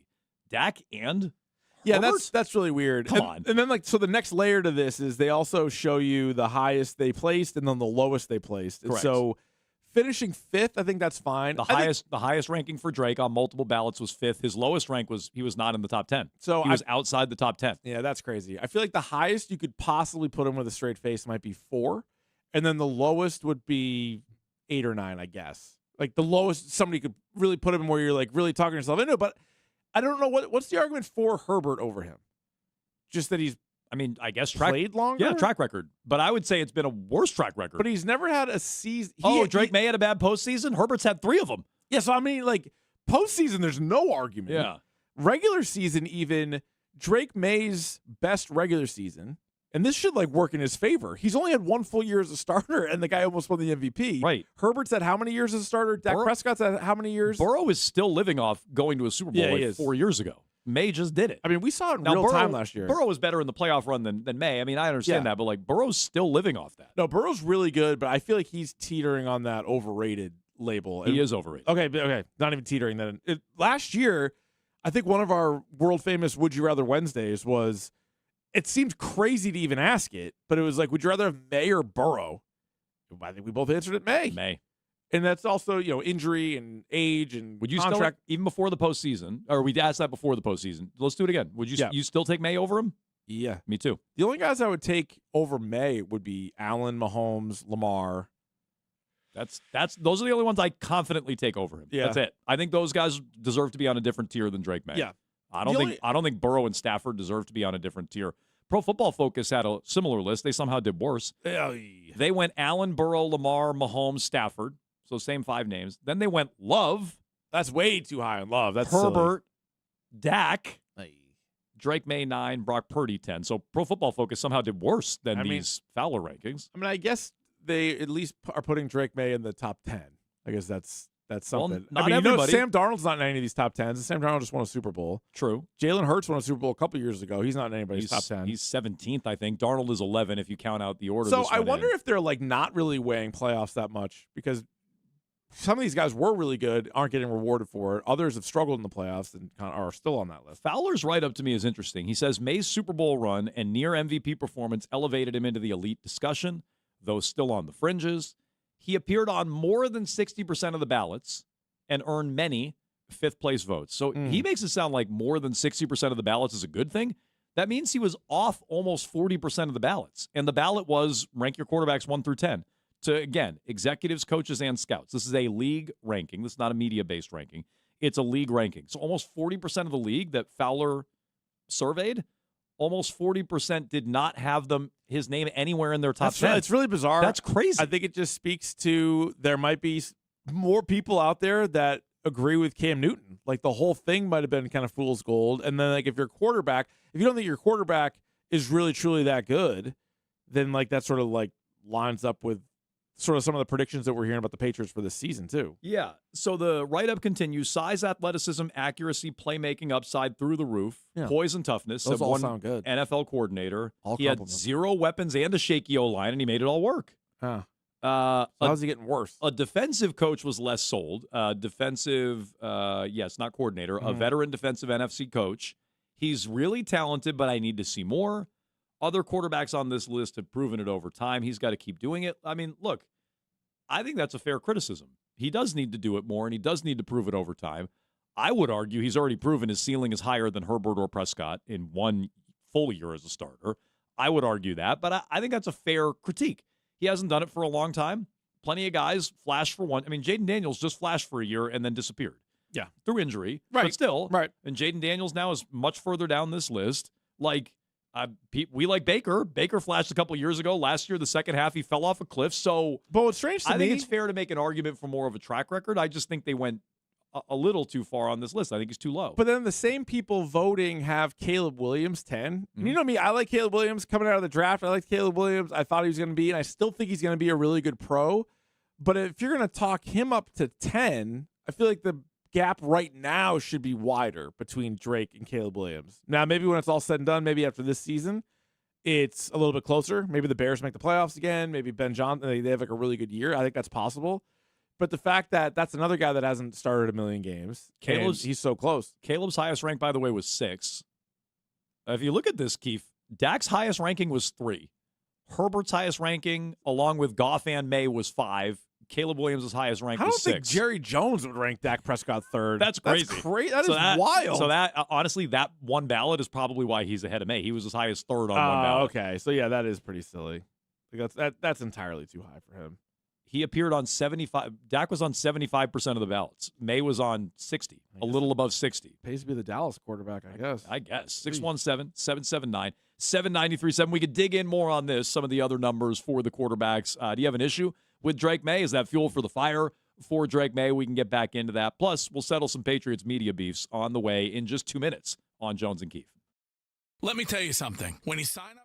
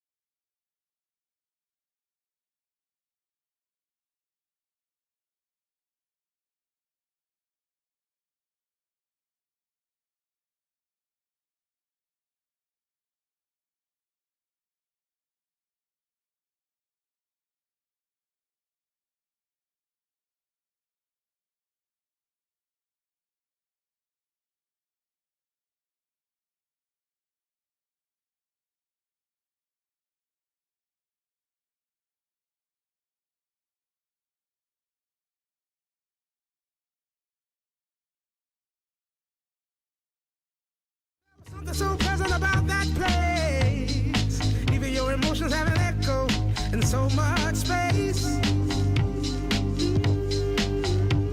That was Bedard basically calling our guy Savage duplicitous pond scum. Basically what he was doing there. Aggregators are subhuman trash people, according to Bedard. If he was starving to death, I wouldn't give him a morsel of food. Meanwhile, Bedard has no shame in charging you for a subscription to his website, but the aggregators are shameful trash people. So you get almost like a three-way rivalry or beef going on here, right? Because Savage v. Bedard and Gonzo. Bedard v. Gonzo or v. Gonzo. Gonzo v. Team. It's really a whole bunch going on. Gonzo v. Savage? No, probably not. I don't think so. No, he's probably Maybe. Now I got Jack to see about Jones v. What is Savage. a three-way? That's what we got. An old-fashioned three-way. So, yeah, I scored it 10-8 in favor of Gonzo. Draw. I feel like Gonzo is confirming a couple of things. One, he knows who Bedard is. Two, he knows that Bedard talks about him, and this isn't like a one-off. But Bedard's like comeback was so lame. Super lame. At least Gonzo went at him, and he's like, hey, get your name out of my mouth, or whatever he said. It wasn't even that cool. Yeah, but as much as Bedard says... But Bedard's comeback was so lame. He's like, great to hear from you, Christian. That's what he put out on Twitter. I didn't say it was a good response. Well, somebody's got to win. 10-8. 10-8 Gonzo. No, somebody does not have to win. There are draws all the time. You watch any of these soccer games? Yeah, but like pick one. You think Bedard wins. Oh, but if I had to pick one, like if it's Rotten Tomatoes up or down, I would say Bedard won because at least he's got Christian Gonzalez talking about him. And that line of work, I would say that's a win. No, it's a fair point. Meanwhile, that line of work, the media, is Jeremy Fowler, who put together this list. Digging in on some of these high and low rankings for the various quarterbacks is very interesting. It's really weird. I didn't notice this the first time, but like all the guys that received number one. So Drake May didn't get a number one, which I didn't think he should. So but, I believe 5 quarterbacks got a first place vote. Yeah, that's crazy. Josh Allen was as high as 1, and as low as 4. Okay, so somewhere between 1 and 4. Who's voting Josh Allen for? Well, wait till you see some of these other guys that got a 1. Dak 3. Good point. Good point. Yeah, right. Mahomes is as high as 1. Fine. As low as 9. Yeah, that seems low, but okay. That's real low. Stafford was as high as 1, as low as 5. But that's stupid, I think. I know he was the MVP last year, but like you think this year, you think he's the best quarterback? Anti-Stafford. Stafford's been good for a while. Okay, now. Stafford. I am anti-Stafford. He was also he wasn't lower than 5 on anybody's ballot. No. They love him. Mahomes was 9. This guy was no lower than 5. Recency bias. Well, Stafford didn't tear his ACL. Burrow as high. Yeah, Mahomes is gonna be fine. Yeah, He's but gonna like, be back week 1. Who's making the case Burrow's the best quarterback in the NFL anymore? Somebody. Burrow as high as 1, as low as 6. Put your name on it. State your source. Lamar. This one's crazy. Yeah, Lamar number 1. As high as 1, was not ranked on at least one ballot. That's a wide Lamar gap. not in the top 10. I know he didn't have a good year last year. He's been a 2-time MVP. I would like to hear You that. think Lamar just stinks now? I would like to hear that debate between the person that put him 1 and the person that doesn't have him in the top 10. It would be how like do you guys figure that out? Mina Kimes and Orlovsky is what that would be. True. That's what that would be. Yep. Dak was as high as 3, as low as unranked. Yeah. Herbert as high as 5, as low as unranked, meaning outside the top 10. May 5 and unranked. Goff 5 and unranked. Caleb Williams 6 and unranked. How did this align with our tiers, Keith? So I we know did you were looking tiers. at that. We did tiers in May, and we had 8 different tiers. And so What were the names of them again? Let's refresh us. Best around. Oh, good one. All pro. Yep. Pro bowl. Okay. Starter with upside. Starter with downside. Backup. Oh, glad he's not my QB. And Curran likes him. Oh, so that was That J.J. was McCarthy. reserved for obviously. J.J. Yeah, so McCarthy. J.J. McCarthy is in the current likes him tier. Yeah, Okay. no. Yeah. So best around, we only had Allen and Mahomes, but that was the top 2 for us, top 2 for these scouts as well. Allen and Mahomes. Okay. So Lamar's on the next one down? Yeah, so I think that was one of the ones that we debated. We ultimately put him on All Pro, where there were 6 names. Okay. Lamar Jackson, Matthew Stafford, Drake May, Joe Burrow, Jaden Daniels, which you talked, I think you had him up there, and Billy must have broke the tie. And then we also had Baker Mayfield. So 2 guys that were not on this Yeah, we list. both like Baker. So Dak and Herbert on this and the Pro Football Focus are both like clearly in the top 10. Yeah. We had them not even in our top 8. Keep going. So top 8. So then the tier below that was, we called it Pro Bowl, and there were 6 more names led by Dak Prescott. Okay, so Dak we would have maybe back into the top 10. So vis-a-vis. But behind May on a different tier than May. Then Bo Nix, Trevor Lawrence, Jalen Hurts, Brock Purdy, Sam Darnold. Yeah, maybe in retrospect we had Nix a little too high. No, I think we did not. I think we definitely did. I think we showed Darnold his respect. So my beef at the time was I thought Caleb Williams, who we had in the 4th tier, I thought he was too low. So apparently the rest of the league. I think he's too high on But that's also the tier we had Justin Herbert in. Uh-huh. and Fernando Mendoza. They were all in the same tier. Started with upside. With Tyler Shuck, Malik Willis, Jackson Dart, and Cam Ward. Well, we know ball. Then we had in starter with downside, that was also a big tier, including Jared Goff, Jordan Love, CJ Stroud. So we were really down on those guys, where the league's still not down on Goff or really Love as much, but Goff certainly not. But that's what it looks like for us. Dak, by the way, appeared on 75% of the votes. May was barely 60. So almost 40% of the votes did not have May in the top 10. Strange. Herbert was on 80% of the ballots. People love Herbert. Goff. Herbert's weird. Herbert's been like anointed. Goff and May were basically the same. They were both on about 60% of the ballots. I think May's a lot better than Goff. Me too. Goff puts up good numbers. I mean, that's part of it. Yeah, it's interesting. I think it's also funny that it shows you how differently people view quarterbacks, because you have the top 10, like all these positions are doing, right? Top 10, honorable mention, and then also a receiving votes one. And 20 players were named. There's only 32 starters and 20. So talk about like not having a consensus top 10. It's a good point. Yeah, so further down the list, there were Darnold, Daniels, Love, Purdy, Mayfield, Lawrence, Hurts all got honorable mentions, and then quarterbacks who also received votes, Nix, Jones, and Stroud. Yeah, it's 20 total That's quarterbacks. a ton of quarterbacks. Jones and Stroud. And like obviously there's no rookies on this, and there's no, like Aaron Rodgers. And some teams don't even really have like a true starter, at least yet. Mm-hmm. So as far as like teams who's going to start, it's pretty much everybody's been named. Like, okay. Yeah, that's a good point. Meanwhile, the other thing that got quote-unquote settled by our guy Zach Gelb of Odyssey. He's done some shows here at WEEI. Yes. Yeah. This is a Twitter brag. I reached out to Mike McDonald to get clarification on his comments about the Dan Patrick Show, or on, rather, the Dan Patrick Show, and I asked if Tom Brady was the person with the quote-unquote conflict of interest that gave input to the Seahawks before the Super Bowl. Mike told me it wasn't Brady that he was talking about in the interview. Oh, okay. You sure about that? Case closed. I don't believe you, but that's okay. And I'm not surprised that that's going to be your response. So good job by Gelb to reach out.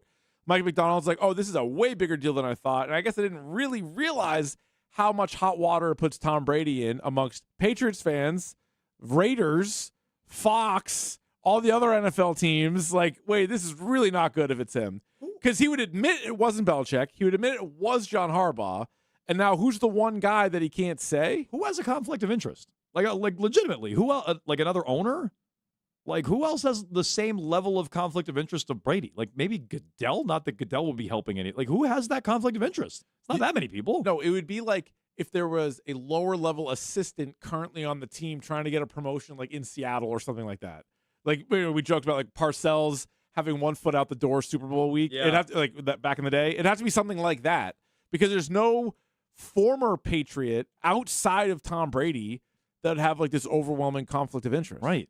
I mean, Belichick in a way, but who like knows Vrabel and and basically built the McDaniels. Brady basically built McDaniels. Didn't build an offense. Brady built the offense, and McDaniels rode his coattails. Well, Charlie Weiss. Well, no, That I'm too, saying, but I'm saying that right. That's what I mean, though. Yeah, like oh, it was built before McDaniels got McDaniels. Didn't build anything. No, and who knows even like how much it would have helped. My guess is Mike McDonald didn't have to talk to Tom Brady for the Seahawks to beat the Patriots, but he did. And yeah, nobody else really makes sense. Either nobody else would have any kind of useful information, nor would it be a conflict of interest. Correct. Like, oh, we can't even say who it is. That was a good job by Gelb reaching out. But Yeah, honestly, definitely. I think it's Tom Brady even more now that McDonald is denying it. It's the most Tom Brady it's I'm like ever been. I'm like even more convinced it's Brady. Mm-hmm. So we can get back into that as well with your phone calls. 617-779-7937. That's how you get in touch with Jones and Keefe. You can stay tuned for Rich and Ken with Ted Johnson. They come your way at 2 o'clock. We'll get you the clip du jour. And on the way next, it's time for Grab Bag. Grab bag. Grab bag. Grab bag. Grab bag.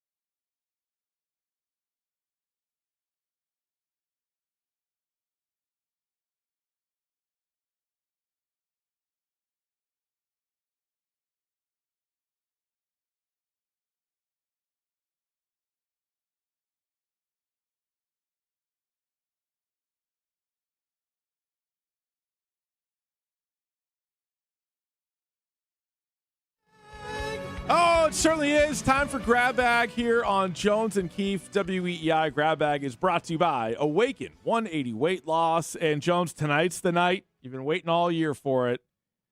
Major League Baseball's Home Run Derby. Back. No. Okay. Not on Netflix.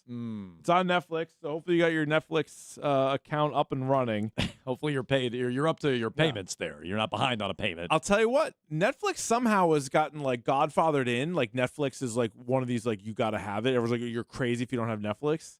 I think if you really do the math on it, I don't know if you're watching it on Netflix. Oh, I know you're not. No. I think most people. I think you're definitely not. You're not. Me? Again, Jones, the royal you. The royal you. The list. I'm talking to the listener. I'm talking to each and every man and woman and child. I don't know Jones' watching habits. Yeah. I know he's not watching a lot of movies, so he's definitely not getting his bang for his buck. I'm going to watch the Derby. Yeah. Because my wife even mentioned it a couple months ago, but like, should we cancel Netflix? And I was like, no, we can't. And she's like, what are you watching on there? I'm like, I go, the Home Run Derby's coming.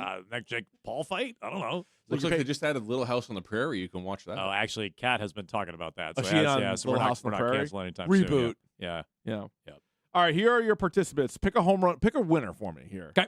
Kyle Schwarber. I haven't seen the odds. Yep. So Citizens Bank Park in Philadelphia. They're going to have two Phillies in this. Okay. Schwarber and Harper are both in it. Well, Harper needs to bet on himself so we can get out of this FanDuel debacle that he's in. Hubbub. Yeah. Junior Caminero. Okay.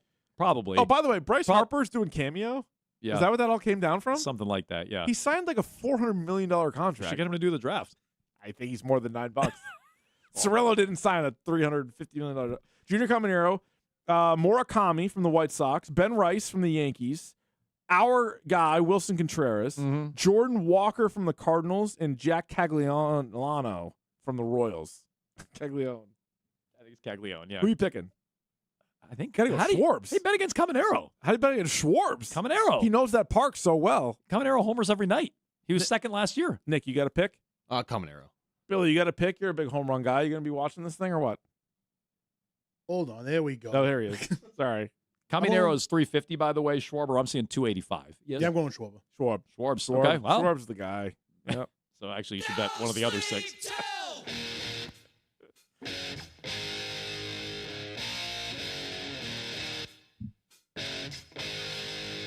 Grab bag. Apparently, this just into the news desk. $900. It says $899 plus for a personal video from Bryce Harper. What the hell? You can get almost two PS2s, or I can get Bryce Harper A walking. business video, $10,000. Give it our draft order, though. Walking to lunch, being like, yeah, Stitz and Ted go forth. That's not worth it. There's only 4 left, so get it while you can. There's 4 Bryce Harpers left? It says only 4 left. I bet that's. Honestly, I bet there's none left now. This debacle was a brilliant inside job to get people buying his cameo. People are talking cameo Really smart, again. Yeah. World Cup action, Jones. We are down to the final 4. We have, what do we got? A game on Wednesday. I think there's a game tomorrow. Oh, I'm sorry. Wait, there is? I thought. Am I wrong? I think so. Okay, I take it back. Sorry. No, you're right. Oh, well, whoops. You're right. Oh. No. Oh, well, whoops for you. On Yeah, my yeah, end. yeah. France and Spain. 3 o'clock on Big Fox from Arlington, Texas tomorrow. Yeah. I see London. I see France. I'm betting France there. I'm also betting France. Yeah. They are plus 135. Oh. But again, that's a regulation win. Right. What about to advance? What are they? I don't say. Then Wednesday, 3 o'clock from Atlanta, Georgia, England and Argentina. You see, it's the first time ever the top 4 teams in the FIFA rankings made the 2 semifinals. No, never saw. I didn't see that. First time that's ever happened. Wow. Yeah. I tell her, baby, I'm a Grab bag. Let me ask you a personal question. Okay, Jones. sure. Did you like when the World Cup expanded the field to 48 teams? No.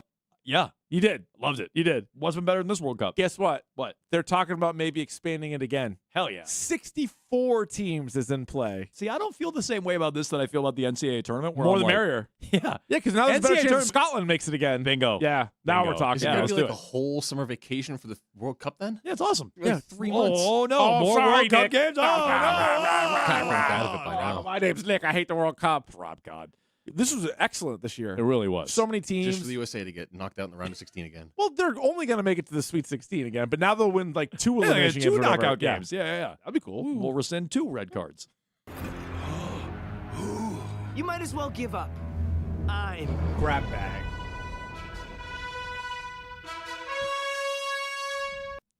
Did you watch any UFC over the weekend? I didn't. I know you did. I did. Yeah, I did. I haven't watched the UFC in a long time, Bragg. I used to be all about it. Watch every single fight for the longest time. A good stretch. It's, UFC, what was it? 329. Wow. McGregor v. Holloway 2. People were all fired up for this. Yeah, you were telling me it was going to set up, what do you call it again, a trilogy match? Well, yeah. I guess it still could. It was supposed to. So these two fought 12, 13 years ago, and McGregor won that fight. And obviously he's gone down as like one of the best fighters of all time. He hasn't been in the octagon in many years. He came back to fight Holloway, who is currently one of the best fighters in the world. And this was a big to-do. It was on Paramount Plus. So I'm like, you know what? I was watching soccer on, was it Saturday night? And I'm like, let me flip over here.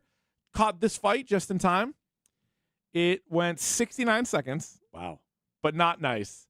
As Conor McGregor blew out his knee trying to kick Max Holloway in the face. Really on like his first move was to try to kick him, and he blew out his knee right there? Yeah, and many are speculating that he had already blown his knee out. Everyone's watching the gate. They're watching him like the day before. They're watching him in warm-ups. They're watching him walk to the octagon. Oh. He's saying it's not true. I mean, of course. He could have done it in like warm-ups or whatever. People are saying like consumer fraud. They were like, you told me I was going to get this great fight. Oh. There's a clip of Celebrity Row, a couple rows back watching the fight, and it was Mel Gibson and Vince Vaughn. Oh. This is real. This is not made up. Wow. And these are the lip readers out there. Think Mel Gibson leaned over to Vince Vaughn and was like, like his knee's messed up. And Vince Vaughn's like, oh, wow. And so, yeah. Really? People are speculating. There's all kinds of theories going on around this. Let me try to read these. Let me try to read these lips. Ooh, my knees. All I know it was horrible. And watching the fight play out. So his knees messed up is what he said. Yeah, to him. I'm knees seeing messed that up. now. I just read that. watch I that? didn't see the subtitle. Yeah, his knees messed up. He says to Vince Vaughn. Vince Vaughn goes, oh, okay. Yeah, oh, wow. Yeah. Yeah, Theo Vaughn was there. I don't think any relation to Vince Vaughn, but they were both there. Oh, didn't they screw up a celebrity thing and Dana White was not too happy about it? Dana White lost his mind. I don't know who that was. That another fighter? I don't even know who that guy was. I don't know Billy, do you know who I'm talking about? I think it was like another fighter. But then the the graphic said Oklahoma City Thunder All-Star Jalen Williams, and it wasn't Jalen Williams. No. It was somebody else, and Dana White lost his mind afterwards. No, but this fight was terrible. I mean, so he does like an opening run-out kick, blows out his knee, then tries like maybe two more kicks, falls down both times, Yeah, and the commentating team just are like slipping. He's doing a lot of slipping. Something's wrong. Something's wrong. Why is he falling down? Yeah. His knee's blown out. His knee's a mess. Probably from a few weeks Now, ago, according to Mel Gibson. Here's one thing that I wasn't thrilled after the match. So Max Holloway, like, what's he supposed to do? Like, he takes the win and whatever. But he's like, I guess we can have like get that trilogy fight. Let's get this money. So if you're in the crowd, you're like, what, my money? That I just paid for this? I'm not giving you more of that. Yeah, I don't They think got so. the Patty the Batty fight before, and I saw people seem to like that one. So Patty the Batty also won his fight. His fight was even quicker. Yeah. He got Benoit Saint Denis in a this is actually the name of the submission move, the Peruvian necktie. He got him in the Peruvian necktie? Tapped him right out. Only on my anniversary. I don't think he knew where he was. Yeah, okay. He knocked him and like drained all the blood from his head, and then when he like woke back up, he was like, "Let's start the fight." Yeah. Let's go. Fight's over. I didn't hear no bell. He didn't hear anything. He had a right to sleep. He was Z's. So yeah, Paddy Pimblett, big fight for him. I'm sure he's gonna get like a title fight at some point coming up soon. Did you see his reaction when he saw McGregor got hurt? No. He's like, oh, well, McGregor's out. He goes, I guess that makes me the face of the company now. Smart. Something along those lines. Oh, yeah. Smart. Yeah, because you had like the microphone, so he was doing some kind of interview, but also like paying attention to the screen. Yeah. And obviously wasn't expecting the fight to end that quick. And he's like, oh, well, I guess I'm the face now. So, I mean, I'm not holding my breath for a Conor McGregor return fight. I mean, he's claiming that he's going to try and everything else, but it's like, all right, it's past. It's past. You had a good run. Probably. I would say it's over. Probably past. Yeah.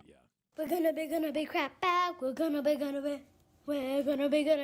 bag. We're gonna be golden with the team of the crap bag. I'm from the crap bag with that Jones and Keith. Great line on Twitter over the weekend. I forget who said it, but I didn't come up with this, but really, really good.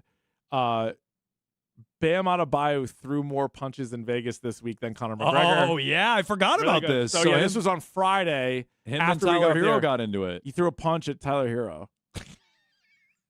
out at Summer League. Okay, guys. I mean, it's possible Tatum and Brown might have gotten into it there. They were both there. Yeah. Tatum was there. Yeah. Jalen was there. Yeah. I mean, Hero and Adebayo are getting into it. I'm not ruling it out with those two as well. Yikes. I know. Okay.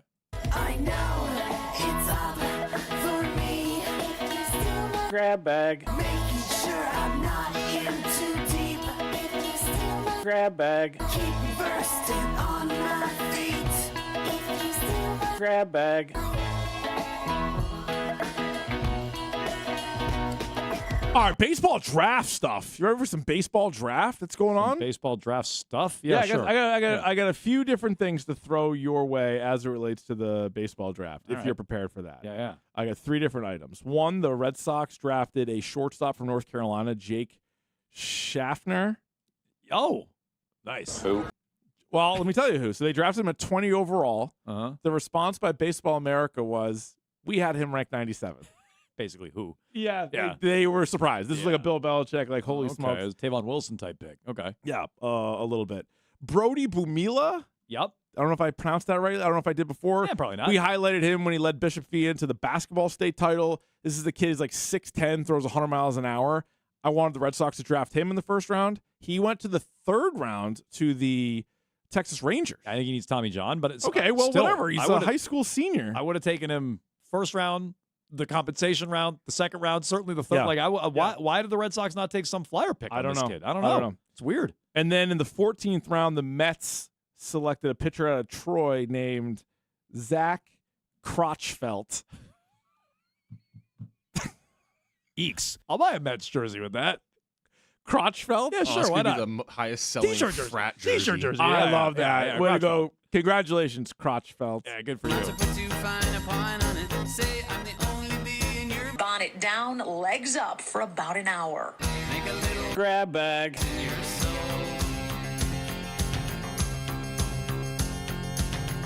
Well, really some sad news here, Jones, as film legend Sam Neill passed away, the New Zealand actor.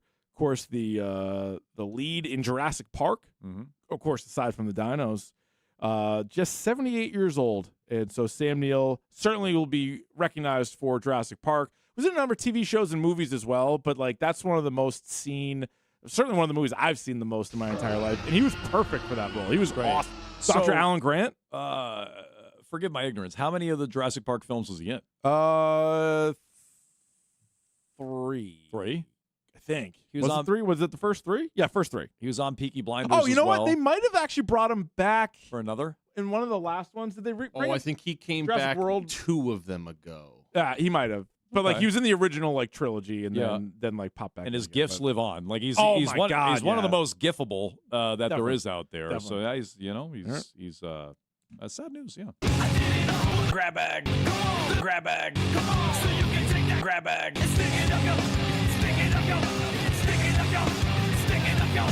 All right. Does Tracy Bingham follow me on No. Instagram at RichKeefWEEI? Well, not yet. No, not yet. Putting the X-rated into X. These guys are stupid. Has Bob Ryan tweeted. All right. Yes. Yeah. And more important now than ever, he did not tweet last Thursday or Friday. So has Bob Ryan tweeted? You're saying? I would Yeah. hope. The answer is yes. Oh, phew. Thank God. Meta World Peace Versus tweeted out, who's the greatest drummer of all time? Oh. A, John Bonham. B, Neil Peart. C, Phil Collins. D, Buddy Rich. E, comment another drummer. Ooh, Travis Barker. B, Bob Ryan said, He said, I think you're missing a few. "Oh, well, that's what he was Once for. You're again, supposed to write does one not in. ever really answer the questions. I wrote in Travis Barker. Who'd you write in? Travis Or would you Barker take as one of well. those? Yeah, it's a good one. Yeah. Travis Barker from the Aquabats, though, not Travis Barker. That's- Also, Al the Boss tweeted, one stadium now gone that you wish you could have walked into just once. Which one? Oh, I bet he said like Ebbets Field. What did he say? did say Did he say Ebbets Ebbets Field. Field? Yeah. Really? Yeah. Wow, how about that? Nice. Yeah, he did. Hey, Nice. Jones, you want to hear my grab bag? Sure. It doesn't matter if you want to hear my grab bag. You walked right into that. Jabroni. It's on me. Who was the best baseball performer from yesterday, Jones? Was it J.P. Crawford, 3 for 4, 3 RBI and a run? Henry Davis, 2 for 4, home run, 3 RBI, 3 runs.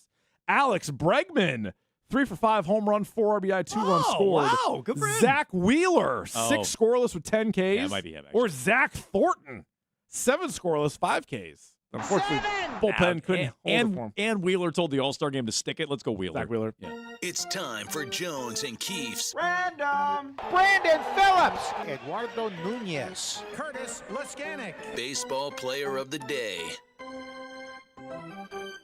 All right, with the All-Star break upon us, we have a former All-Star, in fact, a 2-time All-Star, both times with the Oakland A's as a pitcher. Oh. As a pitcher. 1 year as a starter, 1 year as a reliever. Bob Witt. Nope. Also pitched for the Rangers, but the vast majority of his career, Dave Stewart, was with the A's. Cup of coffee in 2001. Hung up the spikes after the 2010 season. 2001. So it's too right-handed pitcher. Too good for like Hudson and Zito and Mulder. Not Huddy, not Zito, not even Rich Harden. I'll throw another guess. Oh, at wow. you. Oh, wow. Not Rich Wow. Harden. Dang. Okay. Brett Anderson? No. No. Chad no. Bradford. No. What years was he an All-Star? He was an All-Star in 2005 and 2008.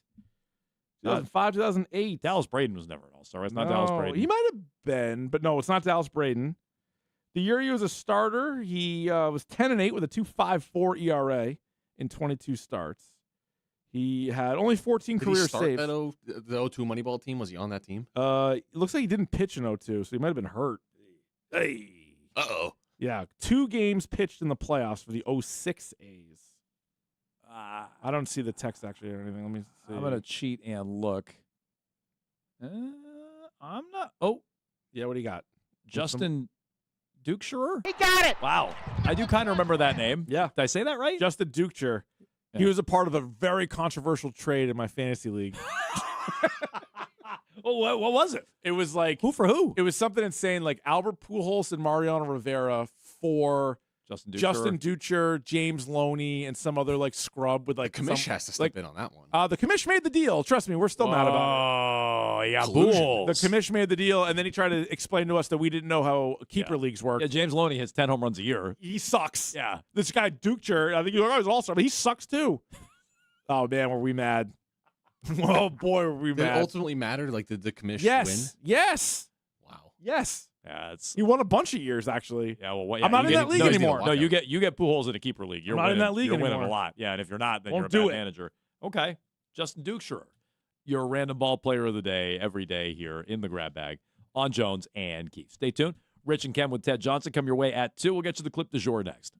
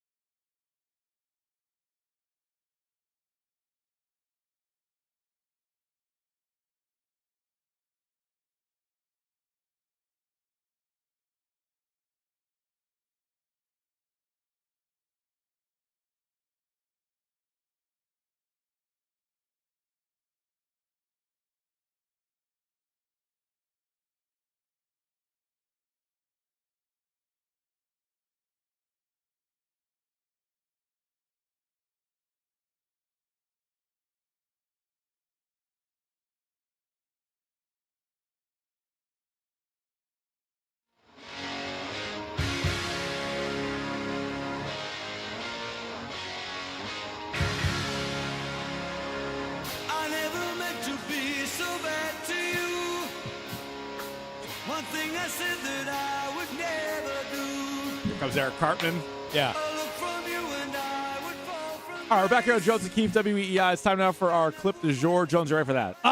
Sounds fantastic. What's the clip du jour? I'm so glad you asked. This is the clip of the day. And the Red Sox are riding a 9-game heater. They are a half game out of a playoff spot as we now enjoy the All-Star break. And I mean really, truly enjoy the All-Star break.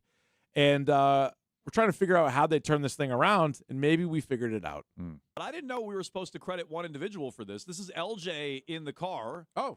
LJ, you turned around the Red Sox, LJ? Grandmama? Guys, I put the reverse hex on. I called you right after that awful Colorado series, and I said on air, this is the worst Red Sox team in history, and you both agreed with me. So you're welcome. I don't recall that. That doesn't sound like us.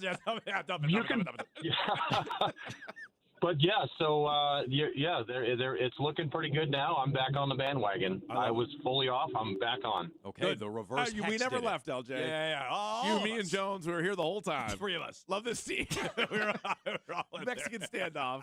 We all were loving this team. Who loves the team more? Who's to say? Yeah, well, you know. We weren't trying to fire Breslow. No, we weren't doing that. Not me.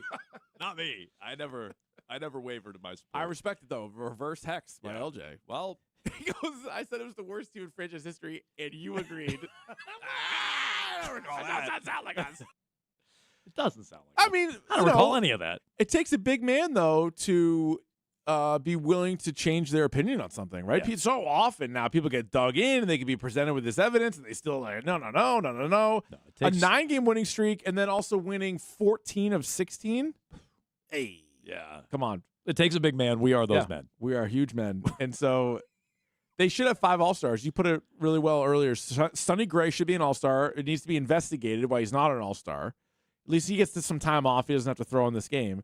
But they should have 5 All-Stars. Any team with 5 All-Stars is usually doing something right. Yeah, and it is a team that's capable of going on a run. I was getting some flack about this earlier. Oh, boy. Where I Don't said, let him get to you. I think this is on the text line, and I'd have to scroll back to find out exactly who sent it or the exact wording on it, rather. But I said I think the team is closer to what they've done over the last 16 games than what they did over the first few months of the year. And the texter made a fair point. They're like, well, the sample size, how are you going to put more weight on 16 games versus whatever it was, 75 games or whatever, just to pull a number out of the air? And I understand that. But that whole time during the first 75 games, we're like, they have to be better than this. It was up there with the worst seasons in franchise history. Oh, it was pretty remarkable. Like, who the hell thought it was going to be that? I thought before the year they were a playoff team. Well, you thought before the year they were a playoff definitely. team. Then it was just so overwhelming that they were underachieving and they were amongst the worst teams in franchise history. I'm like, I guess that's what they are. Now that they played like this, I really do genuinely think they're closer to this, but I guess we'll see. Maybe I'm just gullible and falling for it again. No. Jones and Keefe, never gullible. Not us. Brought to you by the 99 Restaurant and the Colossal Lobster Roll. It's Colossal Lobster Roll season at the Nines. Choose the hot buttered or traditional. Both are built to the hilt with tender North Atlantic lobster served with fries and coleslaw. You gotta love the Nines. Nice. Get in there. Kids are eating free. Oh, yeah, they are. Especially with the Red Sox turning it around. We're back tomorrow with a Tier Tuesday. We have the Madness as well. I think we're going to do some Red Sox midseason awards. Yes, definitely. As we react to the Home Run Derby. As it turns out. Very well earned. Stay tuned for Rich and Ken with Ted Johnson. They come your way in just 2 minutes.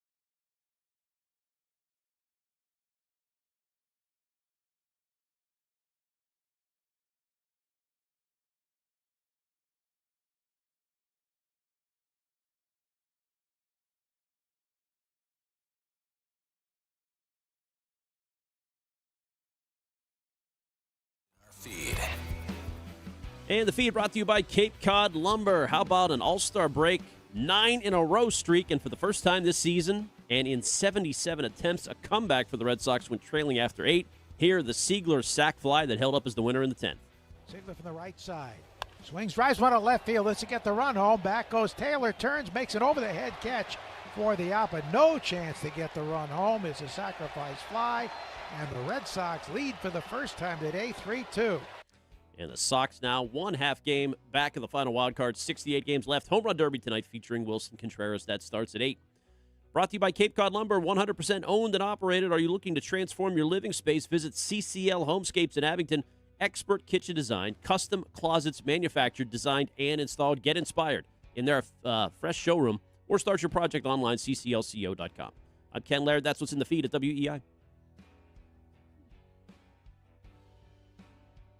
I don't care what people say, but the SpongeBob musical is the greatest I've ever seen.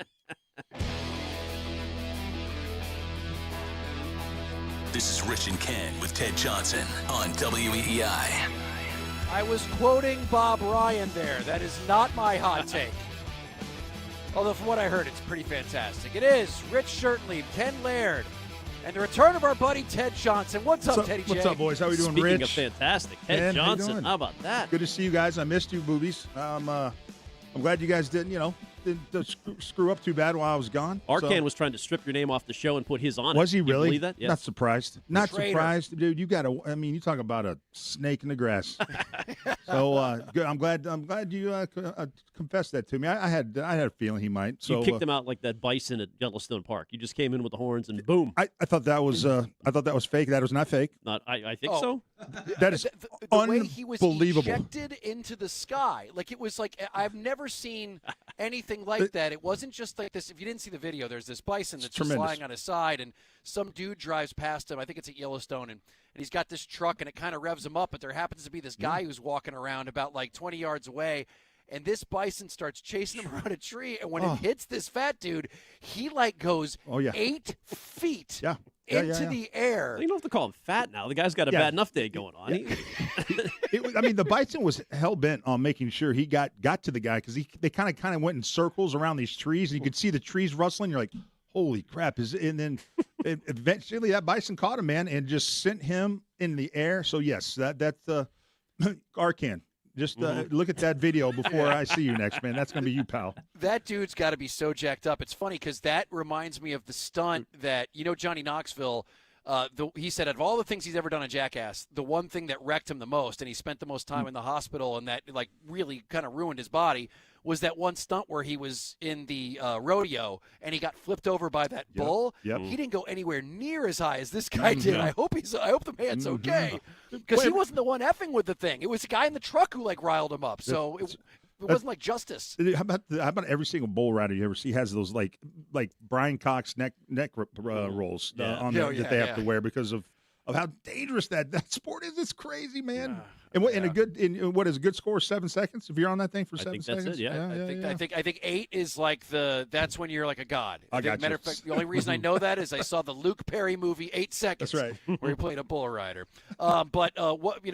Ted. Yes. While you were gone, these Red Sox, huh? How about this? This? I said it on Friday. I said that, for all this time, they had our curiosity. Now they have my attention. Yes. Just like Leonardo DiCaprio in the Django Unchained. Yep. But you know what? Let's get to what happened yesterday, shall we, Stiz? Let's let it roll, buddy. What just happened? Sports happened. Oh, yes, it did. And sports happened. Brought to you by Jeffrey Glassman Injury Lawyers, Boston's go-to injury attorney for over 30 years. If you've been hurt in a car or work accident, you gotta get Glassman. Call all sevens at 617-777-7777.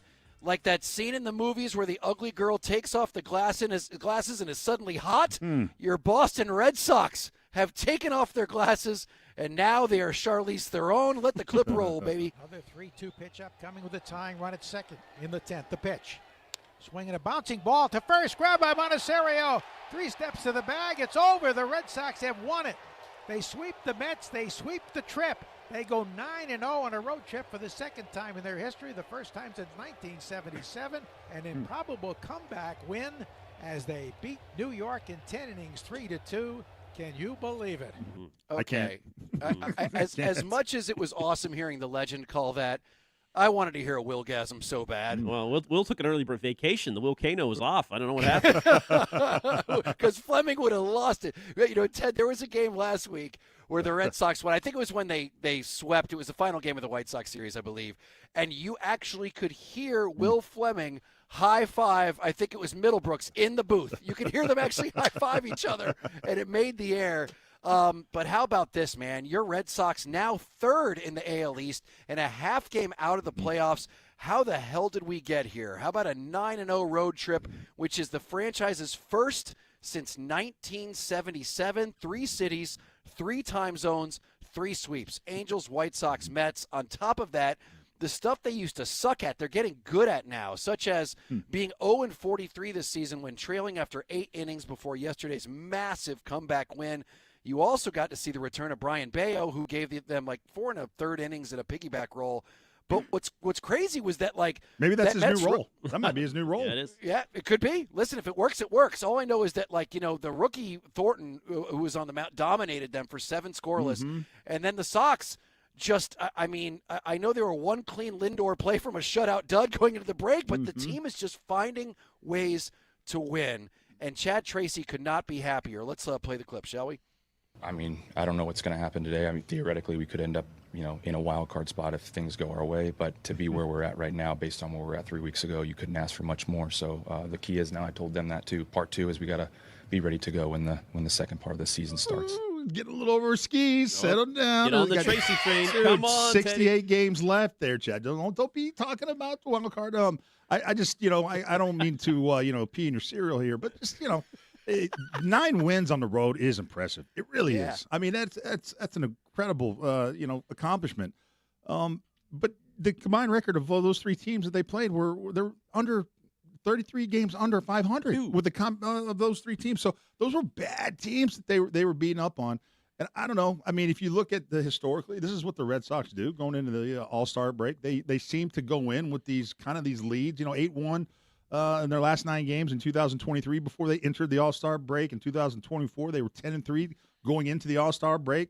2025, 12-1 and 10-0 leading into the All-Star break. And then, of course, 14-2 going into the All-Star break this year. We will see. I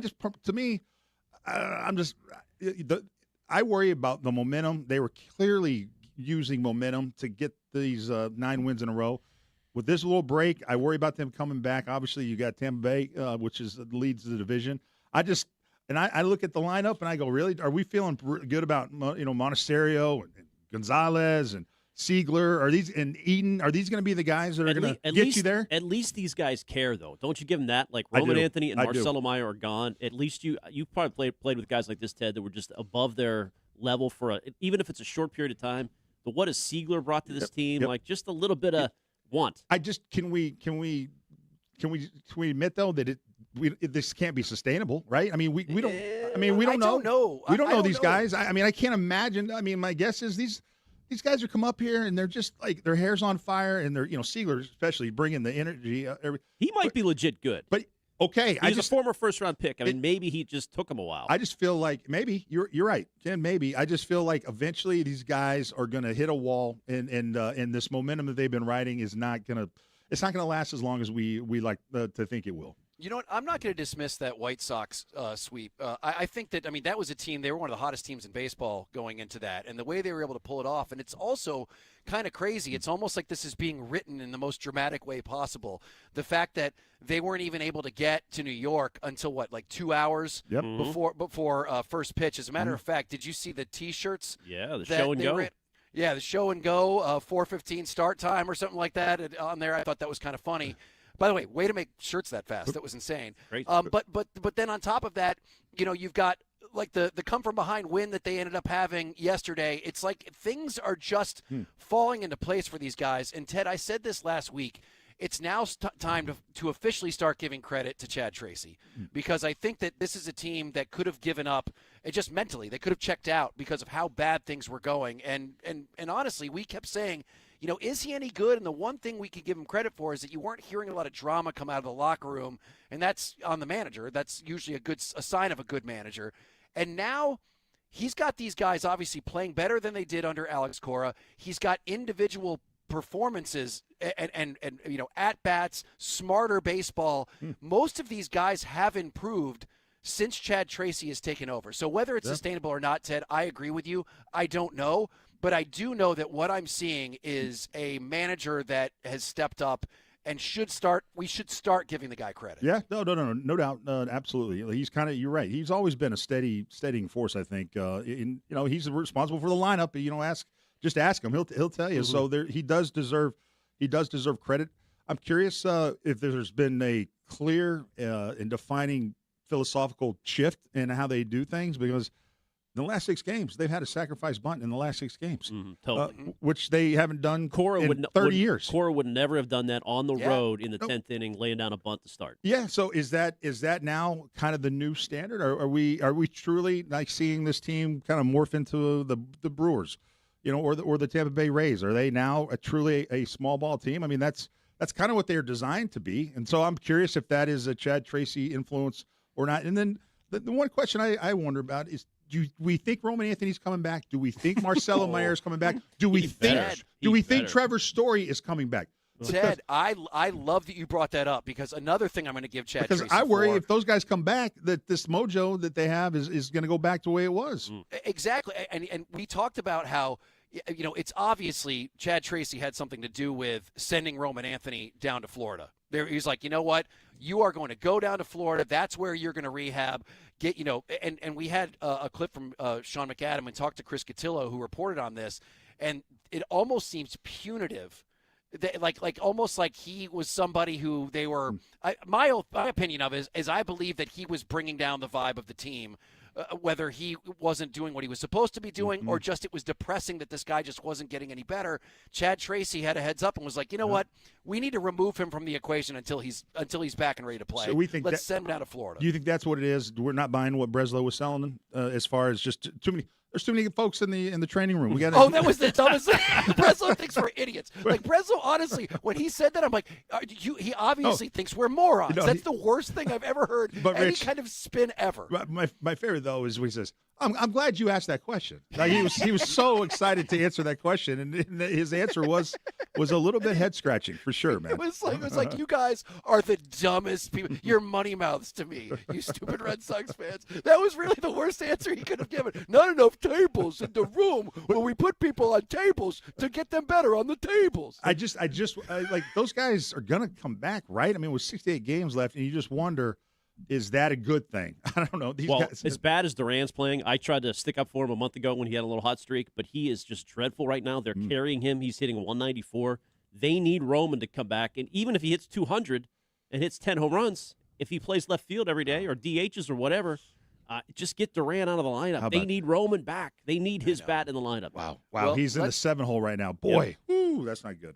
It's not good. All right, well, we'll take your call, 617-779-7937, because you're right, Ted. This is a weird place for this team to be right now, because after, how long have we been talking about how this team needs to sell? They need to get rid of these guys, see what they can get for it. We're at a weird point now where they are a half game out of the playoffs. And what do you do? And Ken Rosenthal who obviously is very connected, he has spoken about what he believes the Red Sox mentality is now, seeing that they're going into this All-Star break in a completely different place than they had imagined 3 weeks ago. And we will get to that and your calls right after this in 2 minutes.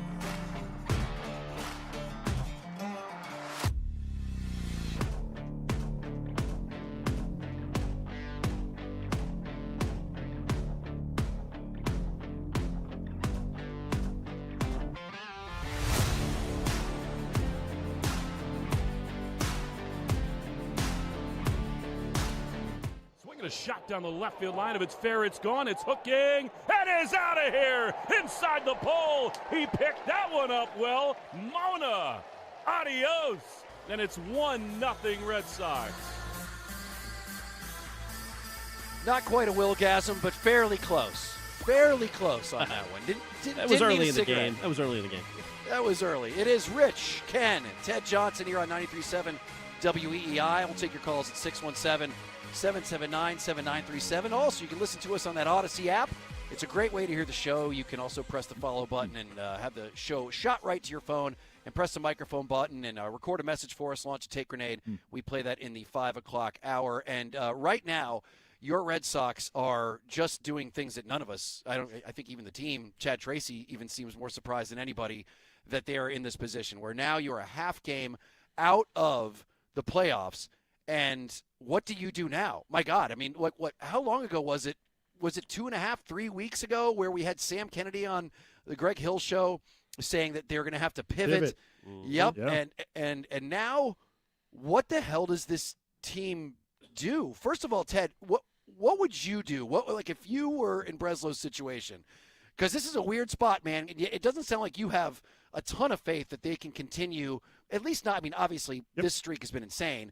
But at least continue and play winning baseball. Yeah. What do you do? Do you buy, sell, or stay, or what? If I'm him, I lean more towards the buy. I don't think you're going to get a lot really at this point with so many teams still kind of in it. But Breslow, I mean, he basically fires Alex Cora, so he's betting on himself. He went into the season saying this is going to be a team built on pitching and defense, which that's exactly what it's kind of turning out to be. For me, this is if I'm Craig Breslow, this is his time to kind of show how smart he is. I mean, a lot of the guys he's bringing in are starting to are working out. So if I'm him, with just with this close, being back into the wild card, to me, I would be more leaning towards the buying side of things. But you don't. Do you want to sell? Do you want to trade Sonny Gray? No, because you don't want to cut off your nose to spite your face. So it would be, to me, if anything, it was going to be he'll buy and it'll be a tinkering here and there. To me, it's a bet. Clearly, I mean, even though they're hitting in this 9-game win streak, I think they're averaging 5.3 runs per game, which is a lot better than they were doing there for a long time. So to me, that's where you go, is obviously for hitting, for a bat. I don't think it's going to be a drastic move, Rich. I really don't. But I would lean towards buying. So are you kidding me? People are pumped for this. People are starting to get back on the train right now, and people are talking about him. Don't you just notice that? It's something. And they should. They should, as I said, that they have earned your respect. And I mean, for a while, it was painful to watch these games, and it was painful to cover these games, to be quite honest. Although they were losing so spectacularly that at least they kept it interesting and how bad it was. And then all of a sudden they've turned this around, and as I said, the way they're doing it, it's like they're writing it. It feels like they're writing a story that if for some reason they're able to pull something off this year, we're going to look back and go, can you believe this moment of the season, when they came back, right before the All-Star break, and then their plane was late, and they, for the second time, they had to start a series late because they couldn't travel there. It's really been a kind of it's like Scanners when the guy's head explodes. I'm sitting here watching this team and not believing what I'm seeing. But it's a great question. Do they buy? Do they sell? Ken Rosenthal chimed in on that today. Let's take a listen.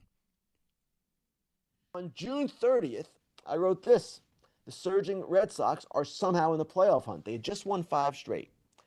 And I said you can blame the watered-down American League. And the comments to this column, now my comments, or the ones I receive on my columns, are always quite lively. But these were exceptionally lively. People thought I was nuts. People said, and I quote, "This is Ken on weed." Then there was a response. "Nah, I think he's huffing paint thinner. He's way too excited for Bud." And then, "Ken loves his big market baseball bootlicking." That's not true. I write about all 30 teams. Now, the Red Sox proceeded at that point to lose 2, and then they won 9 straight on the road. And part of the premise of the column was that their schedule was easing, and it did ease. That road trip was against Anaheim, the Los Angeles Angels, against the Chicago White Sox, and the New York Mets, who, of course, just gave one away yesterday to give the Red Sox their 9-game road winning streak. This team now, let's look at those wild card standings again. This team, the Boston Red Sox, the team that fired its manager, has had all kinds of injuries, still without Crochet, still without Roman Anthony and others. This team is a half game out in the wild card race. It's incredible. And here we go, going into the deadline. What will the Red Sox do? I don't think they're selling as of right now. No chance. They've got a chance, and they've got a president of baseball operations, a chief baseball officer, who has been under scrutiny. He's not going to want to concede. You know what's interesting, Rich? I was talking. Well, first, real quick. I'm sorry, Ken. I just first have to say before you make a comment that Ken Rosenthal obviously has the nerdiest followers on social media by asking, "Is Ken on weed?" Well, he wears a bow tie, and what do you expect? Is he smoking the green? Is that what he said? There's some nerdy-ass followers, my friend. Okay, I'm sorry, Ken. That just distracted me when he said that. So part of the office chatter here before the show, Loftus, our sales guy, says, you know what? Kind of disappointed that they win that game yesterday because this is going to endorse the Moneyball approach, and they're not going to be aggressive at the deadline. They're just going to ride this as long as they can and be happy to be in contention again and not go hard after a piece. And I think there is some part of that where you worry, does this sort of embolden them? Because you said it yourself, Ted. Mm-hmm. This was Breslow's plan, pitching and defense. He didn't think offense was that important, clearly. Mm-hmm. So do they just continue and not do anything, just stay pat? It feels like they might just be happy with the newfound money and not do a thing, and that would be disappointing. I do not partake of the treat. Thank you. I think that would be a mistake because now you have what is it, Rich? They have our attention now. So it's so to not do anything, considering kind of the bludgeoning they've taken all season long. I mean, people have been crushing this team, and they're still last in home runs, dead last in home runs, second from the bottom in runs scored. That's crazy. It's unbelievable that they're in a playoff spot. And so I just think you know what, it's can you capitalize on what you did last year? The first 4 months of the season has been terrible. Clearly, now you got a little something. I mean, for them to not do anything, to be inactive, I think would be a big mistake. They would get crushed. They'd get crucified. And I don't know that they would. You don't think? I think there are enough people that are on the fence because you don't really believe that they're good enough. I don't. But are they one move away? That would be the next question. Like, would one right-handed bat make the difference and make you believe they're good? Yeah, yeah. I mean, I would say two would be a little bit. I'd feel a little bit better about it. But yeah, I mean, I don't know what was the problem with this for this team in the playoffs last year against the Yankees. Was it pitching or was it hitting? They weren't hitting. There was no offense. So, you know what? I am sick of half measures with this team at the trade deadline. They do this every single trade deadline. It's such a non-move. They'll make a move for like a relief pitcher or something that doesn't move the needle. And you know what? Breslow, save your job. Save your job. Do something erratic. Get a big bat in here. This is one of those situations where if I'm Craig Breslow, I want to prove everybody wrong. Everyone who called for his job, Rosenthal, who said that basically he's the one who's next. Hell, we crushed that guy. You know what? Save your job, Craig Breslow. Don't go half measure. Get a big bat in here. Because then, you know what may happen? If you get a big bat in here, there is a chance this team can continue playing close to this level. And then, as you were saying, Ken, what if you got Garrett Crochet back? And what if all of a sudden Roman Anthony comes back and is anything close to what he's supposed to be? All of a sudden, you're talking about a team that legitimately has a shot. I mean, they got to be thinking that, though, Rich. They got to be thinking about, man, Roman's going to come back. I mean, he's not going to be out. He can't be out for too much longer, please. You kidding me? I mean, maybe, but I love it. They just send him away. Just go away. You're depressing me. I mean, go to the Sahara, Florida in July. Seriously, and get better. But so I mean, basically they're seeing that as like free agent pickups. When they come, Trevor Story. I mean, I'm assuming he's coming back. And then you mentioned Garrett Crochet. Those are big kind of names. They might say that. This is our trade deadline acquisition, Roman Anthony. That's That'll what they're be trot that That's right. what they're Don't do that. Yep. Yeah, don't do that. Because I know that's going to be the excuse, and that shouldn't be the excuse. Craig Breslow, save your job. Go out there and get a big bat. Do the one thing that you did not do in the offseason that you've been most criticized for. But why would he do that? He's now winning with his method. And what's his resume? Last year he got Dustin May and Steven Matz. No hitting. He got Lucas Sims and Luis Garcia 2 years ago. Pitching. No, I think they got a catcher, Danny Jansen. That's it. He doesn't go after big offense. He doesn't feel like that's the way to win. Yeah. I'm looking. He hasn't won, though. It No, hasn't worked. he's winning now, though. No, he's not winning. He's not even in the playoffs. No, you were just praising him. Actually, you weren't. You are not sold on Breslow. That's the one thing Rich is not. Rich gives it all to Tracy. If he gets a big bat, yes, then I'll be like, Finally, you did. You know what? You're a little late on it, but it's about time Yeah. you finally made the move you were supposed to make. Here's what'll Because be- that's been my biggest criticism of him the entire time. Here's what'll be frustrating, Rich, is that if right now yesterday you look at Romy Gonzalez, he hit in the 4-hole yesterday. He was 2 days ago. He was the cleanup hitter for the Red Sox in the playoffs last year. Like Romy Gonzalez, and it's just story. not good enough. There's a year later, and here we are. Romy Gonzalez is your cleanup hitter. They need to get a right-handed bat. That would be huge if they did. I just don't trust. Do we trust Craig Breslow to make that mid-season trade? No. Joe Ryan. Anybody remember Joe Ryan? We all thought it was a fait accompli that he was coming here. It didn't happen. I just worry that he's not at depth at pulling off a big trade like that in the middle of the season. Prove us wrong. Prove us wrong, Craig Breslow. I mean, everyone called for you. Everyone said that you're about to get fired, that you are awful at your job. You need a translator. Prove us all wrong. Make a move. Save your job. This is your chance, because how great would it be if you get this bat, everybody's able to come back and get healthy, you can put a gigantic middle finger right in the face of everyone who called you out. And that's just so make the move. No half measures. Go all in.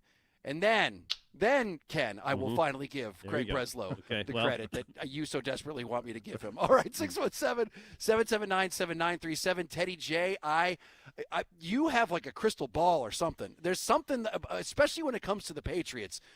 I thought the entire time that the Christian Gonzalez deal was it's a done deal. What is it? Fait accompli. It's like something. It's going to happen. But my God. There was not only somebody that we had on last week that scared me, an insider about the situation, but now it seems like he's picking fights with members of the media, and it does not look as ironclad as I thought it was. Teddy J, I want to get your opinion on this when we come back. We'll be right back.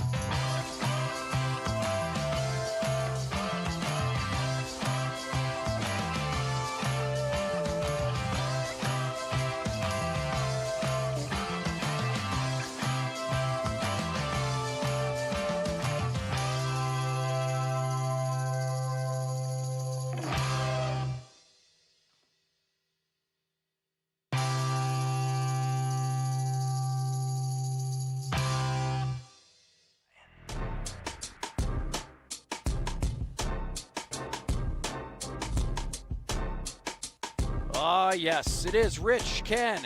The return of our buddy Ted Johnson right here in the Catch Us Law studios. No fee unless you win. It is 93.7 WEEI. You can give us a call here at 617-779-7937. And, you know, Ted, it always amazes me when somebody like you who's played the game can see stuff that idiots like us who have never played the game don't see. And in this case, it was a situation where it involved the Crafts, and we're sitting back and we're watching something new. In that aspect, it's that they are going to have to dole out an unprecedented amount of money for just a handful of players over the next couple of years. You've got, obviously, what happened with A.J. Brown. Now you have, next year, a Drake May extension that's on the horizon, and you know that they're going to have to set the market with that. But today, they are looking at Christian Gonzalez, one of the best corners in the game. As a matter of fact, Jeremy Fowler from ESPN came on, said he's the third best, but I think there's an argument to be made that he's one of the better ones. There's been talk about, not that he said that. That's a polling of league executives and front office people, right? That's and right. Coaches, yeah. Exactly right. You're exactly right. Jeremy Fowler came on with us, Ted, and I know that I have been this way. I forget, Ken, how you thought, but I'm like, well, there's no way they don't pay for this guy. Mm-hmm. The Patriots, obviously, I mean, they just went to the Super Bowl. Why would you take a step back? Right. Why wouldn't you once again go in? You got A.J. Brown. You've got a quarterback that, you know, this is the year that he's supposed to ascend, even though he was excellent and in the MVP running last year. He's got a brand new, amazing tool to throw to. And now, why would you risk taking a step backwards at one of the most important positions? But Ted, you weren't so sure about the Patriots spending this kind of money. And I want to play this clip for you because this is Jeremy Fowler, who he had on as an insider for ESPN. And he had this to say about the negotiations between Christian Gonzalez and the Patriots. To run a tangent, I'd be shocked if they would even entertain trading him at any point. I think that would be a non-starter for them. These are complicated deals, but and I'm told there hasn't been a lot of progress. That's partly why he missed part of the OTAs, and it's been a slow summer. Now, this is a slow time. We're in July 8th. There aren't a lot of deals getting done on July 8th. So my guess is they'll reconvene around training camp and try this again. Okay. The fact that there has not been a lot of talk as of late is that things are quiet between the Crafts and Christian Gonzalez. What does that make you think there, Ted? It makes me think that the Patriots are going to slow play this a little bit. I think they're going to I mean, you know, if it gets done anytime soon, it's going to be in the next 6 weeks. It'll get done, you know, August 25th, you know, 5-6 weeks from now, or else it's not going to get done until after the season. That's how I look at it. I don't see it, any other way. My gut is telling me at the end of the day, the Patriots are going to be. They've had 7 first-round draft picks prior to Christian Gonzalez that never got a second contract. So this would be the first rounder that they have signed to a second contract in the last 8 drafts. And that, to me, that's telling. I just think this I mean, with the Drake May contract on the horizon, I just feel as if they're going to slow play this a little bit. And I'm just curious how Christian Gonzalez reacts. I could see them. I think Bill did this sometimes. If they couldn't come to an agreement, they'll just kick in a few extra million for Christian this year. You know, they don't sign him to a long-term deal. They just say, hey, we're going to for this year, we're going to write up a new contract, and we're going to throw in a couple extra million just to kind of satisfy you to get through the season before they pick up, contract negotiations again. I feel as if this thing won't get done because they haven't set the market on one of their own players in ever. I mean, ever. So I don't see them all of a sudden doing this for the first time in the history of the franchise. But I don't think that's going to work, Rich. Do you throw in a couple million at Christian Gonzalez with the leverage he has and the agent that he has? It's not going to work. And you're right. The agent has a reputation for getting every last dollar, which, by the way, good agent. Great. Awesome. That's the kind of agent that you wanted as a player. But here's the one thing I'm worried about, Ted. So, there was talk about how basically Christian Gonzalez, the rumor is that his agent is going to try to not only make him the highest paid at that position, but the highest paid defensive player in the league. My opinion of that is that that's what they're going to start with, and they're going to end up, if they do end up making a deal, settling on, no, you're not the highest paid defensive player in the league. You're the highest paid corner in the league at that position. And that's going to be the compromise that they would end up making if it happens. But I want to ask you, Ted, is the following clip the Patriots playing a little dirty, trying to get some bad info out there about just how valuable Christian Gonzalez is? Here is Greg Bedard. Greg Bedard, who I think is a good reporter. I think he's someone who, when he hears something, he'll report it. He won't say where he heard it from. It could be someone who's a decision maker. You could have overheard it, or he could have gotten a phone call, possibly from someone who makes those decisions and wants it out there. But I think that nonetheless, this is something that he actually heard. Let's take a listen. Here's Greg Bedard talking about Christian Gonzalez. One part on that, one knock on Gonzalez. Some scouts and coaches believe he's not physical enough. I would say you could include some people with the Patriots also thinking that. Quote, his game is a bit finesse at times. Okay. Oh. So Bedard gets that out there, and Christian Gonzalez himself retweets that and says, Greg Bedard got something new to say at me every day, LOL. I'll be honest, if that's all you got, if you're the Patriots, that's all you got is he's not that physical, then all right, have fun with that, because that, the Patriots, and Belichick would do this with our contracts. Get into the analytics. If I'm Christian Gonzalez, I'm saying, what is the team's defensive DVOA with me or without me? How much man-to-man do we play, and what is the passer rating versus man-to-man when I am guarding their number one receiver? All of these analytics are going to hugely favor Christian Gonzalez. I mean, he crushes it in those kind of analytics right there. So to me, if you're the Patriots, other than you're not that physical and you've missed, maybe 25, 30% of the games, because he missed most of his rookie season, and he missed a few games to start the season last year, which isn't too bad. But really, the Patriots don't have really much to stand on when it comes to that. I just think the analytics favor Christian Gonzalez, and if that's your big kind of, he's not that physical, good luck with that, because I think he's debunked that. I think he's more physical than what Bedard's suggesting there. If I'm his agent, you know what I do?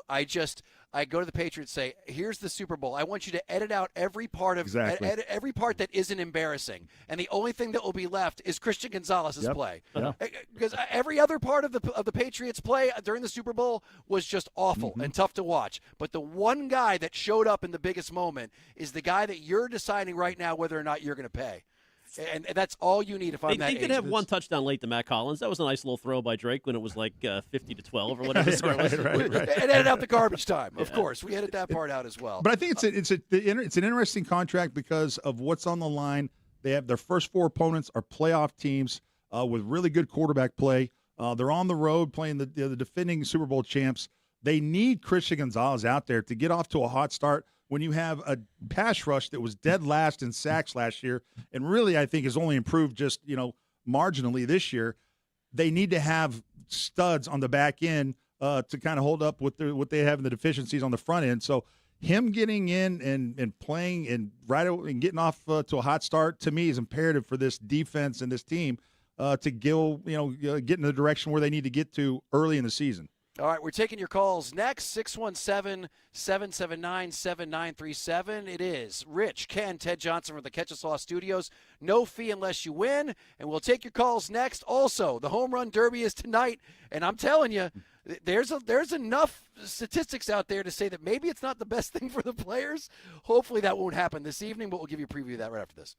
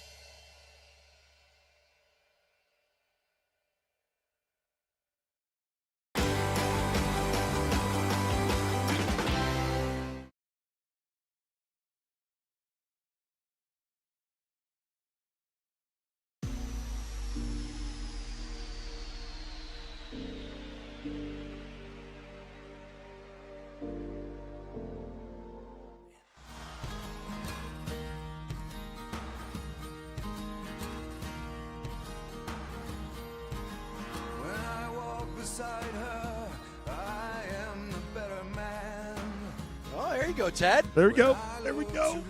Might have been requested. I was watching a movie the other day. I forget what it was, but Into the Wild. Is that okay? But it wasn't. Is this the one it's in? Well, I don't know, but there's a couple other songs she has. Were you with the it's with the ukulele? Plays the ukulele. Big Hard Sun is this song. I thought it was in Into the Wild, but I could be wrong. It might be. I think he was on that soundtrack. Yeah. Yeah, Big Hard Sun movie. What yeah, was that it's in? Into the Wild. It's about the guy that drove to Alaska and Boston, lived there until he died. That book rules, by the way. Yeah, Chris McCandless. You're right. That book is awesome. And as I said, I'm I give up on books easy. Like if you don't get me in the first 30, 40 pages, I'm done. That movie or book rather had one of the best villains, and it's that kid. He just was the dumbest human being, and he just said, I'm going to go out into the wilderness, and I'm going to live on my own, eat off berries, and he put so many other people's lives in danger by doing it. It was just – but it's a sad story. It really is, but it's a great, great book, Into the Wild. There you go, Rich's Book Corner. If you ever get a chance to read that one. Yeah. And Ted's, yeah, absolutely. Good choice. I actually really like that Eddie Vedder song. Matter of fact, that's – better than a lot of Pearl Jam stuff. Hey, now. You got to start like the Pearl Jam game. Socks are back. That's right. That's right. Mm-hmm. All right. Speaking of the Sox, let's go to David on line one. David, what's happening, buddy? How you doing? Hey, David. Okay. Good show. First-time caller. Just was wondering if you can explain to me why Sonny Gray didn't make the All-Star team and and why Ranger Suarez was chosen over him. He's got so much better statistics than Ranger Suarez had. Yeah, that's a good question, David. Ken, let me get your take on that, because I honestly can't figure out why the hell Sonny Gray's not an All-Star. The only reason you can come up with, to me, remember he ripped the Yankees, didn't like playing there?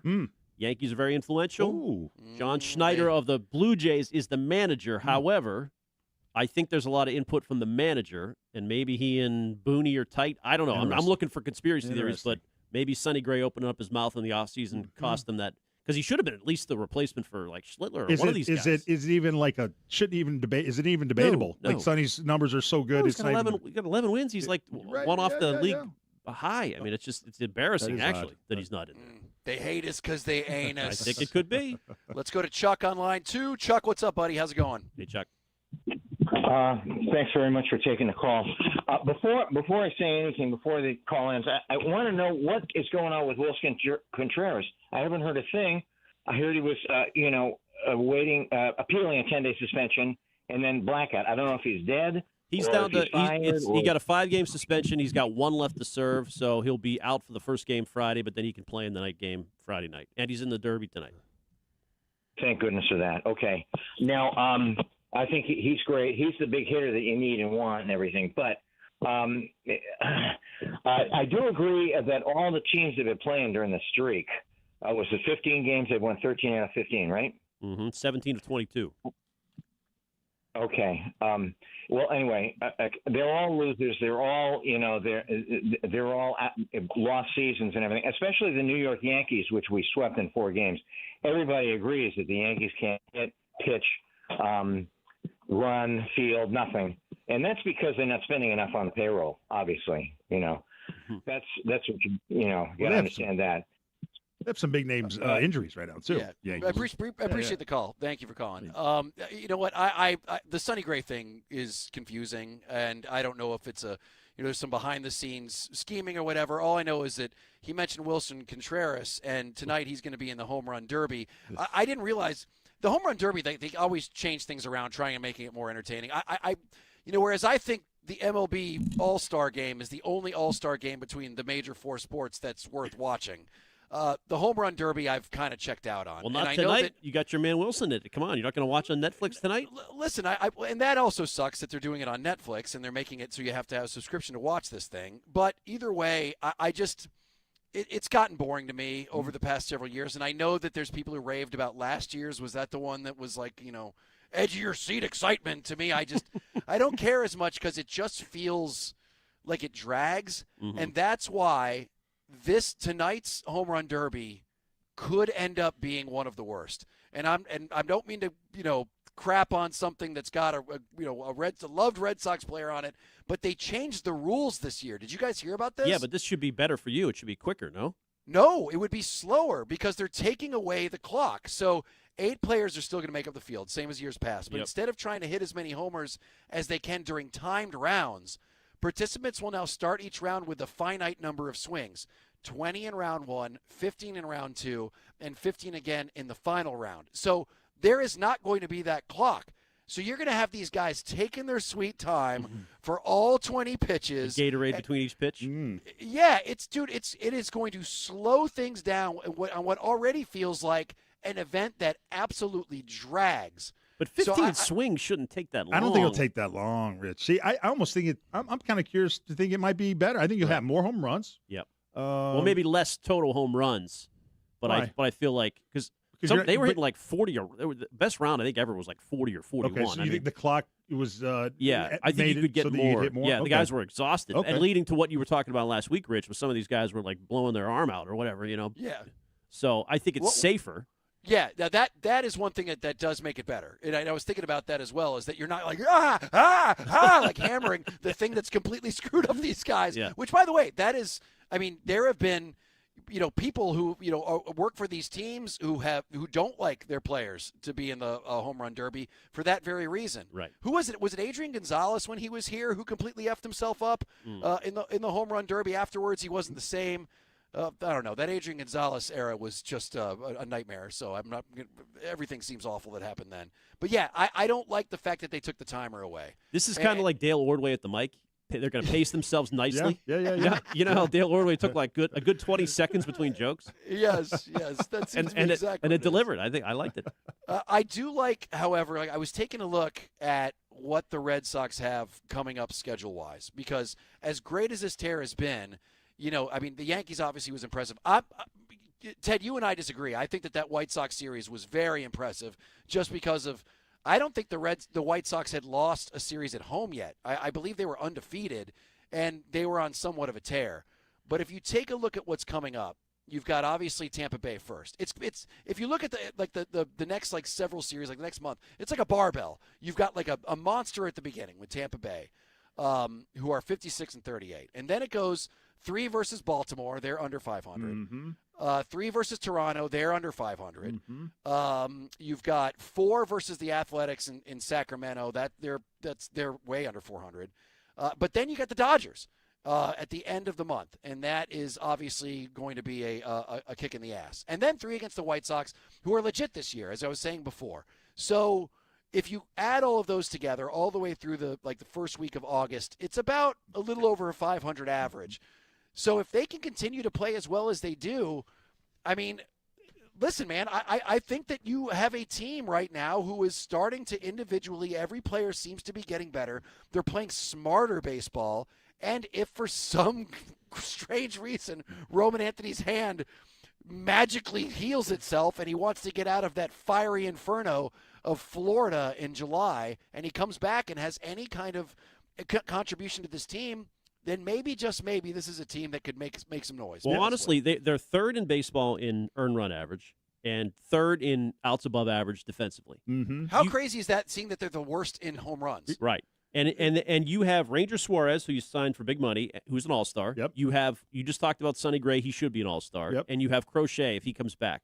If you don't add to this team, if you're in a playoff race-ish and try, then that is unforgivable, because that is potentially the best rotation in the American League, if not. Who were the starting pitchers going into the playoffs last year? Well, they had Crochet in Game 1, and he won Game 1. And then Early lost Game 3. Bayo got shelled in Game 2. That was the big thing. And then Early was fine, but they lost 4-0 in Game 3. But realistically, you didn't really have a 2 and a 3. No. So now you have a 2 or 3 and a 4. Giolito hanging around. That's what I'm saying. And he got hurt. Yeah. So and they were one of the worst defensive teams in the league last year. Right. So now they're one of the best.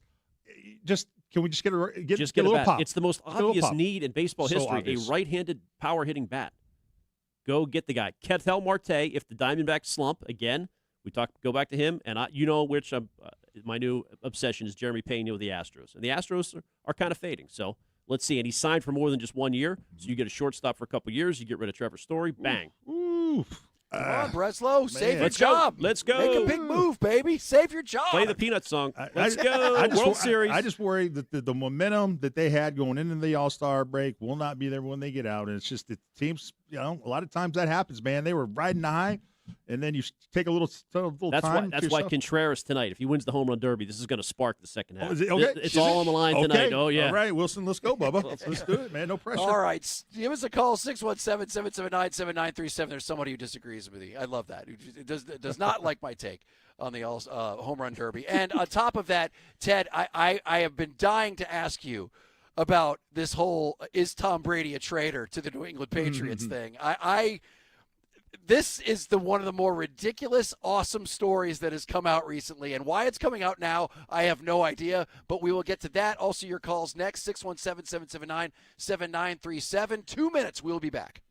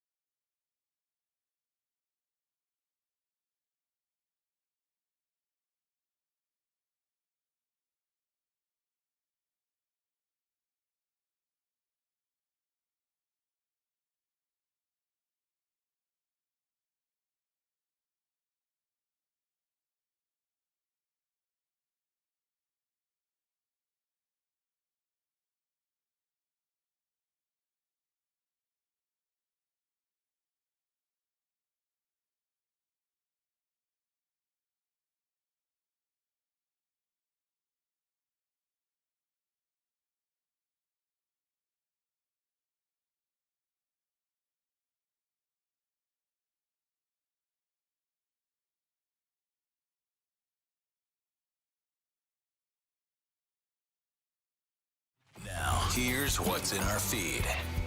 And the feed brought to you by Awaken 180 Weight Loss. All aboard the Tracy train, 36-31. Your interim manager talked about streaking into the All-Star break, winners of 9 straight. I don't know what's going to happen today. I mean, theoretically, we could end up, in a wild card spot if things go our way. But to be where we're at right now, based on where we're at 3 weeks ago, you couldn't ask for much more. So the key is now, I told them that too. Part 2 is we got to be ready to go when the second part of the season starts. Second part of the season Friday, Tampa series. Doubleheader Friday, expected to be Jake Bennett, and then Patrick Sandoval and Sonny Gray on the weekend. That second starter Friday, TBD. Awaken 180 clients have just reached the 1 million pounds down mark. 1 million pounds in a city of people. That's thousands of people who have reclaimed their lives the easy way, the medication-free way. What's stopping you? Awaken180weightloss.com. I'm Ken Laird. That's what's in the feed at WEEI.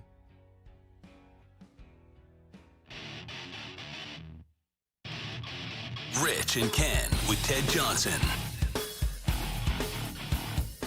It is 93.7 WEEI. Rich Shirtleaf, Ken Laird, Ted Johnson. You can give us a call at 617-779-7937. Thank you for the Helmet House of Pain re-intro song there. That always gets the head. That cleansed the bouncing. palate after Pearl Jam? No, I like that song. That wasn't Pearl Jam. That was Eddie Vedder. Big Hot Sun.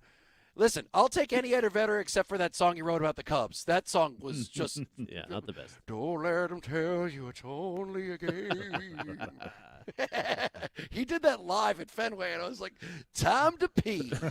All right, let's go to Tyler on line 2. What's up, Tyler? How's it going? Completely disagree with what you're saying about the clock in the home run derby. I think it was a terrible idea. You're telling me it's not nauseating watching somebody hit a home run, then the camera traces it, and the media flashes back because they're going rapid fire trying to hit home runs. Exactly. I want to see absolute bombs. I don't want to see these camera flipping back and forth, and I'm potentially having a seizure trying to track a ball. There you go, Tyler. Antonio Cruz was hitting balls 520 feet. You couldn't even tell where the ball was going until after his round was over, and they're going through it mechanically and watching his swing, and it's like, sweet, this ball goes 520 feet. What's the point if I can't appreciate it live? Boom. I want to see breakdowns of swings. I want to see balls going far, dude. I don't want to watch anybody else, flipping back and forth trying to track a ball the whole time. Such a good point, man. The camera did not. You're right. The camera could not keep up, man. Yeah. And that adds obviously to the aesthetics of the whole thing. Which, by the way, Tyler makes a good point, but it also kind of goes a little towards why I don't like this is because it would shut up the broadcasters a little bit more. Because how many things can you say about a home run? It's like, and Berman used to, but now they're like, everyone's like, oh my God. And you're like, you just saw that 14 times. Well, it's every home run isn't an oh my God. It's the home run derby. And they act like each one's like the creation of man. I read it. How about the analytics now? I did a deep dive today in the Athletic on bat speed, EV90, the 90th percentile of a player's exit velocities over a season correlated with bat speed. And they break it down by hitter. Wilson Contreras, 5th best out of these 8 hitters, so he's in the mix. He's not the worst. I will go so far as to say, oh, man, I'm probably going to regret this take. As the only outside of the game itself event out of all the 4 sports that's worth anything is the 3-point contest. No, come on. You're going to watch tonight. The Derby is good. You didn't play the home run derby in your backyard as a kid growing up? Yeah. But it's lost its luster, Ken, right? Okay, Don't you think? I mean, tonight it's back. Okay. Yeah. No clock. Wow. You know what? Did you hear the passion from Tyler and Natick? I think Tyler's 100% right. I couldn't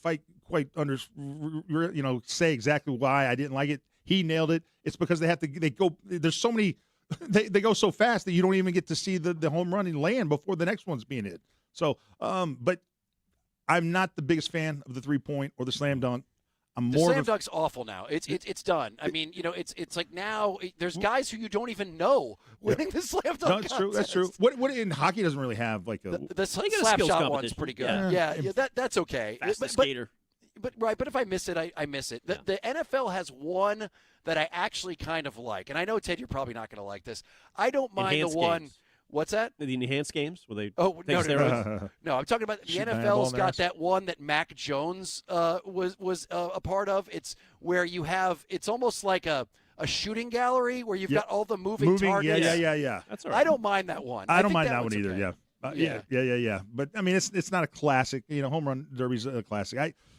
Give me the home run. I'm curious. I'm going to watch tonight just to see how it comes off aesthetically because I've been turned off by it because of the clock. So we do get some textures pissed off they can't watch it. If you don't have Netflix, you cannot watch. There's no way around that, so that kind of sucks. That's part of the new deal. Listen. Unfortunately, that's just the way it's going to be. We can sit here and we can complain all we want, but these places are making way too much money for them to give up doing this, and like especially with the NFL, you're getting screwed.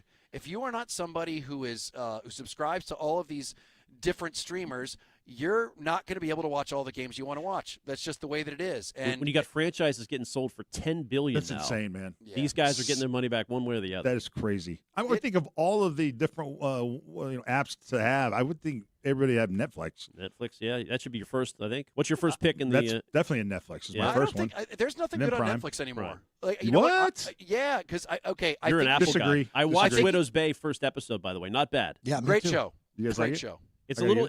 I don't like the end of it. Scared me that it might be too much horror because they show like this chair, like the electric chair or whatever, and I'm like, oh boy, I don't know if they show this chair. Yeah, you know what I'm talking about? Stairs at the end. Yeah. So I'm like, I was in until then. You're gonna hate the next episode. Oh boy. Oh no, Widow's Bay is good. No, but Netflix now that I Think You Should Leave is done, and I was never a Stranger Things guy.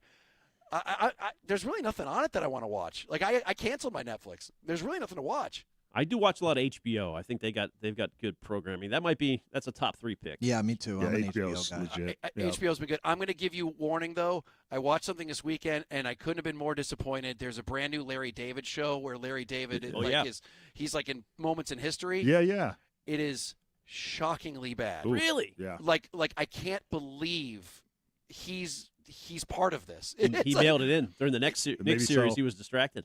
He did, and it's like and I saw clips online that looked funny, and then I actually watched it, and it's like horribly produced. It's not good. Don't watch that. Like, finish Widow's Bay. That's Although you very might just say disappointing. heebie-jeebies. I named my cat after Larry David. Oh yeah. Well, listen, he's got enough. He's got enough a good track record to not let that ruin it. Let's real quick go to David. David, what's happening, man? How's it going? Hello, David. What's up, boys? What's up, buddy? Let me get you off speaker. Thank you. That would be nice. There we go. So you guys were alluding to it about 5-10 minutes ago. They beat even though they went 10-0, they beat up on mediocre teams. But they start the second half of the season going through the gamut. I mean, they got Tampa, Baltimore, and Toronto, 3 division teams. They got to move up on. And well, you're ahead of Baltimore and Toronto right now. Shockingly. Yeah, you're in third in the AL East, which is amazing. Yeah, it's just like a game, right? It's like a game better than Toronto and Baltimore. Right. It's very tight. It's tight. So I mean, they got to separate themselves from those 2 teams, and it would be nice if they can move up on Tampa a little bit. I mean, and the wild card race, they're still a half game out. So this is going to be very vital to the rest of the season. The first week in the second half, because I remember also about 2 years ago. I think it was 2 years ago, they started the second half of the season on a major landslide against the Dodgers, and that just set the season. That just set the second half of the season up for catastrophe. Yeah. Well, David, I appreciate your call. Ted, let me ask you something that I heard. I think it might have been Rich Keefe say something, and I actually agreed with him. He said that he feels that, or maybe it was Adam Jones. He feels that the last 3 weeks, the Red Sox in reality are closer to that than they are to what we saw at the beginning of the season. Do you agree with that? Oof. That's a hard one because you haven't had Crochet, you haven't had Anthony out there. Trevor Story's been missing. It's just I don't know. Siegler. You got Nate Eaton up here. You got Montecero. You got Romy back. Romy, TC Chang. I mean, I don't know. Are these the guys? I mean, do we know who these guys are? I mean, they coming up and they're playing good right now. But I don't know. It's hard for me to sit here and feel real good about the lineup when you got a lot of just kind of utility guys. But what did you say about runs per game over the stretch? So they're 5.3 runs. That's averaged. Good enough. If you could keep that up, big if. In the average, that is big if. Again, the last 3 teams they played are 33 games under 500 combined. So I don't know.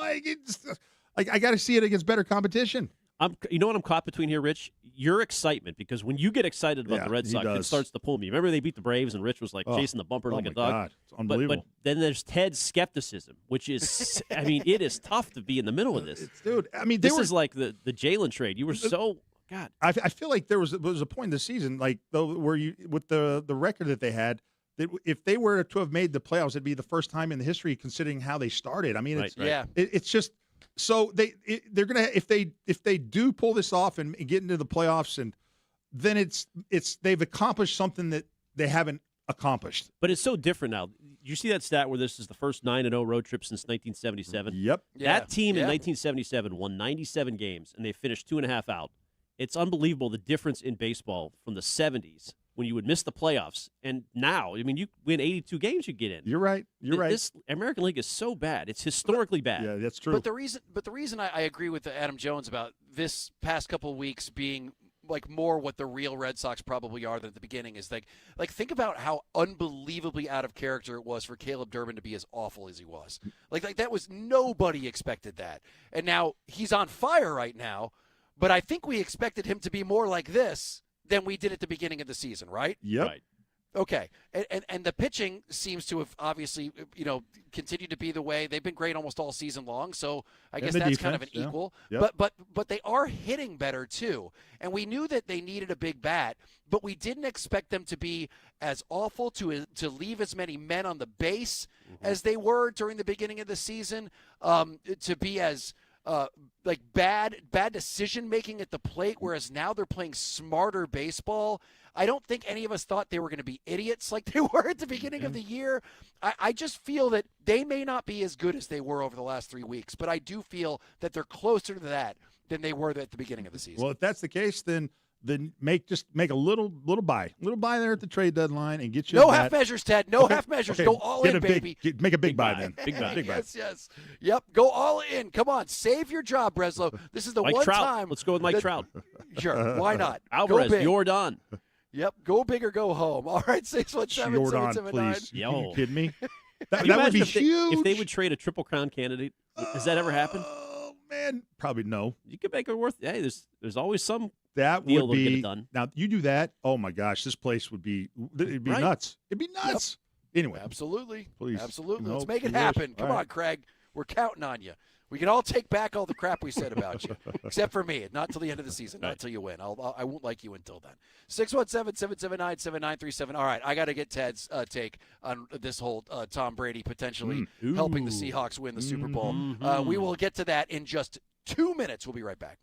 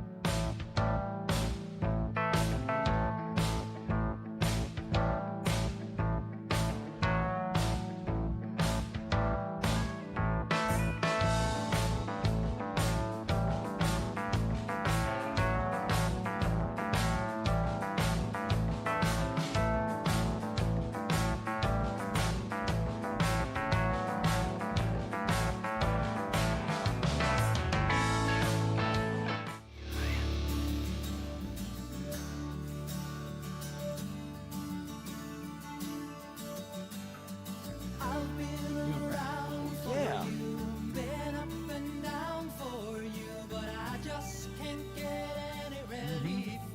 Is this Teddy J again? Yeah, this is my little anthem song. This is This is a banger. Yeah, this is great song. Just pick music for the rest of the show. Okay. This is You like this? okay. You're Wilson Contreras at the home run derby, baby. All right, man. I'll take over. Well, it is 93.7 WEEI, an REO Speedwagon, underrated arena rock band. Big It is time. Rich Certainly, Ken Laird, and Ted Johnson. And you can give us a call at 617-779-7937. Also, the Odyssey app is a fantastic way to consume said show. If you just go to the WEEI page, you can press the little microphone button, leave us a message, launch us a take grenade. We play that in the 5 o'clock hour. So this was weird.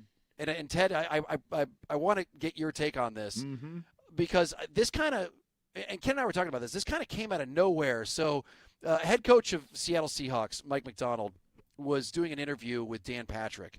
And Dan Patrick actually asked a really good question about whether there was anyone that he reached out for advice before the Super Bowl against the Patriots and someone that might surprise them. And ever since he made this comment, there have been a whole lot of speculation, ass covering.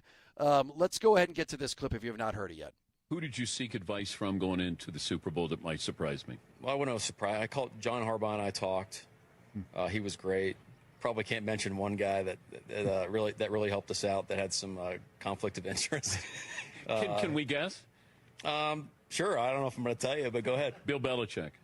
I'm not that cool. Oh, yeah. No. He wouldn't. You wouldn't have a phone call. I've had a beer with Coach Belichick, and that was a pretty cool. That was a pretty cool day. Okay. But. Who else would we guess? Kyle Shanahan? No, Kyle. No. I found this interesting that he would even bring it up, that he got any He kind of regrets help. it now, I bet. And just, I feel like, Rich, and you maybe were about to say it, I feel like he went on the record and said it was not, that it's not Tom Brady, right? You see, here's the So, thing. yes, he did did not say that. He said it to our guy, Zach Gelb. So yeah, he cleared Zach it up. Gelb does some weekend hosting for us.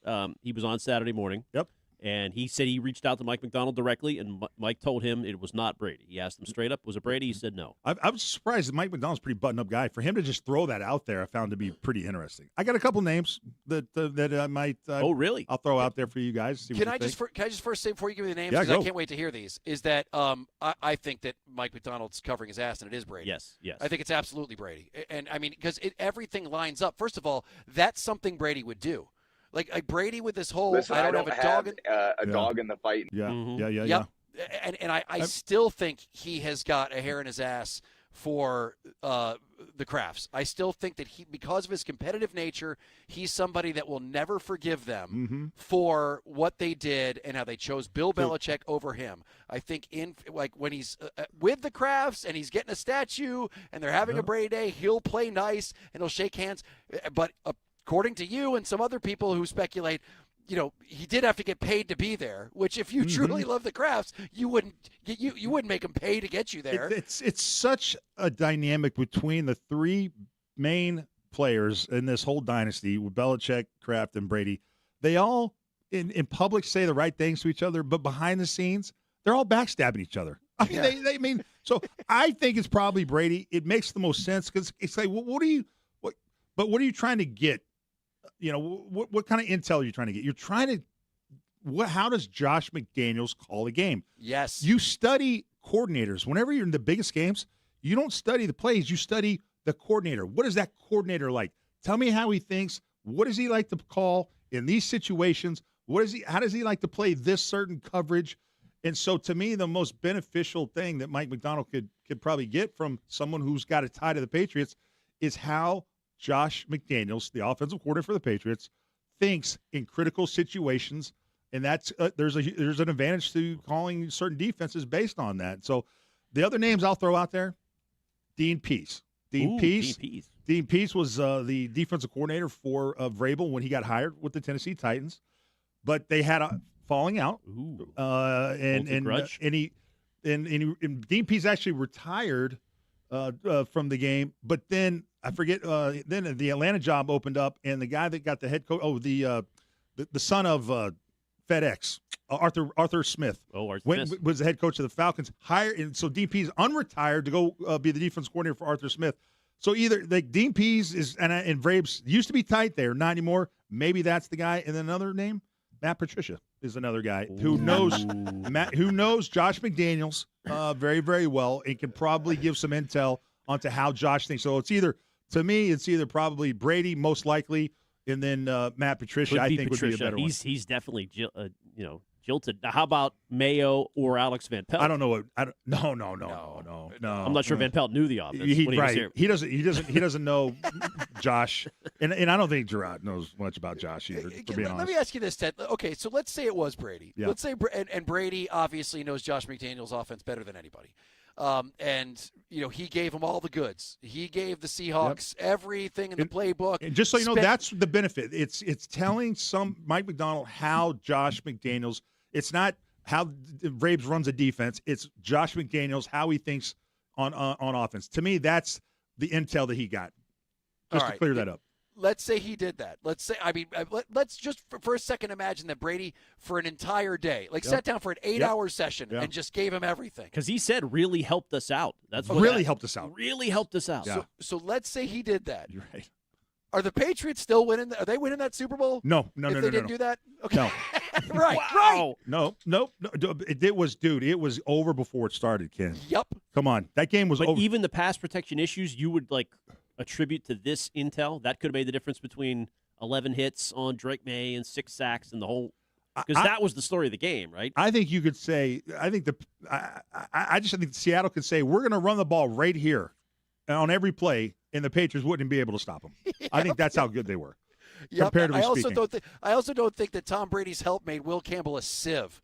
Like just an absolute turnstile. Yeah. So no, and the individual performances were just awful. I mean, Drake was obviously hurt. He was off. Yeah. I as much as I do believe Brady did it, would the Patriots would have won if he didn't help him? Absolutely not. There's not even a question. I agree. Man, it is interesting. So what Brady could do is tell Mike McDonald how Josh thinks when it comes to calling out the mic. The mic, Mike, whoever you point to as the mic, that's where you set the protection. So to me, it was probably all protection-related stuff. What about, I got another name, Cam Newton. His whole season was, this is fool's gold. He wanted to look good. So he didn't know what the mic was or how to call it out, but he was behind this offense for a little bit, right? He was, but that was a different type of offense. They changed it just for Cam Newton, man. And he still didn't get it. Right. All right. But it's fascinating, and I would not put it past Brady to help him. That's amazing. You wouldn't put it past Brady to help him win the Super Bowl. People don't get it. People think they don't want to think that Brady has that kind of personality, but he does. I mean, he says the right things in public. I mean, I say that, and then he doesn't have a dog in the fight. So sometimes he puts his foot in his mouth. But for the most part, people think, Brady would never stoop to do that. No. He's vindictive, man. He's the 4 agreements. He's supposed to have no animosity. Please. Forget everything. He hates Massachusetts. Like he hated his time here. He barely comes back unless he's paid. The Northeast. Yeah, dude, I'm telling you, like you can look at his time here and go, this dude's the best that ever played. We loved him when he was here. He was a great Patriot, and think he was a dick the minute he left. You know what bums me out is that people will never know the truth. No one knows how these guys think because they have you so confused on what the truth is, and it's so. I mean, the truth is these guys are vindictive. They're petty, and they honestly at the end of the day they don't trust each other and they don't really like each other. That's the truth. Absolutely not true. That's true, Bill. Well, Ken was right. I told you guys the region is turning on Tom. You doubted me. Then we took all those calls. Now it's getting worse. If you believe this is actually happening. I mean, Brady is just on a mission to submarine this whole franchise. As I said, you can look back and say this guy was the best thing that's ever happened to Boston sports, and I loved his time here. And you can also agree that since the moment he left, he's been a total tool bag. And it's been fairly anti-New England. So I would absolutely say that you can have both things happen at once, and both things can be correct. Now, what about 71 texter Pete Carroll? He does have ties to the Raiders, Seahawks, and Pats.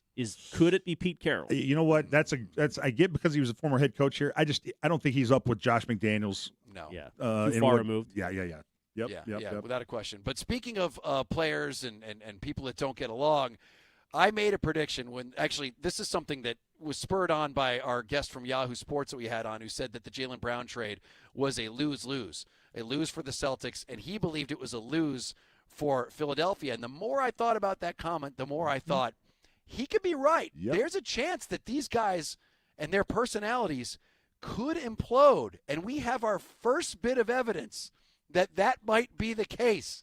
There is somebody in the know who thinks things have already gone sideways between Jaylen Brown and a certain member of the 76ers. Ooh. We will get to that right after this.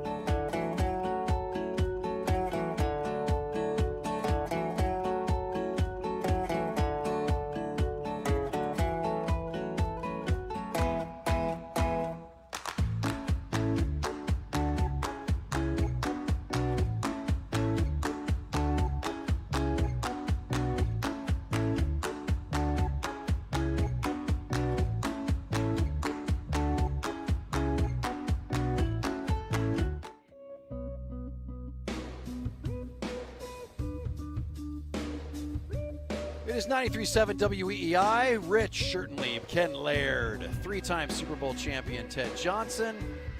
And you can call us at 617-779-7937.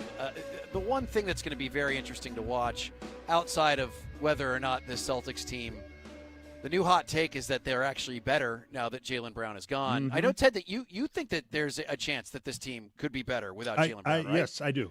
I just, look, I think there's so many. I know there's a lot of analytic stuff that people are kind of poo-pooing, but there's so much. It's almost an overwhelming amount of evidence when it comes to that would suggest they're going to be a better team. So I do think there is something, or it's addition by subtraction. I really do. And I just, you know what? I think JB kind of was bringing it all down. I just his attitude. Did you see the pictures Friday of them in Vegas? It was Tatum, Walsh, Kata, and Derek White. They're just sitting there courtside. I don't know whether it was Stiz or somebody said on the Tatum text chain, having the time of his life. Just a grin ear to ear. Dude, there's something to that. I mean, it's a basketball team. One guy makes a huge difference, and I think if you just kind of remove maybe, Jaylen Brown's a great player, but is he really conducive for, cohesiveness and harmony and where everyone's pulling in the same direction? If he's pulling in a different direction, I can see that being counterproductive, and I think that's what we're going to find out is that it's addition by subtraction, Rich. Well, Ted, I think that there's enough basketball reasons to not be upset that Jaylen Brown's no longer on this team. The one thing I'm still pissed about is that they got absolute garbage for him. And then that's just a bad prediction on what the market was. It's you not doing your job as a GM correctly in order to drive up the value. It's you showing your hand maybe too early with the Giannis trade or not going all in. Rich, can I jump in on this? I got to jump in on this because Yeah. to me, what's fascinating is that the reports that are coming out that Jaylen Brown was informed about that they were going to trade him, and then he was consulted about the teams that they were talking to, and he was basically saying, "No, I don't want to play. I don't want to go there. I don't want to go there."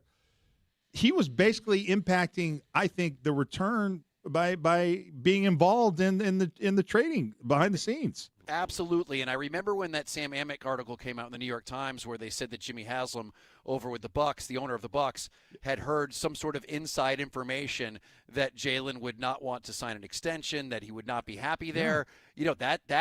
That is obviously exactly what happened. He submarined the entire thing. He somehow got them to know that. And if I'm Jaylen Brown, I do the exact same thing. Like if there's a place I didn't want to be sent, I would do the same deal. But I also think that that's bad on Brad Stevens for almost letting the world know that we are going to trade you. Almost do it in the dark, sneaky, like keep him out of it so he doesn't do something like that to ruin your trade value. But knowing that what we know now, that JB was more involved than maybe we first thought, doesn't that give you aren't you a little bit look at Brad a little differently and be like, so he's trying to make Jaylen Brown happy. And look, he doesn't want to go to this team. He doesn't want to go to that team. Well, the crappy teams that Jaylen Brown doesn't want to go to are the ones with the most assets to get back in return. No, so I don't think it's him not trying to make Jaylen Brown happy. I think it's that Brad knows he can't make that trade because those other teams won't trade with him. They won't trade with him if they know they're going to get a guy who doesn't want to be there. But did you hear Kevin Garnett? Yep. Like he had a really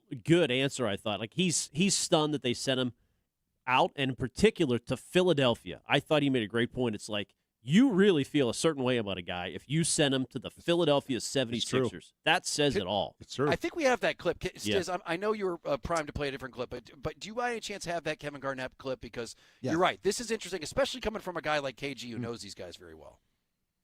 Yeah, I ain't going to front, man. I didn't think, first off, that JB was in a position to be traded. I think, obviously his comments and how he felt after they was departed from the playoffs was one thing, but I didn't think that it caused for him to be moved. Let's just keep it real, man. The 76ers got better. They not only got better, but they got young stars, and if they can put this together, Nick Nurse has a really good team. And you still got something with the big fella. He doesn't have to be so 100% him and so heavy him. Tyrese Maxey is a rising star. You put him with JB and Edgecombe, man, listen.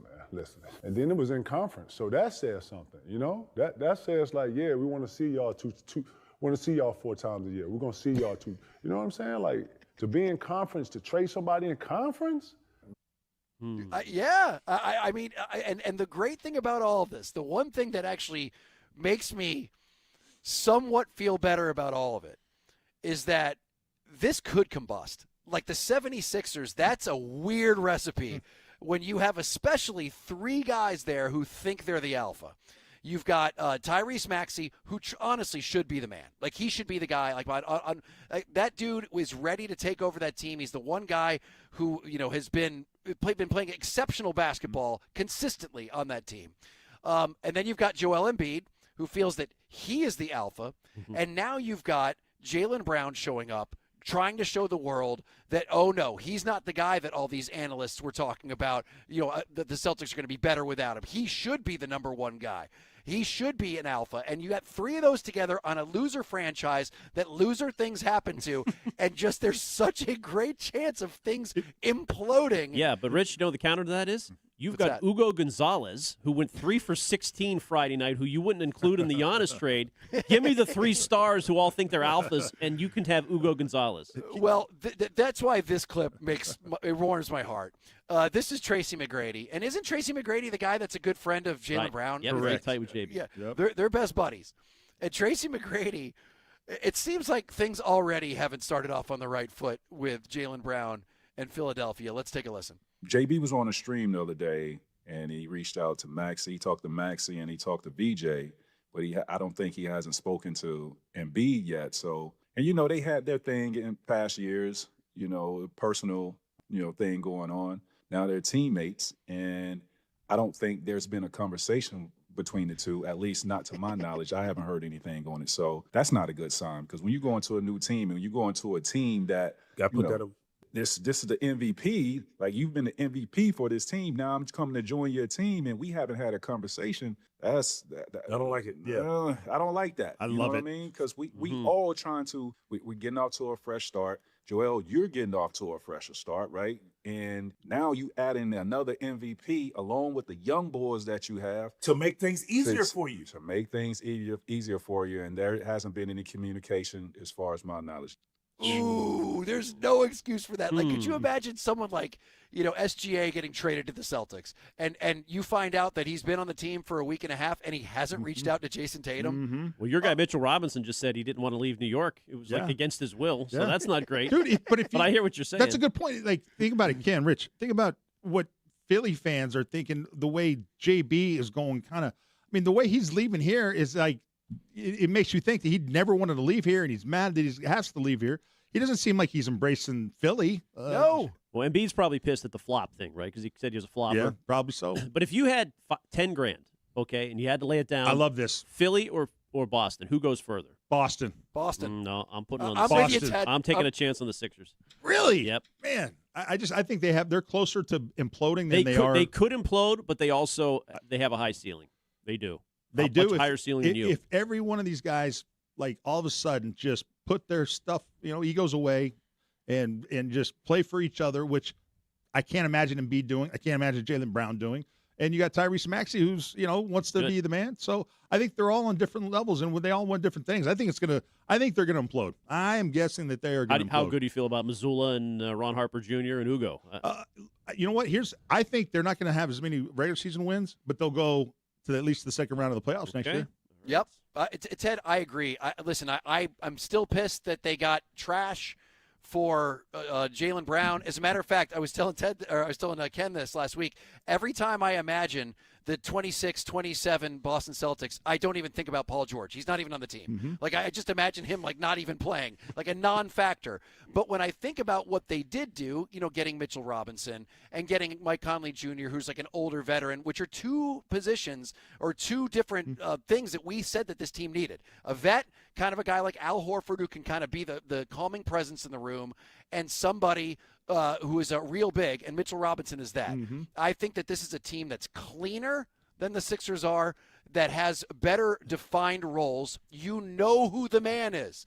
Jason Tatum, there's no longer any question who the guy is. And I think that Jason Tatum's going to have a year like Jaylen Brown had last year, where he's going to reach a new level, which is scary because he's already great as long as he's healthy. But I agree. I just think that this is a cleaner team. I think that it is a team that's more poised to win and be cohesive. And that Sixers team, It is going to be so funny because they're going to be unbelievable for the first 2 months. Your mind's going to be blown, and then something's going to happen in December or January that's going to make them You can have a Tyler Bam incident. What's that? Yeah. Have another Tyler Bam incident. How about that? Dude. Oh, that Bam. I don't know, Ted, if you heard about this, but Bam Adebayo punched Tyler Harrow down in Vegas. Did you hear about this? No.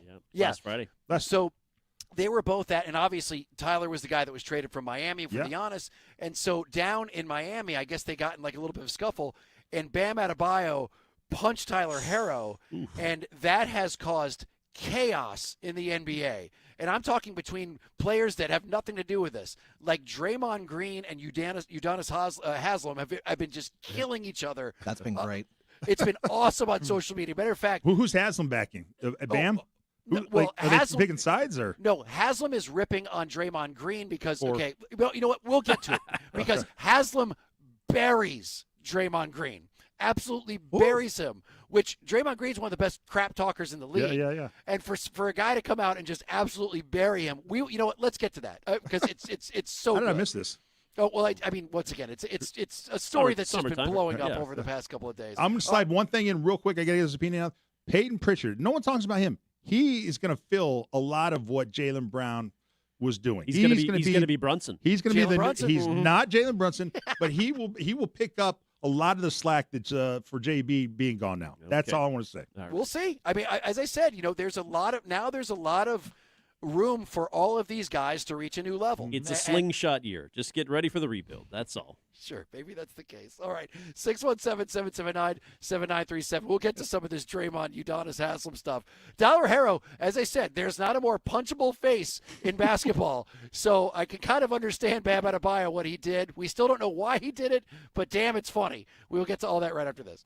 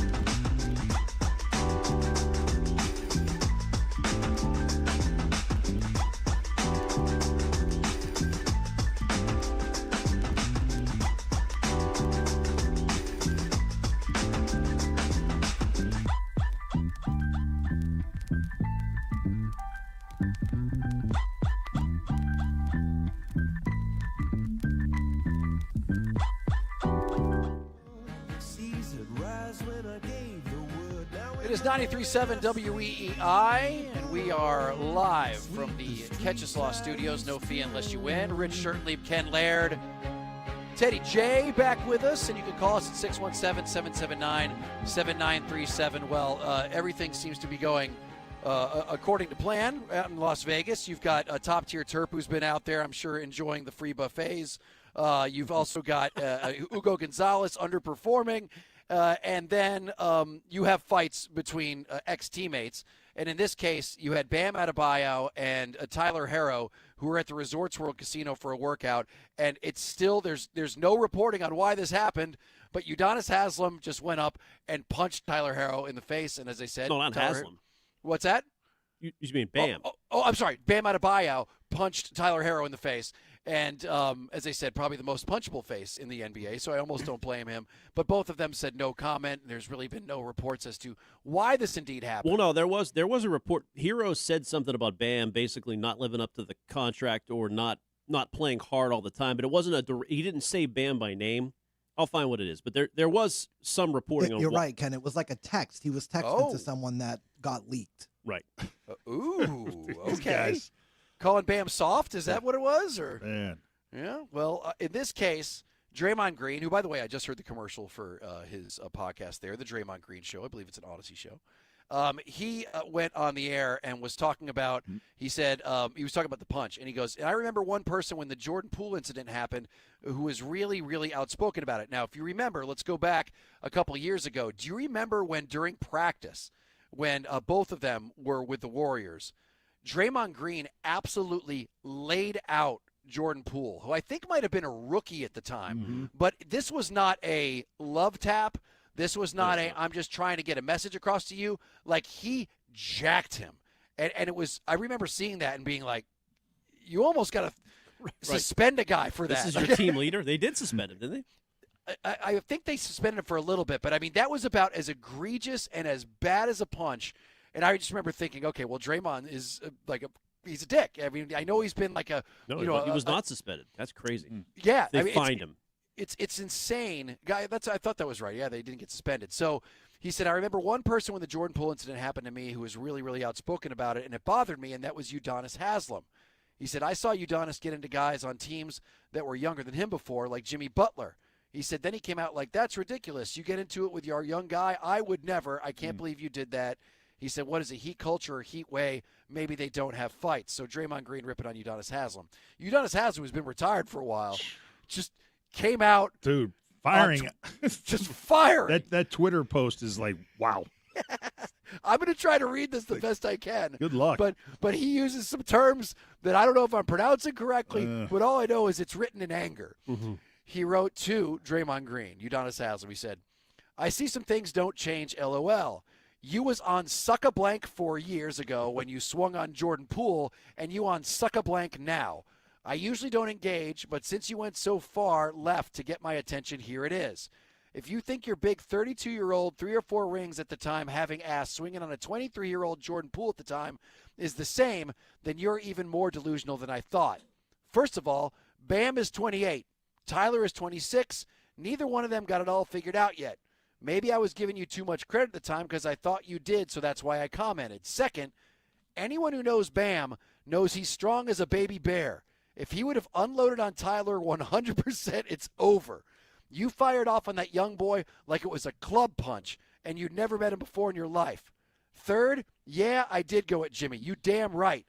That blank you pull in Golden State and that blank he pulled in Chicago talking crazy to Hoiberg and respecting teammates in practice in Minnesota ain't going to fly in the 305. So, yeah, I checked his ass. Ain't gonna fly. Call it heat. 305. That's so great. What a Call hard it heat. thing to say.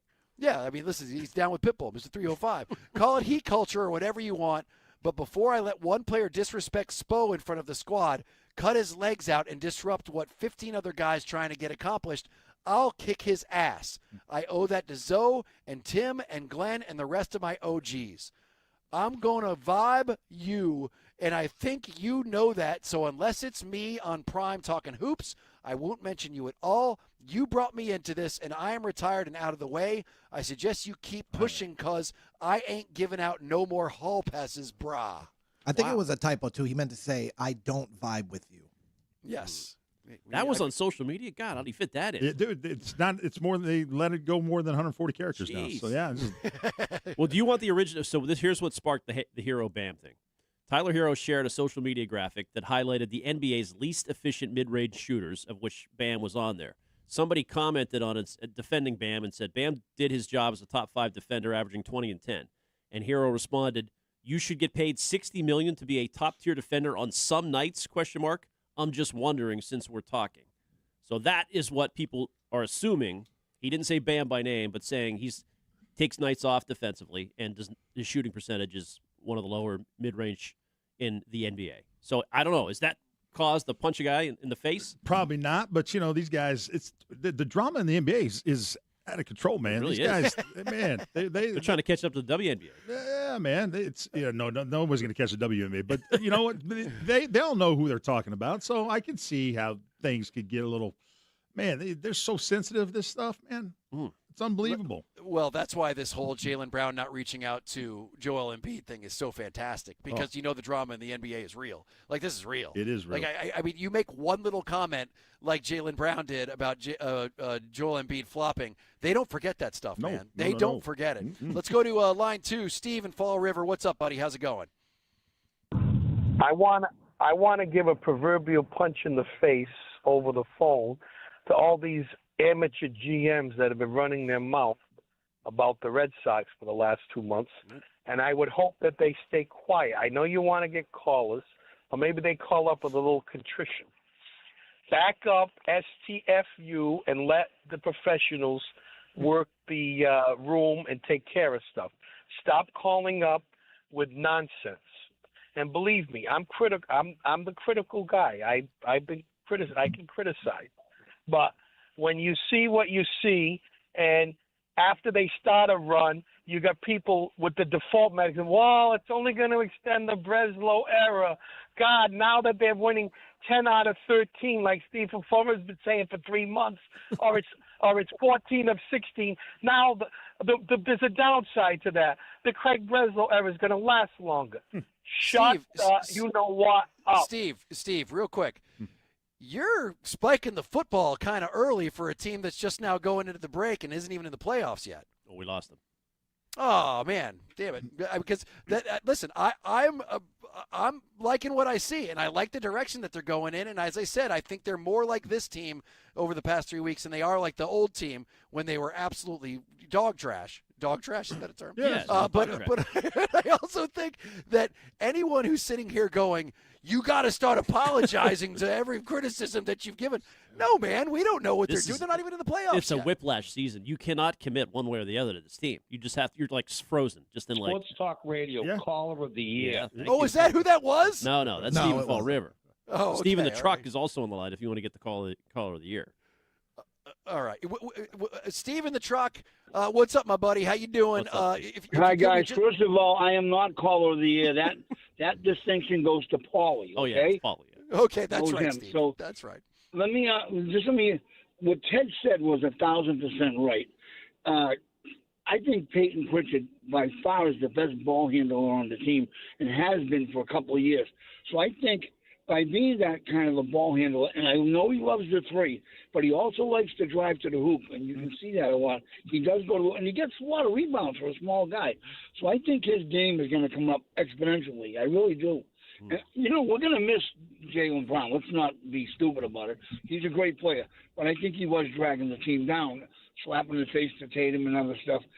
They're not going to be as bad as people think they are. And, Teddy, I think you're right. I think Pritchard's going to really have a stellar year. And one other thing about the Red Sox. Actually, Steve, we have to move on. I'm sorry because we're up against it, but thanks for calling. Real quick, Ted, I do want you to get your take on this, and you too, Ken, because we were talking about the Jaylen Brown trade. And when it happened, we're like, is this the worst trade? Is this the worst trade that we've seen, here in Boston, and how long? Someone came out with the worst trades of the 21st century, and it's shocking how much Boston and New England is on this. It's absolutely shocking when you take a look at it. And I like this, and I like everything they've said. It's in a pretty good order, but I want you to be thinking, what trades in New England have been worse than the Jaylen Brown trade for Joe the return that you got Milton. back. No, you're right about that. You're All going right, to regret that when Trent gets hurt. We'll be back in 2 minutes. We'll get your take on it right after this.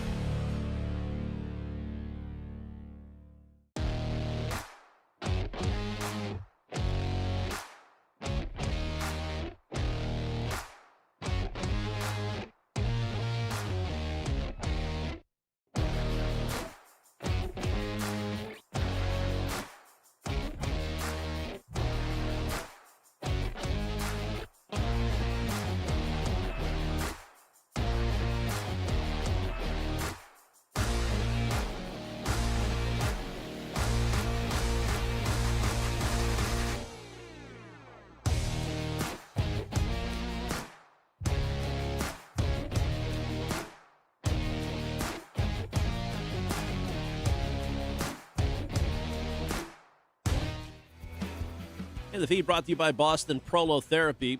Well, the Red Sox came back for the first time this year, trailing after 8 innings into the All-Star break, 9 in a row. Peyton Toley got the start yesterday and came out early after 3 2/3, but pulled strategically for Brian Bayo. Toley talked afterward about his outing and where the Sox are right now. Feel that day today? Felt good. I thought of the first inning, I mis-executed a pitch, and then Lindor just got to that one. But other than that, thought it felt good. Made some good pitches whenever I needed them. So, but it was a big team win. So that was a big way to cap it off. Just couldn't be prouder of where we're at right now. And where they are, half game out of the wild card. The final wild card with 68 games to go. If your doctor said surgery was the only solution for your joint pain, get a second opinion. Do what our man Ted Johnson and thousands of others have done. Eliminate your joint pain with Boston Prolotherapy. Online, bostonprolotherapy.com. I'm Ken Laird. That's what's in the feed at WEEI.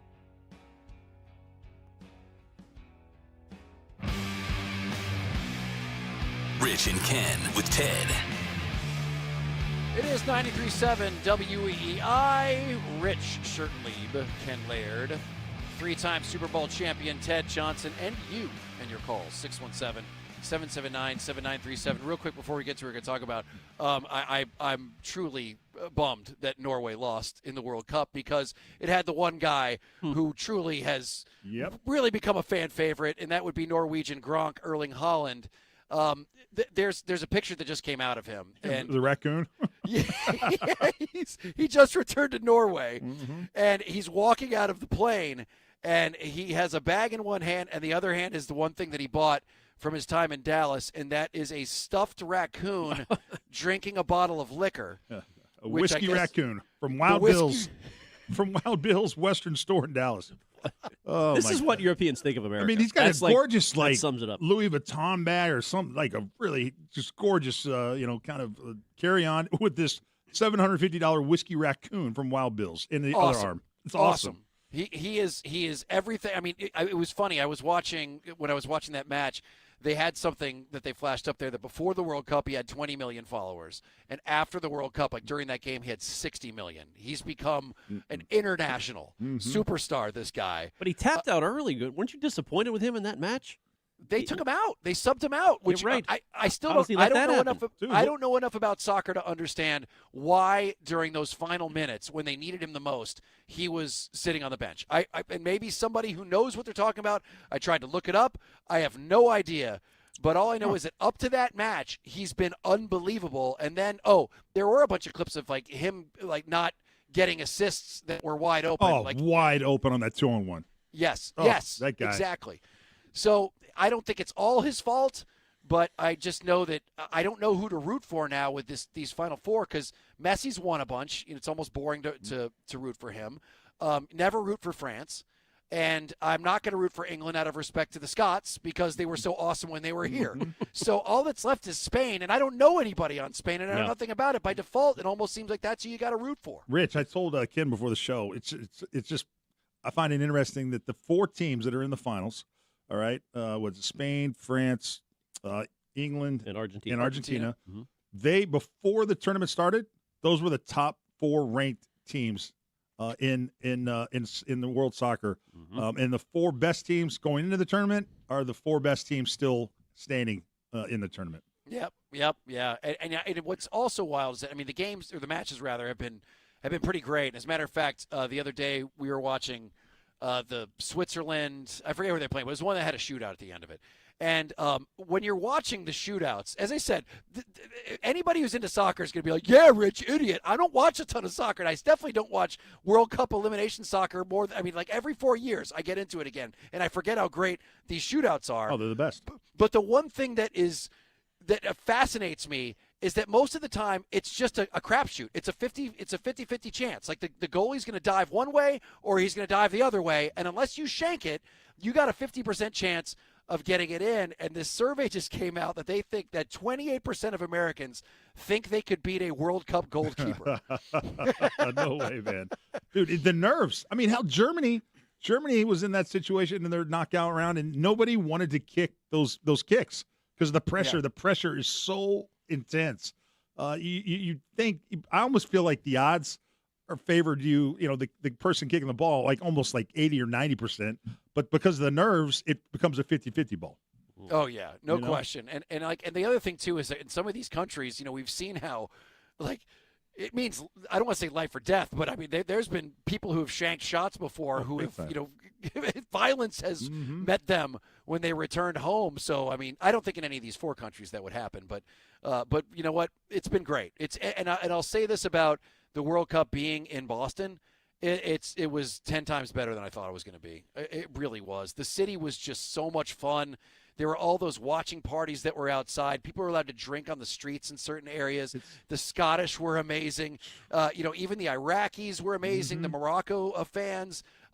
England were fine. They were kind of disappointing. The Norwegians were great. Good. Yep. So one hit wonder, but still great. Yeah. And it was funny. Just all the information, the news coming out, every article I read was really a negative one going into it. I thought. You had the issue with Foxborough in the crowd. They weren't going to provide security until they got paid. It was a lot of negative stuff. And then even the first match was kind of a disaster. And then every match after seemed to be like just it was great and nothing. There were no issues. So. And I'm looking at a video now. They've already torn up the grass at Foxborough at Gillette. They're already replacing it with the artificial stuff. Why don't they leave it? It looks so good. Didn't that grass look so good? Awesome. What do you like to play on, Ted? Grass, bro. Oh, the best. I would think so. Play on why won't they? Yeah. Is it too expensive? Is that why they're not keeping it? It is. It's all it is because they want to have concerts, and it's just the grass gets ruined when you have concerts out there. So. If all you did was play football in that stadium, it would be grass. But they do so many other things that it's just easier to maintain the artificial turf because of all the concerts and all the other stuff that they do in that stadium. But they have concerts at these soccer arenas, right? Matter of fact, I thought I read something somewhere is that some of those arenas or stadiums are so state of the art that don't they have like a system that lowers the grass under the ground, and there's almost like a greenhouse under, and then they can cover it up. Where was it that I saw that had that? And I'm like, that is the new way. I mean, that would be the new way for American stadiums. It's probably super expensive to do it, but when your team's worth $10 billion. But there you go. It's a money thing. Trust me. Whatever the reason they put the artificial stuff in there is because they're saving money. That's why they do it. Yeah, absolutely. Well, I just as I said, it's been a lot of fun. Bummed that it's gone from the city, but we got a couple more matches left to watch. All right, so a Bleacher Report put together on the heels of the Jaylen Brown situation, the worst trades of the 21st century since the year 2000, and there is a decent amount of New England on here. Like one so much that I just how deep does this go? 10, 20? It goes 20. It goes 20. So I will go through the New England ones because there's some obvious ones that are all around the country. But number 16, Mookie Betts to the Dodgers. That's only 16. Number 6. Well, this is for everybody. This is for every sport. Okay. Like all around the country since the year 2000. And when you hear the rest of them, you'll be like, okay. But how that's not the worst Boston trade this millennium? I mean, I don't know what else could best that. Oh, no. Okay. Oh, no. All right. Wait and find out. Number 14, Wes Welker to the Patriots. This is obviously one that worked out for the Patriots. Okay. Okay. So Miami not all these are bad for New England. I got you. No. Some of them are good. Some of them are good for New England. And then you move down the list. Number 12, another one that's good for New England, Randy Moss to the Patriots. Oh, yeah, for sure. Oakland sending Randy Moss to New England. And what was that, for a fourth-round pick, I think? Round. Yeah, fourth round. I still think that was my favorite Brady era, was when it was Welker, Moss, and Brady, despite, obviously, the last game of the season. Despite never winning. That was quite possibly the best offense I personally have ever seen, at a game. Like going to seeing it myself. It was just an absolute machine. 23 touchdowns to Randy Moss, 50 touchdowns for the offense that year. Oh, crazy! Truly one of the best. Then we go to. Oh, by the way, they have Russell Wilson to the Broncos at number 9, and I can't get enough of that. That truly is one of the worst trades of all time. That's right. Yes. Then number 7 is Miguel Carrera to the Tigers, and then at number 6. They've got Jaylen Brown to the 76ers. That is not worse. So I guess that depends how you. What is the title of the headline? Because that's not worse for Boston than the Mookie trade. It is the worst trades of the century since worst the year 2000. Trades of the century. Yep, they say the 76ers eliminated the Boston Celtics in the first round. Less than 2 months later, the Celtics traded Brown to the Sixers for a surprisingly meager return, and then they, of course, compare everything and just say, how the hell could that have happened? Now, number 5 is a trade that benefited the Celtics, and I would say that this, in my lifetime, might be the greatest foresight, the greatest genius, and that would be Markelle Fultz for Jason Tatum. Yeah, you forget about that. Danny Ainge, brilliant. I just remember when that happened, thinking to myself, there was not a player that I had heard more was a surefire generational player than Markelle Fultz. Right. And it's tough to remember that because he ended up being such a bust. But, Ted, do you remember before that draft, he was going to be the next big thing, right? Did the Celtics have the number 1 overall pick? They did. They traded did. Back. And they traded back. Danny Ainge traded to number 3. Dude, that is – I bet you will never see that again. I bet you that'll never happen again, where guys in the first spot and trades back in an NBA draft. I do remember producing here at the time, doing weekend shows, and I remember discussing who they should take with the first-round pick, and it wasn't like a slam dunk. Tatum's name was out there. But definitely Fultz was getting all the buzz. What am I missing? Why wouldn't Danny I don't remember exactly the details. Why wouldn't he just take Tatum number 1 overall? Like, why would you risk? Because they gave up a bunch. They gave up. They were able to get. Oh man, what was in exchange for Tatum and a future first-round pick? Philadelphia wound up with a player who's broken jumper. Oh yeah. So they got a future first-round pick. Okay, all right, out of the Sixers. Gotcha. So that, once again, absolute genius. And I guess the way they got around that was that there were a lot of there was a lot of rules about scouts being able to go see it, but it was something crazy like Danny Ainge's son had access to him because he wasn't part of the organization or something like that. He had inside info on Markelle Fultz, who obviously ended up being a complete and total bust. The number 4 worst trade of the century, Deshaun Watson to the Browns. How that's not number 1. Oh, it's so true. I have no idea. Number 3, and this one's pretty great, and this one also benefited New England. Kevin Garnett and Paul Pierce to the Nets, which set them up. it set them up for Jaylen Brown, it set them up for Jason Tatum, and ultimately set them up for a championship. And as much as that crushed Celtics fans, I don't think there was anybody who were crying against it because they knew their time was up. Thanks to the Russian dude who owned the Nets, who was desperate for a title at the time, right? Prokhorov Right, was an idiot, and now doesn't own the team anymore. Yep. Number 2, Paul George for SGA and picks. Paul George is, making his name known in this list on being on the bad side of things. And any guess as to what they believe the worst trade of the 21st century is? Luka. Gotta be, to the yeah. Lakers. Definitely That's got to Luka. be the worst one.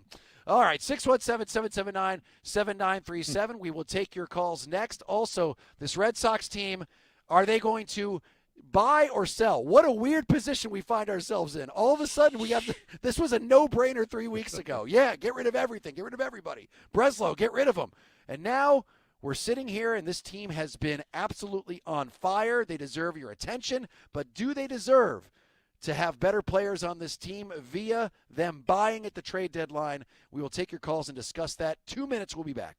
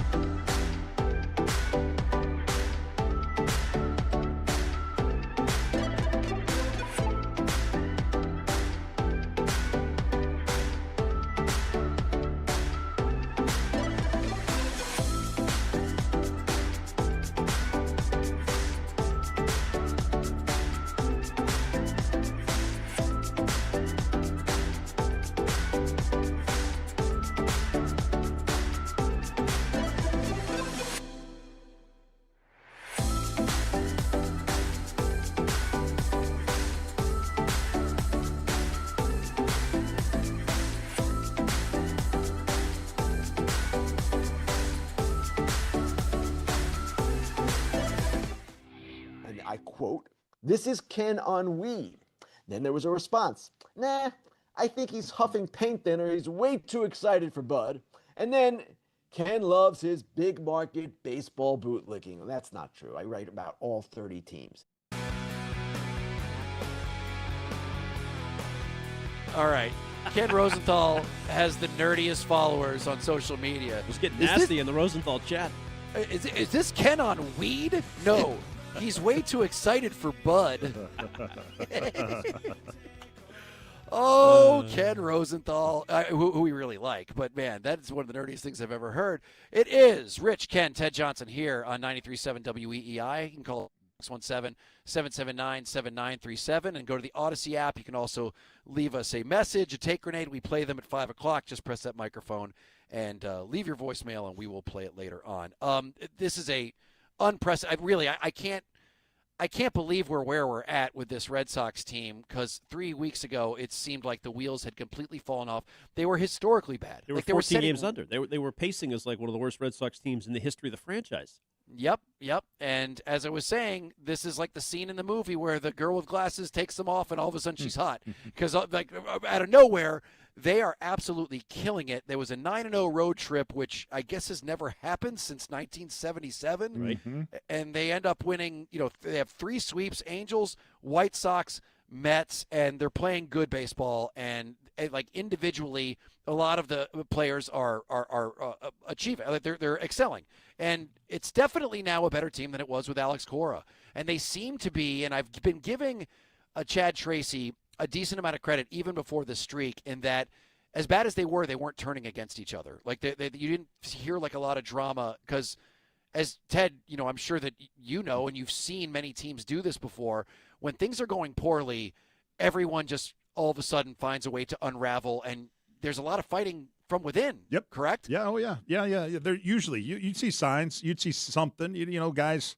It's hard to kind of keep all of that a secret. Guys let stuff slip out. So yeah, if it was kind of crumbling behind the scenes, there would be evidence of it, and it never. You're right. No, I mean you've little been bit with Jaron consistent on it. Duran, a little bit with Was there- fans, Duran and fans. Yeah. But right. But not with the main thing is Teammates. is teammates. Yeah, as long as Yeah. you guys are all got each other's back, which it felt like they have this whole Unless time. they turned on Roman Anthony and they went to Tracy and said, "Get this Get guy his out kid of here." outta here, man. That would be It is. crazy. Listen, I'm not going to be conspiracy theorist, but it is weird that him and Mayer are like nowhere to be found. And the way that they sent him down, and the way that Chris Cotillo and Sean McAdam have talked about why he was sent down, it seemed punitive. It seemed like either it was punitive, like they're getting frustrated that his rehab isn't getting any better, and that there seems to be no kind of forward progress, or it's just that this is a team that is trying to build something and keep a positive attitude despite everything going wrong that first part of the season. And I think that when you have a guy like Roman Anthony around who just isn't getting any better, they're like, okay, you need to just be removed from the equation. You're bringing down all the good vibes that we have. It's depressing. Go down to Florida, deal with it yourself. Instead of what Breslow said, which is the dumbest answer I've ever heard anyone say, that there's just not enough room in the training room for our star player. Well, plus, which they're on the road. Like Bradford was on with Jones and Keefe today, and he said, Roman didn't go on the road anyway. But if that's the case, first off, they're playing well on the road when he's not there, But so why would you send him down to Fort Myers on the road trip when you're not at Fenway? Or do they mean the road? But training room is small. He's out on the town doing stuff maybe he shouldn't have. I'm trying to real quick, Rich. The one thing I'm thinking, like where the player was kind of critical at all, was maybe didn't Isaiah kind of Falefa say something about when they're at home? Too many people around. And that was maybe the one thing a player said that I thought was maybe a little bit critical, Rich, but nothing really directed at another player. But you're right. There hasn't been backbiting or infighting or anything like that I kind of would think. Even Brian Bayo went down and took his medicine and came back and helped. Sure yesterday. did. How about that? He was useful again. Somewhat. Yeah, and I believe that a lot of this, you've got to point at Chad Tracy, and you have to say that he's able to keep these guys' heads, in a right place. I mean, I know that with coaches and managers, that's one of your main jobs, is keeping things from spiraling out of control. I've talked about Mike Tomlin before. I used to hate Mike Tomlin. I was never a fan. But then after some of these players of his would go to different teams and be complete and total problems, you realize that one of his best assets was being able to keep these guys under control and let them work together and succeed. And I like that Chad Tracy – well, not that I like, but I think Chad Tracy should start getting credit for what he's been able to do on a team that could have easily checked out when they were at their worst. Kid, I'm curious what Alex Cora, if he was still managing this team, the way he would he wouldn't be talking like Chad Tracy talks after game. Very positive, kind of keeps. There would be little digs. There would be right when kind of things like go bad. These like passive aggressive, like little shots at the front office, which Chad Tracy doesn't do any of that. I do think when they were at their lowest, Cora would have been in a bad state, because he's very sensitive to criticism, not always on the record. But Tracy, I feel like, he's just trying to keep his head above water. Yeah. So he was just going day to day. I really so the think, day-to-day messaging has just been more positive. Like let's just keep it going. Let's survive another day, and that's helped them. And I do think, of course, we talked last week, Rich. Like he knows these AAA guys so well. He brought up Tyron Guerrero, who was his closer down there. He knows him front, back, and forwards. He knows Siegler. He played there to start the year. He trusts these guys to a point that I don't think Cora would have. Maybe it's not even his fault, but it's like if you don't know somebody and know what they can do, you're not going to – I mean, Siegler's been a huge story for them. They got a leadoff guy. Yeah. Yeah, so I think that, now you're stuck with Man, a really strange and hard decision is, do you believe that this team is more like the team you've been seeing the last 3 weeks or the first team? Because you're going to make a very important decision over the next couple of weeks. When is the trade deadline, by the way? It's August 3rd. Okay, August 3rd. Okay. So it's a Monday. So you have 17 games between now and then. All right, so 17 games, and you've got a very tough Tampa Bay series. You've got, before that trade deadline, you got 4 versus Tampa Bay, 3 versus Baltimore, who aren't very good, 3 versus Toronto, who aren't very good, 4 versus the Athletics, who aren't very good, and then right before the deadline, the Dodgers. So if you add everything together, it's close to about a little over a 500 record. And to that, I say that seems like a good enough road to be able to figure out exactly who you are. You're barbelling it. You got good teams on either end. Currently, you are 4th in the American League in run differential. If you believe in that, just in terms of runs scored. I'm kind of a believer in that. A lot of people poo-poo that stat, but I kind of I'm a believer in that stat. Tampa, Chicago White Sox, Yankees are far and away the number 1, and then you're 4th, plus 27. There aren't many teams that are plus. The only other teams that are positive are Seattle and Detroit, surprisingly. And they have records over 500. Well, yeah, except Detroit, yeah. Okay. All right, chances that they get a big bat. None. 10. 0. 5. 5%. Big bat, like a big name, like a huge name. They get a bat for the middle of the bat? lineup, something that they need. I just don't think they pulled off. The only thing I'll say to that is we did have Buster on a couple weeks ago, I guess maybe a month ago, and he said ownership was involved, right? They're making calls. Yep. John Henry, true or false, does sort of listen to the fans. He is a He little totally bit reactionary. Yes, I mean, Cora got fired after the sell the team chant, and I don't think that's a coincidence. He's been so pissed that of course he listens to this stuff. And right now, this has been the worst season for him. And whether he gives a rat's ass or not, I don't know. But I trust the reporting that Buster Olney told us, it was Olney, not Rosenthal, right? Who said that ownership was making calls. Yep. If ownership's making calls, then you should take it seriously, the chances of them getting a bat, especially now. Like, there's more reason for them to get one now than there was when we talked to Rosenthal a couple weeks ago when they were in the toilet. So I'm not optimistic. And you're right about Breslow, Rich. You brought up this earlier. It's a good point. Breslow is trying to prove the critics wrong and save his ass. So that's somewhat encouraging. However, it's just not in his nature. Ted's right about this. We have not seen it where in season he's been aggressive for an offensive piece. He's also had job security up till this year. And this year, I'm telling you, you see it all the time where guys who are fighting for their jobs try to do something drastic, and this is the one time I actually encourage it. Good. You know what? Prove everyone wrong. Go get a big bat, and then maybe, just maybe, if the players who you have now can stay healthy and continue to play the way that they have been, and you get Garrett Crochet back and maybe even Roman Anthony, now we are talking. You have an actual team that you got to take seriously in the postseason. So go for it. Prove everybody wrong. I want you to be able to put a big middle finger on the forehead of everyone who talks not on you. Just said that you need a translator to get anything done in the clubhouse. Great. Let it piss you off. Do you think go all in? Will Breslow ever dunk the football? Will he ever spike it right in front of like trash talk the media? Well, he wants to, though. Yeah. You know he does. He did fire Cora. He is vindictive in a little bit, Oh, yeah. Because I think that was more Breslow than ownership. Oh, yeah. Listen, ownership said as much, pretty much. I'll tell you what, Catherine Veritek's been awfully quiet lately. Where's Catherine? I haven't heard from Catherine. Don't call out Catherine. It's funny. I thought of her too, Rich. I'm not going to lie. She'll be back. If they lose 4 in a row, she'll be back. She'll be back. She'll be back. All right, 617-779-7935. We'll take your calls next. 7937. Town Fair Tires, New England's largest volume discount.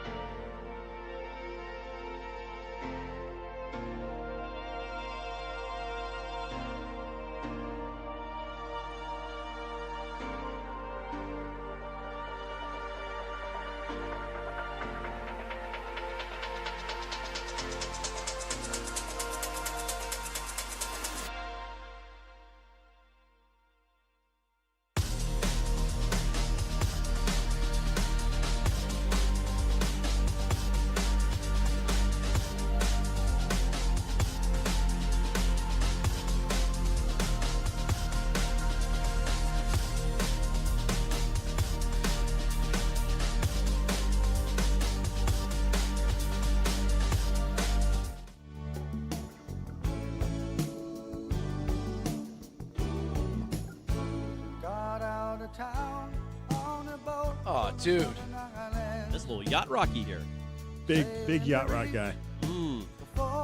This is like the ultimate summer song. Mm-hmm. I saw them in the summer at a venue that if you ever get a chance to go see a concert at Red Rocks. Red Rocks. I'm so jealous. Southern Cross at Red Rocks. Yep. Ooh. I saw them there. It was Crosby, Stills, and Nash and Fleetwood Mac. When I was going to school there in Boulder. Hey, there you go, Rich, your son. You know, you're going to get to see some concerts out there in Red Rocks. You got to go see a concert there, buddy. We're dropping him off next month, and I was trying to see. There's just no good shows out there at Red Rocks. Yep. But like the next weekend I'm there, Rufus Du Sol is playing at Boulder, and I was like, I wish I would have gone. You'll be Then again, remote. You'll be staying out there. Absolutely. By the way, have you seen on the island? Ted just found on social media several Red Sox players milling about Nantucket. Yes.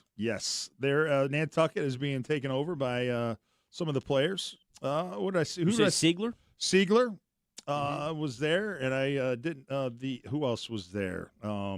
T.C. Chang. Yep. Was there. Chang. And then I forget who the other one is. But oh boy. But while I was looking at that, I also who were we just talking about before we went to break? Catherine Veritek. Yep. Yeah. Where's she been? Oh, she's 6 hours ago. She responded to a tweet. Where really? Someone reached out to Catherine. See if they haven't heard from her for a while. It says, "Hey, at Catherine Veritek, the Sox, in fact, have the smartest guy in the room." And Catherine's response was, "I hope they go all the way, win the World Series, and the city can roll out the duck boats." Awesome. So there you go. You know what? By the way, I am one of these people who love that Catherine Veritek tweets. Like, anytime you can get a family member who says something that you know it's actually what the family member says, I'm all for that. And Catherine Veritek, she seems like a delight. You keep tweeting Catherine, you keep doing you. Yep.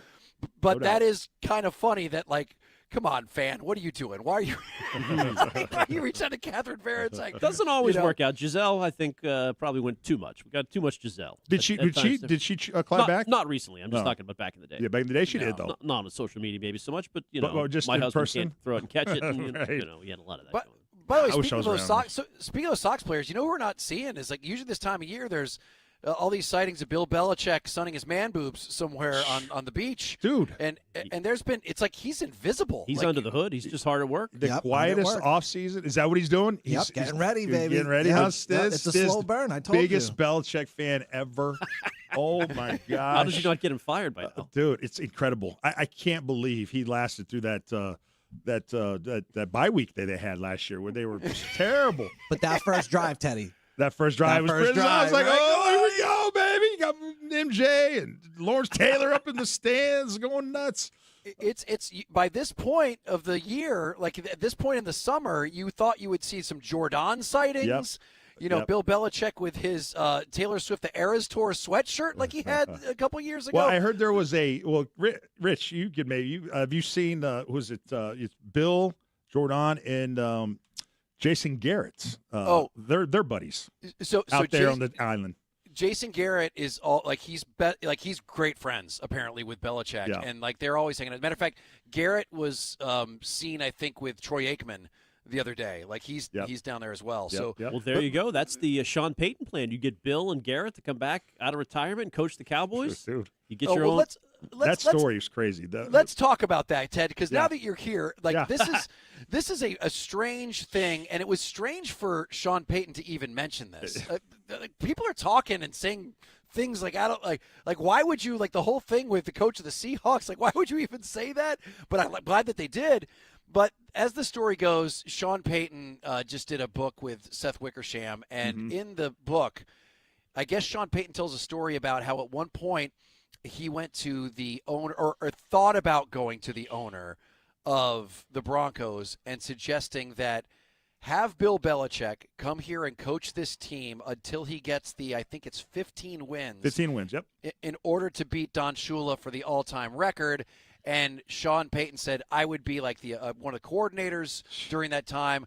And when Bill Belichick ends up beating the record, then I will become the head coach.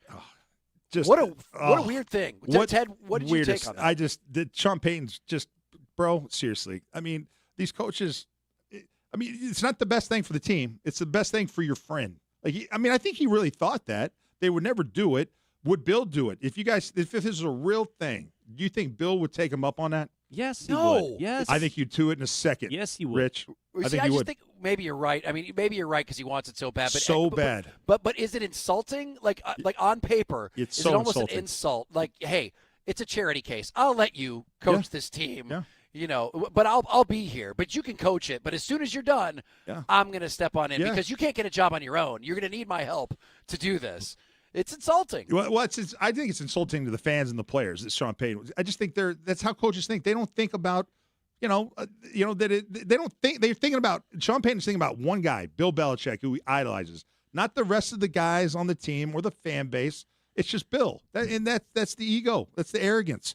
There is rampant in that league. But it's hard to believe Sean Payton would do that. I mean, he's going to be a Hall of Fame coach when it's all said and done. Yeah, right? he would never do that. Part of me he threw that out there to so that to win favor with Bill, like so that which is weird. Like, why do you need to win favor with Bill? Throw him a bone in the offseason. Seriously, it does say to me though, because I know how close Bill and Sean Payton are, that this record means a lot to Bill. Oh, it does, Rich. He'll never admit it. Mm-hmm. Never admit it, but it does. But he Sean cares did so it much for him. about that stuff. Yep, Sean just admitted it for him, that this is That's a a good record point. You're right. that means everything. And if you don't think that Bill is hoping and dreaming to come back and coach in the NFL and that he thought this stint with UNC was going to help elevate him and launch him back, like, wow, look what he's done with these college kids, because he probably thought, easy pickings, I'm the best coach of all time, I'm going to go down to this college and I can coach these guys up, I'm the greatest, everyone will want to play for Bill Belichick. There you go. Hey, Bill. Hey, buddy. And then the way it backfired, I can't think of a situation unless this UNC team this year goes on some massive run that the NFL would ever bring him back. They've given him 2 hiring cycles to go back, and no team has done it. So there's no way. Jerry he's Jones not getting will. any younger. I'm telling you that he's going to get desperate.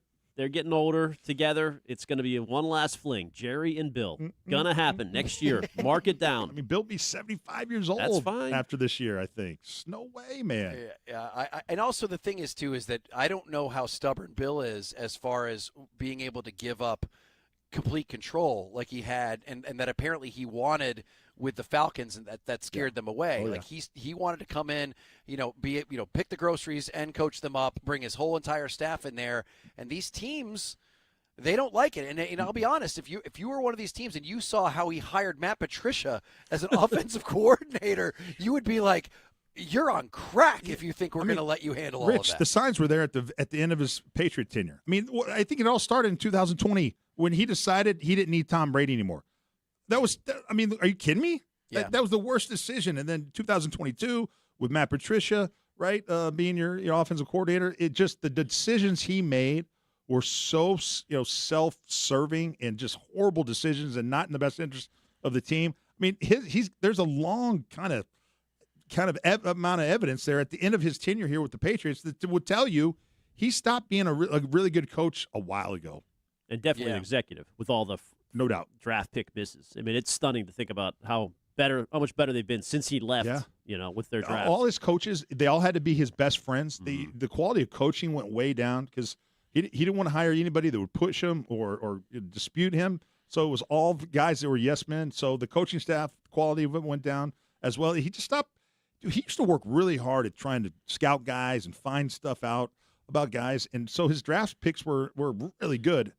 And then he stopped doing all that stuff. He had other things he wanted to do, and so I mean, just it all fell apart at the end. And I don't know how you think that all of a sudden, as he's getting older, he's going to have more energy. And you got to have a lot of energy, man, to do this job at a high level. He doesn't have that energy. Jordan perks him right up. Apparently so. By the way, speaking of the Patriots, one of the biggest hot takes of the offseason is that a gentleman who was runner-up for MVP this past year isn't good anymore. There is another huge screw. I mean, it's like everyone is jumping on Drake May. And I want to get your take on this because there's another ranking that has Drake May in the toilet when it comes to where he is as a quarterback. I don't know. I just think it's like recency bias. They all they can remember is the Super Bowl. Right? Well, yeah. Well, I guess the playoffs. Playoffs were great. You're right in totality. But we'll get your take on that and take your calls 617-779-7937. We are live from the Catch Us Law Studios. No fee unless you win here on WEEI.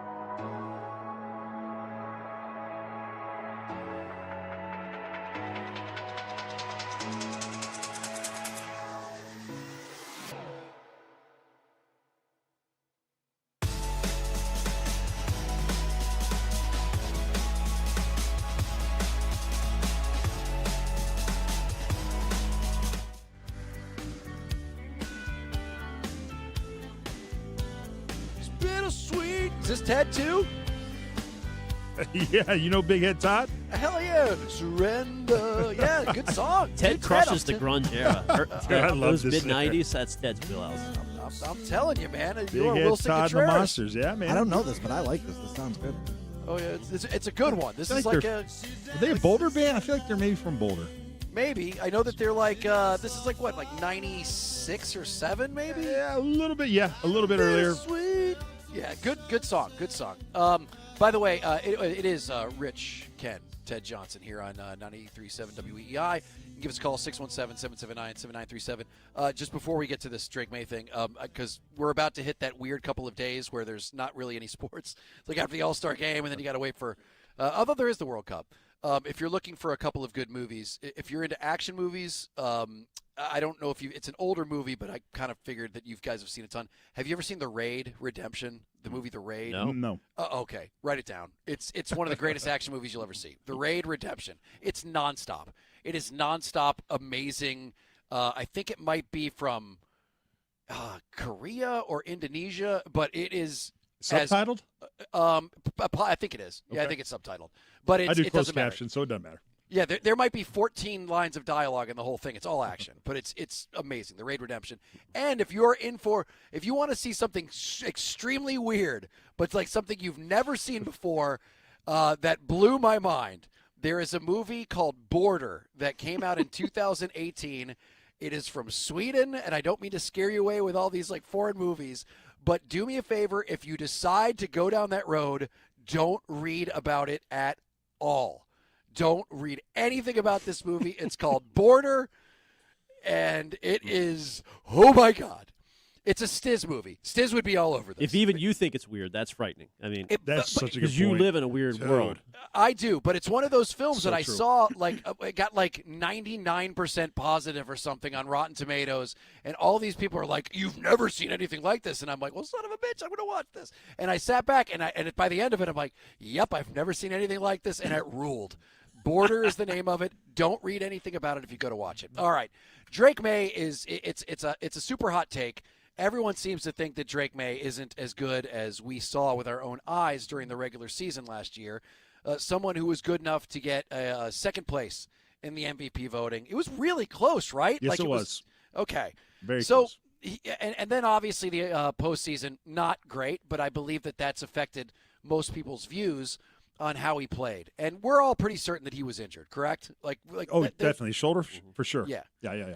All right. So that's why it's very perplexing that this poll that just went up on ESPN, and this is another one that was done by league executives, coaches, and scouts, where they tried to rank all these quarterbacks, is so surprising to me, because you would think those people right there would know better than anybody when someone's hurt, when to not look at the last, the last thing that you saw and have it be a recency bias type of opinion. So number one, no question, Josh Allen. We all know that. Number two, Patrick Mahomes. boy. Ted. Yeah, too high, too high. Boy. Yep, your choice for somebody who has seen his better days behind him. You are not calling for him to fall off a cliff, but you don't think that he is going to ever touch what he did in the past. No, correct? those days are done. Just so you know, Drake May won 8 more games than Patrick did last year. Just saying. By the way, on ESPN, when discussing this today, they were trying to force the Josh Allen and Patrick Mahomes is the modern day Brady and Manning, and it just falls flat. There's just I'm not saying those guys aren't good, and I would agree that they're 1 and 2 right now, but it's not close to me to what Brady and Manning was in the 2000s. Like, that was a must-see These two had, one epic playoff matchup. Yeah. But Allen's never won, and Mahomes has fallen off the cliff, according to Ted. They had epic. Peyton and Tom had them every year. It was every year. Yeah, every year. So, number 3, Matthew Stafford. I don't think anybody has a problem with that. Number 4, Joe Burrow. Joe Burrow gets a lot of love for a guy that hasn't done anything. It's so true, bro. I mean, he got to the Super Bowl once. I love him. He's so talented. I know, but I still think Rich is onto something. I think it's a little bit over the top with his, because he's been in the Super Bowl once, and he's injured a lot. And he's a pocket quarterback. So, and he's got 2 of the best receivers in the league. That's true. Absolutely. Number 5, Lamar Jackson. That's legit. That's good. That's a good one. Number 6, Dak Prescott. Please. That's probably the most egregious of all of them. Too high. Mm-hmm. Too high. No, the next one's the most egregious, but Dak is too high. You're right. Number 7, they have Justin Herbert ahead of Drake May, of course. It's stunning. I don't get it. I mean, Some of these them are have Drake coaches. May These are at league 8, people. He's never won a playoff game. He crumbles every year. What am I not seeing? I have no idea. No idea. He's the most overrated athlete in the 21st century. I don't get this. Jaylen Brown? That's Ted's guy. Yeah, Justin Herbert, way overrated. I don't get it. Now, I do think he's going to have a good year this year, because I think Mike McDaniel. You do like McDaniel. Went as the offensive coordinator. I think it's gonna really help him. But I've just never understood the Justin Herbert love. I don't. Number 8 is Drake May. They say that May's Super Bowl run and near MVP performance elevated him into the elite discussion, though still on the fringes. He appeared on more of 60% of the ballots and earned many fifth-place votes. Hang on, that means 40% of the people that they talked to, almost half, didn't even put him in the top 10. Mm-hmm. Dude, they weren't on national TV a lot, and the playoffs were bad. So I just think you didn't see him that much during the regular season, and then the playoffs come, and he's not having his best performances. That might influence this. But I mean, enough people saw him to make him almost win the MVP. It's like I don't understand why. I won't use that as an excuse. I just think that there's too many people who are looking at what he did in the Super Bowl and just going, well, that's obviously who he is. Mm-hmm. And that's a hot take. Everybody seems to think Drake May is not nearly as good as we've been saying he is. And also, I don't know if they're factoring in how they think he's going to be this season, because obviously with A.J. Brown, that should elevate his game. A veteran NFC defensive coach, said he's really talented, but I need to see more. Other quarterbacks on this list have proven it over time. How has Justin Herbert proven it? And he has to keep doing it. Good point. I do think there is something to Drake does have to do it more than 1 year. Yeah. So that's somewhat fair. I mean, we saw Mac Jones have 1 playoff season, and then he was never starting caliber after that. So I get that sentiment. It's not like disrespect this list, Rich, but it's not like, obviously there are some people that are on the fence, and it appears that's it. It's too small of a sample size. Yeah. I mean, where was he on that like the entire NFL? He was like number 61 or something like that. Oh, Drake May. On the which top is 100. insane. Which is insane because once again he was the runner-up for MVP, Yeah. and they had him on as number 61 on the list, which is just truly absurd. But you know what, Ted, you've said it best. I mean, bulletin board material is something that motivates a team. You know what? This is going to be a coming out party. The offensive weapons that he has is definitely a big time improvement, and he's just going to get better and better. I mean, he's going to do things. This kid is going to do things that people are going to be like, I've never seen a quarterback do what he did. He's that special. He just hasn't been doing it long enough for a lot of people to see it, but they're going to see it this year. They have a lot more nationally televised games. So it's going to be a coming out party for Drake May this year.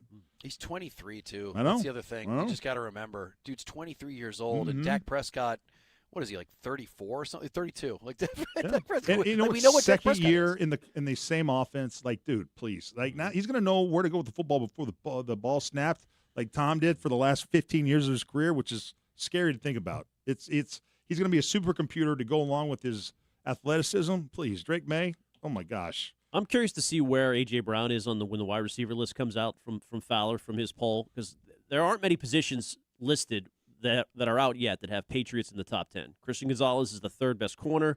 Milton Williams was the 9th best defensive tackle, and that's it so far, other than Drake here at number 8. So probably pretty accurate. Will A.J. Brown be top 10? It's going to be close. Fringe, right? There. Fringe, yeah. It'll be fringe. So it'll be close. That's not that encouraging. I think their roster is better than you do, Ted, because I know you feel like they're kind of an average roster. I feel like they have a bunch of above-average guys, but this is proving it. Not a whole lot of top 10 guys in a lot of spots. Especially in defense. Yeah. Can I ask you this real quick, Ted? Because I know a couple people from Chicago, and like for some reason, as much as we've seen Caleb Williams, play, and he's done some amazing things, especially in the postseason last year, they don't believe in him. Like for some reason, they're smelling that this is kind of a sun shining on someone's ass. It's like all of a sudden, like they don't believe that he can continue like any kind of growth. What do you think about Caleb Williams? I agree. Do you think he's fraudulent? I'm not a believer in him. Just part of it is just his mental makeup. I don't trust the guy to get it, like really truly get it and be a pro's pro, and do what you got to do to be kind of the face of a franchise. I think a lot. Look, he's kind of got a little bit of that. He plays terrible for 3.5 quarters, and all of a sudden he has a play or two where he pulls out of his ass, and he, they come back in dramatic fashion and win games. That's not sustainable. That's not a formula for consistent success. So I'm not a believer in him, man. I'm not. Yeah. I mean, listen, he's got the curse working against him, right? Isn't he on Madden this year? Yeah, he is. Is he the cover of Madden? Yep. You know what? He's going to be one of those guys like OBJ who's going to get a lot more credit than they're worth because he's got a signature play. Like OBJ obviously had the backwards catch, and then now you've got the jump pass from Caleb Williams that all the kids are trying now, and I think that he's going to be a guy that's going to sell a lot of jerseys that might not live up to the hype because he's victim of his own cool play that ended up going viral. But we shall see. All right, well. We got to talk one more time about these Red Sox because there continues to be a lot of chatter as to whether or not they should buy or they should sell. On top of that, Wilson Contreras is going to be in the Home Run Derby this evening, one that the world does not want you to see for free. You're going to have to pay and get Netflix, which I think is right now one of the worst streamers. I don't think that there's anything good on Netflix right now that you can't get anywhere else. I've already watched all of I Think You Should Leave. So, and I was never a Stranger Things guy, so they got nothing for me, so I'm going to have to resubscribe tonight for one night. What about that Avatar series? Ted loves the Avatar series. No? There's an Avatar series? Oh, I thought there was. No, I think you're talking about Avatar, the Airbender. That's it's like what two he's different thinking of. Avatars. Oh, that's not Avatar related? There's a few great docs on there, though, Rich, that recent that one's called Maternal Instinct, crazy, and then there's another one called The Crash. That's insane. Insane Okay. stories. All right. Well, yeah, watch I The guess Crash. It's good. With my 1 month subscription that I'm going to have to buy today to watch the Home Run Derby, I'll try to bust those out. All right, 617-779-7937. We'll be back in 2 minutes.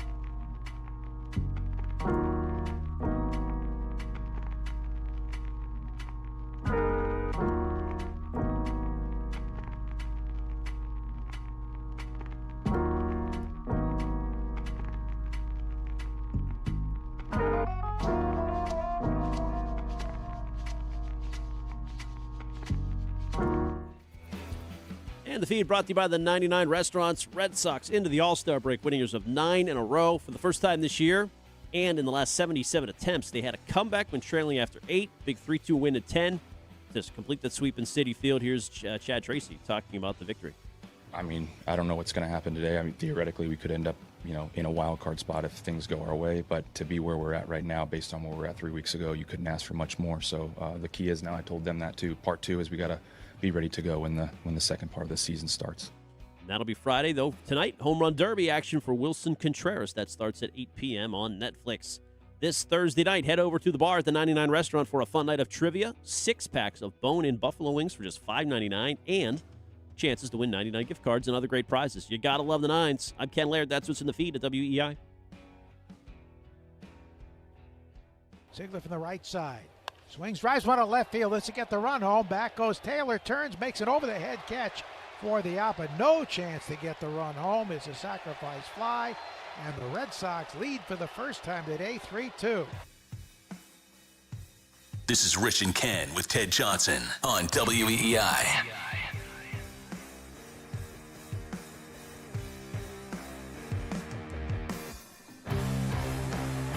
It is 93.7 WEEI. Rich, Ken, Teddy J, and the drive home to you by Town Fair Tire. Nobody beats Town Fair Tire. Nobody. You can give us a call at 617-779-7937. And as much as it was awesome to hear the legend, Joe Castiglione, make that call, I can't even imagine what yesterday's game would have sounded like if it was Will Fleming or better yet, Cooper Boardman. It would have been a lot of volume. I really love Will Fleming on the call. I think he does an amazing job because he's one of us.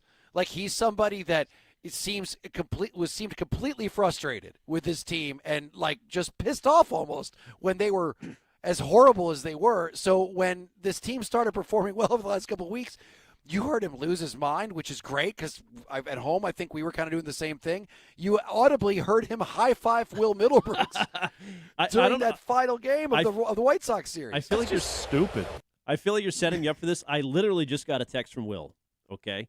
Now, I don't know if he's listening on delay because he says, FYI, Loftus is wrong. So we had started the show talking about our sales manager, Mike Loftus, who had we were talking before the show, and Loftus said basically he's kind of disappointed they won the game yesterday because he wants them to spur action and go out and get somebody big, and he thinks they're just going to kind of moneyball it and not do anything, which kind of how I believe I'm a believe it and when I see it with Breslow because he just hasn't done that in season for a big bat. However, Will says they are trying to swing big. They are trying to swing big. That's Will, you and I right here, Will. I'm telling you, like I have been saying this the same thing, is that Breslow's job has been on the line for the entire season. I mean, they've been awful, and there's been articles written about him. They say that he needs a translator to speak to anybody, in the organization. He has been getting absolutely killed. And you know what you do when your job's on the line? You put your balls out there and you try to do something drastic to shake things up. And right now, you are finally in a position where you legitimately, for the right reasons, could go all in. And what that means to me is save your job, Craig Breslow, and bring in a bat. Full on, balls on the table. Wow. Absolutely. Just put them clankers out. You and Will are simpatico. Wow. I'm telling you, we're on the same page. When I hear him do play-by-play, I'm like, he's one of us. Like, I could hear his soul dying when they were playing awful. Well, right, but is that a wish that's going to happen, or is that actually based in Probably evidence? like Shabuzi said, 1, here comes the 2 to the 3 to the 4.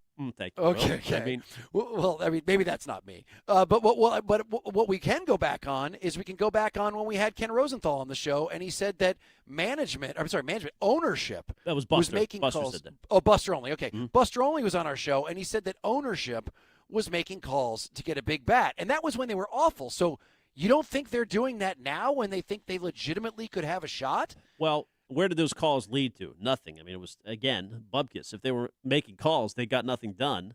Then they talked about pivoting, right? I mean, that was Sam Kennedy, who on the record said we might have to think about pivoting. Yes. Now it's been Breslow has said we're not giving up. To his credit, he through all this has said that.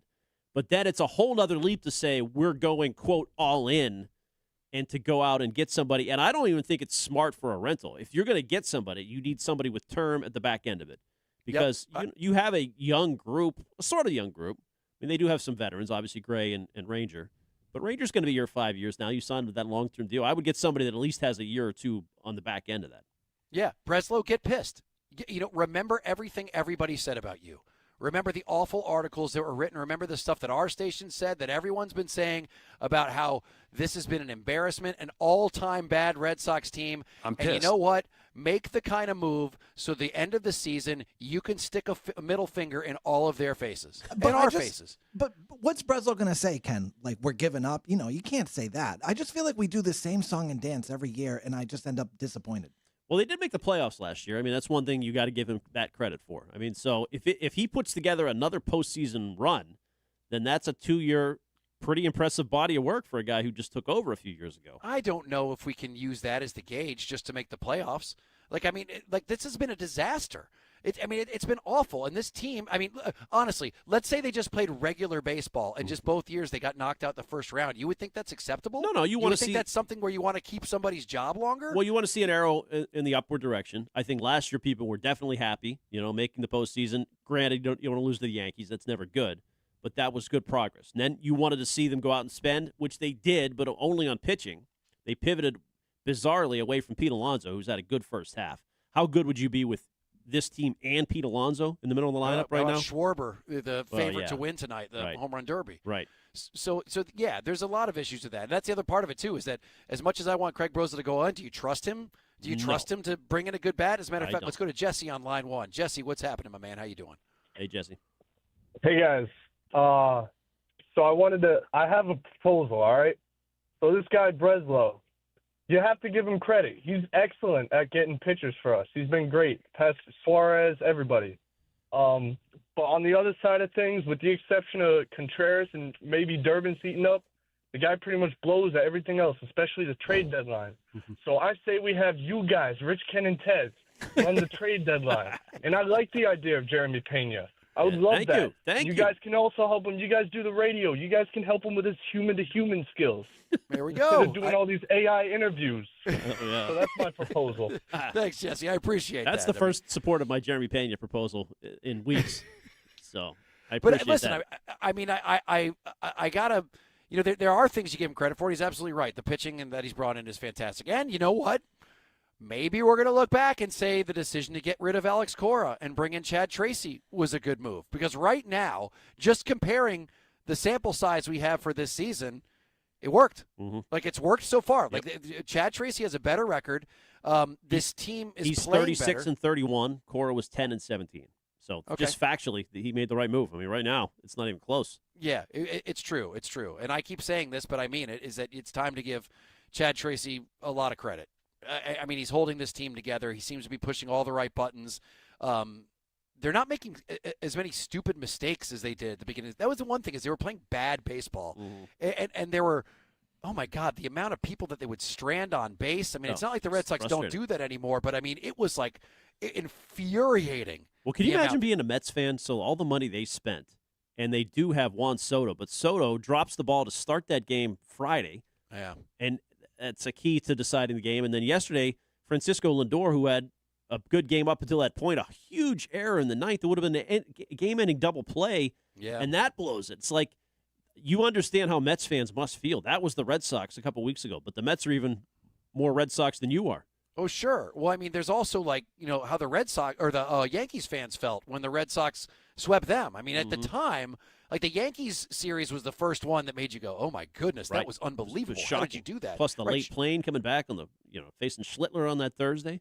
Well, now we should root for late planes. Yeah. Because they play very well when they show up at 4:15 like they did the other night, which is still insane how a team can, in this day and age, especially when the game was over at like 5 p.m. the day before. It wasn't like a late game or anything, that they still got there at like 2 hours before first pitch. Let's go to Tim on line one. Tim, what's up, buddy? Hey, Tim. Gentlemen, good afternoon. Thanks, Bob. I wanted to say, man, Ken, I agree with you 100%. I'm not in for a loner. I don't even blame Bledsoe. If Bledsoe is out of his hands, man. These guys got all the control. I want to see the Sox. I'm glad they're doing well. I want to see them play a team that's got solid pitchers and solid hitters, and then see what they really do. You're going to see it next, Tim. Yeah, Tim, you're about to see it against Tampa Bay because that's how things start. Yeah, that's what I'm with you, Rich. I agree, man. Let's see the good teams and then see if they really are going to do it. Then they don't do anything if they don't go anywhere. Absolutely. And you know what, Tim? I give this. First of all, if you sweep three teams in a row, like that's I don't care how good or bad they are, that's impressive. Like that's really, especially on the road, that's impressive as hell. But the fact that Ted doesn't give them enough credit for the White Sox sweep, but the White Sox were one of the hottest teams in the league. Yeah, they were. When they started playing them. I think they had won like 11 or 12 in a row, and they had not lost a series yet at home. They were like 24-6 at home. Yeah. So I just think that you've got to start paying attention. Like they have earned your attention. Now, Tampa, you played Tampa in June. Remember that series? You got swept there. One of them, Nick Martinez, beat Tolley straight up. You lost 4-3. And then the other one, you remember we were on the air afterward. Drew Rasmussen struck out the first three batters in the Sox order three times in a row for the first time in modern baseball history. Yep. It was one of the low points of the year because they were 12 under. It was their worst record at that point since 1997. So you've played Tampa. They pretty much kicked your ass, left, right, and center. Somewhat close games, but still, they are clearly the best team in the American League. They've proven that. My fear is that this team, Craig Breslow, John Henry, what they are going to say before the trade deadline is, well, two of our biggest stars are injured.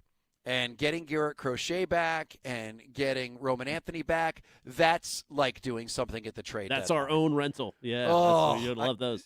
That would drive me insane. Because first of all, you don't know how they're going to be when they get back. But second of all, what a missed opportunity. I hope that Breslow still thinks his job's in jeopardy. I really do. I hope that he doesn't feel that this has saved him and this has redeemed him. Mm-hmm. I want him to pull a move of a desperate manager because it's the right move. Right. Let's go, Brett Blatt. Yeah, come on, Brett. Get on the phone. Let's do it. And if ownership's calling for a bat, then they're not doing a good enough job. Correct. Come on, John Henry. Theo. That's right. Step out from under your parasol. By the way, might I give our league leaders and who's circling the drain, presented by Drains by James. It is stunning, Rich. They're 30th in home runs, 28th in runs scored, but 4th in ERA and 3rd in all the important defensive metrics. So it is truly the haves and have-nots. Drains by James is Eastern Mass's leader in residential and commercial drain cleaning and pipelining.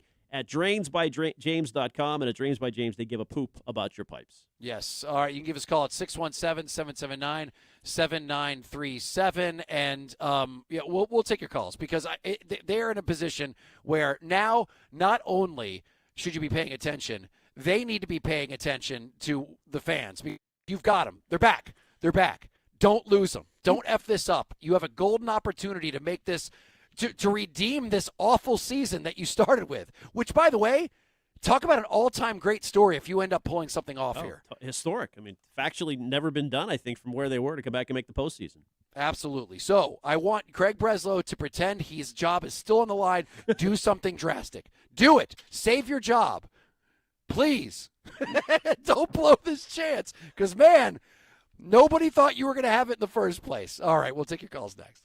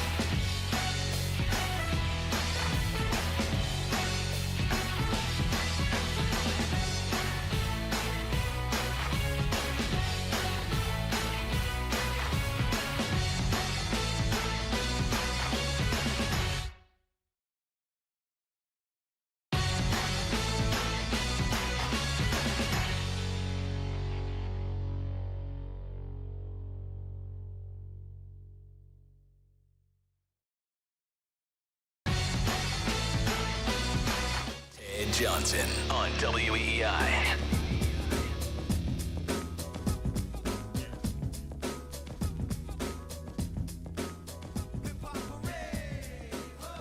Oh, yes. Is this Naughty by Nature? Yeah. Because I hate you. Nailed it.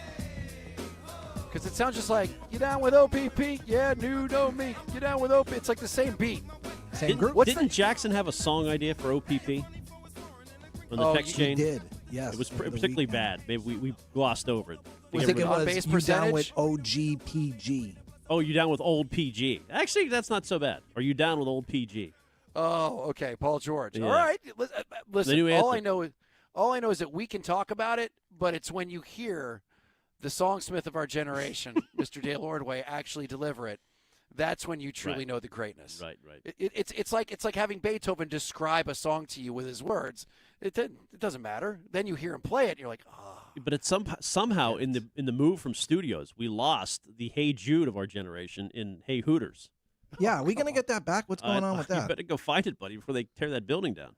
Yeah, I don't know listen. All I know is that if that's gone, then but it's I don't know what We you riot. do. Yeah. You're gonna have to riot. Okay. It's easily recreatable. Don't worry. I don't think so. I'm not sure, man. Hey, Hooters. Unless you want to do like a live version, like maybe we do a concert, Dale Ordway live, and you just do all of your hits in front of the crowd. I'm in. I'll do a stand-up comedy too. There we go. It would just be a night of Dale Ordway, no question. All right, I don't have the specifics on this, so if you don't mind, Stiz, if you can kind of find this. But I said something the other day, and I didn't expect this quickly for it to become a thing. So when the New York Knicks won the championship, it sent all sorts of chaos all throughout the league, and this happens every year. You know, everyone, especially like in their conference, tries to construct a team that will beat whoever just won the championship. And in this case, the Celtics they went crazier than anybody. They just looked at what the Knicks were doing, and they looked at what some of those teams in the West were doing, and they said, we cannot win with Jason Tatum and Jaylen Brown. We need a big in there. We need to change the way we look at things and how we approach the game of basketball. And they essentially did one of the more drastic changes that I've seen the Celtics do in a long time, and that was they got rid of a guy who was up for MVP this year in Jaylen Brown. But the other thing that I thought was going to be a massive storyline was that everyone was going to look at the Knicks, and they were going to see what Jalen Brunson did, and that was give up money in order to bring in better players. You were so right about this. Amazing. And I said to myself, I was like, you know what's going to happen is there's going to be teams that when they're re-signing guys, they're going to sit there on their players, their star players, they're going to say, hey, I know you want this maximum amount of money, and God knows you're worth it, buddy. But if you want to win a championship, look what Jalen Brunson did. He took one for the team. He took less money in order to put guys around him that could build a championship. So let me ask you this. You've already made a ton of money. Don't you want to be a legend? I can hear them saying it. Like I can hear it. And it's probably the exact same speech that Bill Belichick, Robert Kraft did when Tom Brady was taking less money too. Like, don't you want to take less money to be a champion? And I can even hear, Bill the Krafts doing the same thing to Drake May. For all these years, Brady took less. I know you want to set the market. I know you're worth it, but why don't you take less and put a good team around you? Well, now, faster than I even thought it was going to happen, it has happened in the NBA. And not only did it happened with one of the biggest stars. Maybe the biggest. The biggest. Arguably the biggest. Someone who could have absolutely set the market with his payday, or at least you can't really set the market because it's just the maximum amount in this league. But you have the numbers, right, Ken? Yeah, Wembanyama, he took the quote-unquote 25% maximum when he could have taken the 30% supermax at $303 million. So I guess there were multiple frameworks on this deal. I mean, we need a true NBA guru to get through this. But he took $50 million less because he's getting $5 million, 5 years, $252 million over the life of the deal. He could have totaled $303 if he had wanted it to. So truly $50 million less than he could have over a 5-year contract. And this is the face of the NBA. We had that debate during the postseason. It's amazing. And if anybody's a box office attraction in the NBA that's worth the price of admission, I mean, don't you want to take your kids to, like, if Wemby's in town, it's like, let's go see Wemby. But yet this guy's going to have to take $50 million less so the owners can have their second apron and pocket more money at the back end of it. These Bill Chisholm guys who have the, who we've accused of just trying to, make money the way they all do corporation-wise. So it's unless they're funneling money to him somewhere else, which was always the talk about Brady. You're right. It's like a league trend where now guys are being pressured to have a better supporting cast. You got to take less. Well, I think that he's taking $50 million less so they can afford to have somebody play his last 6 minutes of every game. Well, yeah. When he obviously wears out. They probably did say that. Like, hey, you need help. Look, we can't have it all be you. We need to sign other players.